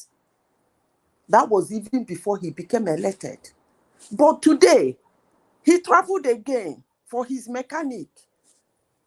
It's the government money. And if it's his government money, and so what? We all work for companies. We go to see the mechanics. They handle us. The company pays. I mean, I'm honestly, woman, I am tired of talking about this, but I will still continue saying it. You know why? Because it's working. Truth works. I know how many people have changed talking in one man's platform. Truth actually works. But the problem some people are having in Nigeria today that I must speak about is that when you question others without questioning yourself, you lose your peace. I can see a lot of people are losing their peace because they keep questioning others. Why don't you sit back and question yourself? Where did I do this thing wrong? Where didn't I get it right? How can I manage it? How can I move forward? Am I sure I did the right thing? That is questioning yourself.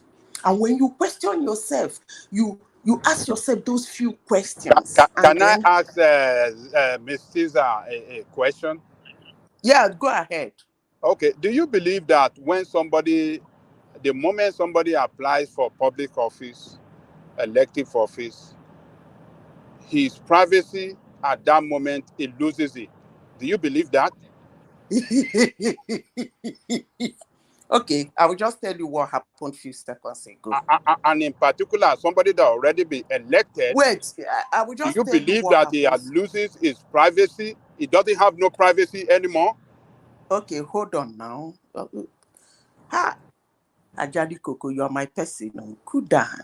I will answer you. You see, some few seconds ago, my husband is in the house here. And I think Alexander and a few others in this platform, they know the kind of job my husband does. Few seconds ago, somebody was speaking, and the person made this comment you just made now. He was passing because I used the TV. That's where I talk from. I just connect my phone and I start talking so that it can enable me touch it and type when I want to type. He was just passing. You know what he said? I wonder where he got this from. I think I've answered your question. You can ask. I think one man knows what my husband does for a living. No. You didn't answer my question. That is not the way I to said, I just ask you a direct answered you by question. telling you, I wonder where you got that from. That when You you wonder become where a I got it. president, you lose your privacy. Where did you get it from? So are you telling me that for No, person? no, no, they don't lose Hold their on. privacy. They don't lose their privacy. No, not at all. All right. They don't. I can see the angle you are speaking from. It's just because No, they some don't. of you that are No, go supporting check it. They don't. Tinubu In fact, they actually will have the never highest be privacy. on. They actually have the highest privacy because of the image they carry. There are things about them will not be Madam seen Zita, by the public. can I interject, Madam Zita? Go Can I ahead. answer the question? It's because I think what is the problem with a lot of you guys defending these people, maybe it's because of long-term military rule that run that country in secrecy and does not run that country in transparency. Maybe that is why you people, have this mentality that people that are running public offices should conduct their function in secrecy and in privacy, that we, the people that pay their salary, should not know what they are doing. I leave it there. Angelica, want to give an Hold on. example of the country. Can I respond, please? Ajali Coco, the person that just passed and said, I wonder where he got it from, is somebody who is in a position that handle those people. By the way, let me say this. Anything that is legally right, constitutionally bounding on a public officer to make public, he will. Obviously, he will. You can hold him on that. Why didn't you tell us this? The law said you should tell us this. The handle And on whose behalf? On whose behalf is he meeting this investor? On whose behalf? Is it at his own business? Is he not trying to run the nation? Shouldn't we know? Shouldn't we ask questions about it? You can ask questions. Nobody is stopping you from asking questions. But demanding an answer is what we are talking about. Please. Nobody is stopping you. Can answer questions. Making land that it a point. crime that he did not answer. That's where the problem is. All right, let Prince Daddy come in, and then after Prince Daddy, Fatai, and then Rational Mind, you wanted to put something in a while ago. So Prince Daddy first. Oh yeah, thanks, Woman. Is the Angelica that was speaking? I was going to ask him one that he should provide an example that a president being elected or being as a president does not have a right to privacy. I'd like to have like one or two examples about that. Okay, let me answer your question. What I mean is that the moment you assume public office, the searchlight on what you do on daily basis is on you. People will put their searchlight on you. The media will be on you. Everybody want to monitor you because you are serving the people. You are no more serving yourself. The people pay you for the office that you assume that you are working, and you must work for the interest of the people, and therefore anything that you are doing in that office where you're going, what you're doing, whenever you're traveling out of the country, any engagement you are doing, when you are in that office, people must know it. That is what I mean, that you don't have privacy anymore. Well, I hear you, but I think you're being And dogmatic. you know the way You, it runs. hold on, you're being dogmatic in your response and being an absolute when it comes to this issue. Well, you can know the president is going to Paris or UK, but you don't have to necessarily know all the details of the engagements. I mean, they have to use discretion. It's discretionary in many ways. Not even here in the US, the so-called free free press and free everything. No. They don't disclose everything. Many things, in fact, are classified that the public does not know until they are declassified. So the notion When, that a when president it cannot has have to do with national security, not even that. hold on.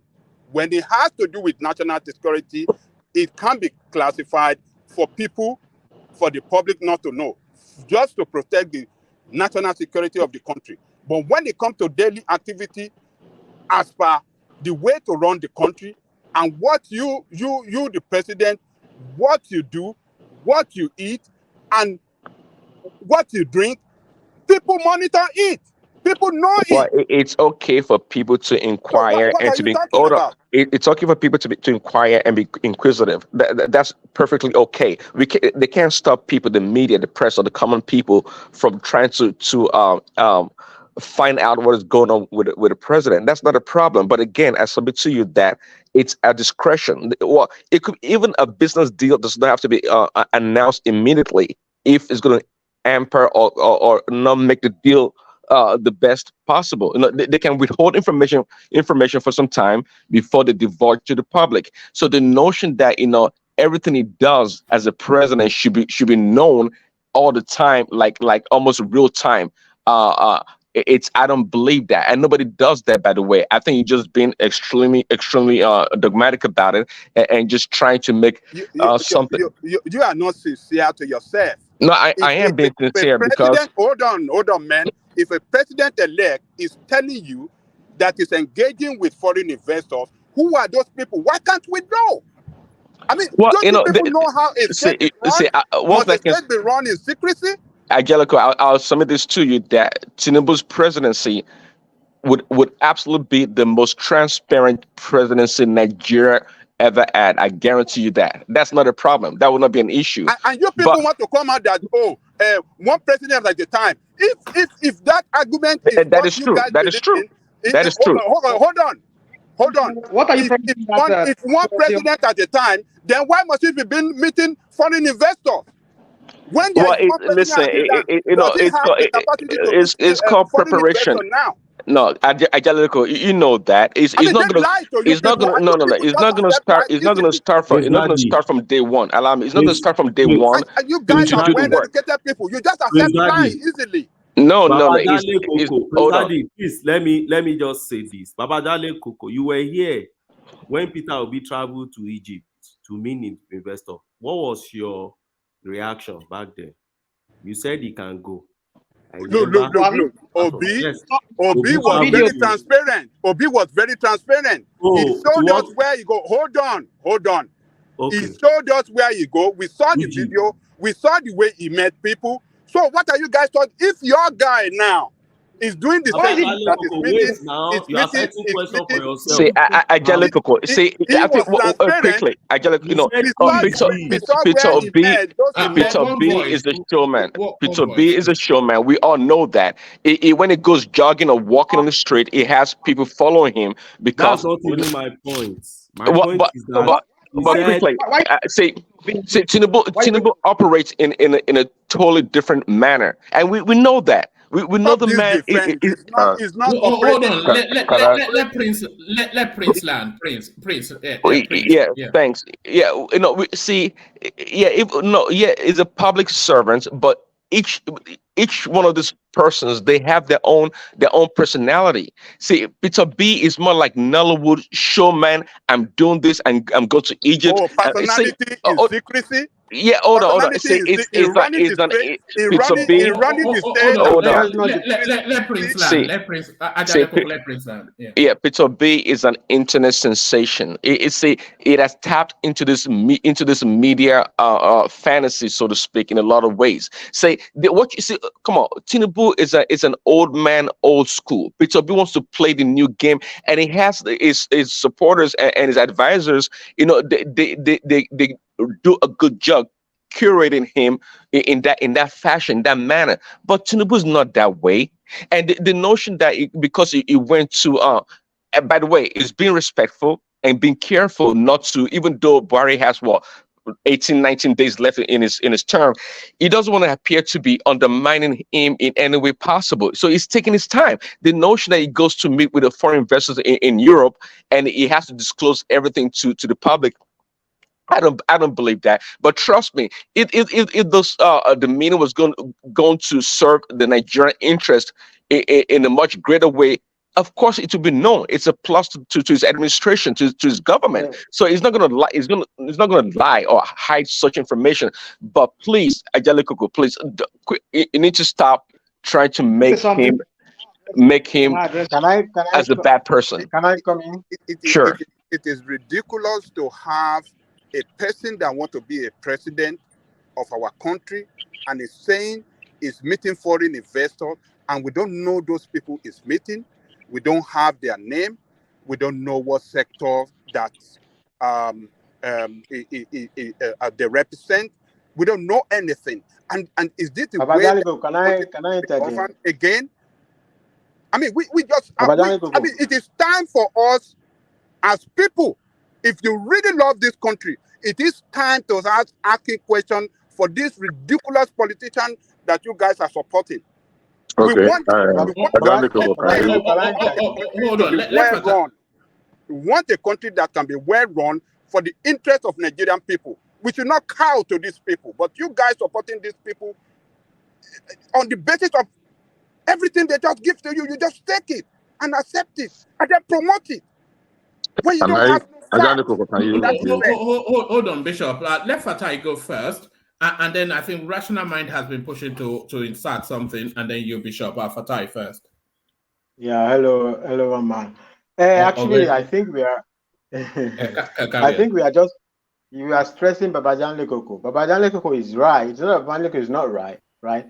Information of public concern. Right. It's almost like a right. Right. So we are just trying to say we are just going to be expanding it and make Babajan Lekoko. Babajan Lekoko will be having he has the upper hand. Right. Tinubu is not a private citizen. At this point, it's a public property, right? So the right of public information is a legitimate concern. But the question that is there is the relevance of the concern, is the direction of the concern. Are we? We want to know everything about him. Is it because of snooping, because of gossip, because of perverted behavior? So this is where the government has to. These are the things the government has to factor in. There is freedom of information. Has anybody filed a request for freedom of information? So if some people, they want to know where is Tinubu paying for whatever perverted reason, that is where they call it principle of proportionality, right? It's called the principle of proportionality. If it's your right to request to know where is Tinubu, right? But you make the request. He has given out as much information as he can give because we don't have the intelligence that they have.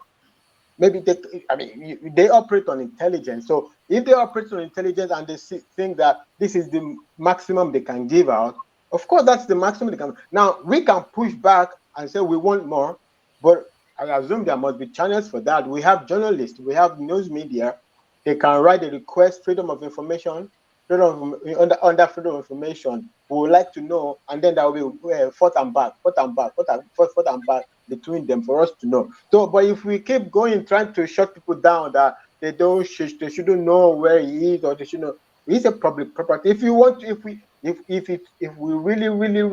want to know, we can know.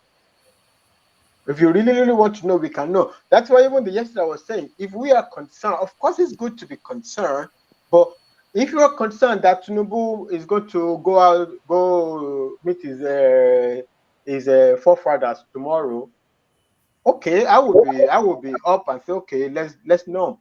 But if it's like, yeah, I want to know. I want to know how does this equation factor into the country, right? But if we are looking at something that we know, even during the campaign, we see this is the same person. There's nothing worse about Tinubu now and during the campaign, and the public knew about it, and they still voted for him. So I don't.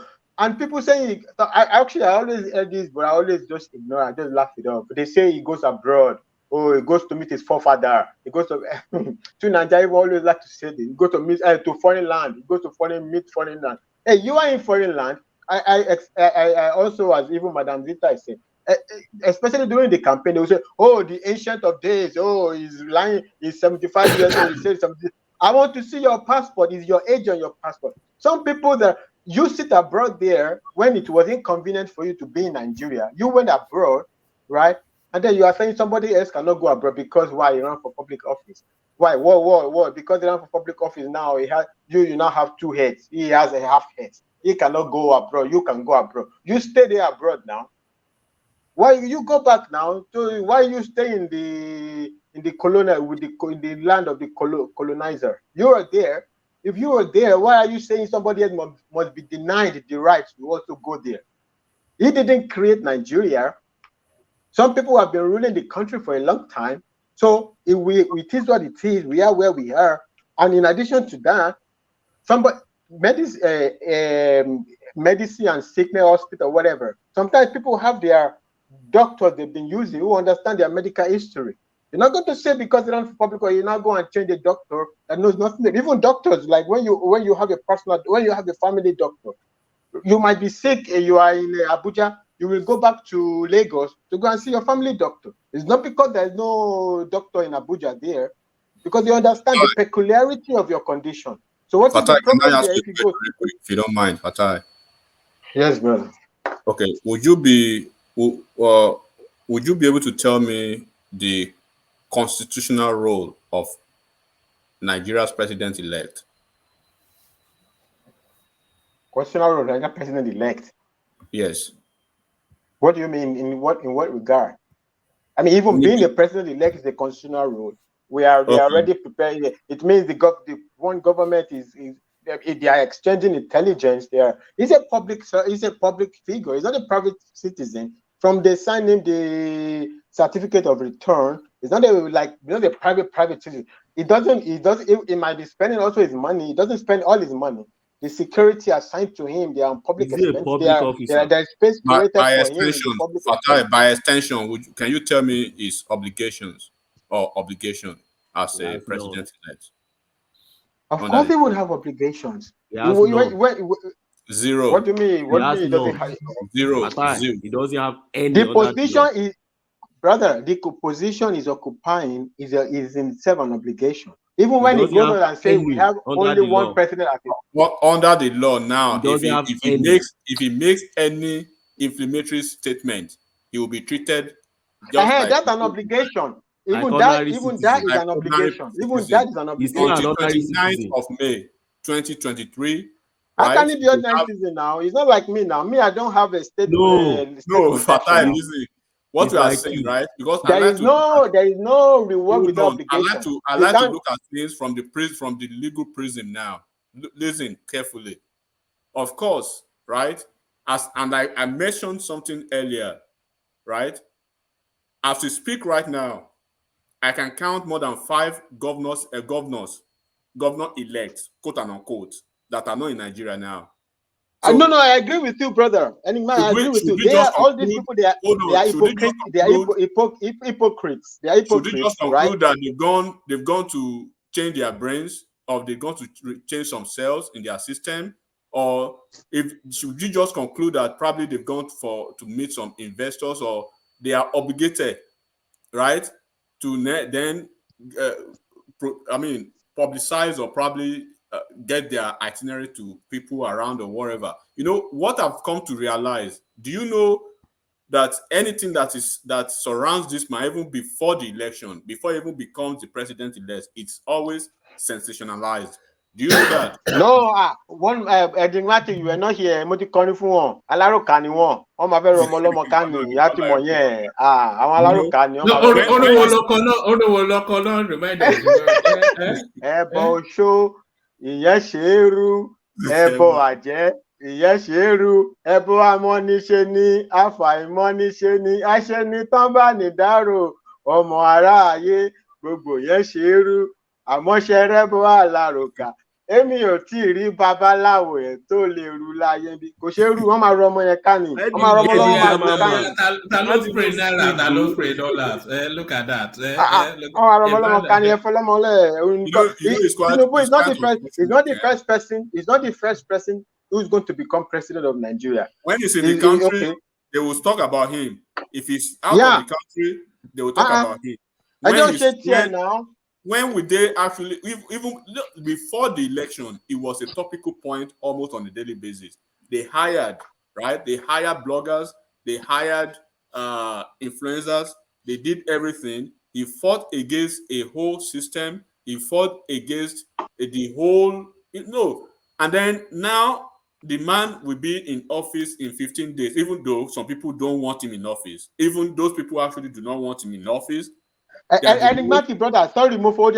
Even in the election, he said one thing that me I never. He said they asked him. It was some economic summit, whatever. They said, "Hey, what are you going to do? Whatever in your first day in office, whatever." He said, "I'm going to hit the ground from day one. I'm going to hit the ground running." Okay, I take it as he's preparing to hit the ground running. He said, everybody says Buhari, every time he's the president, is going abroad. Okay, maybe he goes abroad to make sure he doesn't be like Buhari. Before he starts the presidency, is ready for the job. I don't know. He goes to take care of himself. What's the problem if he goes to take care of himself? Everybody goes to take care of themselves. Why he goes to take? So what? He goes. I don't even have a problem if I heard he's in whatever, France, Europe, Germany, anywhere for us for medical or whatever. Except one of the reasons officer Konde, let me just a simple hint. One of the biggest problems in the chief of staff, he wants somebody different, but as the rumor and the speculation everywhere now is that Femi Gbajabiamila, is probably already has probably maybe people already see him as the chief of staff, but his first choice has always been BRF, but BRF has been so reluctant. He's been so reluctant. He says he wants to take a break from public office and from politics. But my own is trying to insist and but although I change the chief of staff, my change of staff. Say my dilemma, my money. If he doesn't, if he has the right to choose. No, I'm just telling you. All a monarch with obligations. I'm just telling you. And then there are some when you notice too. Buhari has moved out of he has moved to the glass house now, right? And then was in Aso Rock being shown around at that time. Look, there are things, and nobody is giving excuses for anybody here now, but we are just saying that when no, we are just saying Arukanye ti pọ̀jù ni kò ṣe excuse kò ló kàn mí ṣe èmi jẹ́ ọmọ mi first born ni I don't care, but Arukanye ti pọ̀jù. Arukanye ti pọ̀jù, that's all now. It's not that you're defending Tinubu. It doesn't need defending. If nobody defends him, he will still, May 29, he will be sworn in. If everybody they shout. As president, make everybody they shout. He will still be sworn in. Make hand they shake, make leg they shake. Now like that, he go sworn in. Fatai, as president-elect, if Tinubu tries half of what Adedansa does by whining and dancing all over the place, you know what the narrative would have been now. So everything about this man is being magnified, over sensationalized. It's not because they care. It's somebody that they wish he could have died during the campaign, or probably wouldn't even be here today. So it's just they should just calm down okay, somebody you don't actually want, right, to be sworn in the first instance, ab initio, you don't want him to be sworn in, and then you are worried about him being in the country or being sworn in 15 days. But you guys are rushing to the court, right, to find a way to nullify his inauguration. So what are you guys? It's like you are here, you are not here or there. So calm down. 29th of May, Buhari has already shown that he's going to Daura. He's tired of everything. He will leave everything for this man. And then let's see on the 29th of May, if he fails to show up for his inauguration. Enigmatic. When you were saying, I wasn't even disagreeing too much with you. I'm not saying he has particular role. Like, okay, it's an absolute position to say he doesn't have any role at all to play, right? But at the same time, even Buhari wants to run away from these people. He wants to run away, and you said Tinubu should not run away when he's not even taking the office. You people, your wahala too much. They asked me before I start the job, make a leave on that. All right, give me a microsecond to do some administrative stuff. The super chats that have been coming in are led as ever by Alexander Gomez. So that's Alexander coming in twice. Adeola Ogunleye, he joins that space. So thank you. And of course, the official sponsor of the One Man Wentemo platform, Ayo, he just rattles through a whole series of. So that's Ayo, and that's Ayo again. That's Ayo again, that's Ayo again, and that's Ayo again. But does it stop there? No, that's Ayo again.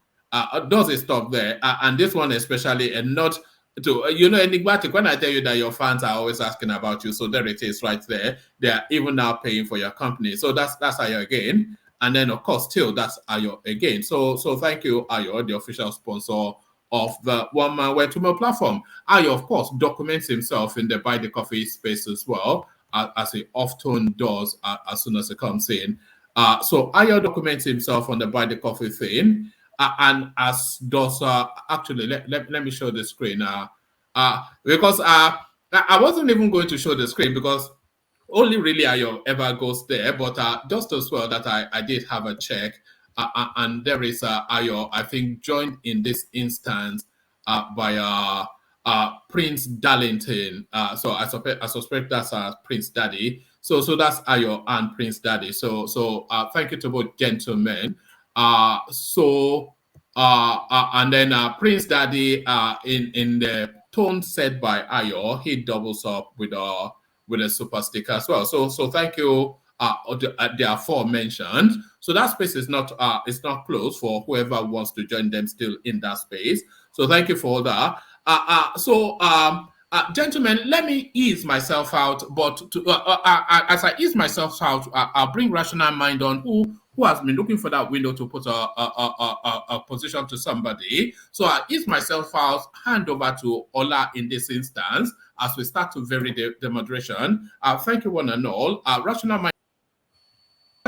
mind, put your position as I bring Ola in. One man, before you go, I don't know, you are still there. I'm still here. One day you give me access so that I can become moderator, so I can oppress everybody, including Thomas. So I can oppress them. I can oppress all the Batify too.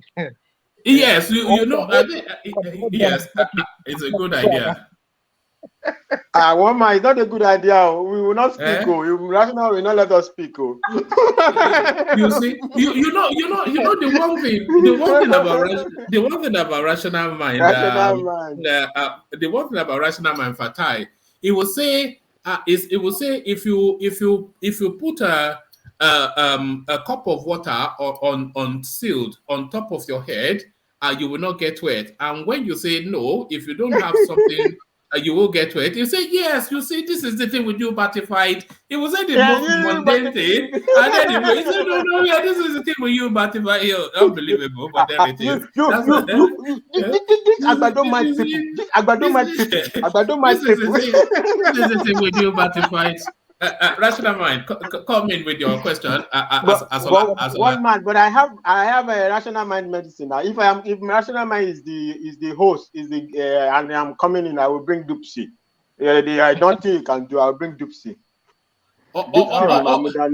Yeah, do say leg by maybe, do say leg by maybe, you know. So when you say you notice that the voice just drops when Dupsy turns off.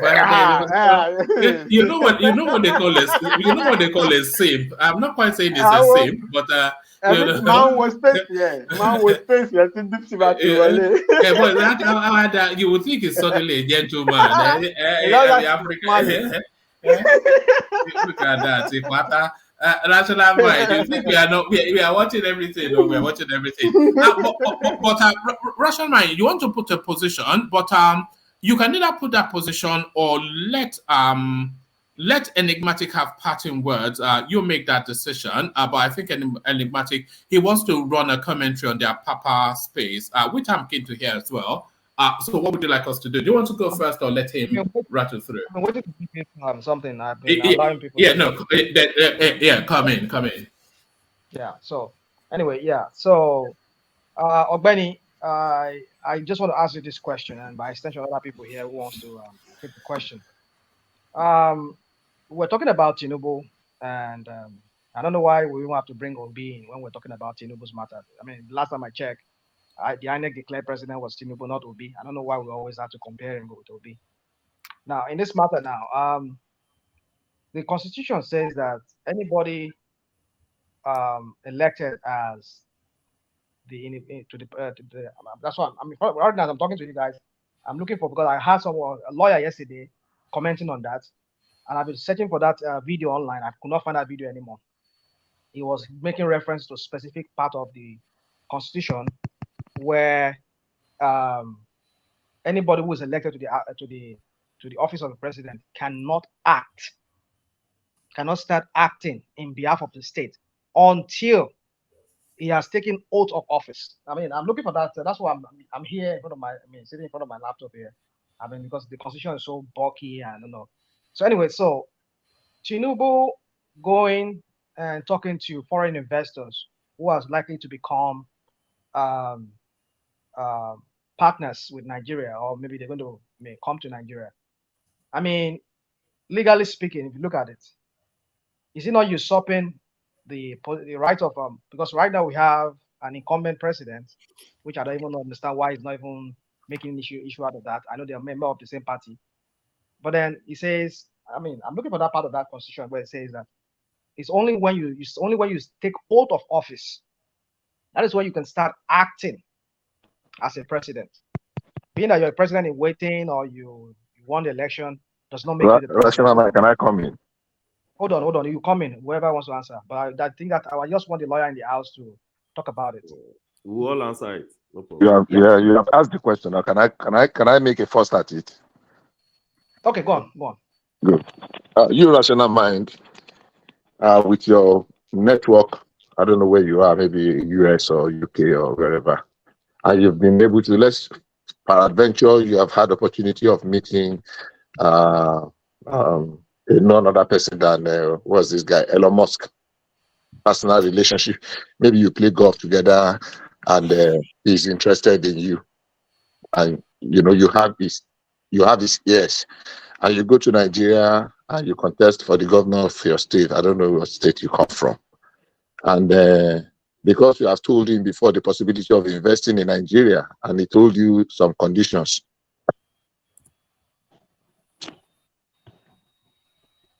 Hello, Master. Question, or is that a question you're asking? No. I want to answer your question.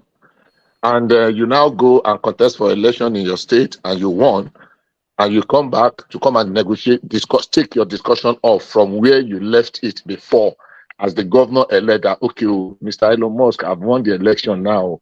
So that thing we discussed 2 years ago about possibility of you establishing so and so. How much did So I'm going to make it happen. Your investment, our youth need job, and you come as using your personal relationship that you've had with him before to come and negotiate on behalf of your state. Are you breaking any law? Are you committing any crime by doing that? Now, I want to believe it is not like Tinubu is representing this Nigerian state as it is, but he's using his already existing network of people he has had interactions with before to say, okay, now the thing is down. There's no time to waste. I want to hit the ground running. Maybe it is in industry, maybe it is in manufacturing, maybe it is in whatever kind of investment. He's using his personal connection, or even to go and convince some people that he wants, maybe Nigerians in the diaspora, that he wants them to come and work with him. If he's meeting 10, 20, 30 people scattered around Europe, and he comes to a central place and they are coming to meet him, now he's meeting them on behalf of Nigeria, but in his personal capacity, because of existing relationship he's had with them before. Sometimes I get a little bit worried when we bring this Aluta kind of thing to everything. It's not everything that should be Aluta. Hold on, please. I would appreciate if you can answer that question rather than just having to speak to my answer the question. That's what I just said. So hold on. Let me read this to you. And I contribute. Okay. Just let me read. Let me answer before you comment, please. Oh yeah, go ahead. Read it. Hold on. Let me read this. I found it.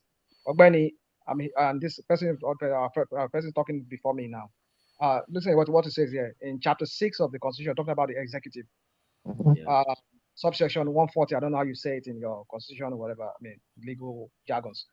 Sorry, I'm not trying to be. Yeah, it says here, a person elected to the office of president shall not begin to perform the functions of that office until he has declared his assets and liabilities as prescribed in the Constitution, and he has taken and subscribed to the oath of allegiance and oath of office prescribed in the 7th schedule on this Constitution. And the other blah, blah. So now he has to declare his assets and the liabilities or whatever he has, and then he has to take oath of allegiance. So the person elected to the office shall not begin to perform functions. Okay. Now, if the president elects, or should we say, is yet to take an oath, like in person of Tinubu, is yet to take oaths of allegiance. And the last time I checked, remember the what's it called? This bureau of whatever they call it, asset declaration. We're telling him that if he doesn't submit his and as far as I can remember, I don't know if he has done that now, but as far as I remember, he has not done that. So those two things has not met it. So he has not declared his assets, as far as I remember the last news cycle on that. And then he has not taken oath of office, so he cannot begin to act. Our legal people here, you can. No, but did you listen to what I said? In my meeting narrative. Hold on. You're only making excuses. Listen. No, I'm not making excuses. Who told you he's meeting anybody on behalf of Nigeria? Is he meeting them as the president of Nigeria? When are we taking this thing? Here you go. Is he meeting them as the president of Nigeria? Wow. Until he takes the oath of office, just like you have said, he's a private individual that can go to wherever and see whoever he wants to see. He can see mind you, he's a president-elect. So what? You just read the Constitution now that says he cannot begin. Hold on, please. I listen to you talk. You just read part of the Constitution that says until certain things, he takes the oath of office, he is inaugurated, he is sworn in, he is this, blah, blah, blah, blah. Until then, he cannot begin to act as the president. And that is exactly the word. So as far as we are concerned, the man, Bola Ahmed Tinubu, is in a foreign land to see people that he wants to use to accelerate his what do you call it? It's so all this headache and hula balloon is completely unnecessary. The last time his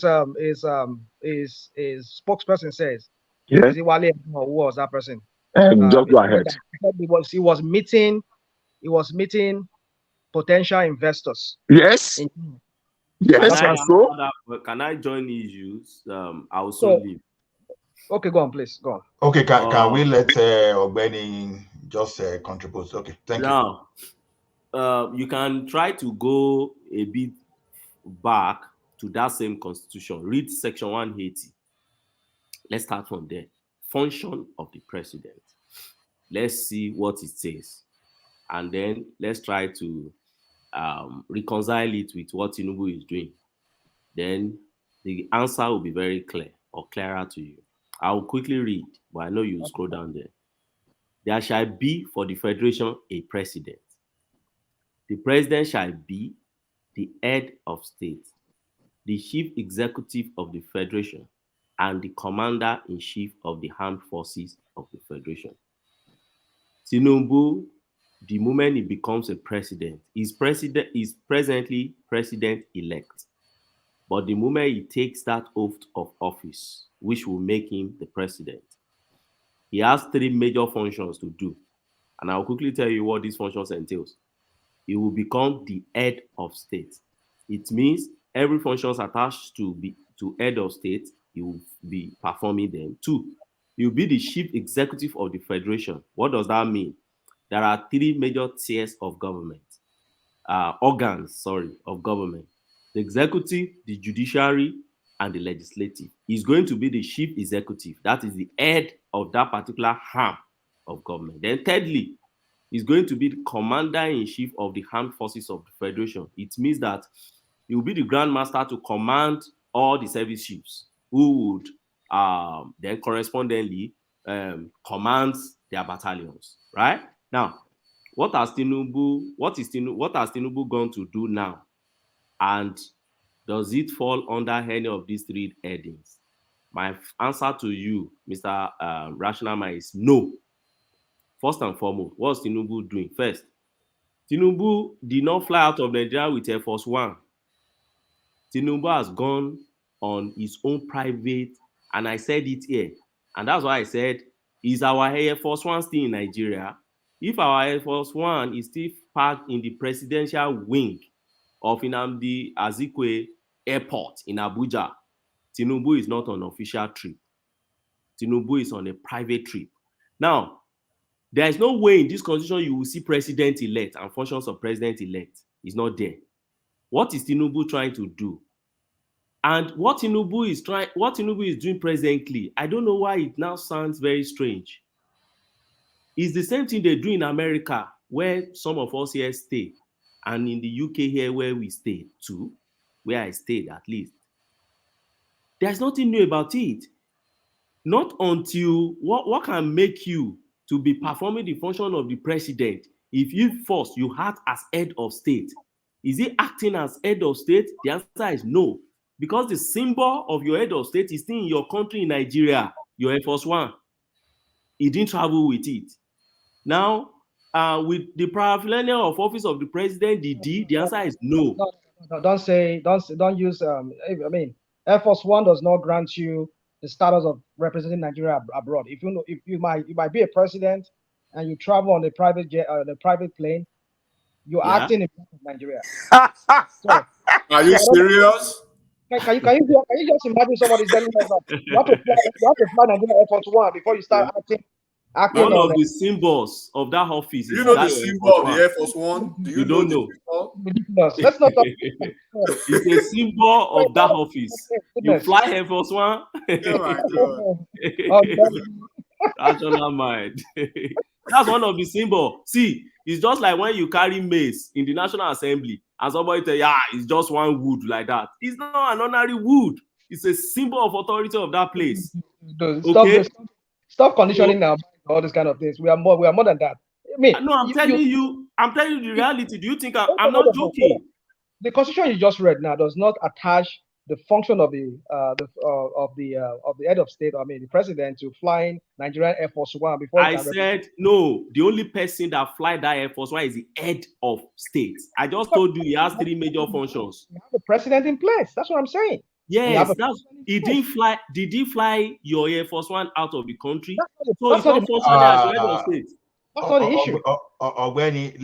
Please let me just say, rational mind. See, are you saying Tinubu is performing the function of the commander-in-chief of the armed forces of Nigeria? And do you think that even being the president-elect, he has no right to talk to investors? just like a normal person, even forget about president-elect? Are you saying he cannot talk? And then again, are you saying those people he's talking to is not aware of his position? So talking to investor, foreign investor, how does it become illegal for BAT, assuming that's what he's doing? How is it an offense? That's Well, where I'm going. it is an As long offense.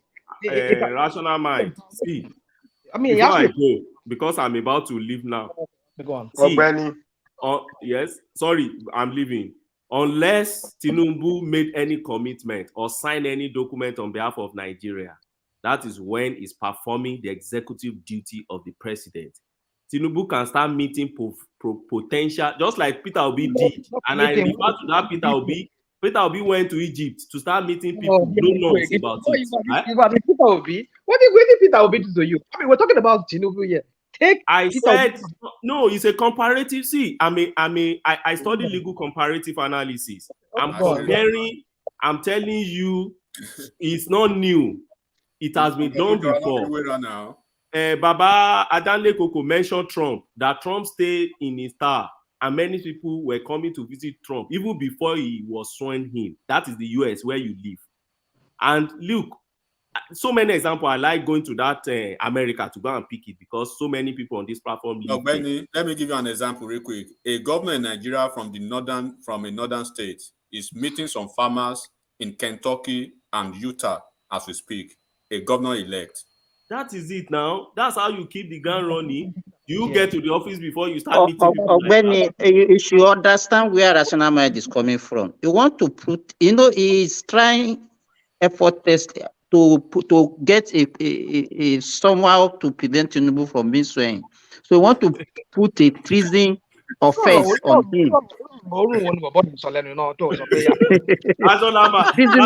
is actually saying that it personifies Buhari, the same Buhari that is Jubril of Sudan. Can I come in 1 second? You see, this if you are this is where I was coming from when I was saying that, look, if you are being absolute that Tinubu is a private citizen, we are opening the room for rational mind. If we say 100% Tinubu is a private citizen, then rational mind can ask that question and it will be legitimate. The reality is that Tinubu is not a private citizen. This thing have layers. Tinubu is a level above Peter Obi when Peter Obi went to Egypt. Peter Obi, when you are a presidential candidate, even as a presidential candidate, you have obligations. You are above me that I'm just like an ordinary citizen. They have something that they by official whatever they are giving to them. They are giving security. They are giving this. They are providing some intelligence. So they are a layer above us. Peter Obi is a layer lower than Tinubu. It's not that Tinubu is the president. So if you say absolutely Tinubu is a private citizen, Rational Man will be asking that question and the debate will go on forever. The point is this. The part that Rational Man read out, yeah, it's true, but here is the point. There is something they call transition team, right? It's the extent of the coordination. If you say Tinubu is going to meet private investors in France, right, and Buhari does not know about it, then we might be crossing the line of the path that Rational Man was thinking about. But they coordinate. That's why they have transition. There's coordination between the president-elect and the current and the sitting president. So Tinubu will not go above, will not cross the line to be doing the duties of Buhari. Even if he needs to do it, maybe Buhari says, "Oh, you go because I am packing out, so it's going to be your administration." So Fatai, in that regard, do we deserve to know who they are meeting on our behalf? Yeah, but I agree with you. That's what I said earlier. I agree with you. But I think the point, but I think the point is we have lazy journalists. Let me just land it. Let me just land it up and I'll leave it to you. We have lazy journalists, right?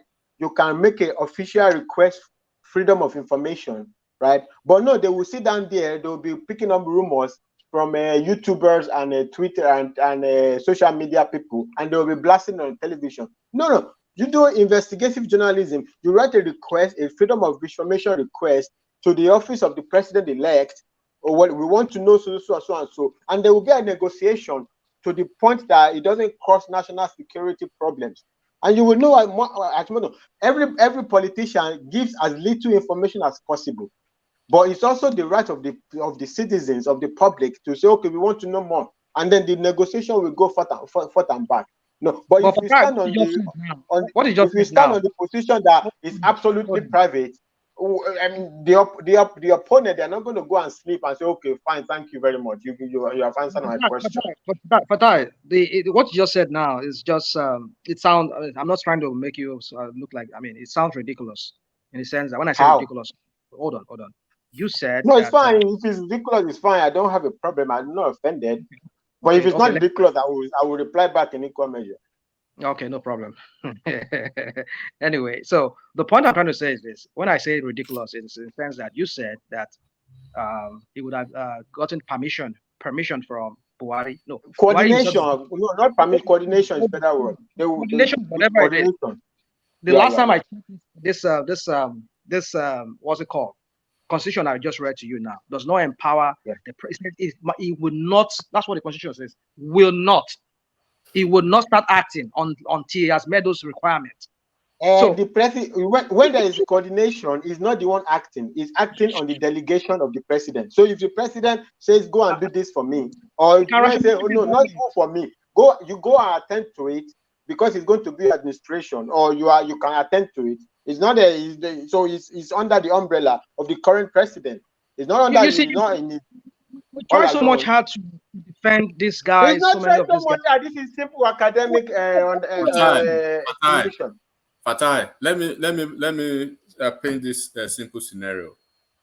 Are you aware of the fact that we have some, let me say, global investors in Nigeria, and this man has met them even within the confines of Nigeria? He has met Otedola, he has met Dangote, he has met Tony Elumelu, and he has met a lot of other investors in Nigeria.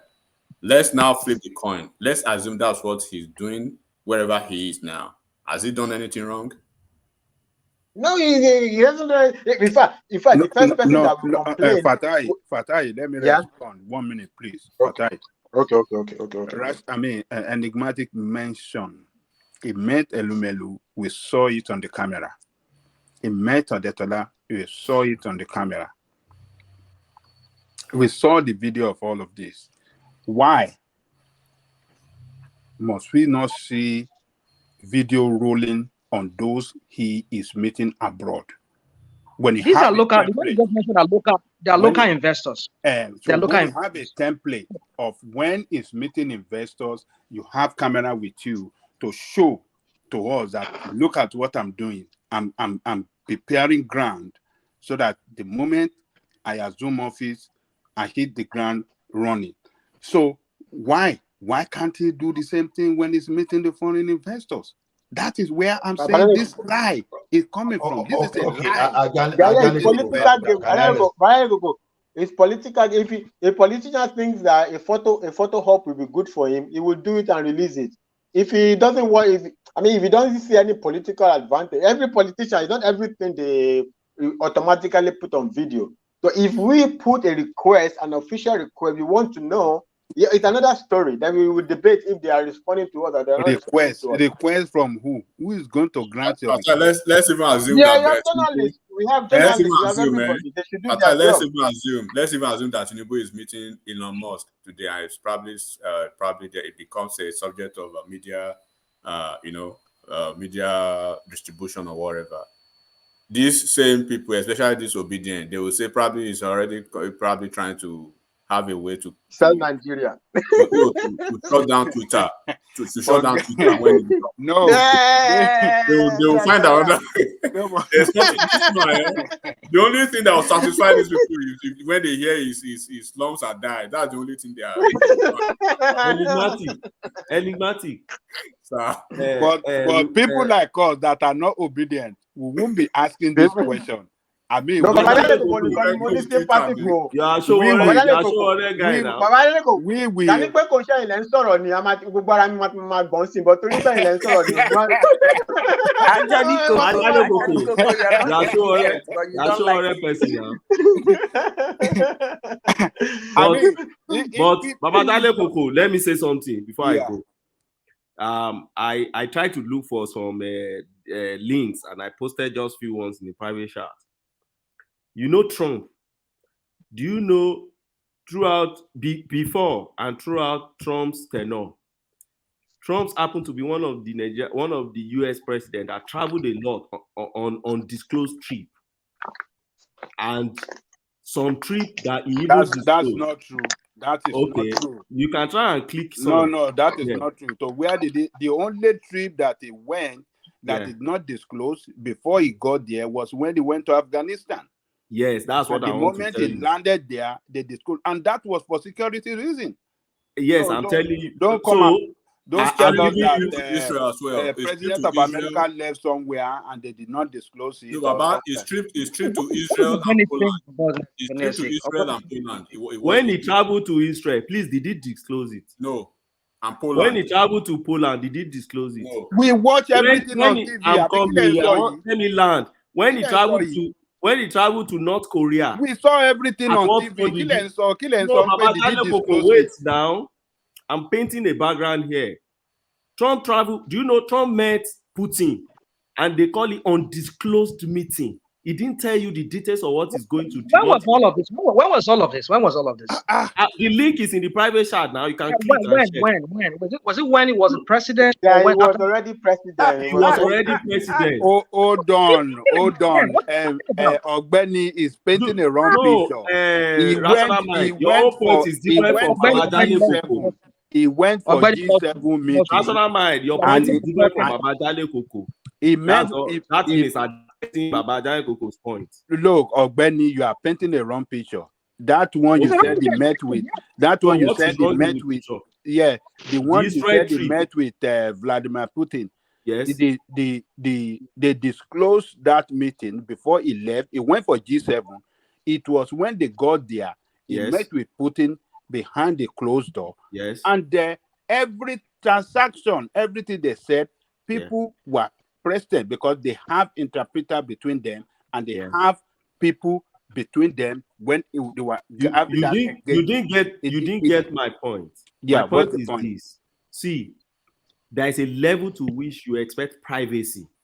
Based most times, all these presidents, they work on intelligence reports. There are trips they go and they don't disclose. There are trips they go. They disclose. Not American president. Not American president. I'm telling you, America. I'll give you 5 anywhere. Wait now, Baba Dale Koko. Yeah. When you wanted to join issue, you thought it was only Afghanistan. I've given you 3 more. But then all this, you are trying to explain that 3, and I still have more I wanted to give you to tell you that. Ogbeni, I respect your opinion, but you are beginning to sound ridiculous. You are shutting me down. I said your point is different from Baba Dale Koko point. Why don't you allow me to right. Sorry, go on, please, go on. It's different from your point. I understand this. I have a very clear head in terms of understand issues. Your own issue is different. Your own issue is that why is Tinubu acting? Ogbeni has clear head.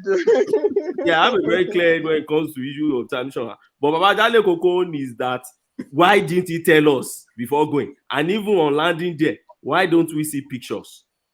There are 2 different issues now. Okay, Ogbeni, let me. You see, Ogbeni, I'm not. I don't have problem with him meeting in Warsaw, but who are these people he's meeting? We want to know them. What is the benefit? What is the benefit? You are hearing from me now. He has come to meet me. What's the benefit? Can you allow Zita to talk? She's the only woman here, and she's being marginalized, please. Exactly. I just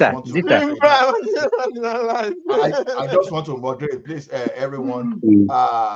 Madam Zita, do you have anything to contribute to decision? Because they now say everything Tinubu does, including going to the washroom, everything must be shown publicly. So, what do you have to say, madam? See his wife. Madam Zita, are you online? Okay. It seems like Madam Zita is not online. Now, why is Simba fighting for women? Do they fight for women in Saudi Arabia? No. They don't have women's right Hello, Papa Jelekoko. Papa Jelekoko.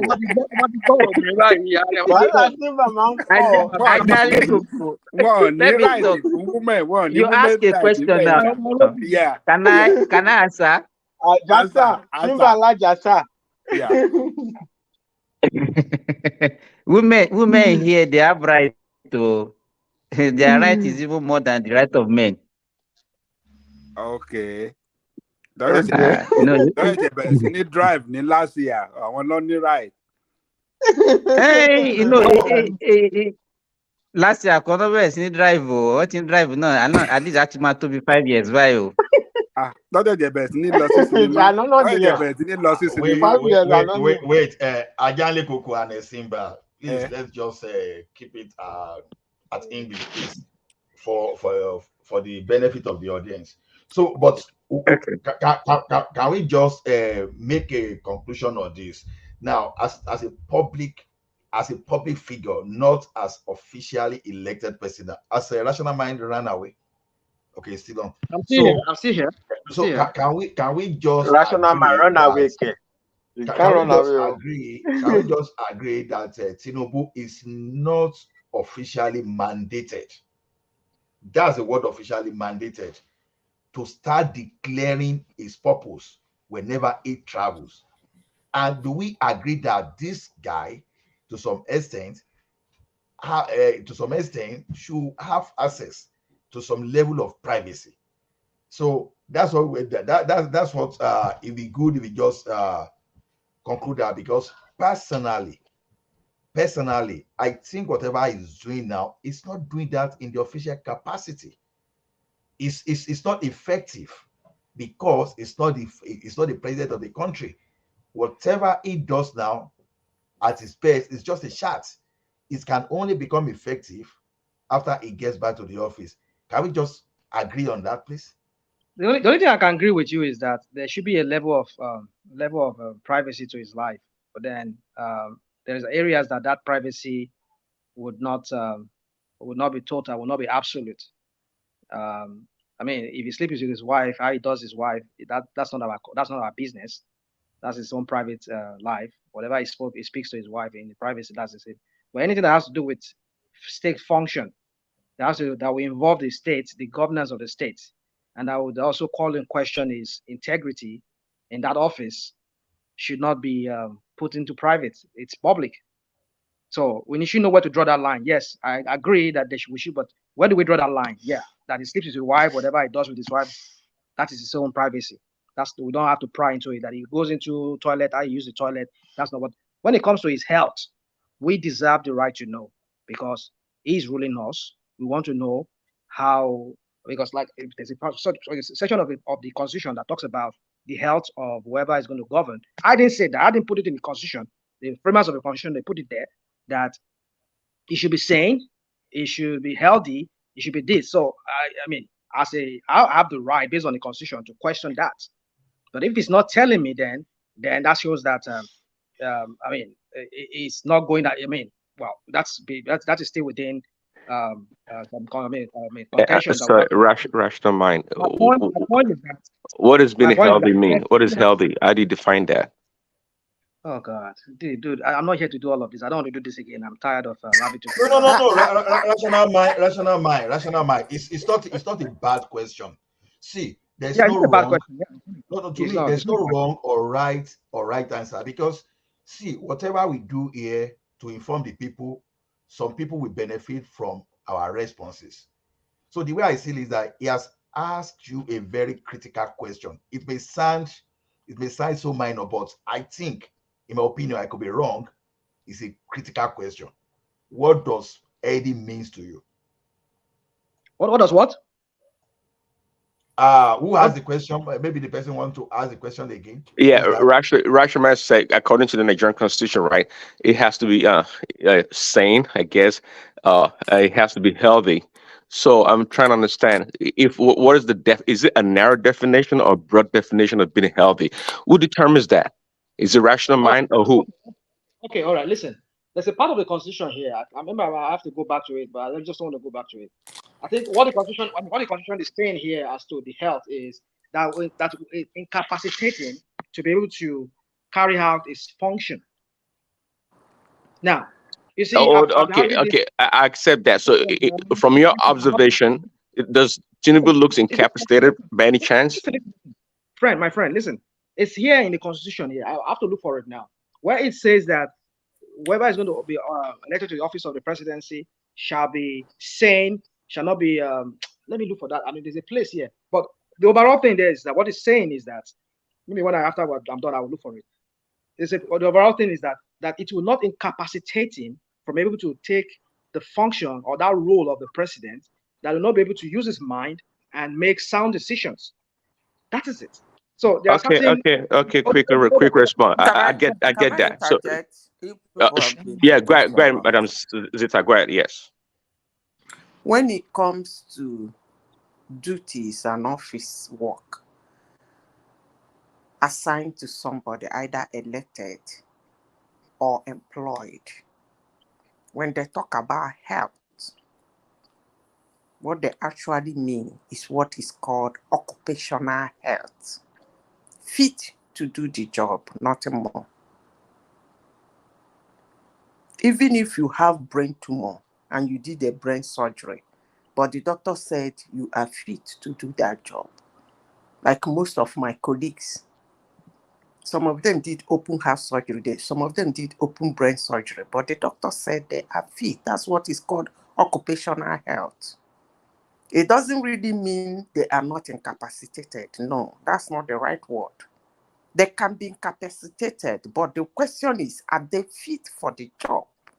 Can they do it? That's why they call it occupational health. Thank you. So, Prince Daddy, do you want to add something to that health issue? Actually, yeah, Madam Zita, brought it to the poignant position. She get it perfectly. I totally agree. Of course, she's coming from a more technical point, but to rational mind, there's nothing from the pre-campaign, during the campaign, that tells us that Tinubu is no way fit to be the president. So that the issue. Issue about being healthy. Well, somebody with diabetes or high blood pressure, does that fall into that category? So the definition of the explanation of Madam Zita, it would be ideal, okay, for Tinubu to serve as a president. So I think the man, he has no problem as far as I'm concerned. At his age, he should be able to go see his doctors as often as possible. It doesn't make him unable to perform his duties as a president. That's what I was saying. Yeah, I'm sure rational mind will agree with you on that now. So hold on. When it comes to health, I'm not going to be broad on that. I'm not going to be specific as to. I'm just going to read to you what is section 132 here says: a person shall not be qualified for election to the office of president, even in the process, even election. It says. Now it says here in C, part C here, it says under the law in any part of Nigeria is adjudged to be a lunatic or otherwise declared to be of unsound mind. So I think as far as what the Constitution says, there may be the other things it says, but then unsound mind, when it says unsound.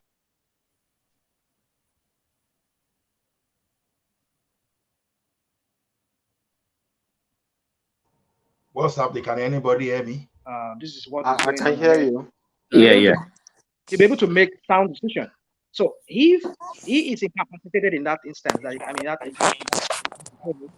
that vein, that he's not able to make sound decision.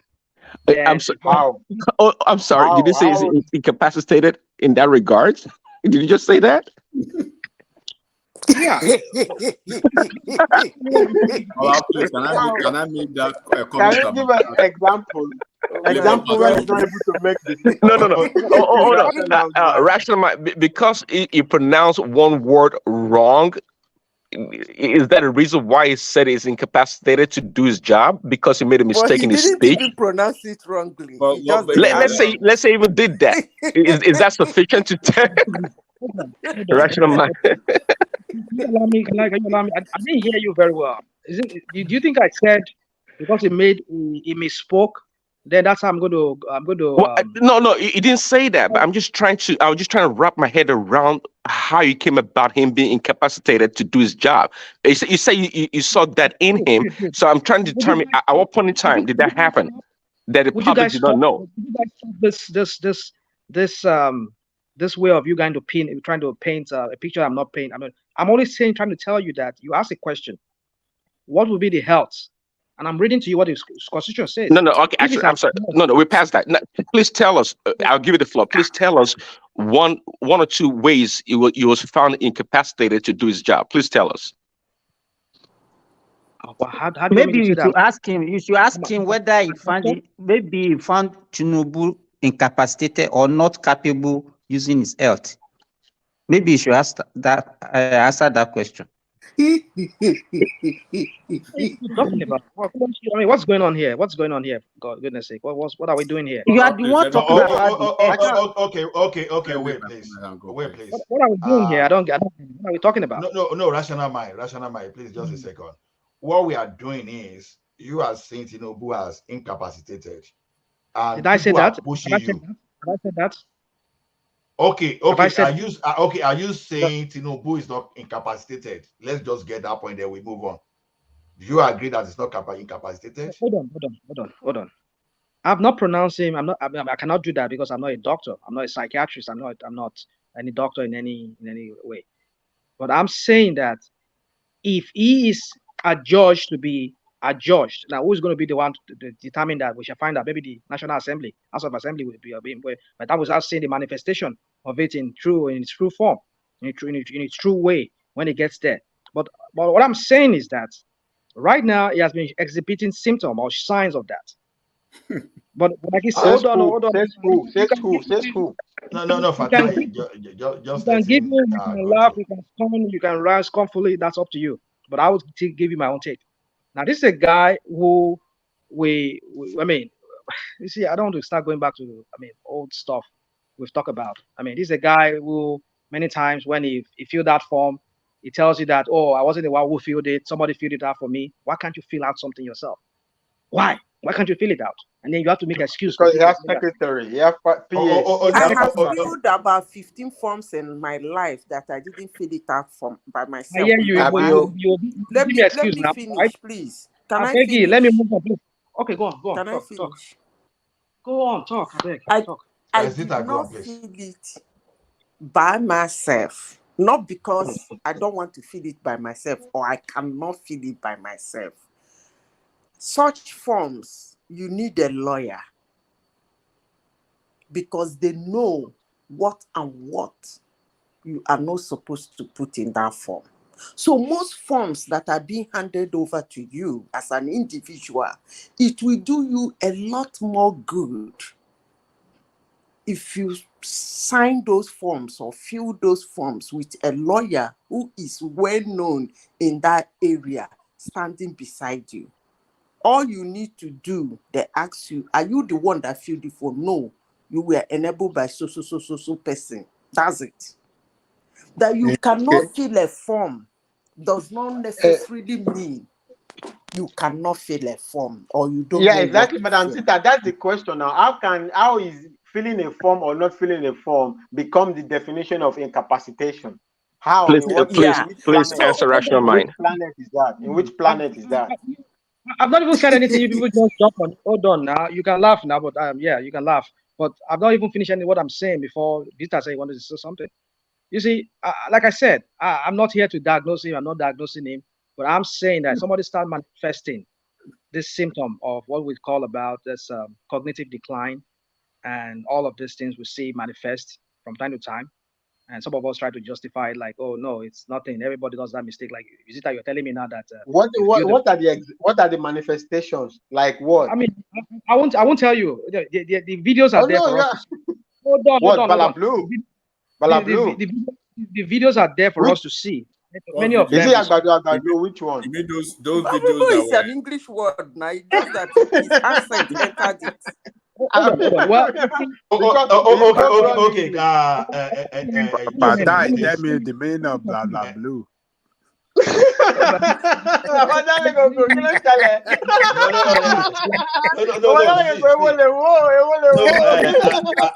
Ajale Koko, Bulu Bala is just an expression. I'll tell you.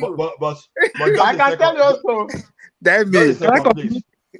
Babla blue is pronounced, I think, Baba. No, Balablu. Balablu. Blah blah.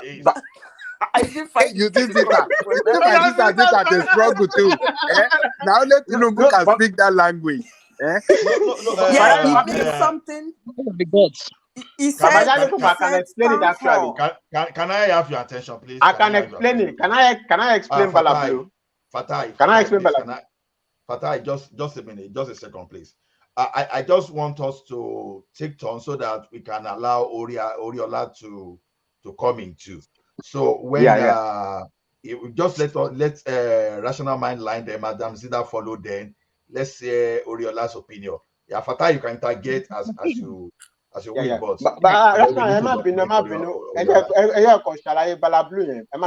sorry, no vex. I just speak Balablu. So Balablu. So the man said. It was sorry. I'm really sorry. Just if I've been looking forward to a day to talk about Balablu. Balablu is a music genre, right? It preceded blue. This when we say blue, it's a very slow music that is like boring before we have all this hip hop. So the guy was in America in this time now, in the 70s or whatever. Maybe it's from there he was in his head. So when he said a town hall, different from Balablu. So it's Balablu is a boring song now. That's it. Fatai. No, actually, I'm not joking. Balablu is a music genre. Let me talk now. Can I say something?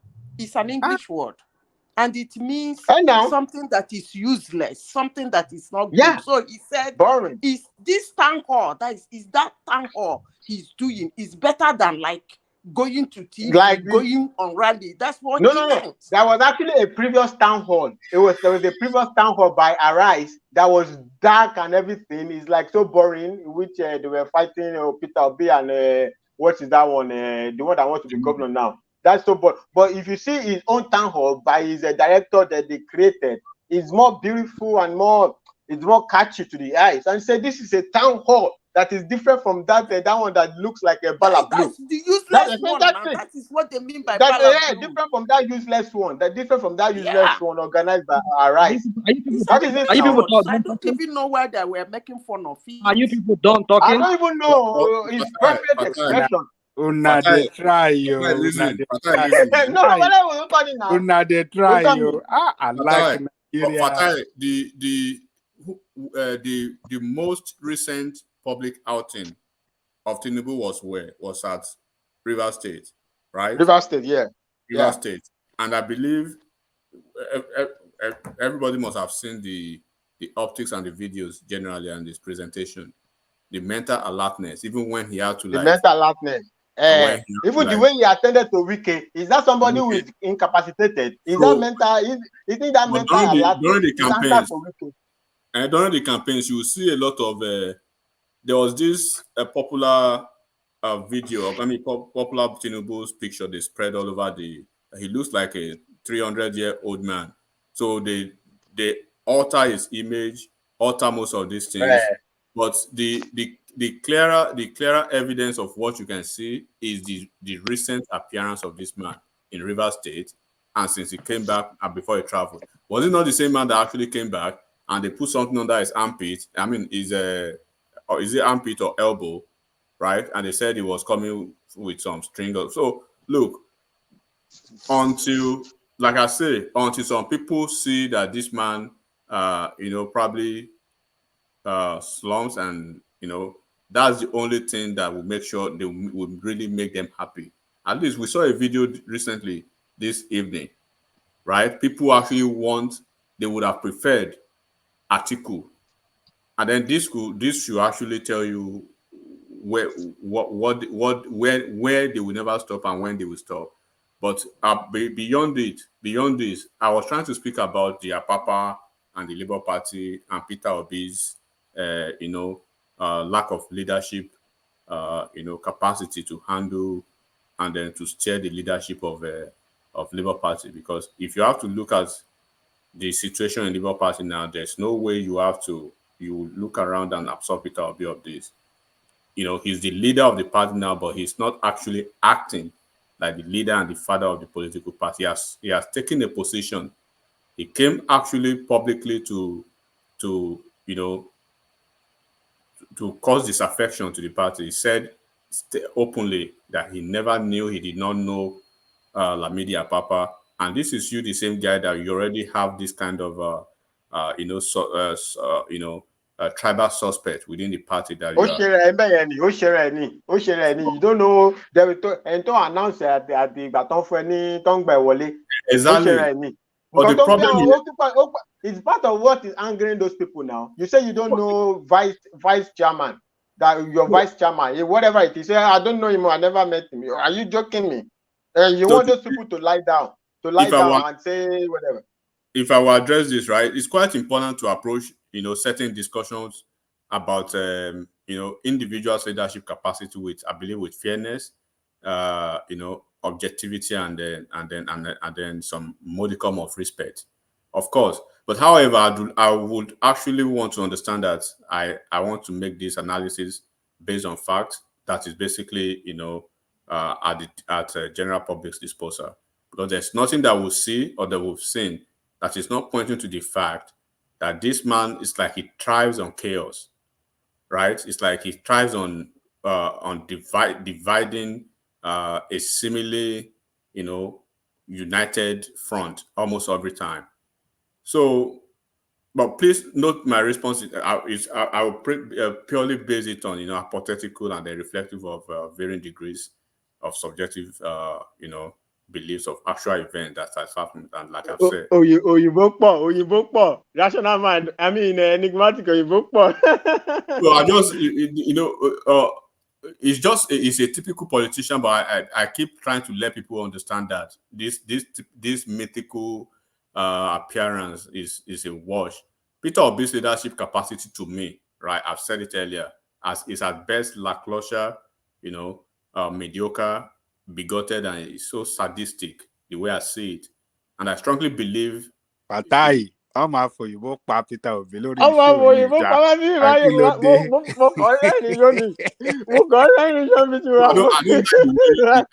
don't like the way he has not treated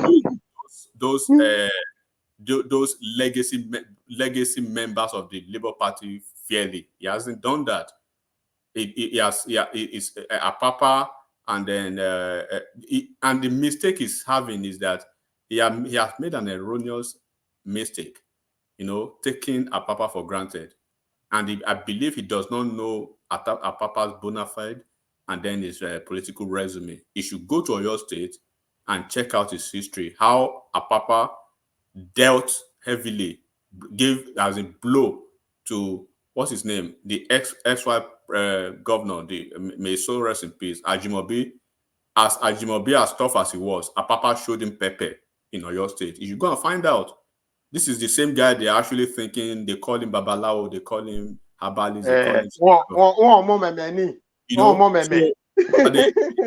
Apapa is not your soak bread and tea kind of politician. It's a principled, when you want to actually dare a principled Yoruba man, you know what they will do to you. So like Hajale Koko said, it behooves him to find a political solution to this, to meet this man. But I strongly believe that his performance as a leader, has been perhaps consistently, though, below par in multiple aspects. Yes, enigmatic, right? Yeah. Oh yeah. Well, absolutely. Everything you submitted, I agree with. But do you think it's kind of unfair to put Peter B forward to be what he has never been. That is a leader, someone that can bring people together, and well, what they're trying to call Atiku being a unifier. Well, Peter Obi is not a unifier. He didn't do that with his people in Anambra. Okay, and it shows why is a typical regional candidate, because the history, even though Apapa himself, I don't know him until recently, right? But you would think Peter Obi would study, or at least be more exposed to know such a person as Apapa and the other people in the Labour Party. Keep in mind, Peter Obi came about to the Labour Party to usurp the party. He has no foundation or background about the party. It does not, and that's why every time we mention Labour Party, I'm always bringing up Donye Okupe, because I think that's the guy that took a bunch of money and did his magic and brought about Peter Obi, because he wanted to, for whatever reason, that he brought Peter Obi in there. So again, everything you said, I agree with. But at the end of the day, Peter B is not that kind of a leader. He does not have the skills. He does not have the ability to coerce or to even bring people together and negotiate. He's not a negotiator. A good leader, when it came to the Labour Party, knowing his antecedents, you should know that, hey, let's dig in and bring forth the leaders, the establishment of this party, and talk to them and try to liaise with them in different ways. He didn't do that. He did what he does typically. He came about, established himself, and think he wants to run away with the party. Yeah, and there comes an issue, but he's not even willing. He's very dismissive with the rest of his cohorts about Apapa and the legacy members of the party. That shows Peter B right there in his best form, so to speak. But you know, as I was Babajale Koko, you leng gbadun ju, ṣé vocab leng gbadun ju àbí phone?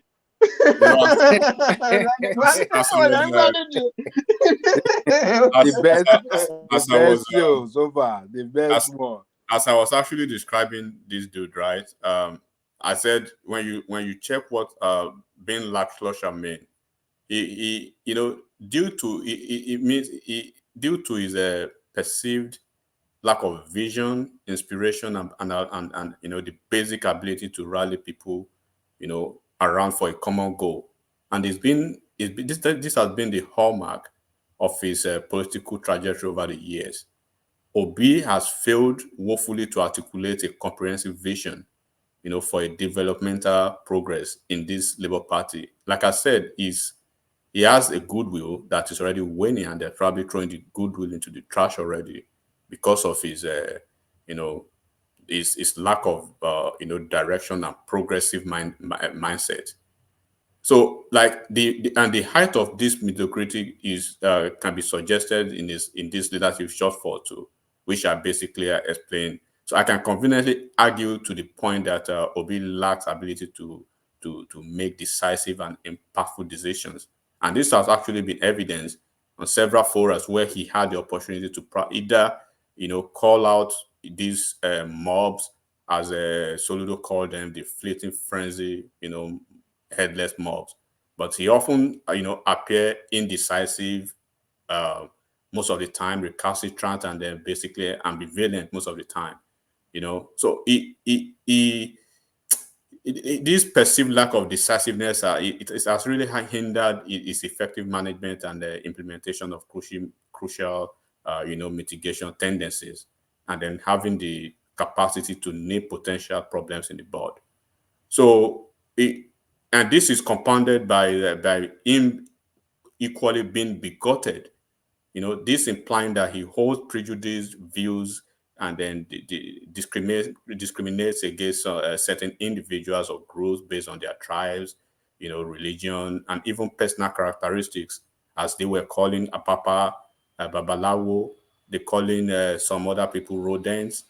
Such allegations suggest, such a failure to uphold principles of, equality, inclusion, and respect for all members, even within a subterranean section of a Labour Party, let alone the generality of Nigerian as a whole.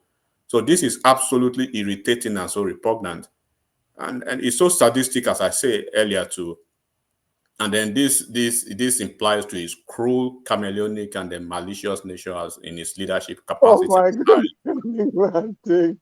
I just don't know, you know. So he's a Peter Obi, because I've met him at close quarters. So his fiendish, schematic and fanatical leadership is enveloped, by his tendency to derive pleasure from suffering, and then Why? So,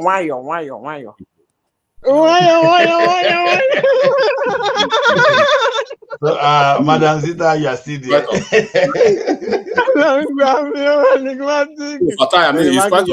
are the best. No, I didn't you just because you won't crack my rib. You won't crack my rib.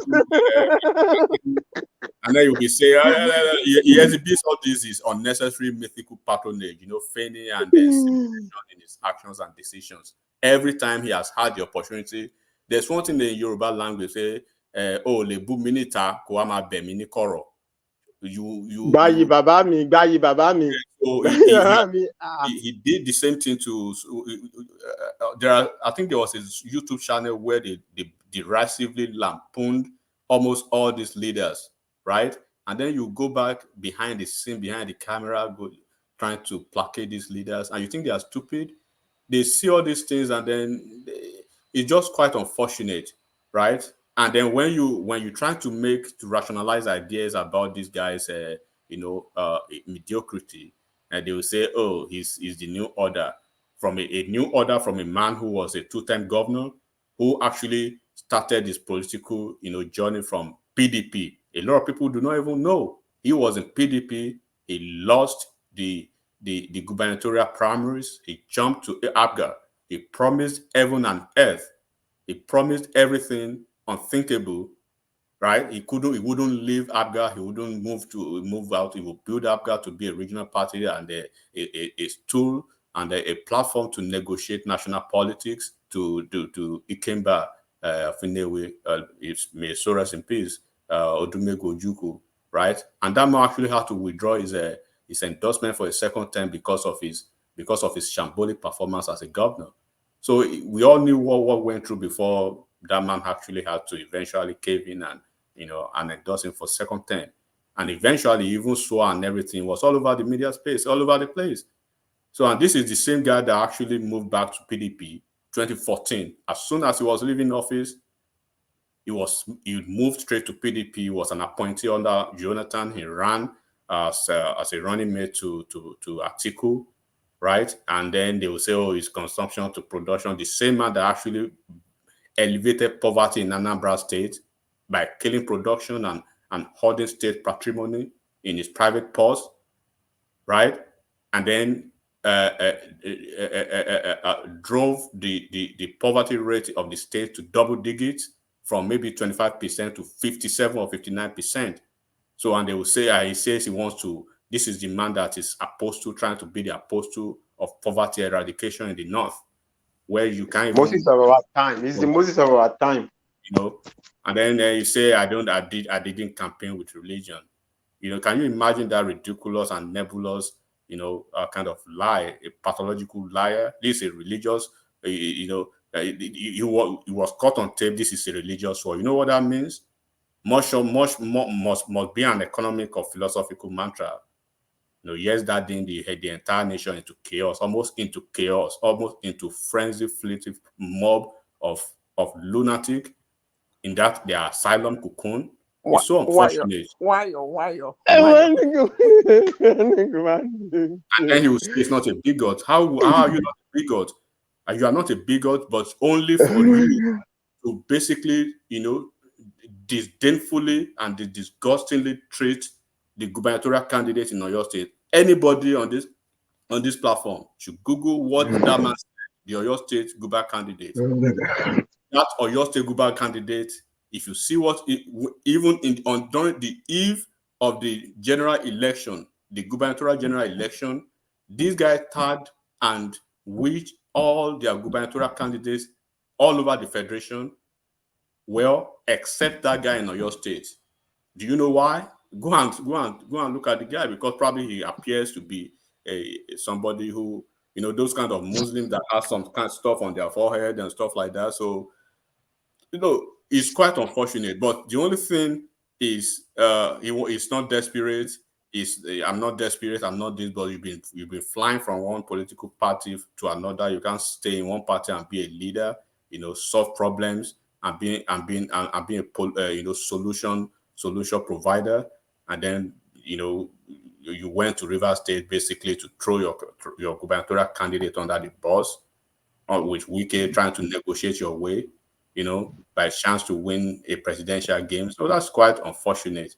And you say you don't give shishi, you don't do this, you don't do this. But it's on record. It is on record but that 40 million naira, I don't know if anybody is aware of this, 40 million naira were issued to all support groups that supported this guy. Tunde, not all of them, they received more than 20 million naira, all of them, Adiola Fire. And then you were paying 100K as far as maybe last week or last 2 weeks, you know, trying to curry the favor of protesters. But the only thing we even heard from Prince Adewale enigmatic now. They were paying dollars. They were buying votes with dollars, not even naira. Talking about last 40 million. You say we don't give shishi, but all support groups were issued 40 million naira, and then we know what you did with the pastor, with the Nigeria Christian Association, and all of them.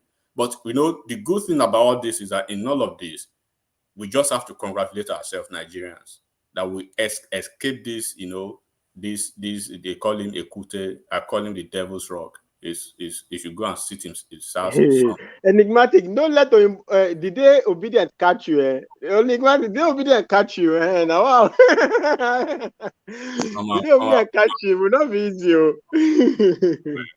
Like it's just all I have to say. Every blame on everything that is happening right now in Labour Party. These people are fighting back to regain the sanctity and to regain the reputation of their political party. This guy came, infested their political party with his team of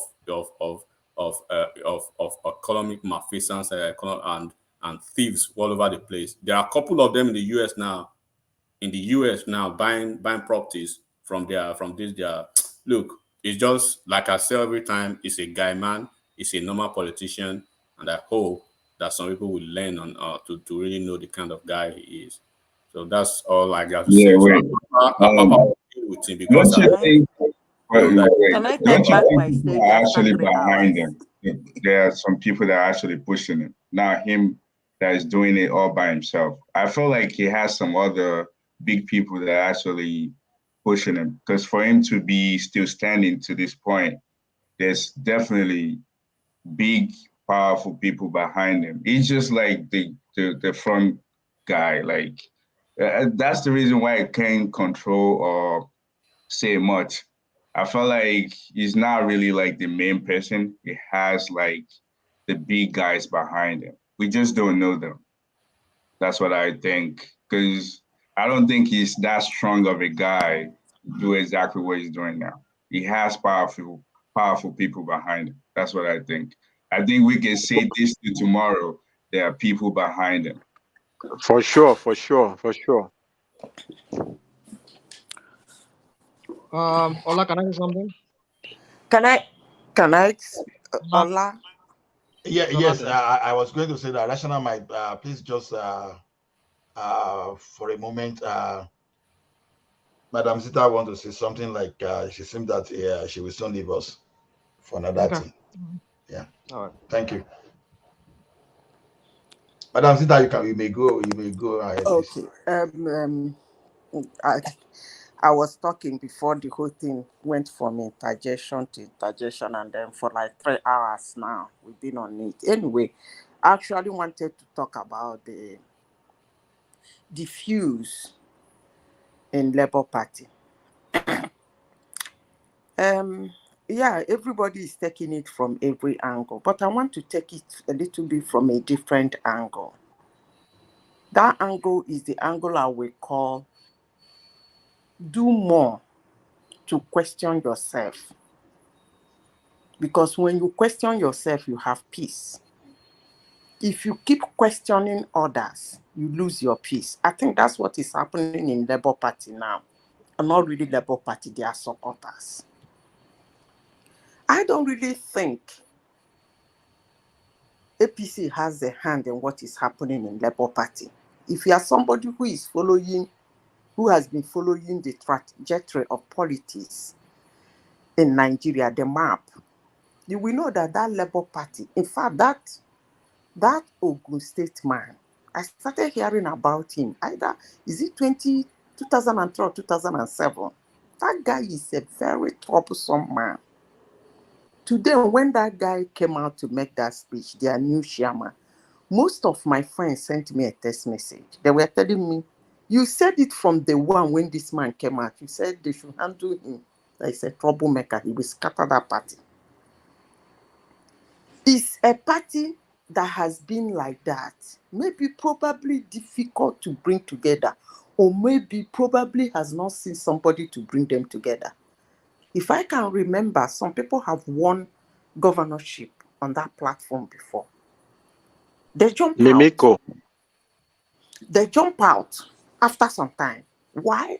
I just believe there is something about that party that is not going well. Now, I don't see any reason why somebody, Tinubu might benefit from it. When you have problem at home, somebody might benefit from it. It's normal. But they are in the court. They should have allowed to have their day in court. Nobody is stopping I wouldn't even like anybody to stop Peter Obi from pursuing this thing to Supreme Court. He should go ahead. It's his fundamental human right. He should go ahead. But I don't think, why would APC do that? They have a clear case. They won the election. They won the election. Even those contesting the election are now contesting that that he didn't win. They are saying the process that brought him. That's what they are contesting. If you look at that thing very well, it's just the process. Not that he didn't win. So I don't really think they might benefit from it. But now let me go back to what I said before. Questioning yourself, questioning others. I noticed that whenever something happened in LP, the supporters will start fingering other people, fingering other things, abusing, accusing, carrying all manner of propaganda. I call that questioning others. And when you go out with that bitterness, thinking it's somebody else that did to you, you have bitterness, you lose your peace. But when you sit down and said, look, we came to this party. We are not even a member of this party. There are people in this party before we came. How did we get here? What did we do wrong? Is there any way we can do it better? You question yourself. What are the loopholes that made this to happen? Is there any way I can fix it? You are now questioning yourself. You are not questioning others. And when you do that, you have peace. Because you get angry with yourself and you try to think on how to make it right. Now, there are some things about that party that actually me, as a person, I wouldn't tell anybody to run on that party because it's chaotic up and down. By the way, just saying, where is the other man that wears glasses, the fair light-skinned man? I've not heard from him for a long time. So, those people, when you come into a place or you own a house and you keep saying, somebody infuriated me, somebody is making my wife get angry with me, somebody is making my children not to like me, somebody is this, somebody is that, somebody is this, it simply means you are not capable. I don't think those Labour Party and Labour Party supporters are seeing it in that angle. I don't think they are. It means you are not capable. You cannot hold your house together. And a house that cannot be held together will definitely disperse. Everybody is wrong. Everybody is doing you except yourself. It doesn't work that way. I thought that place would have been organized. Even if they didn't organize it because they are going into election. After the election, they would have come together, look at things, arrange it, pacify, talk to the ones they have to talk. You don't tell somebody this idea of being rude and looking down on human beings and thinking you are okay, another person is not okay.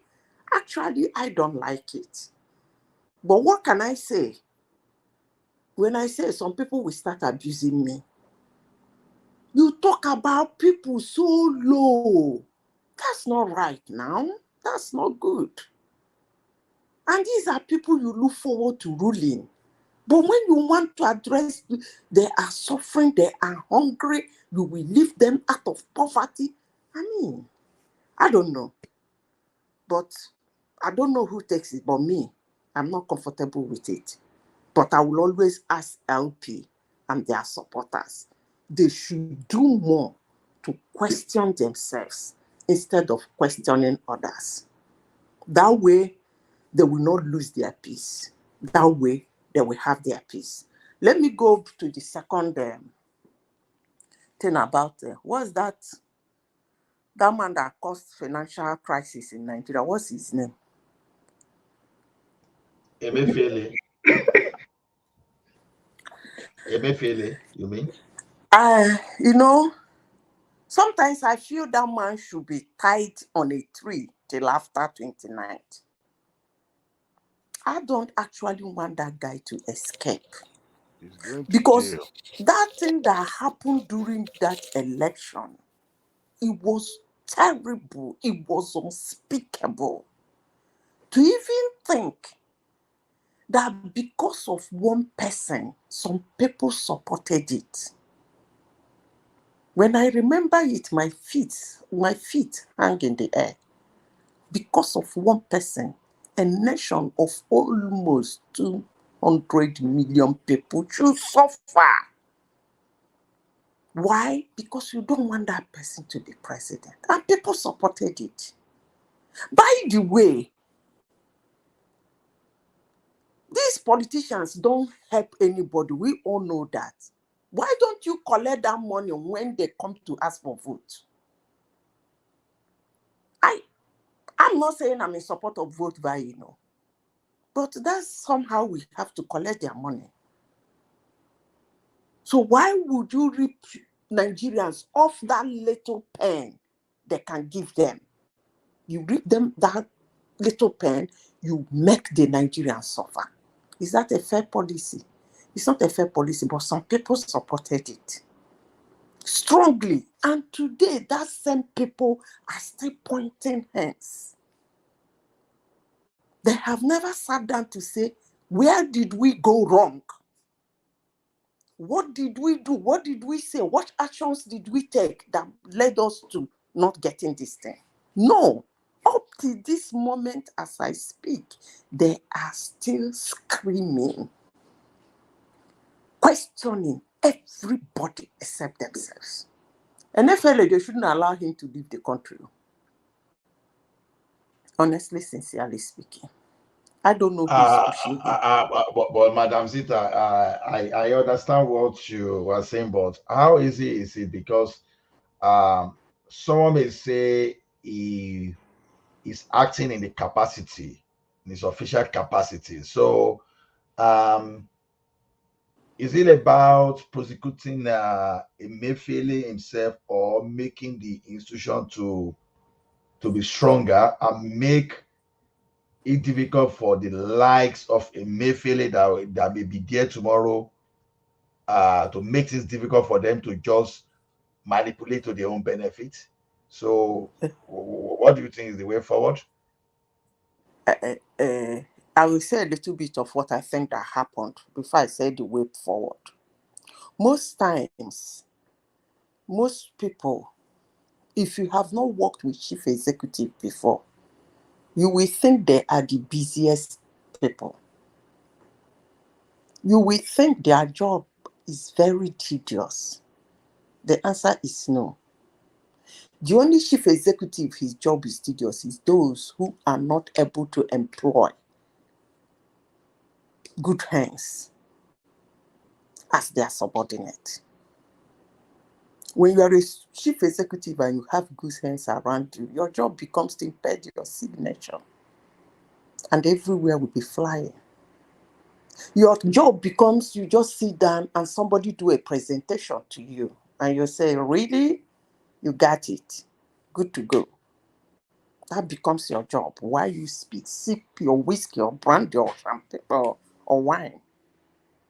But people who don't really know how that place functions, they think it's so tedious. Is it going to happen? Look,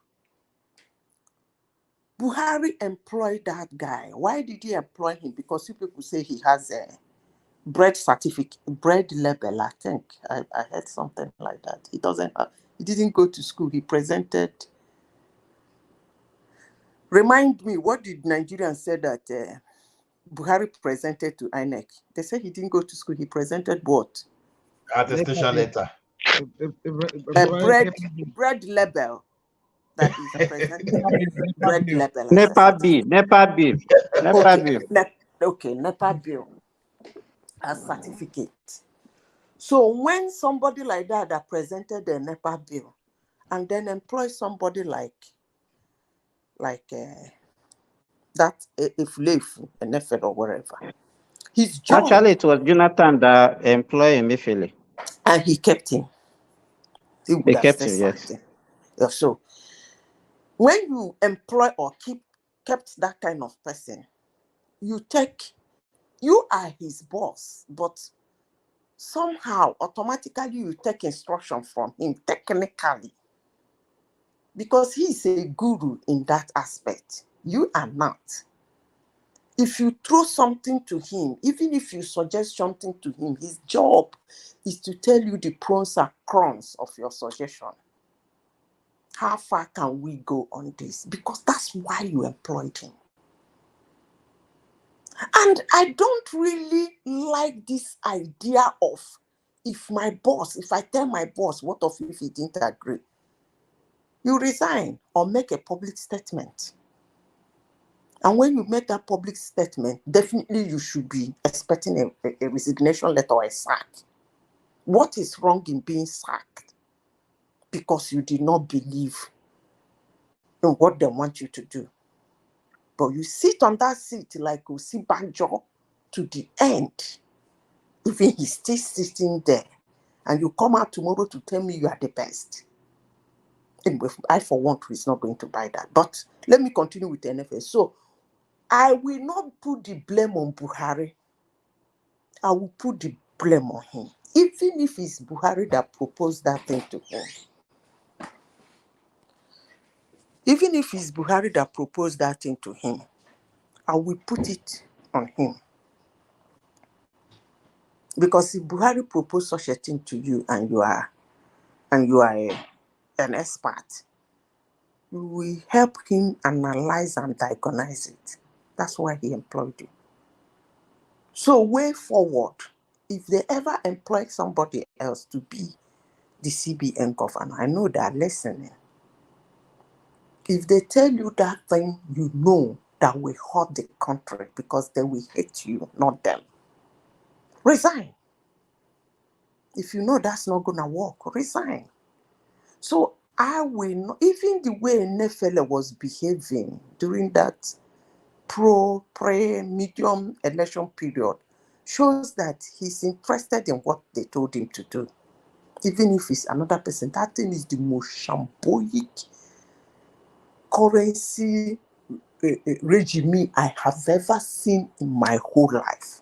In fact, how Nigerians survive those things, sometimes I look at them and say they are my heroes. How Nigerians survive, I know most lives were lost then, but majority survived. How they survived, I don't know. Because you try that in some places, everywhere will be in flames. But they survived it. You know why? they were blaming, questioning others, not themselves. They survived it because they were told that one man they hated. This is the only way to kick him out. And they calm down. There's one adage in Igbo land that they say, Ndona Lonya. That is sorry heals the wound. It doesn't actually heal the wound. It calms your nerves. You never find yourself hitting your hand somewhere and somebody say, Nto. It's as if the pen went up. No, he excited your nerves, not the pen. So that word that is against Tinubu, that was what made them get over it, which is not supposed to. So for me, if you have a position that is going to be detriment to your career and your image, and if he made a lot of money, he would have resigned. If he doesn't have a hand in this, he would have resigned. I still insist that man should be arrested. I don't care any excuse anybody is making for him. Buhari has NEPA bill. You guys said so. So the hypocrisy should end. You can't say Buhari has NEPA bill and now say, how can Buhari put up such financial proposal? He employed somebody. So that man should be arrested. Now, the next one, back to Obasanjo. Can I continue? Can I say something real quick? Yeah. I think I have to. Yeah. Okay, let Rational Mind target, then you continue on Obasanjo. I think this issue of maybe Emefiele wants to escape or not. I don't know. But I think not only Emefiele that is that wants to escape, if at all that's what is the plan. With this, is it whatever leave they said is granting him to go. Even this guy they call Tunde Sabiti or whatever they call him, the Tunde guy of is it the nephew of Buhari, that guy that is his personal secretary or whatever. The guy too, I think said Buhari has approved his deployment to NIA to go for a course in, I think, in the UK, somewhere in Europe, maybe UK, I'm sure, for National Intelligence Agency, Nigerian Intelligence Agency. So we're working for them. But then the thing is, according to the article, when I read the article, there's a process. You must be a cadet in the NIA before. These people are just so funny. So if the guy go, he could get some kind of immunity because it's more or less like a diplomatic status he could get because so it won't be away from Tinubu's grip. So I think no, it doesn't work that way. If he's going in the name of the government, that's very easy. That one is not a problem. It's NFL that is problem. If government is appointing him, Madam Zita, are planning their exit. I want to ask a question, please, if you don't mind. Can I go ahead? Go on. I had this news of when we discussed this 2 days ago about Emefiele requesting to go on study leave. I checked all the newspaper. The only place I saw it was on Sahara Reporters. I checked in the major news. I checked all the newspaper online, at least. The only place, except if anybody had seen it in any other news, what do you call it? Please let me know.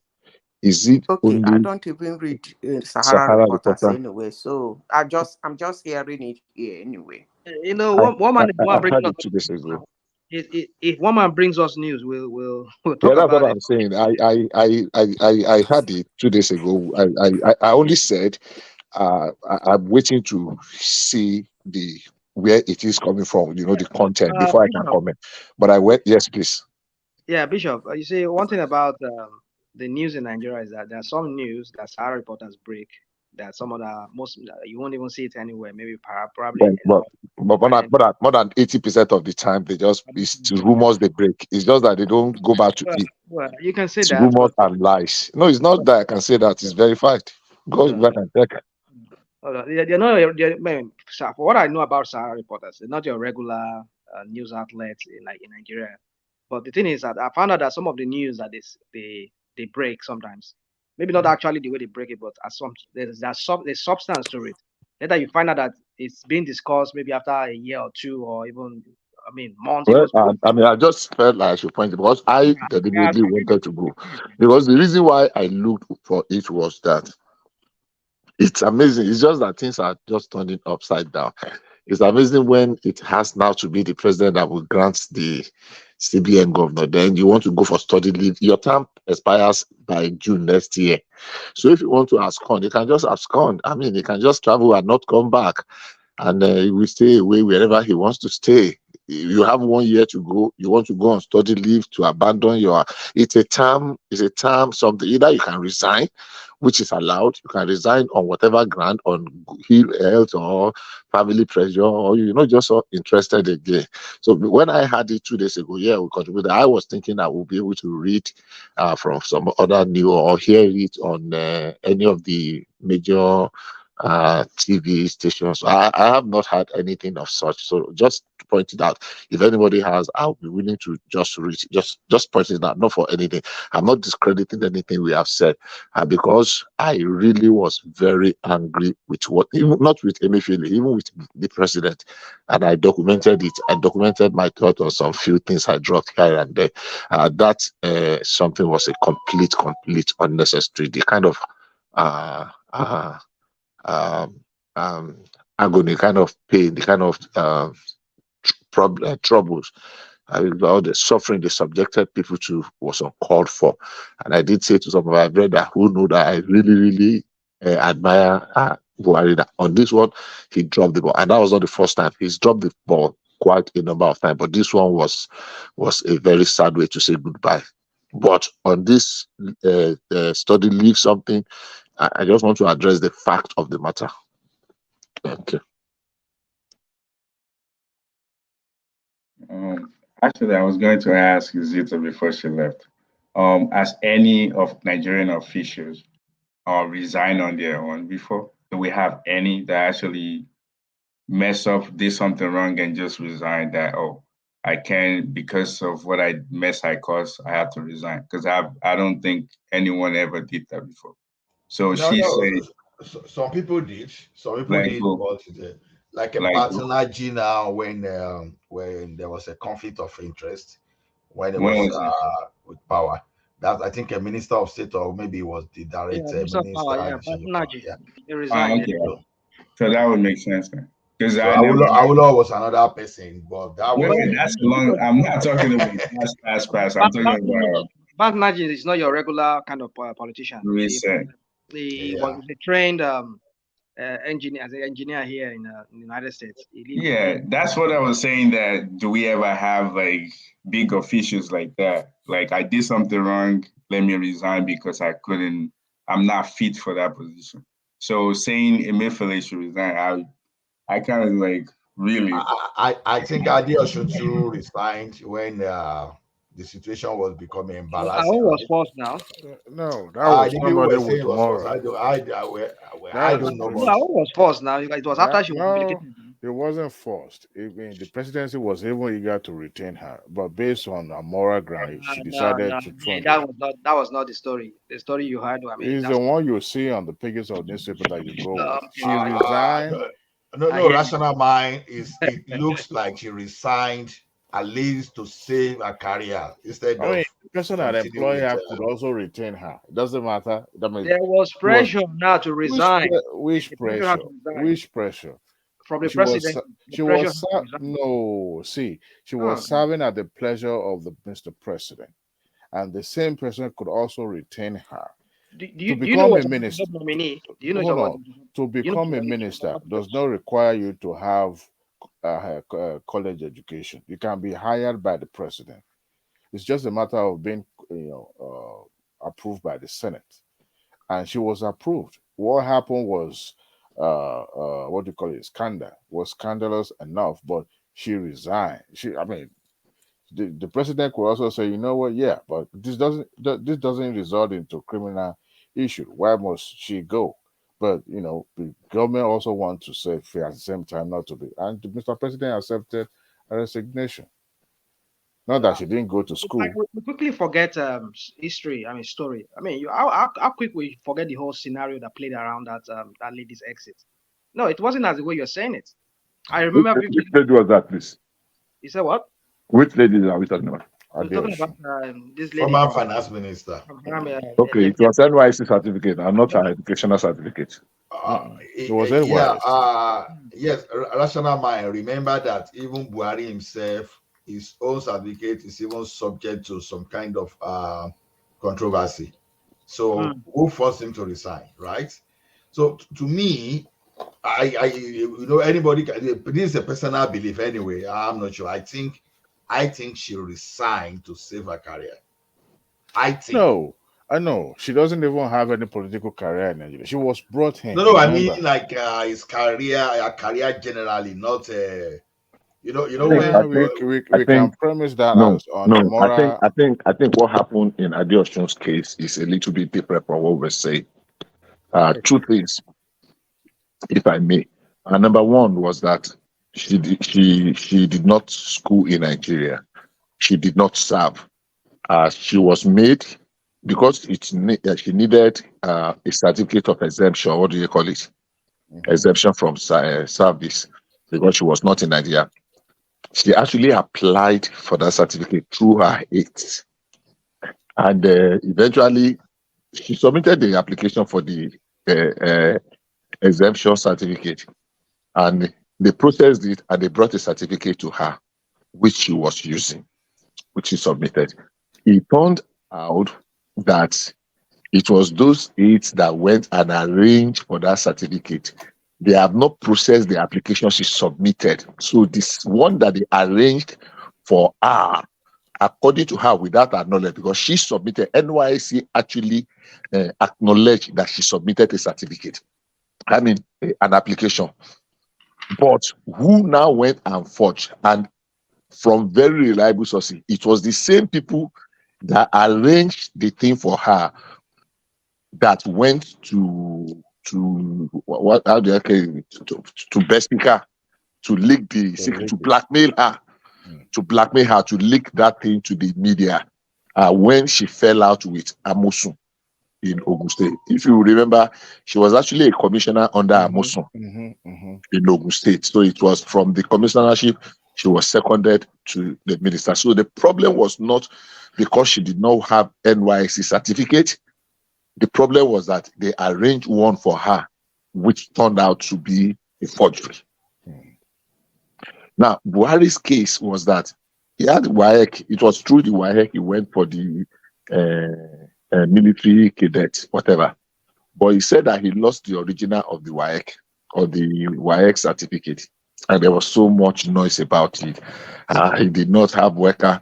So he applied to Cambridge, that was conducting our WAEC the year he graduated. And Cambridge came and presented him another certificate with the, what do they call it now, the transcript of the one. And one of the most embarrassing things that happened to me then was that I saw a supposed learned person, apologies to Ogbeni if he's still there, that came to say that why should the the certificate of Buhari carry a recent picture? And I was asking myself, what the hell? How did we get here? The man applied, they saw his data, and they were going to produce a new certificate for him, and they took his current picture and put it on it. You are not asking that, was it that old? Well, that's not surprising. It's the same people that said that Buhari, Tinubu was 8 years old when she married. But Bishop, there was nothing wrong in questioning that, though, because someone did something in 1950 or 1960. Yes, you are now putting the current picture. So let's get it straight. Let's get it straight. Okay. Let's get it straight. The man took it in 1950 or whatever. There was no picture on it. They don't put picture on their certificate. Even me, when I wrote my WAEC, there was no picture on it. It is recent that they are putting picture on it. So when they reissued his certificate, like a certified copy, or he reissued an original, and they came to present it to him. It was the recent one because it was Cambridge. He wrote them, not even WAEC. If you saw the certificate there. So it was now that the picture of now that they put on it. It was even one of the executive of the exam body that came to present it to him. That enough should have answered whatever question that we had. There was evidence that he went to one war school. I don't know whether that war school is in Dallas or is somewhere in America. And he was even a honor student there. It's just this attitude of wanting to derogate people. Any others just on the side. It's the one of Adeosun that I wanted to It speak is to. fair game. So Adeosun really had to go because that certificate was painful to see her go. But if it turned out that the same people that did it for her were the same people that now that blackmailed her with it, and I think the best thing was for her to go. Yeah. But I think the government that she was serving should have done more to protect her integrity. But the government should have come out, to be categorical about what actually happened, and then process a new exemption letter for her. That's what should have. Maybe that was the government should have. But Jonathan, at that time, was also, you remember, she was not in the good book with. Let me say, half of the country. It was not Jonathan. It was Buhari. Was it Jonathan? Oh, Buhari. Okay, sorry. Buhari, my mistake. And at that moment, the government, the president at that time, I mean, it was more or less like, okay, I give you this task, go ahead and do it. None of my business. I mean, the government should have been more proactive about, quelling that scandal at that moment, because this lady is even overly qualified for the position. She really performed. She did it. She was doing well. But of course, everything is fair game when it comes to politics, no matter what.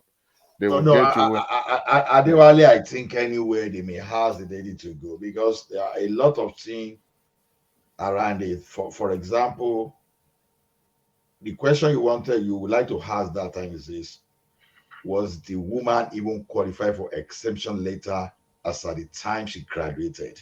Yes. So the point is that, okay, was she over age when she finished first degree or bachelor degree? I don't think so. No. I don't think so. No. So normally she should have served. Or maybe they should have found a way to. But at that moment, it's like our children being born abroad now, going back to Nigeria. To serve, exactly. That's the question. Just like here in America, you would need, for the male, you would need an exemption letter for, I think, what do they even call this letter? You remember the letter? Selective service. Sorry? Selective service. Thank you.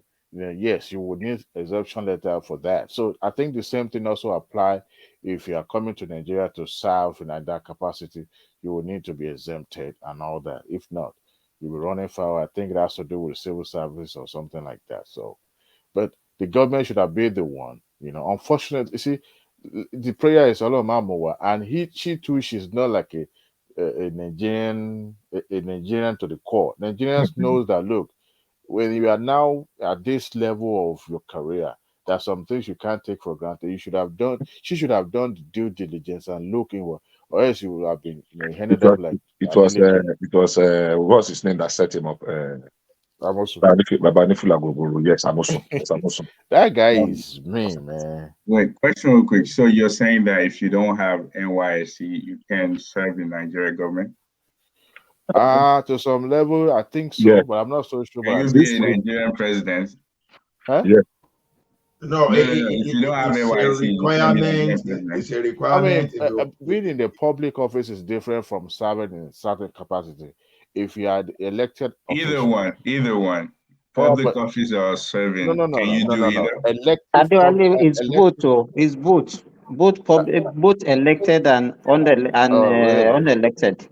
The service is mandatory, bro.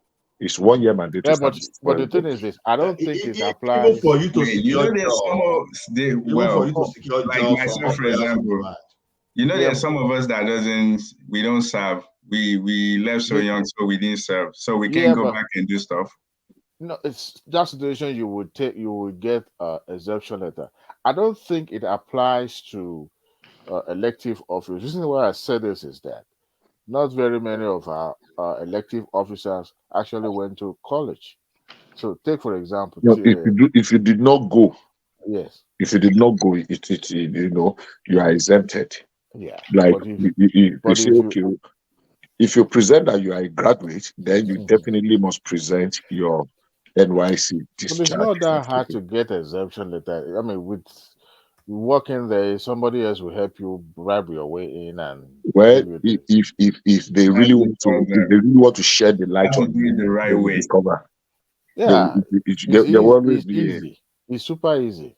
No, you see what I'm saying. That lady you just talked about, you say it's super easy, but that lady you just talked about now, that somebody had to, they mess up. So the same thing. But you see, but there are some things.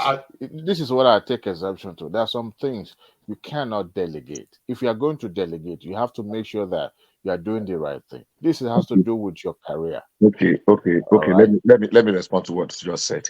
You are not delegating, but you are not going to do it yourself. You go to the office. I understand. Let me finish. Sorry for cutting.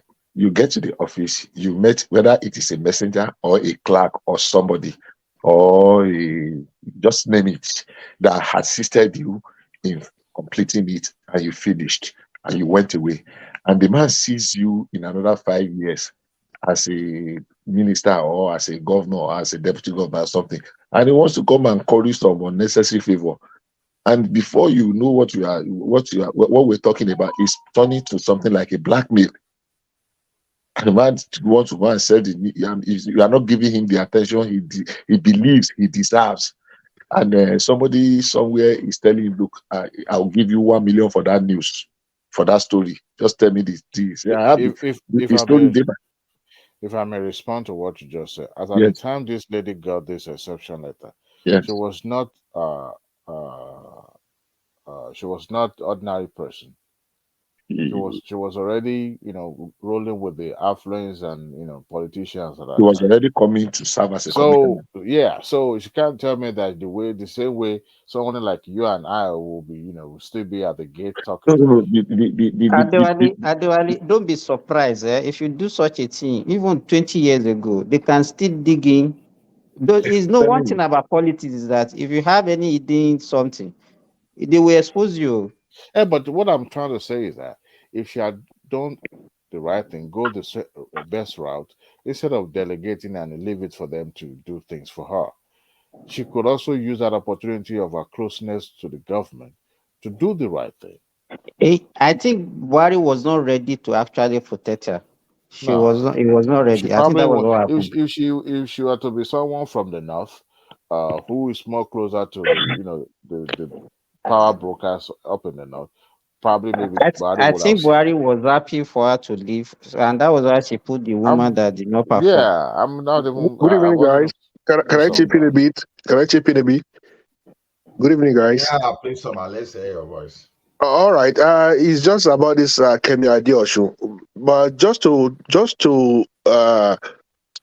mark the question Oriola asks, she would resign honorably. She's unlike other Nigerians. That's just the important thing. She's like other Nigerians. If you could remember one guy, Meina or whatever, I don't know what he was heading at that time.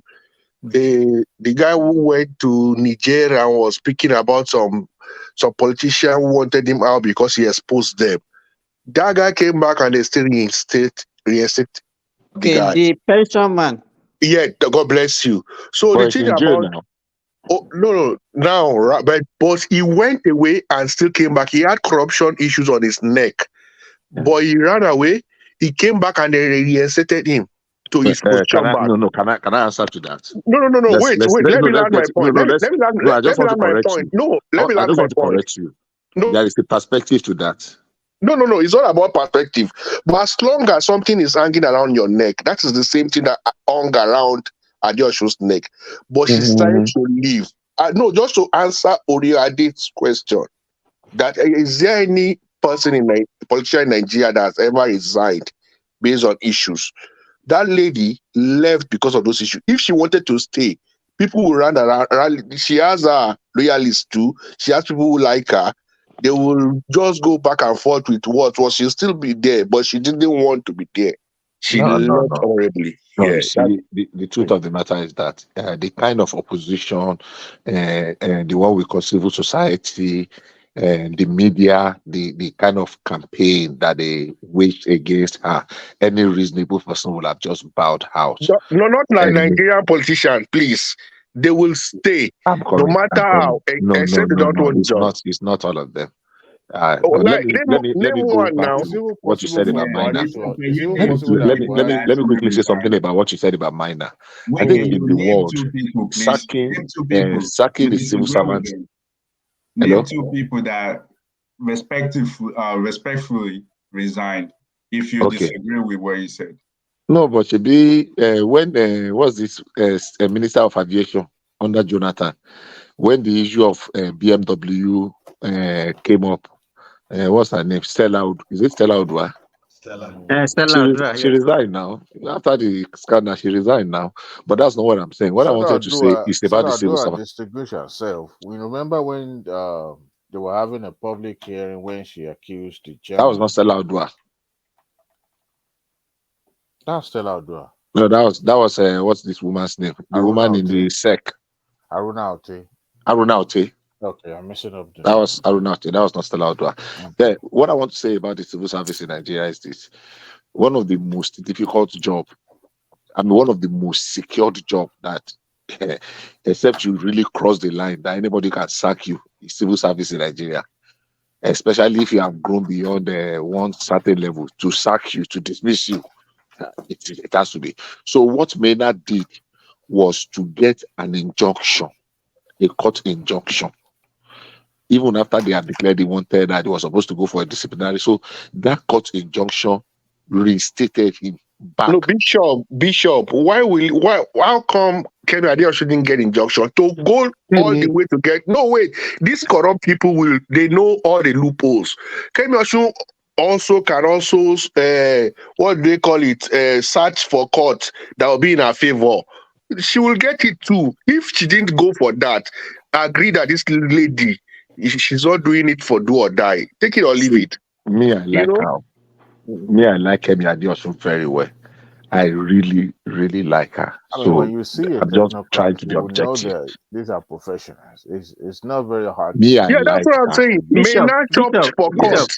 Yes. Maynard shopped for court to reinstate him. You know, but they are not the if same somebody thing. didn't shop for court, they are not the same thing. Maynard is a civil servant. They call civil servant. The Adeosun is an appointee. No, what I'm saying is that you see, if she even pushed a little bit, you will know she's a kind of greedy appointee. No, what she if didn't the even president? push. What if the president requested for resignation? What if? Well, you don't know. You say what if, but as long as we don't know that possibility is high. Why? No, but as long as we don't know that, let's stay with what we know. Okay. That this lady left honorably, or even at this present, people are still calling for her because of what she did at that time. Have you heard about people mentioning her name now? If I will mention. No, she actually did well though, because in fact, that's what we are saying. The recession, it took us out of the recession. No, her performance was excellent. Between 2016 and 2018, Nigeria economy was doing well. Believe me, she really did well. Simba, what I'm saying is that Oriola asked that question, and we mentioned her name, and we are trying to add that to some kind of people. But I said what she did then was why we were still mentioning, because she performed well. She had a scandal. She didn't argue about it. She left easily, and now she's getting recommendation. So we should not stop adding her like people have done. Whoa. She did whatever we want to say about her. As long as she left without rancor, she didn't even try to push back a little bit. No, as long as it's open to her that, okay, these people do, and it is obvious that people, we said it here, and they tried to blackmail her. It was people who did that thing to her that brought the thing back. And she just said, well, no matter how I love this country, as long as this thing came up, let me just leave. You know, that's just what we are saying. It's not like we don't have to keep adding. Let's leave Kemi assured or assured of it and continue with If that. it is possible, for Tinubu to bring, I think I will also agree with that Yes, to be part likewise. of his I agree. cabinet. If it's I agree possible. with it. Absolutely. Okay, I want to ask two questions. It's completely off what we are discussing now. Am I Mm. allowed to go ahead? Yes, please. Okay. Let me start from the poor, this girl, is it Temidayo or Ifedayo Awe in the UK, you guys in the UK? The one that was tried for murder of a certain soul, something. Yeah, she's in the UK. Yeah, she's in the UK. It's a sad story, but what's your view about it? That's number one. Secondly, nobody is talking about this Peter Obi just clawing up and down everywhere. He just the claw. Is it? I don't even know how to frame that question. Is it so much? Is cultism such? I mean, I'm sure if it is other people that were doing those things he's doing, because I saw somebody did a catalog of almost about 6-7 times when he was seen in public clawing. You mean that handshake? Yeah, that's in claw. They call him clawing now, so nobody go harass me here. Clawing people up and down, and you know it's a deep message for people that know. Is this suddenly a norm, or is it because it's coming from Peter Obi? It doesn't matter. Nobody can rule Nigeria with fraternity. So whether it clause from now till tomorrow, that won't change anything. Claw what?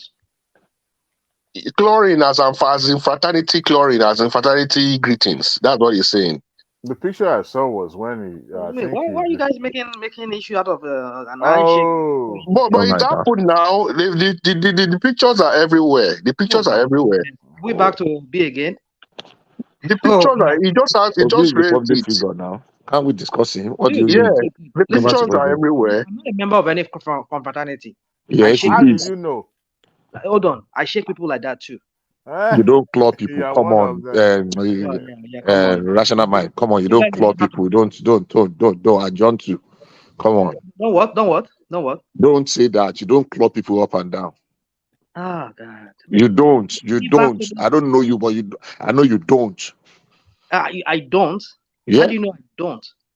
My goodness. Rational mind. If you do, somebody will have confronted you one day. If you are not a member of a frat. No, that's even lenient. If you do, you only do it to your cultist comrade. Not to everybody. Maybe ignorantly. It's possible ignorantly he does it, but you'll have been confronted one day. I won't want to, because I think a bishop said something today that really got me rethinking the whole thing. What did I say? Don't stake your reputation for these politicians. Well, maybe I don't know. Yeah, I don't understand that. Yeah, we went to school in Nigeria. Oh, me. I have friends across. I didn't go to Nigeria. I didn't go to school in Nigeria. No, me, I went. So maybe you went somewhere. So I understand very well. He's clawing. I know it is not just clawing. It's not everybody who claw. He knows the one that he claws. Okay. Because I know there's a handshake here that everybody usually do, but I know this in Nigeria. I think I'm not sure exactly which fraternity that does it, but they actually do it. But it's just a regular handshake that, especially Black people, when you see each other, when you do that type of handshake. Maybe that's what you meant, the claw one. I'm not sure. Is it the one that your thumb, like you? No. That one are just guy man something. If you know what I'm saying, clawing. This right. The one he's talking about is like hooking yourself with this anchor, this sailor anchor. It's sailor anchor. If anybody is a flyer here, you know what they talk. Regular people does that though. I mean, this is something that people do every time in Nigeria. It is not. Come on, no. It's a common thing. I mean, what is it? People have to read into let's leave Obi now. Let's go to your second question about the meeting in the UK. Before you go, let me ask you. Before you go, so that what you just said now, I initially mentioned that don't you think he has powerful people behind him? You remember the people that sang End the Shake, Leg the Shake? You know, like they're also fraternity. That's what I'm saying, that big, I think like powerful people are behind him. So if you're saying he's doing that thing, don't you think he might have like Godfather that tell him he's safe, he can do whatever? Okay, but let me ask a question. This one I don't know. Does pirates, do they claw? Is that their own greeting pattern? No. I know Eye does. No, pirate doesn't do that. Yeah, so what if he has Aya people behind him? Okay, no, I mean, Yeah, I'm not talking about if you're not one of them, then you won't do it. I'm not saying that hands the shake, leg the shake. I'm not talking of those ones. Those ones are pirates. And they identified themselves as pirates. They were doing their, what do they call it? But the clawing, no be by accident, no be one, no be two, no be three. And somebody did I wish I could have kept that picture. You know, he select people across. I mean, I saw like 10 of his pictures, and you see some over, he's done it over and over with them, you know, like 2-3 times. I mean, it's not everybody. Bishop, If you greet 10 people in a row, it's yes, possible though. That it's possible that he does that subconsciously. It's possible. I disagree with you, sir. Let's move forward. It's just 63 years old, right? I saw the picture you're talking about. Picture can be very deceiving sometimes. No, he the claw, forget. He the claw. I don't see him on video. He the claw, make it no good that side. I mean, we know the Ibinedion and Ibori, all of them. We know, so we know people, big shots where they there. It's just that it's taking it to another level, because where you are, people will hold you to ransom in so many ways. That's the truth. I don't know where he at. It was doing, the picture shows it was doing it to Bishop. Yes. Is there anything wrong in it? Yes, in Nigeria, no, it is wrong. I remember going to Yabatek one day. One small boy told Most me of our politicians belong to one court or the other. Well, unfortunately so. Yeah, I was about to say that. Yes, they all belong Maybe to so. something. But it doesn't make it right. It's wrong. Yeah, No, but my general fraternity view is is not bad. it doesn't take. Fraternity is not bad. It's us that we make it seem bad. Fraternity is not a bad thing. Not the in one the that is being Nigeria, practiced in the Nigerian context United from the States itself. 1980, late 80s, 1990, fraternity is bad. I Terrible witnessed Ife, the massacre. I witnessed in Benin. I saw what happened in Ibadan Poli with UI and Ibadan. So don't say I agree with you, but I'm saying that the fraternity itself, the meaning of fraternity is brotherhood. It doesn't mean for us to no, actually fraternity, just the name. Fraternity itself is good if it's for good purpose. Right. That's Yeah, what but I'm the saying. one we practice in Nigeria in the early 90s, if you know the number of young people we lost to all this nonsense, whatever you want to call it, young people, they were misled. Some of their lives have been ruined. Right, misled. That's the word. Yeah, they were misled because fraternity is not bad. Okay, so thank you. I mean, I was just wondering that it's just. Yeah, Bishop, I want us to talk about the London girl too. Yeah, please do. I saw the video about 2 or 3 days ago, and it broke my heart. And because that girl, it shows what influence can do on our children. I mean, I have kids in the UK, and I would be devastated if that had happened to my daughter. I would be probably, because it takes. I mean, it was. I don't know, and it's happening every day. You know, children are being misled by the one peer. that got killed or killed somebody. Yeah, the one that they killed once or something. The girl that got herself involved in that thing, that young 21-year-old girl. They went to rob a guy with a Rolex, with fake Rolex. Yeah, imagine. fake Rolex. Yes, fake Rolex. They wanted to take fake Rolex. You know, they set the guy up for they call this salty whatever, honey something, and they try to put something in his drink so that he would sleep off. You know, unfortunately, the guy did not sleep, so they had a backup plan. She called other guys, and they came, and one of them stabbed another Nigerian guy. What's his name? Stabbed the guy to death. Unfortunately, CCTV caught them, and the girl is she just destroyed herself. A 21-year-old girl. The one that was saying University of Coventry. no comments, right? Yeah, exactly. Yes, sadly, you saw it. Oh, That's a she must have 7-minute been watching video. CSI too many. She said no comment, as if he No, knows. was I mean, she was that no comment? Was it her voice, or she was not saying anything? no, And they were not saying, she she will was the one that was say saying no comment. our Miranda right is not going to help her if she say anything, contrary to. But she gave herself hope that her mom will be greatly disappointed with her. It That was an was when admission she of was faith. caught on camera. Yeah. Initially, she didn't know the camera saw her.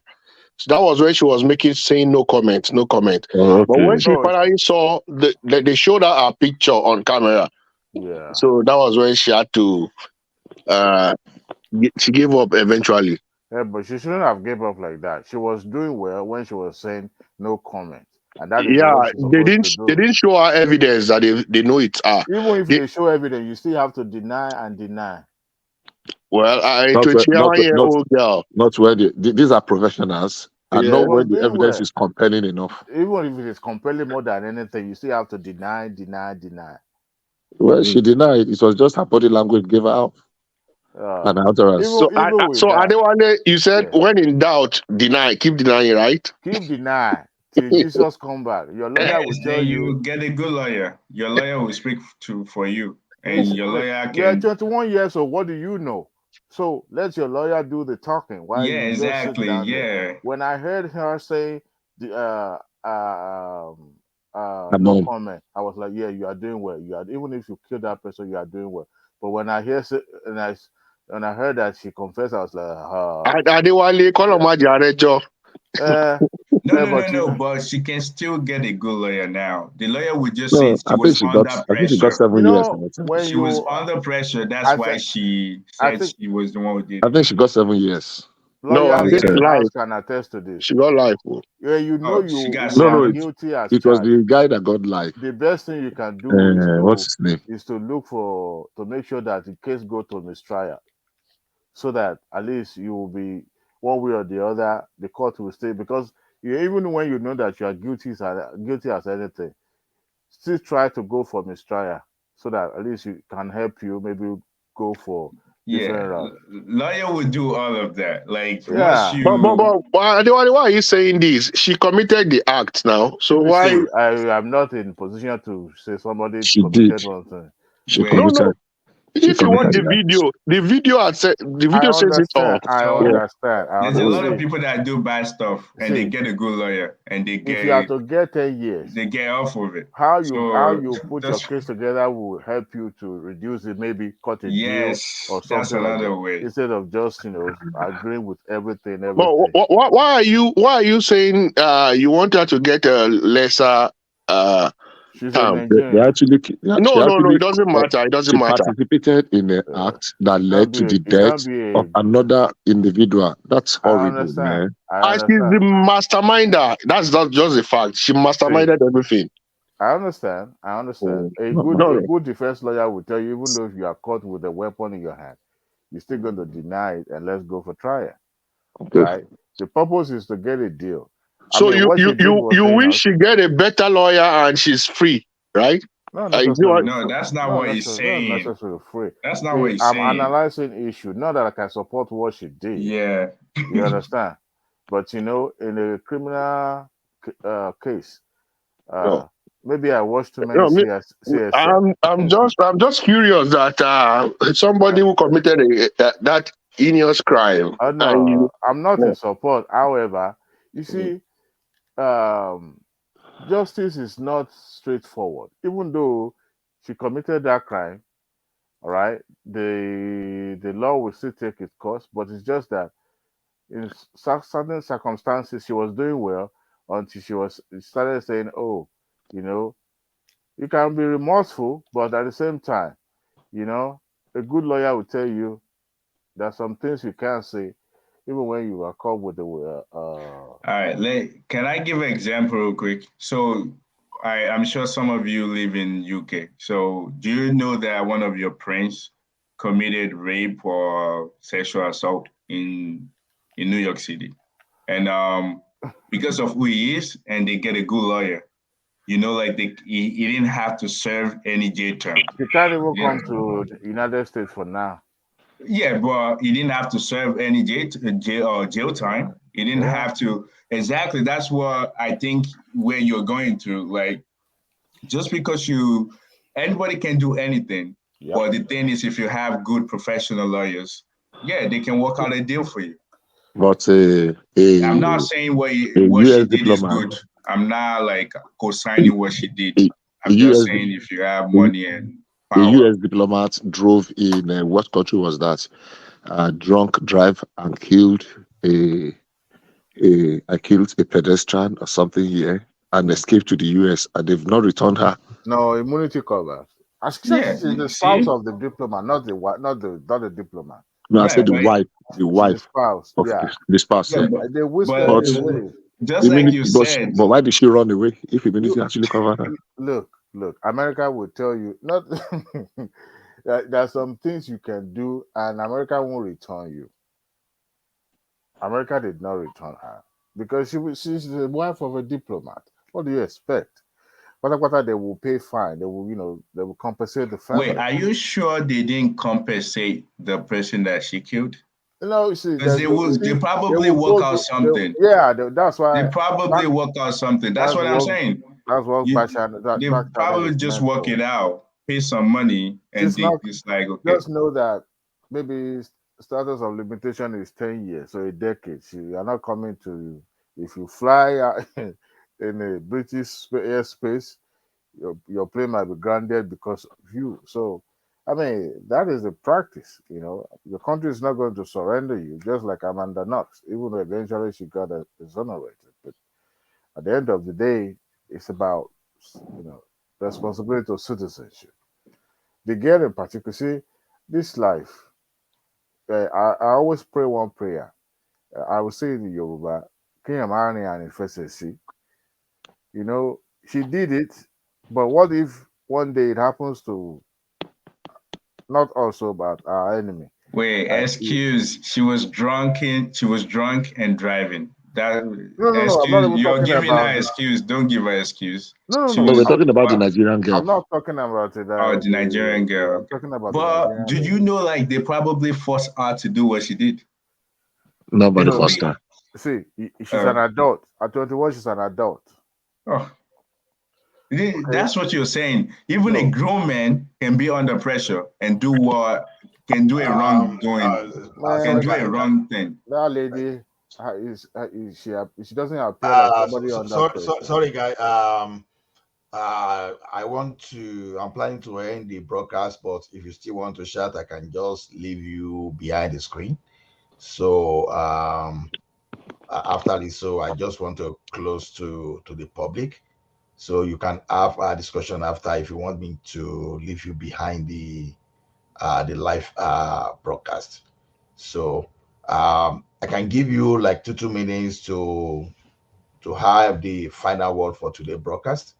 Then I can hear the live broadcast. Then you can go behind and have for that discussion. So I will start from Simba. So Simba, please have your final say for today.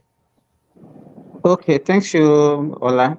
Well, I don't have much to say, but the only thing I want us to say is that whatever we say here, we should be more objective and then make sure, because we have listeners, so we have to discuss issues objectively so that we'll not actually give wrong information to our listener out there. So thank you.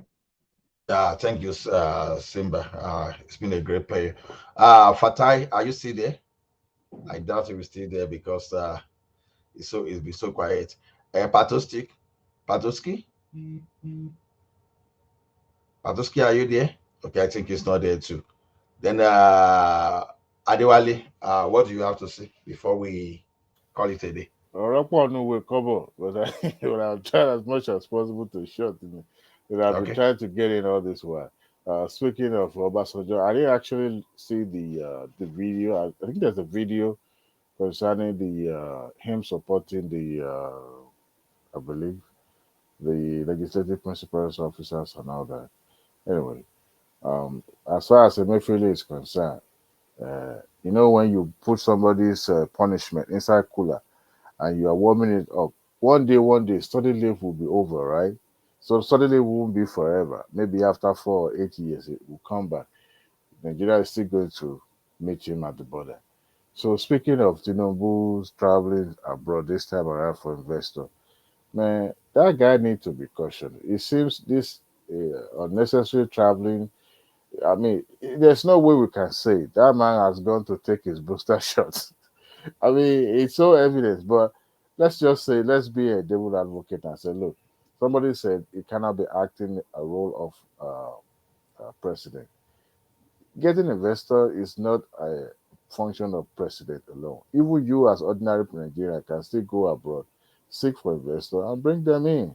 I mean, if there's involved huge volume of money, that's when you involve the government. And if you are bringing money into Nigeria, it's not as if you are taking money out.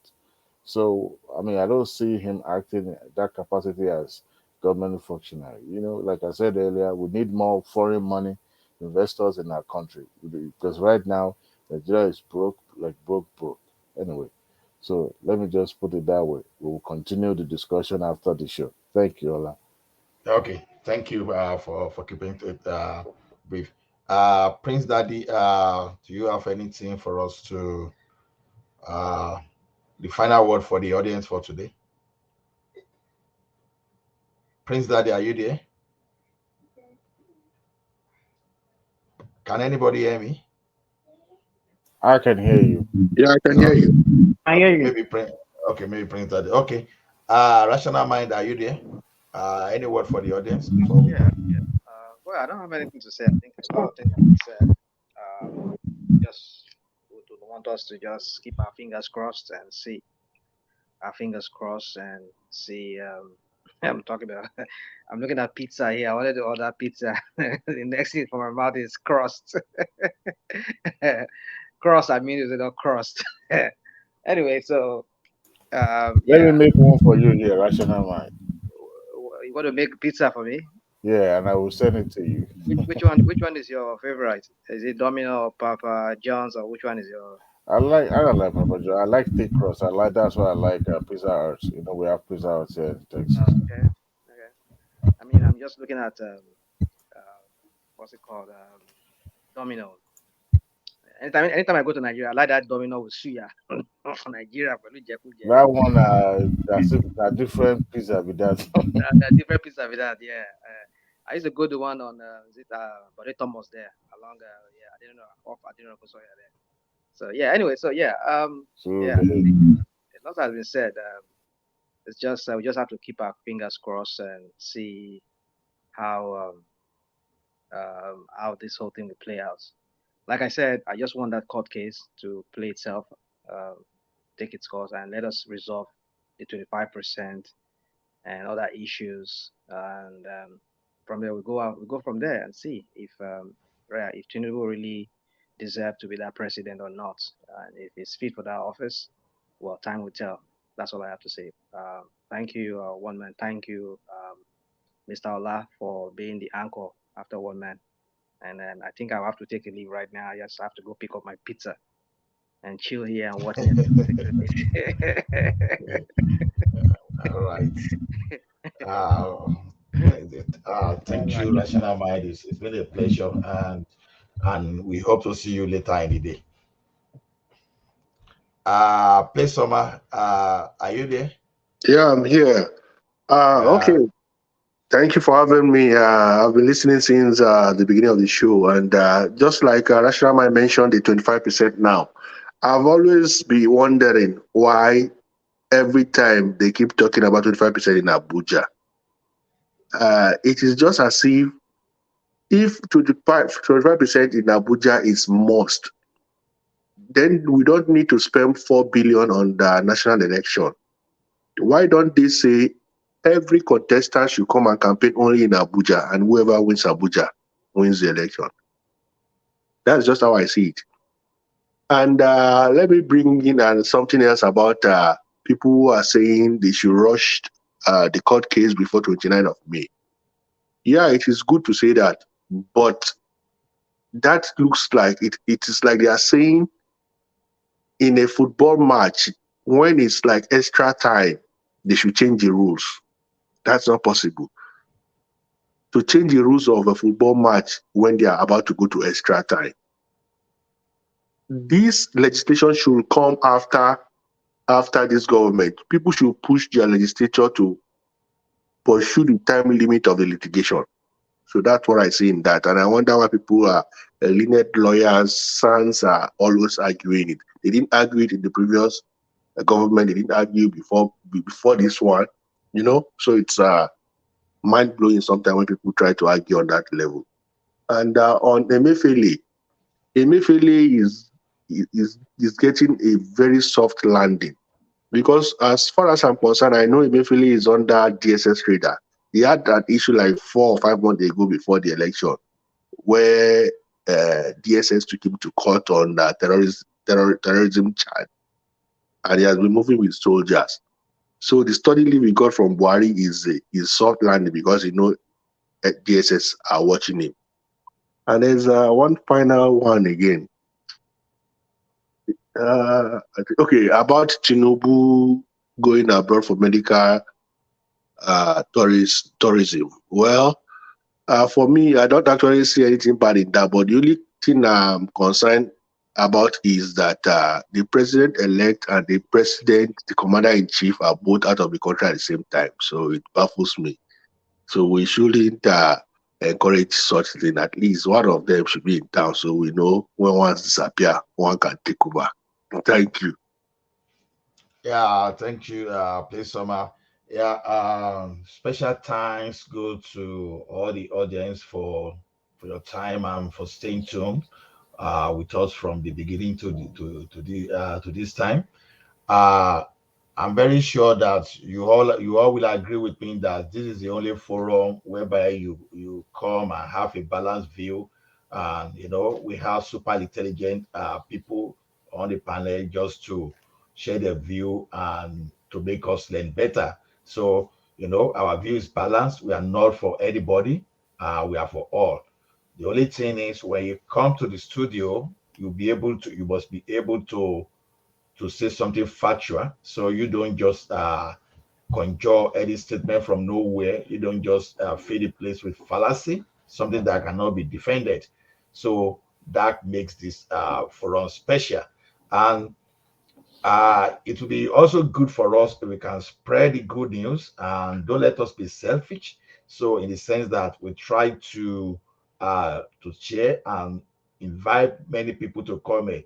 Like when I initially joined this this particular forum, I kept asking for people, super people that will come and give us a special view. And I'm more than happy today that we have the likes of Play Summer, Adewale, Prince Daddy, Enigmatic, Ogbeni, yes, I met Rational Mind there. And so there are so many brilliant people here that they will just give the balanced view. So Rational Mind are ancestor for this show. Yeah, so ancestor, so and Ajale Coco, Yeah, so those are the ancestors. so this is a special forum, and you will understand me perfectly that you've been to other forums, so they have agenda for a particular candidate, whereby you dare not talk of any other candidate there. I'm telling you, they will roast you with words, and you'll be intimidated if you don't have if you are not strong enough that you even want to run away from YouTube. So so you can always feel free to come here and share your view, and your view will be appreciated. You'll be here, and one thing I know is, even the argument may be so intense, but I trust one thing you can be very assured of is your view matters a lot. So I thank you all. So I want to just make a special mention of Ayo, who is the official sponsor, like what Woman will say of the forum. Then Uncle Alex Gomez, who is our grand patron there. Then special mention to he goes under the name Lexi now. So Alexander Akache. So Prince Daddy, thanks you for a super chat to Oga. You know, there's no way I will not mention your name. You know, I call you Barrister in the forum. Then Professor Adiola Ogunleye and Eze, Madam Zita, just so many people that I can't just mention. So maybe I keep mentioning your name one after the other anytime I have chance to do so. So I thank you for your time. And I know that we come prepared tomorrow when the eagle will land, the one man himself, the father of all, when it comes to public forum discourse, where you can get balanced opinion, no skewed one. So you get it balanced. And if you are with facts, you will enjoy the forum. But if you are with fallacy and you have with some fabricated statements, I can guarantee you that you will sweat under the AC. So that's how the forum is. So, so I thank you all. I'll see you later. Thank you, everyone. Thank you. Good day wherever you are. Yeah. Bye.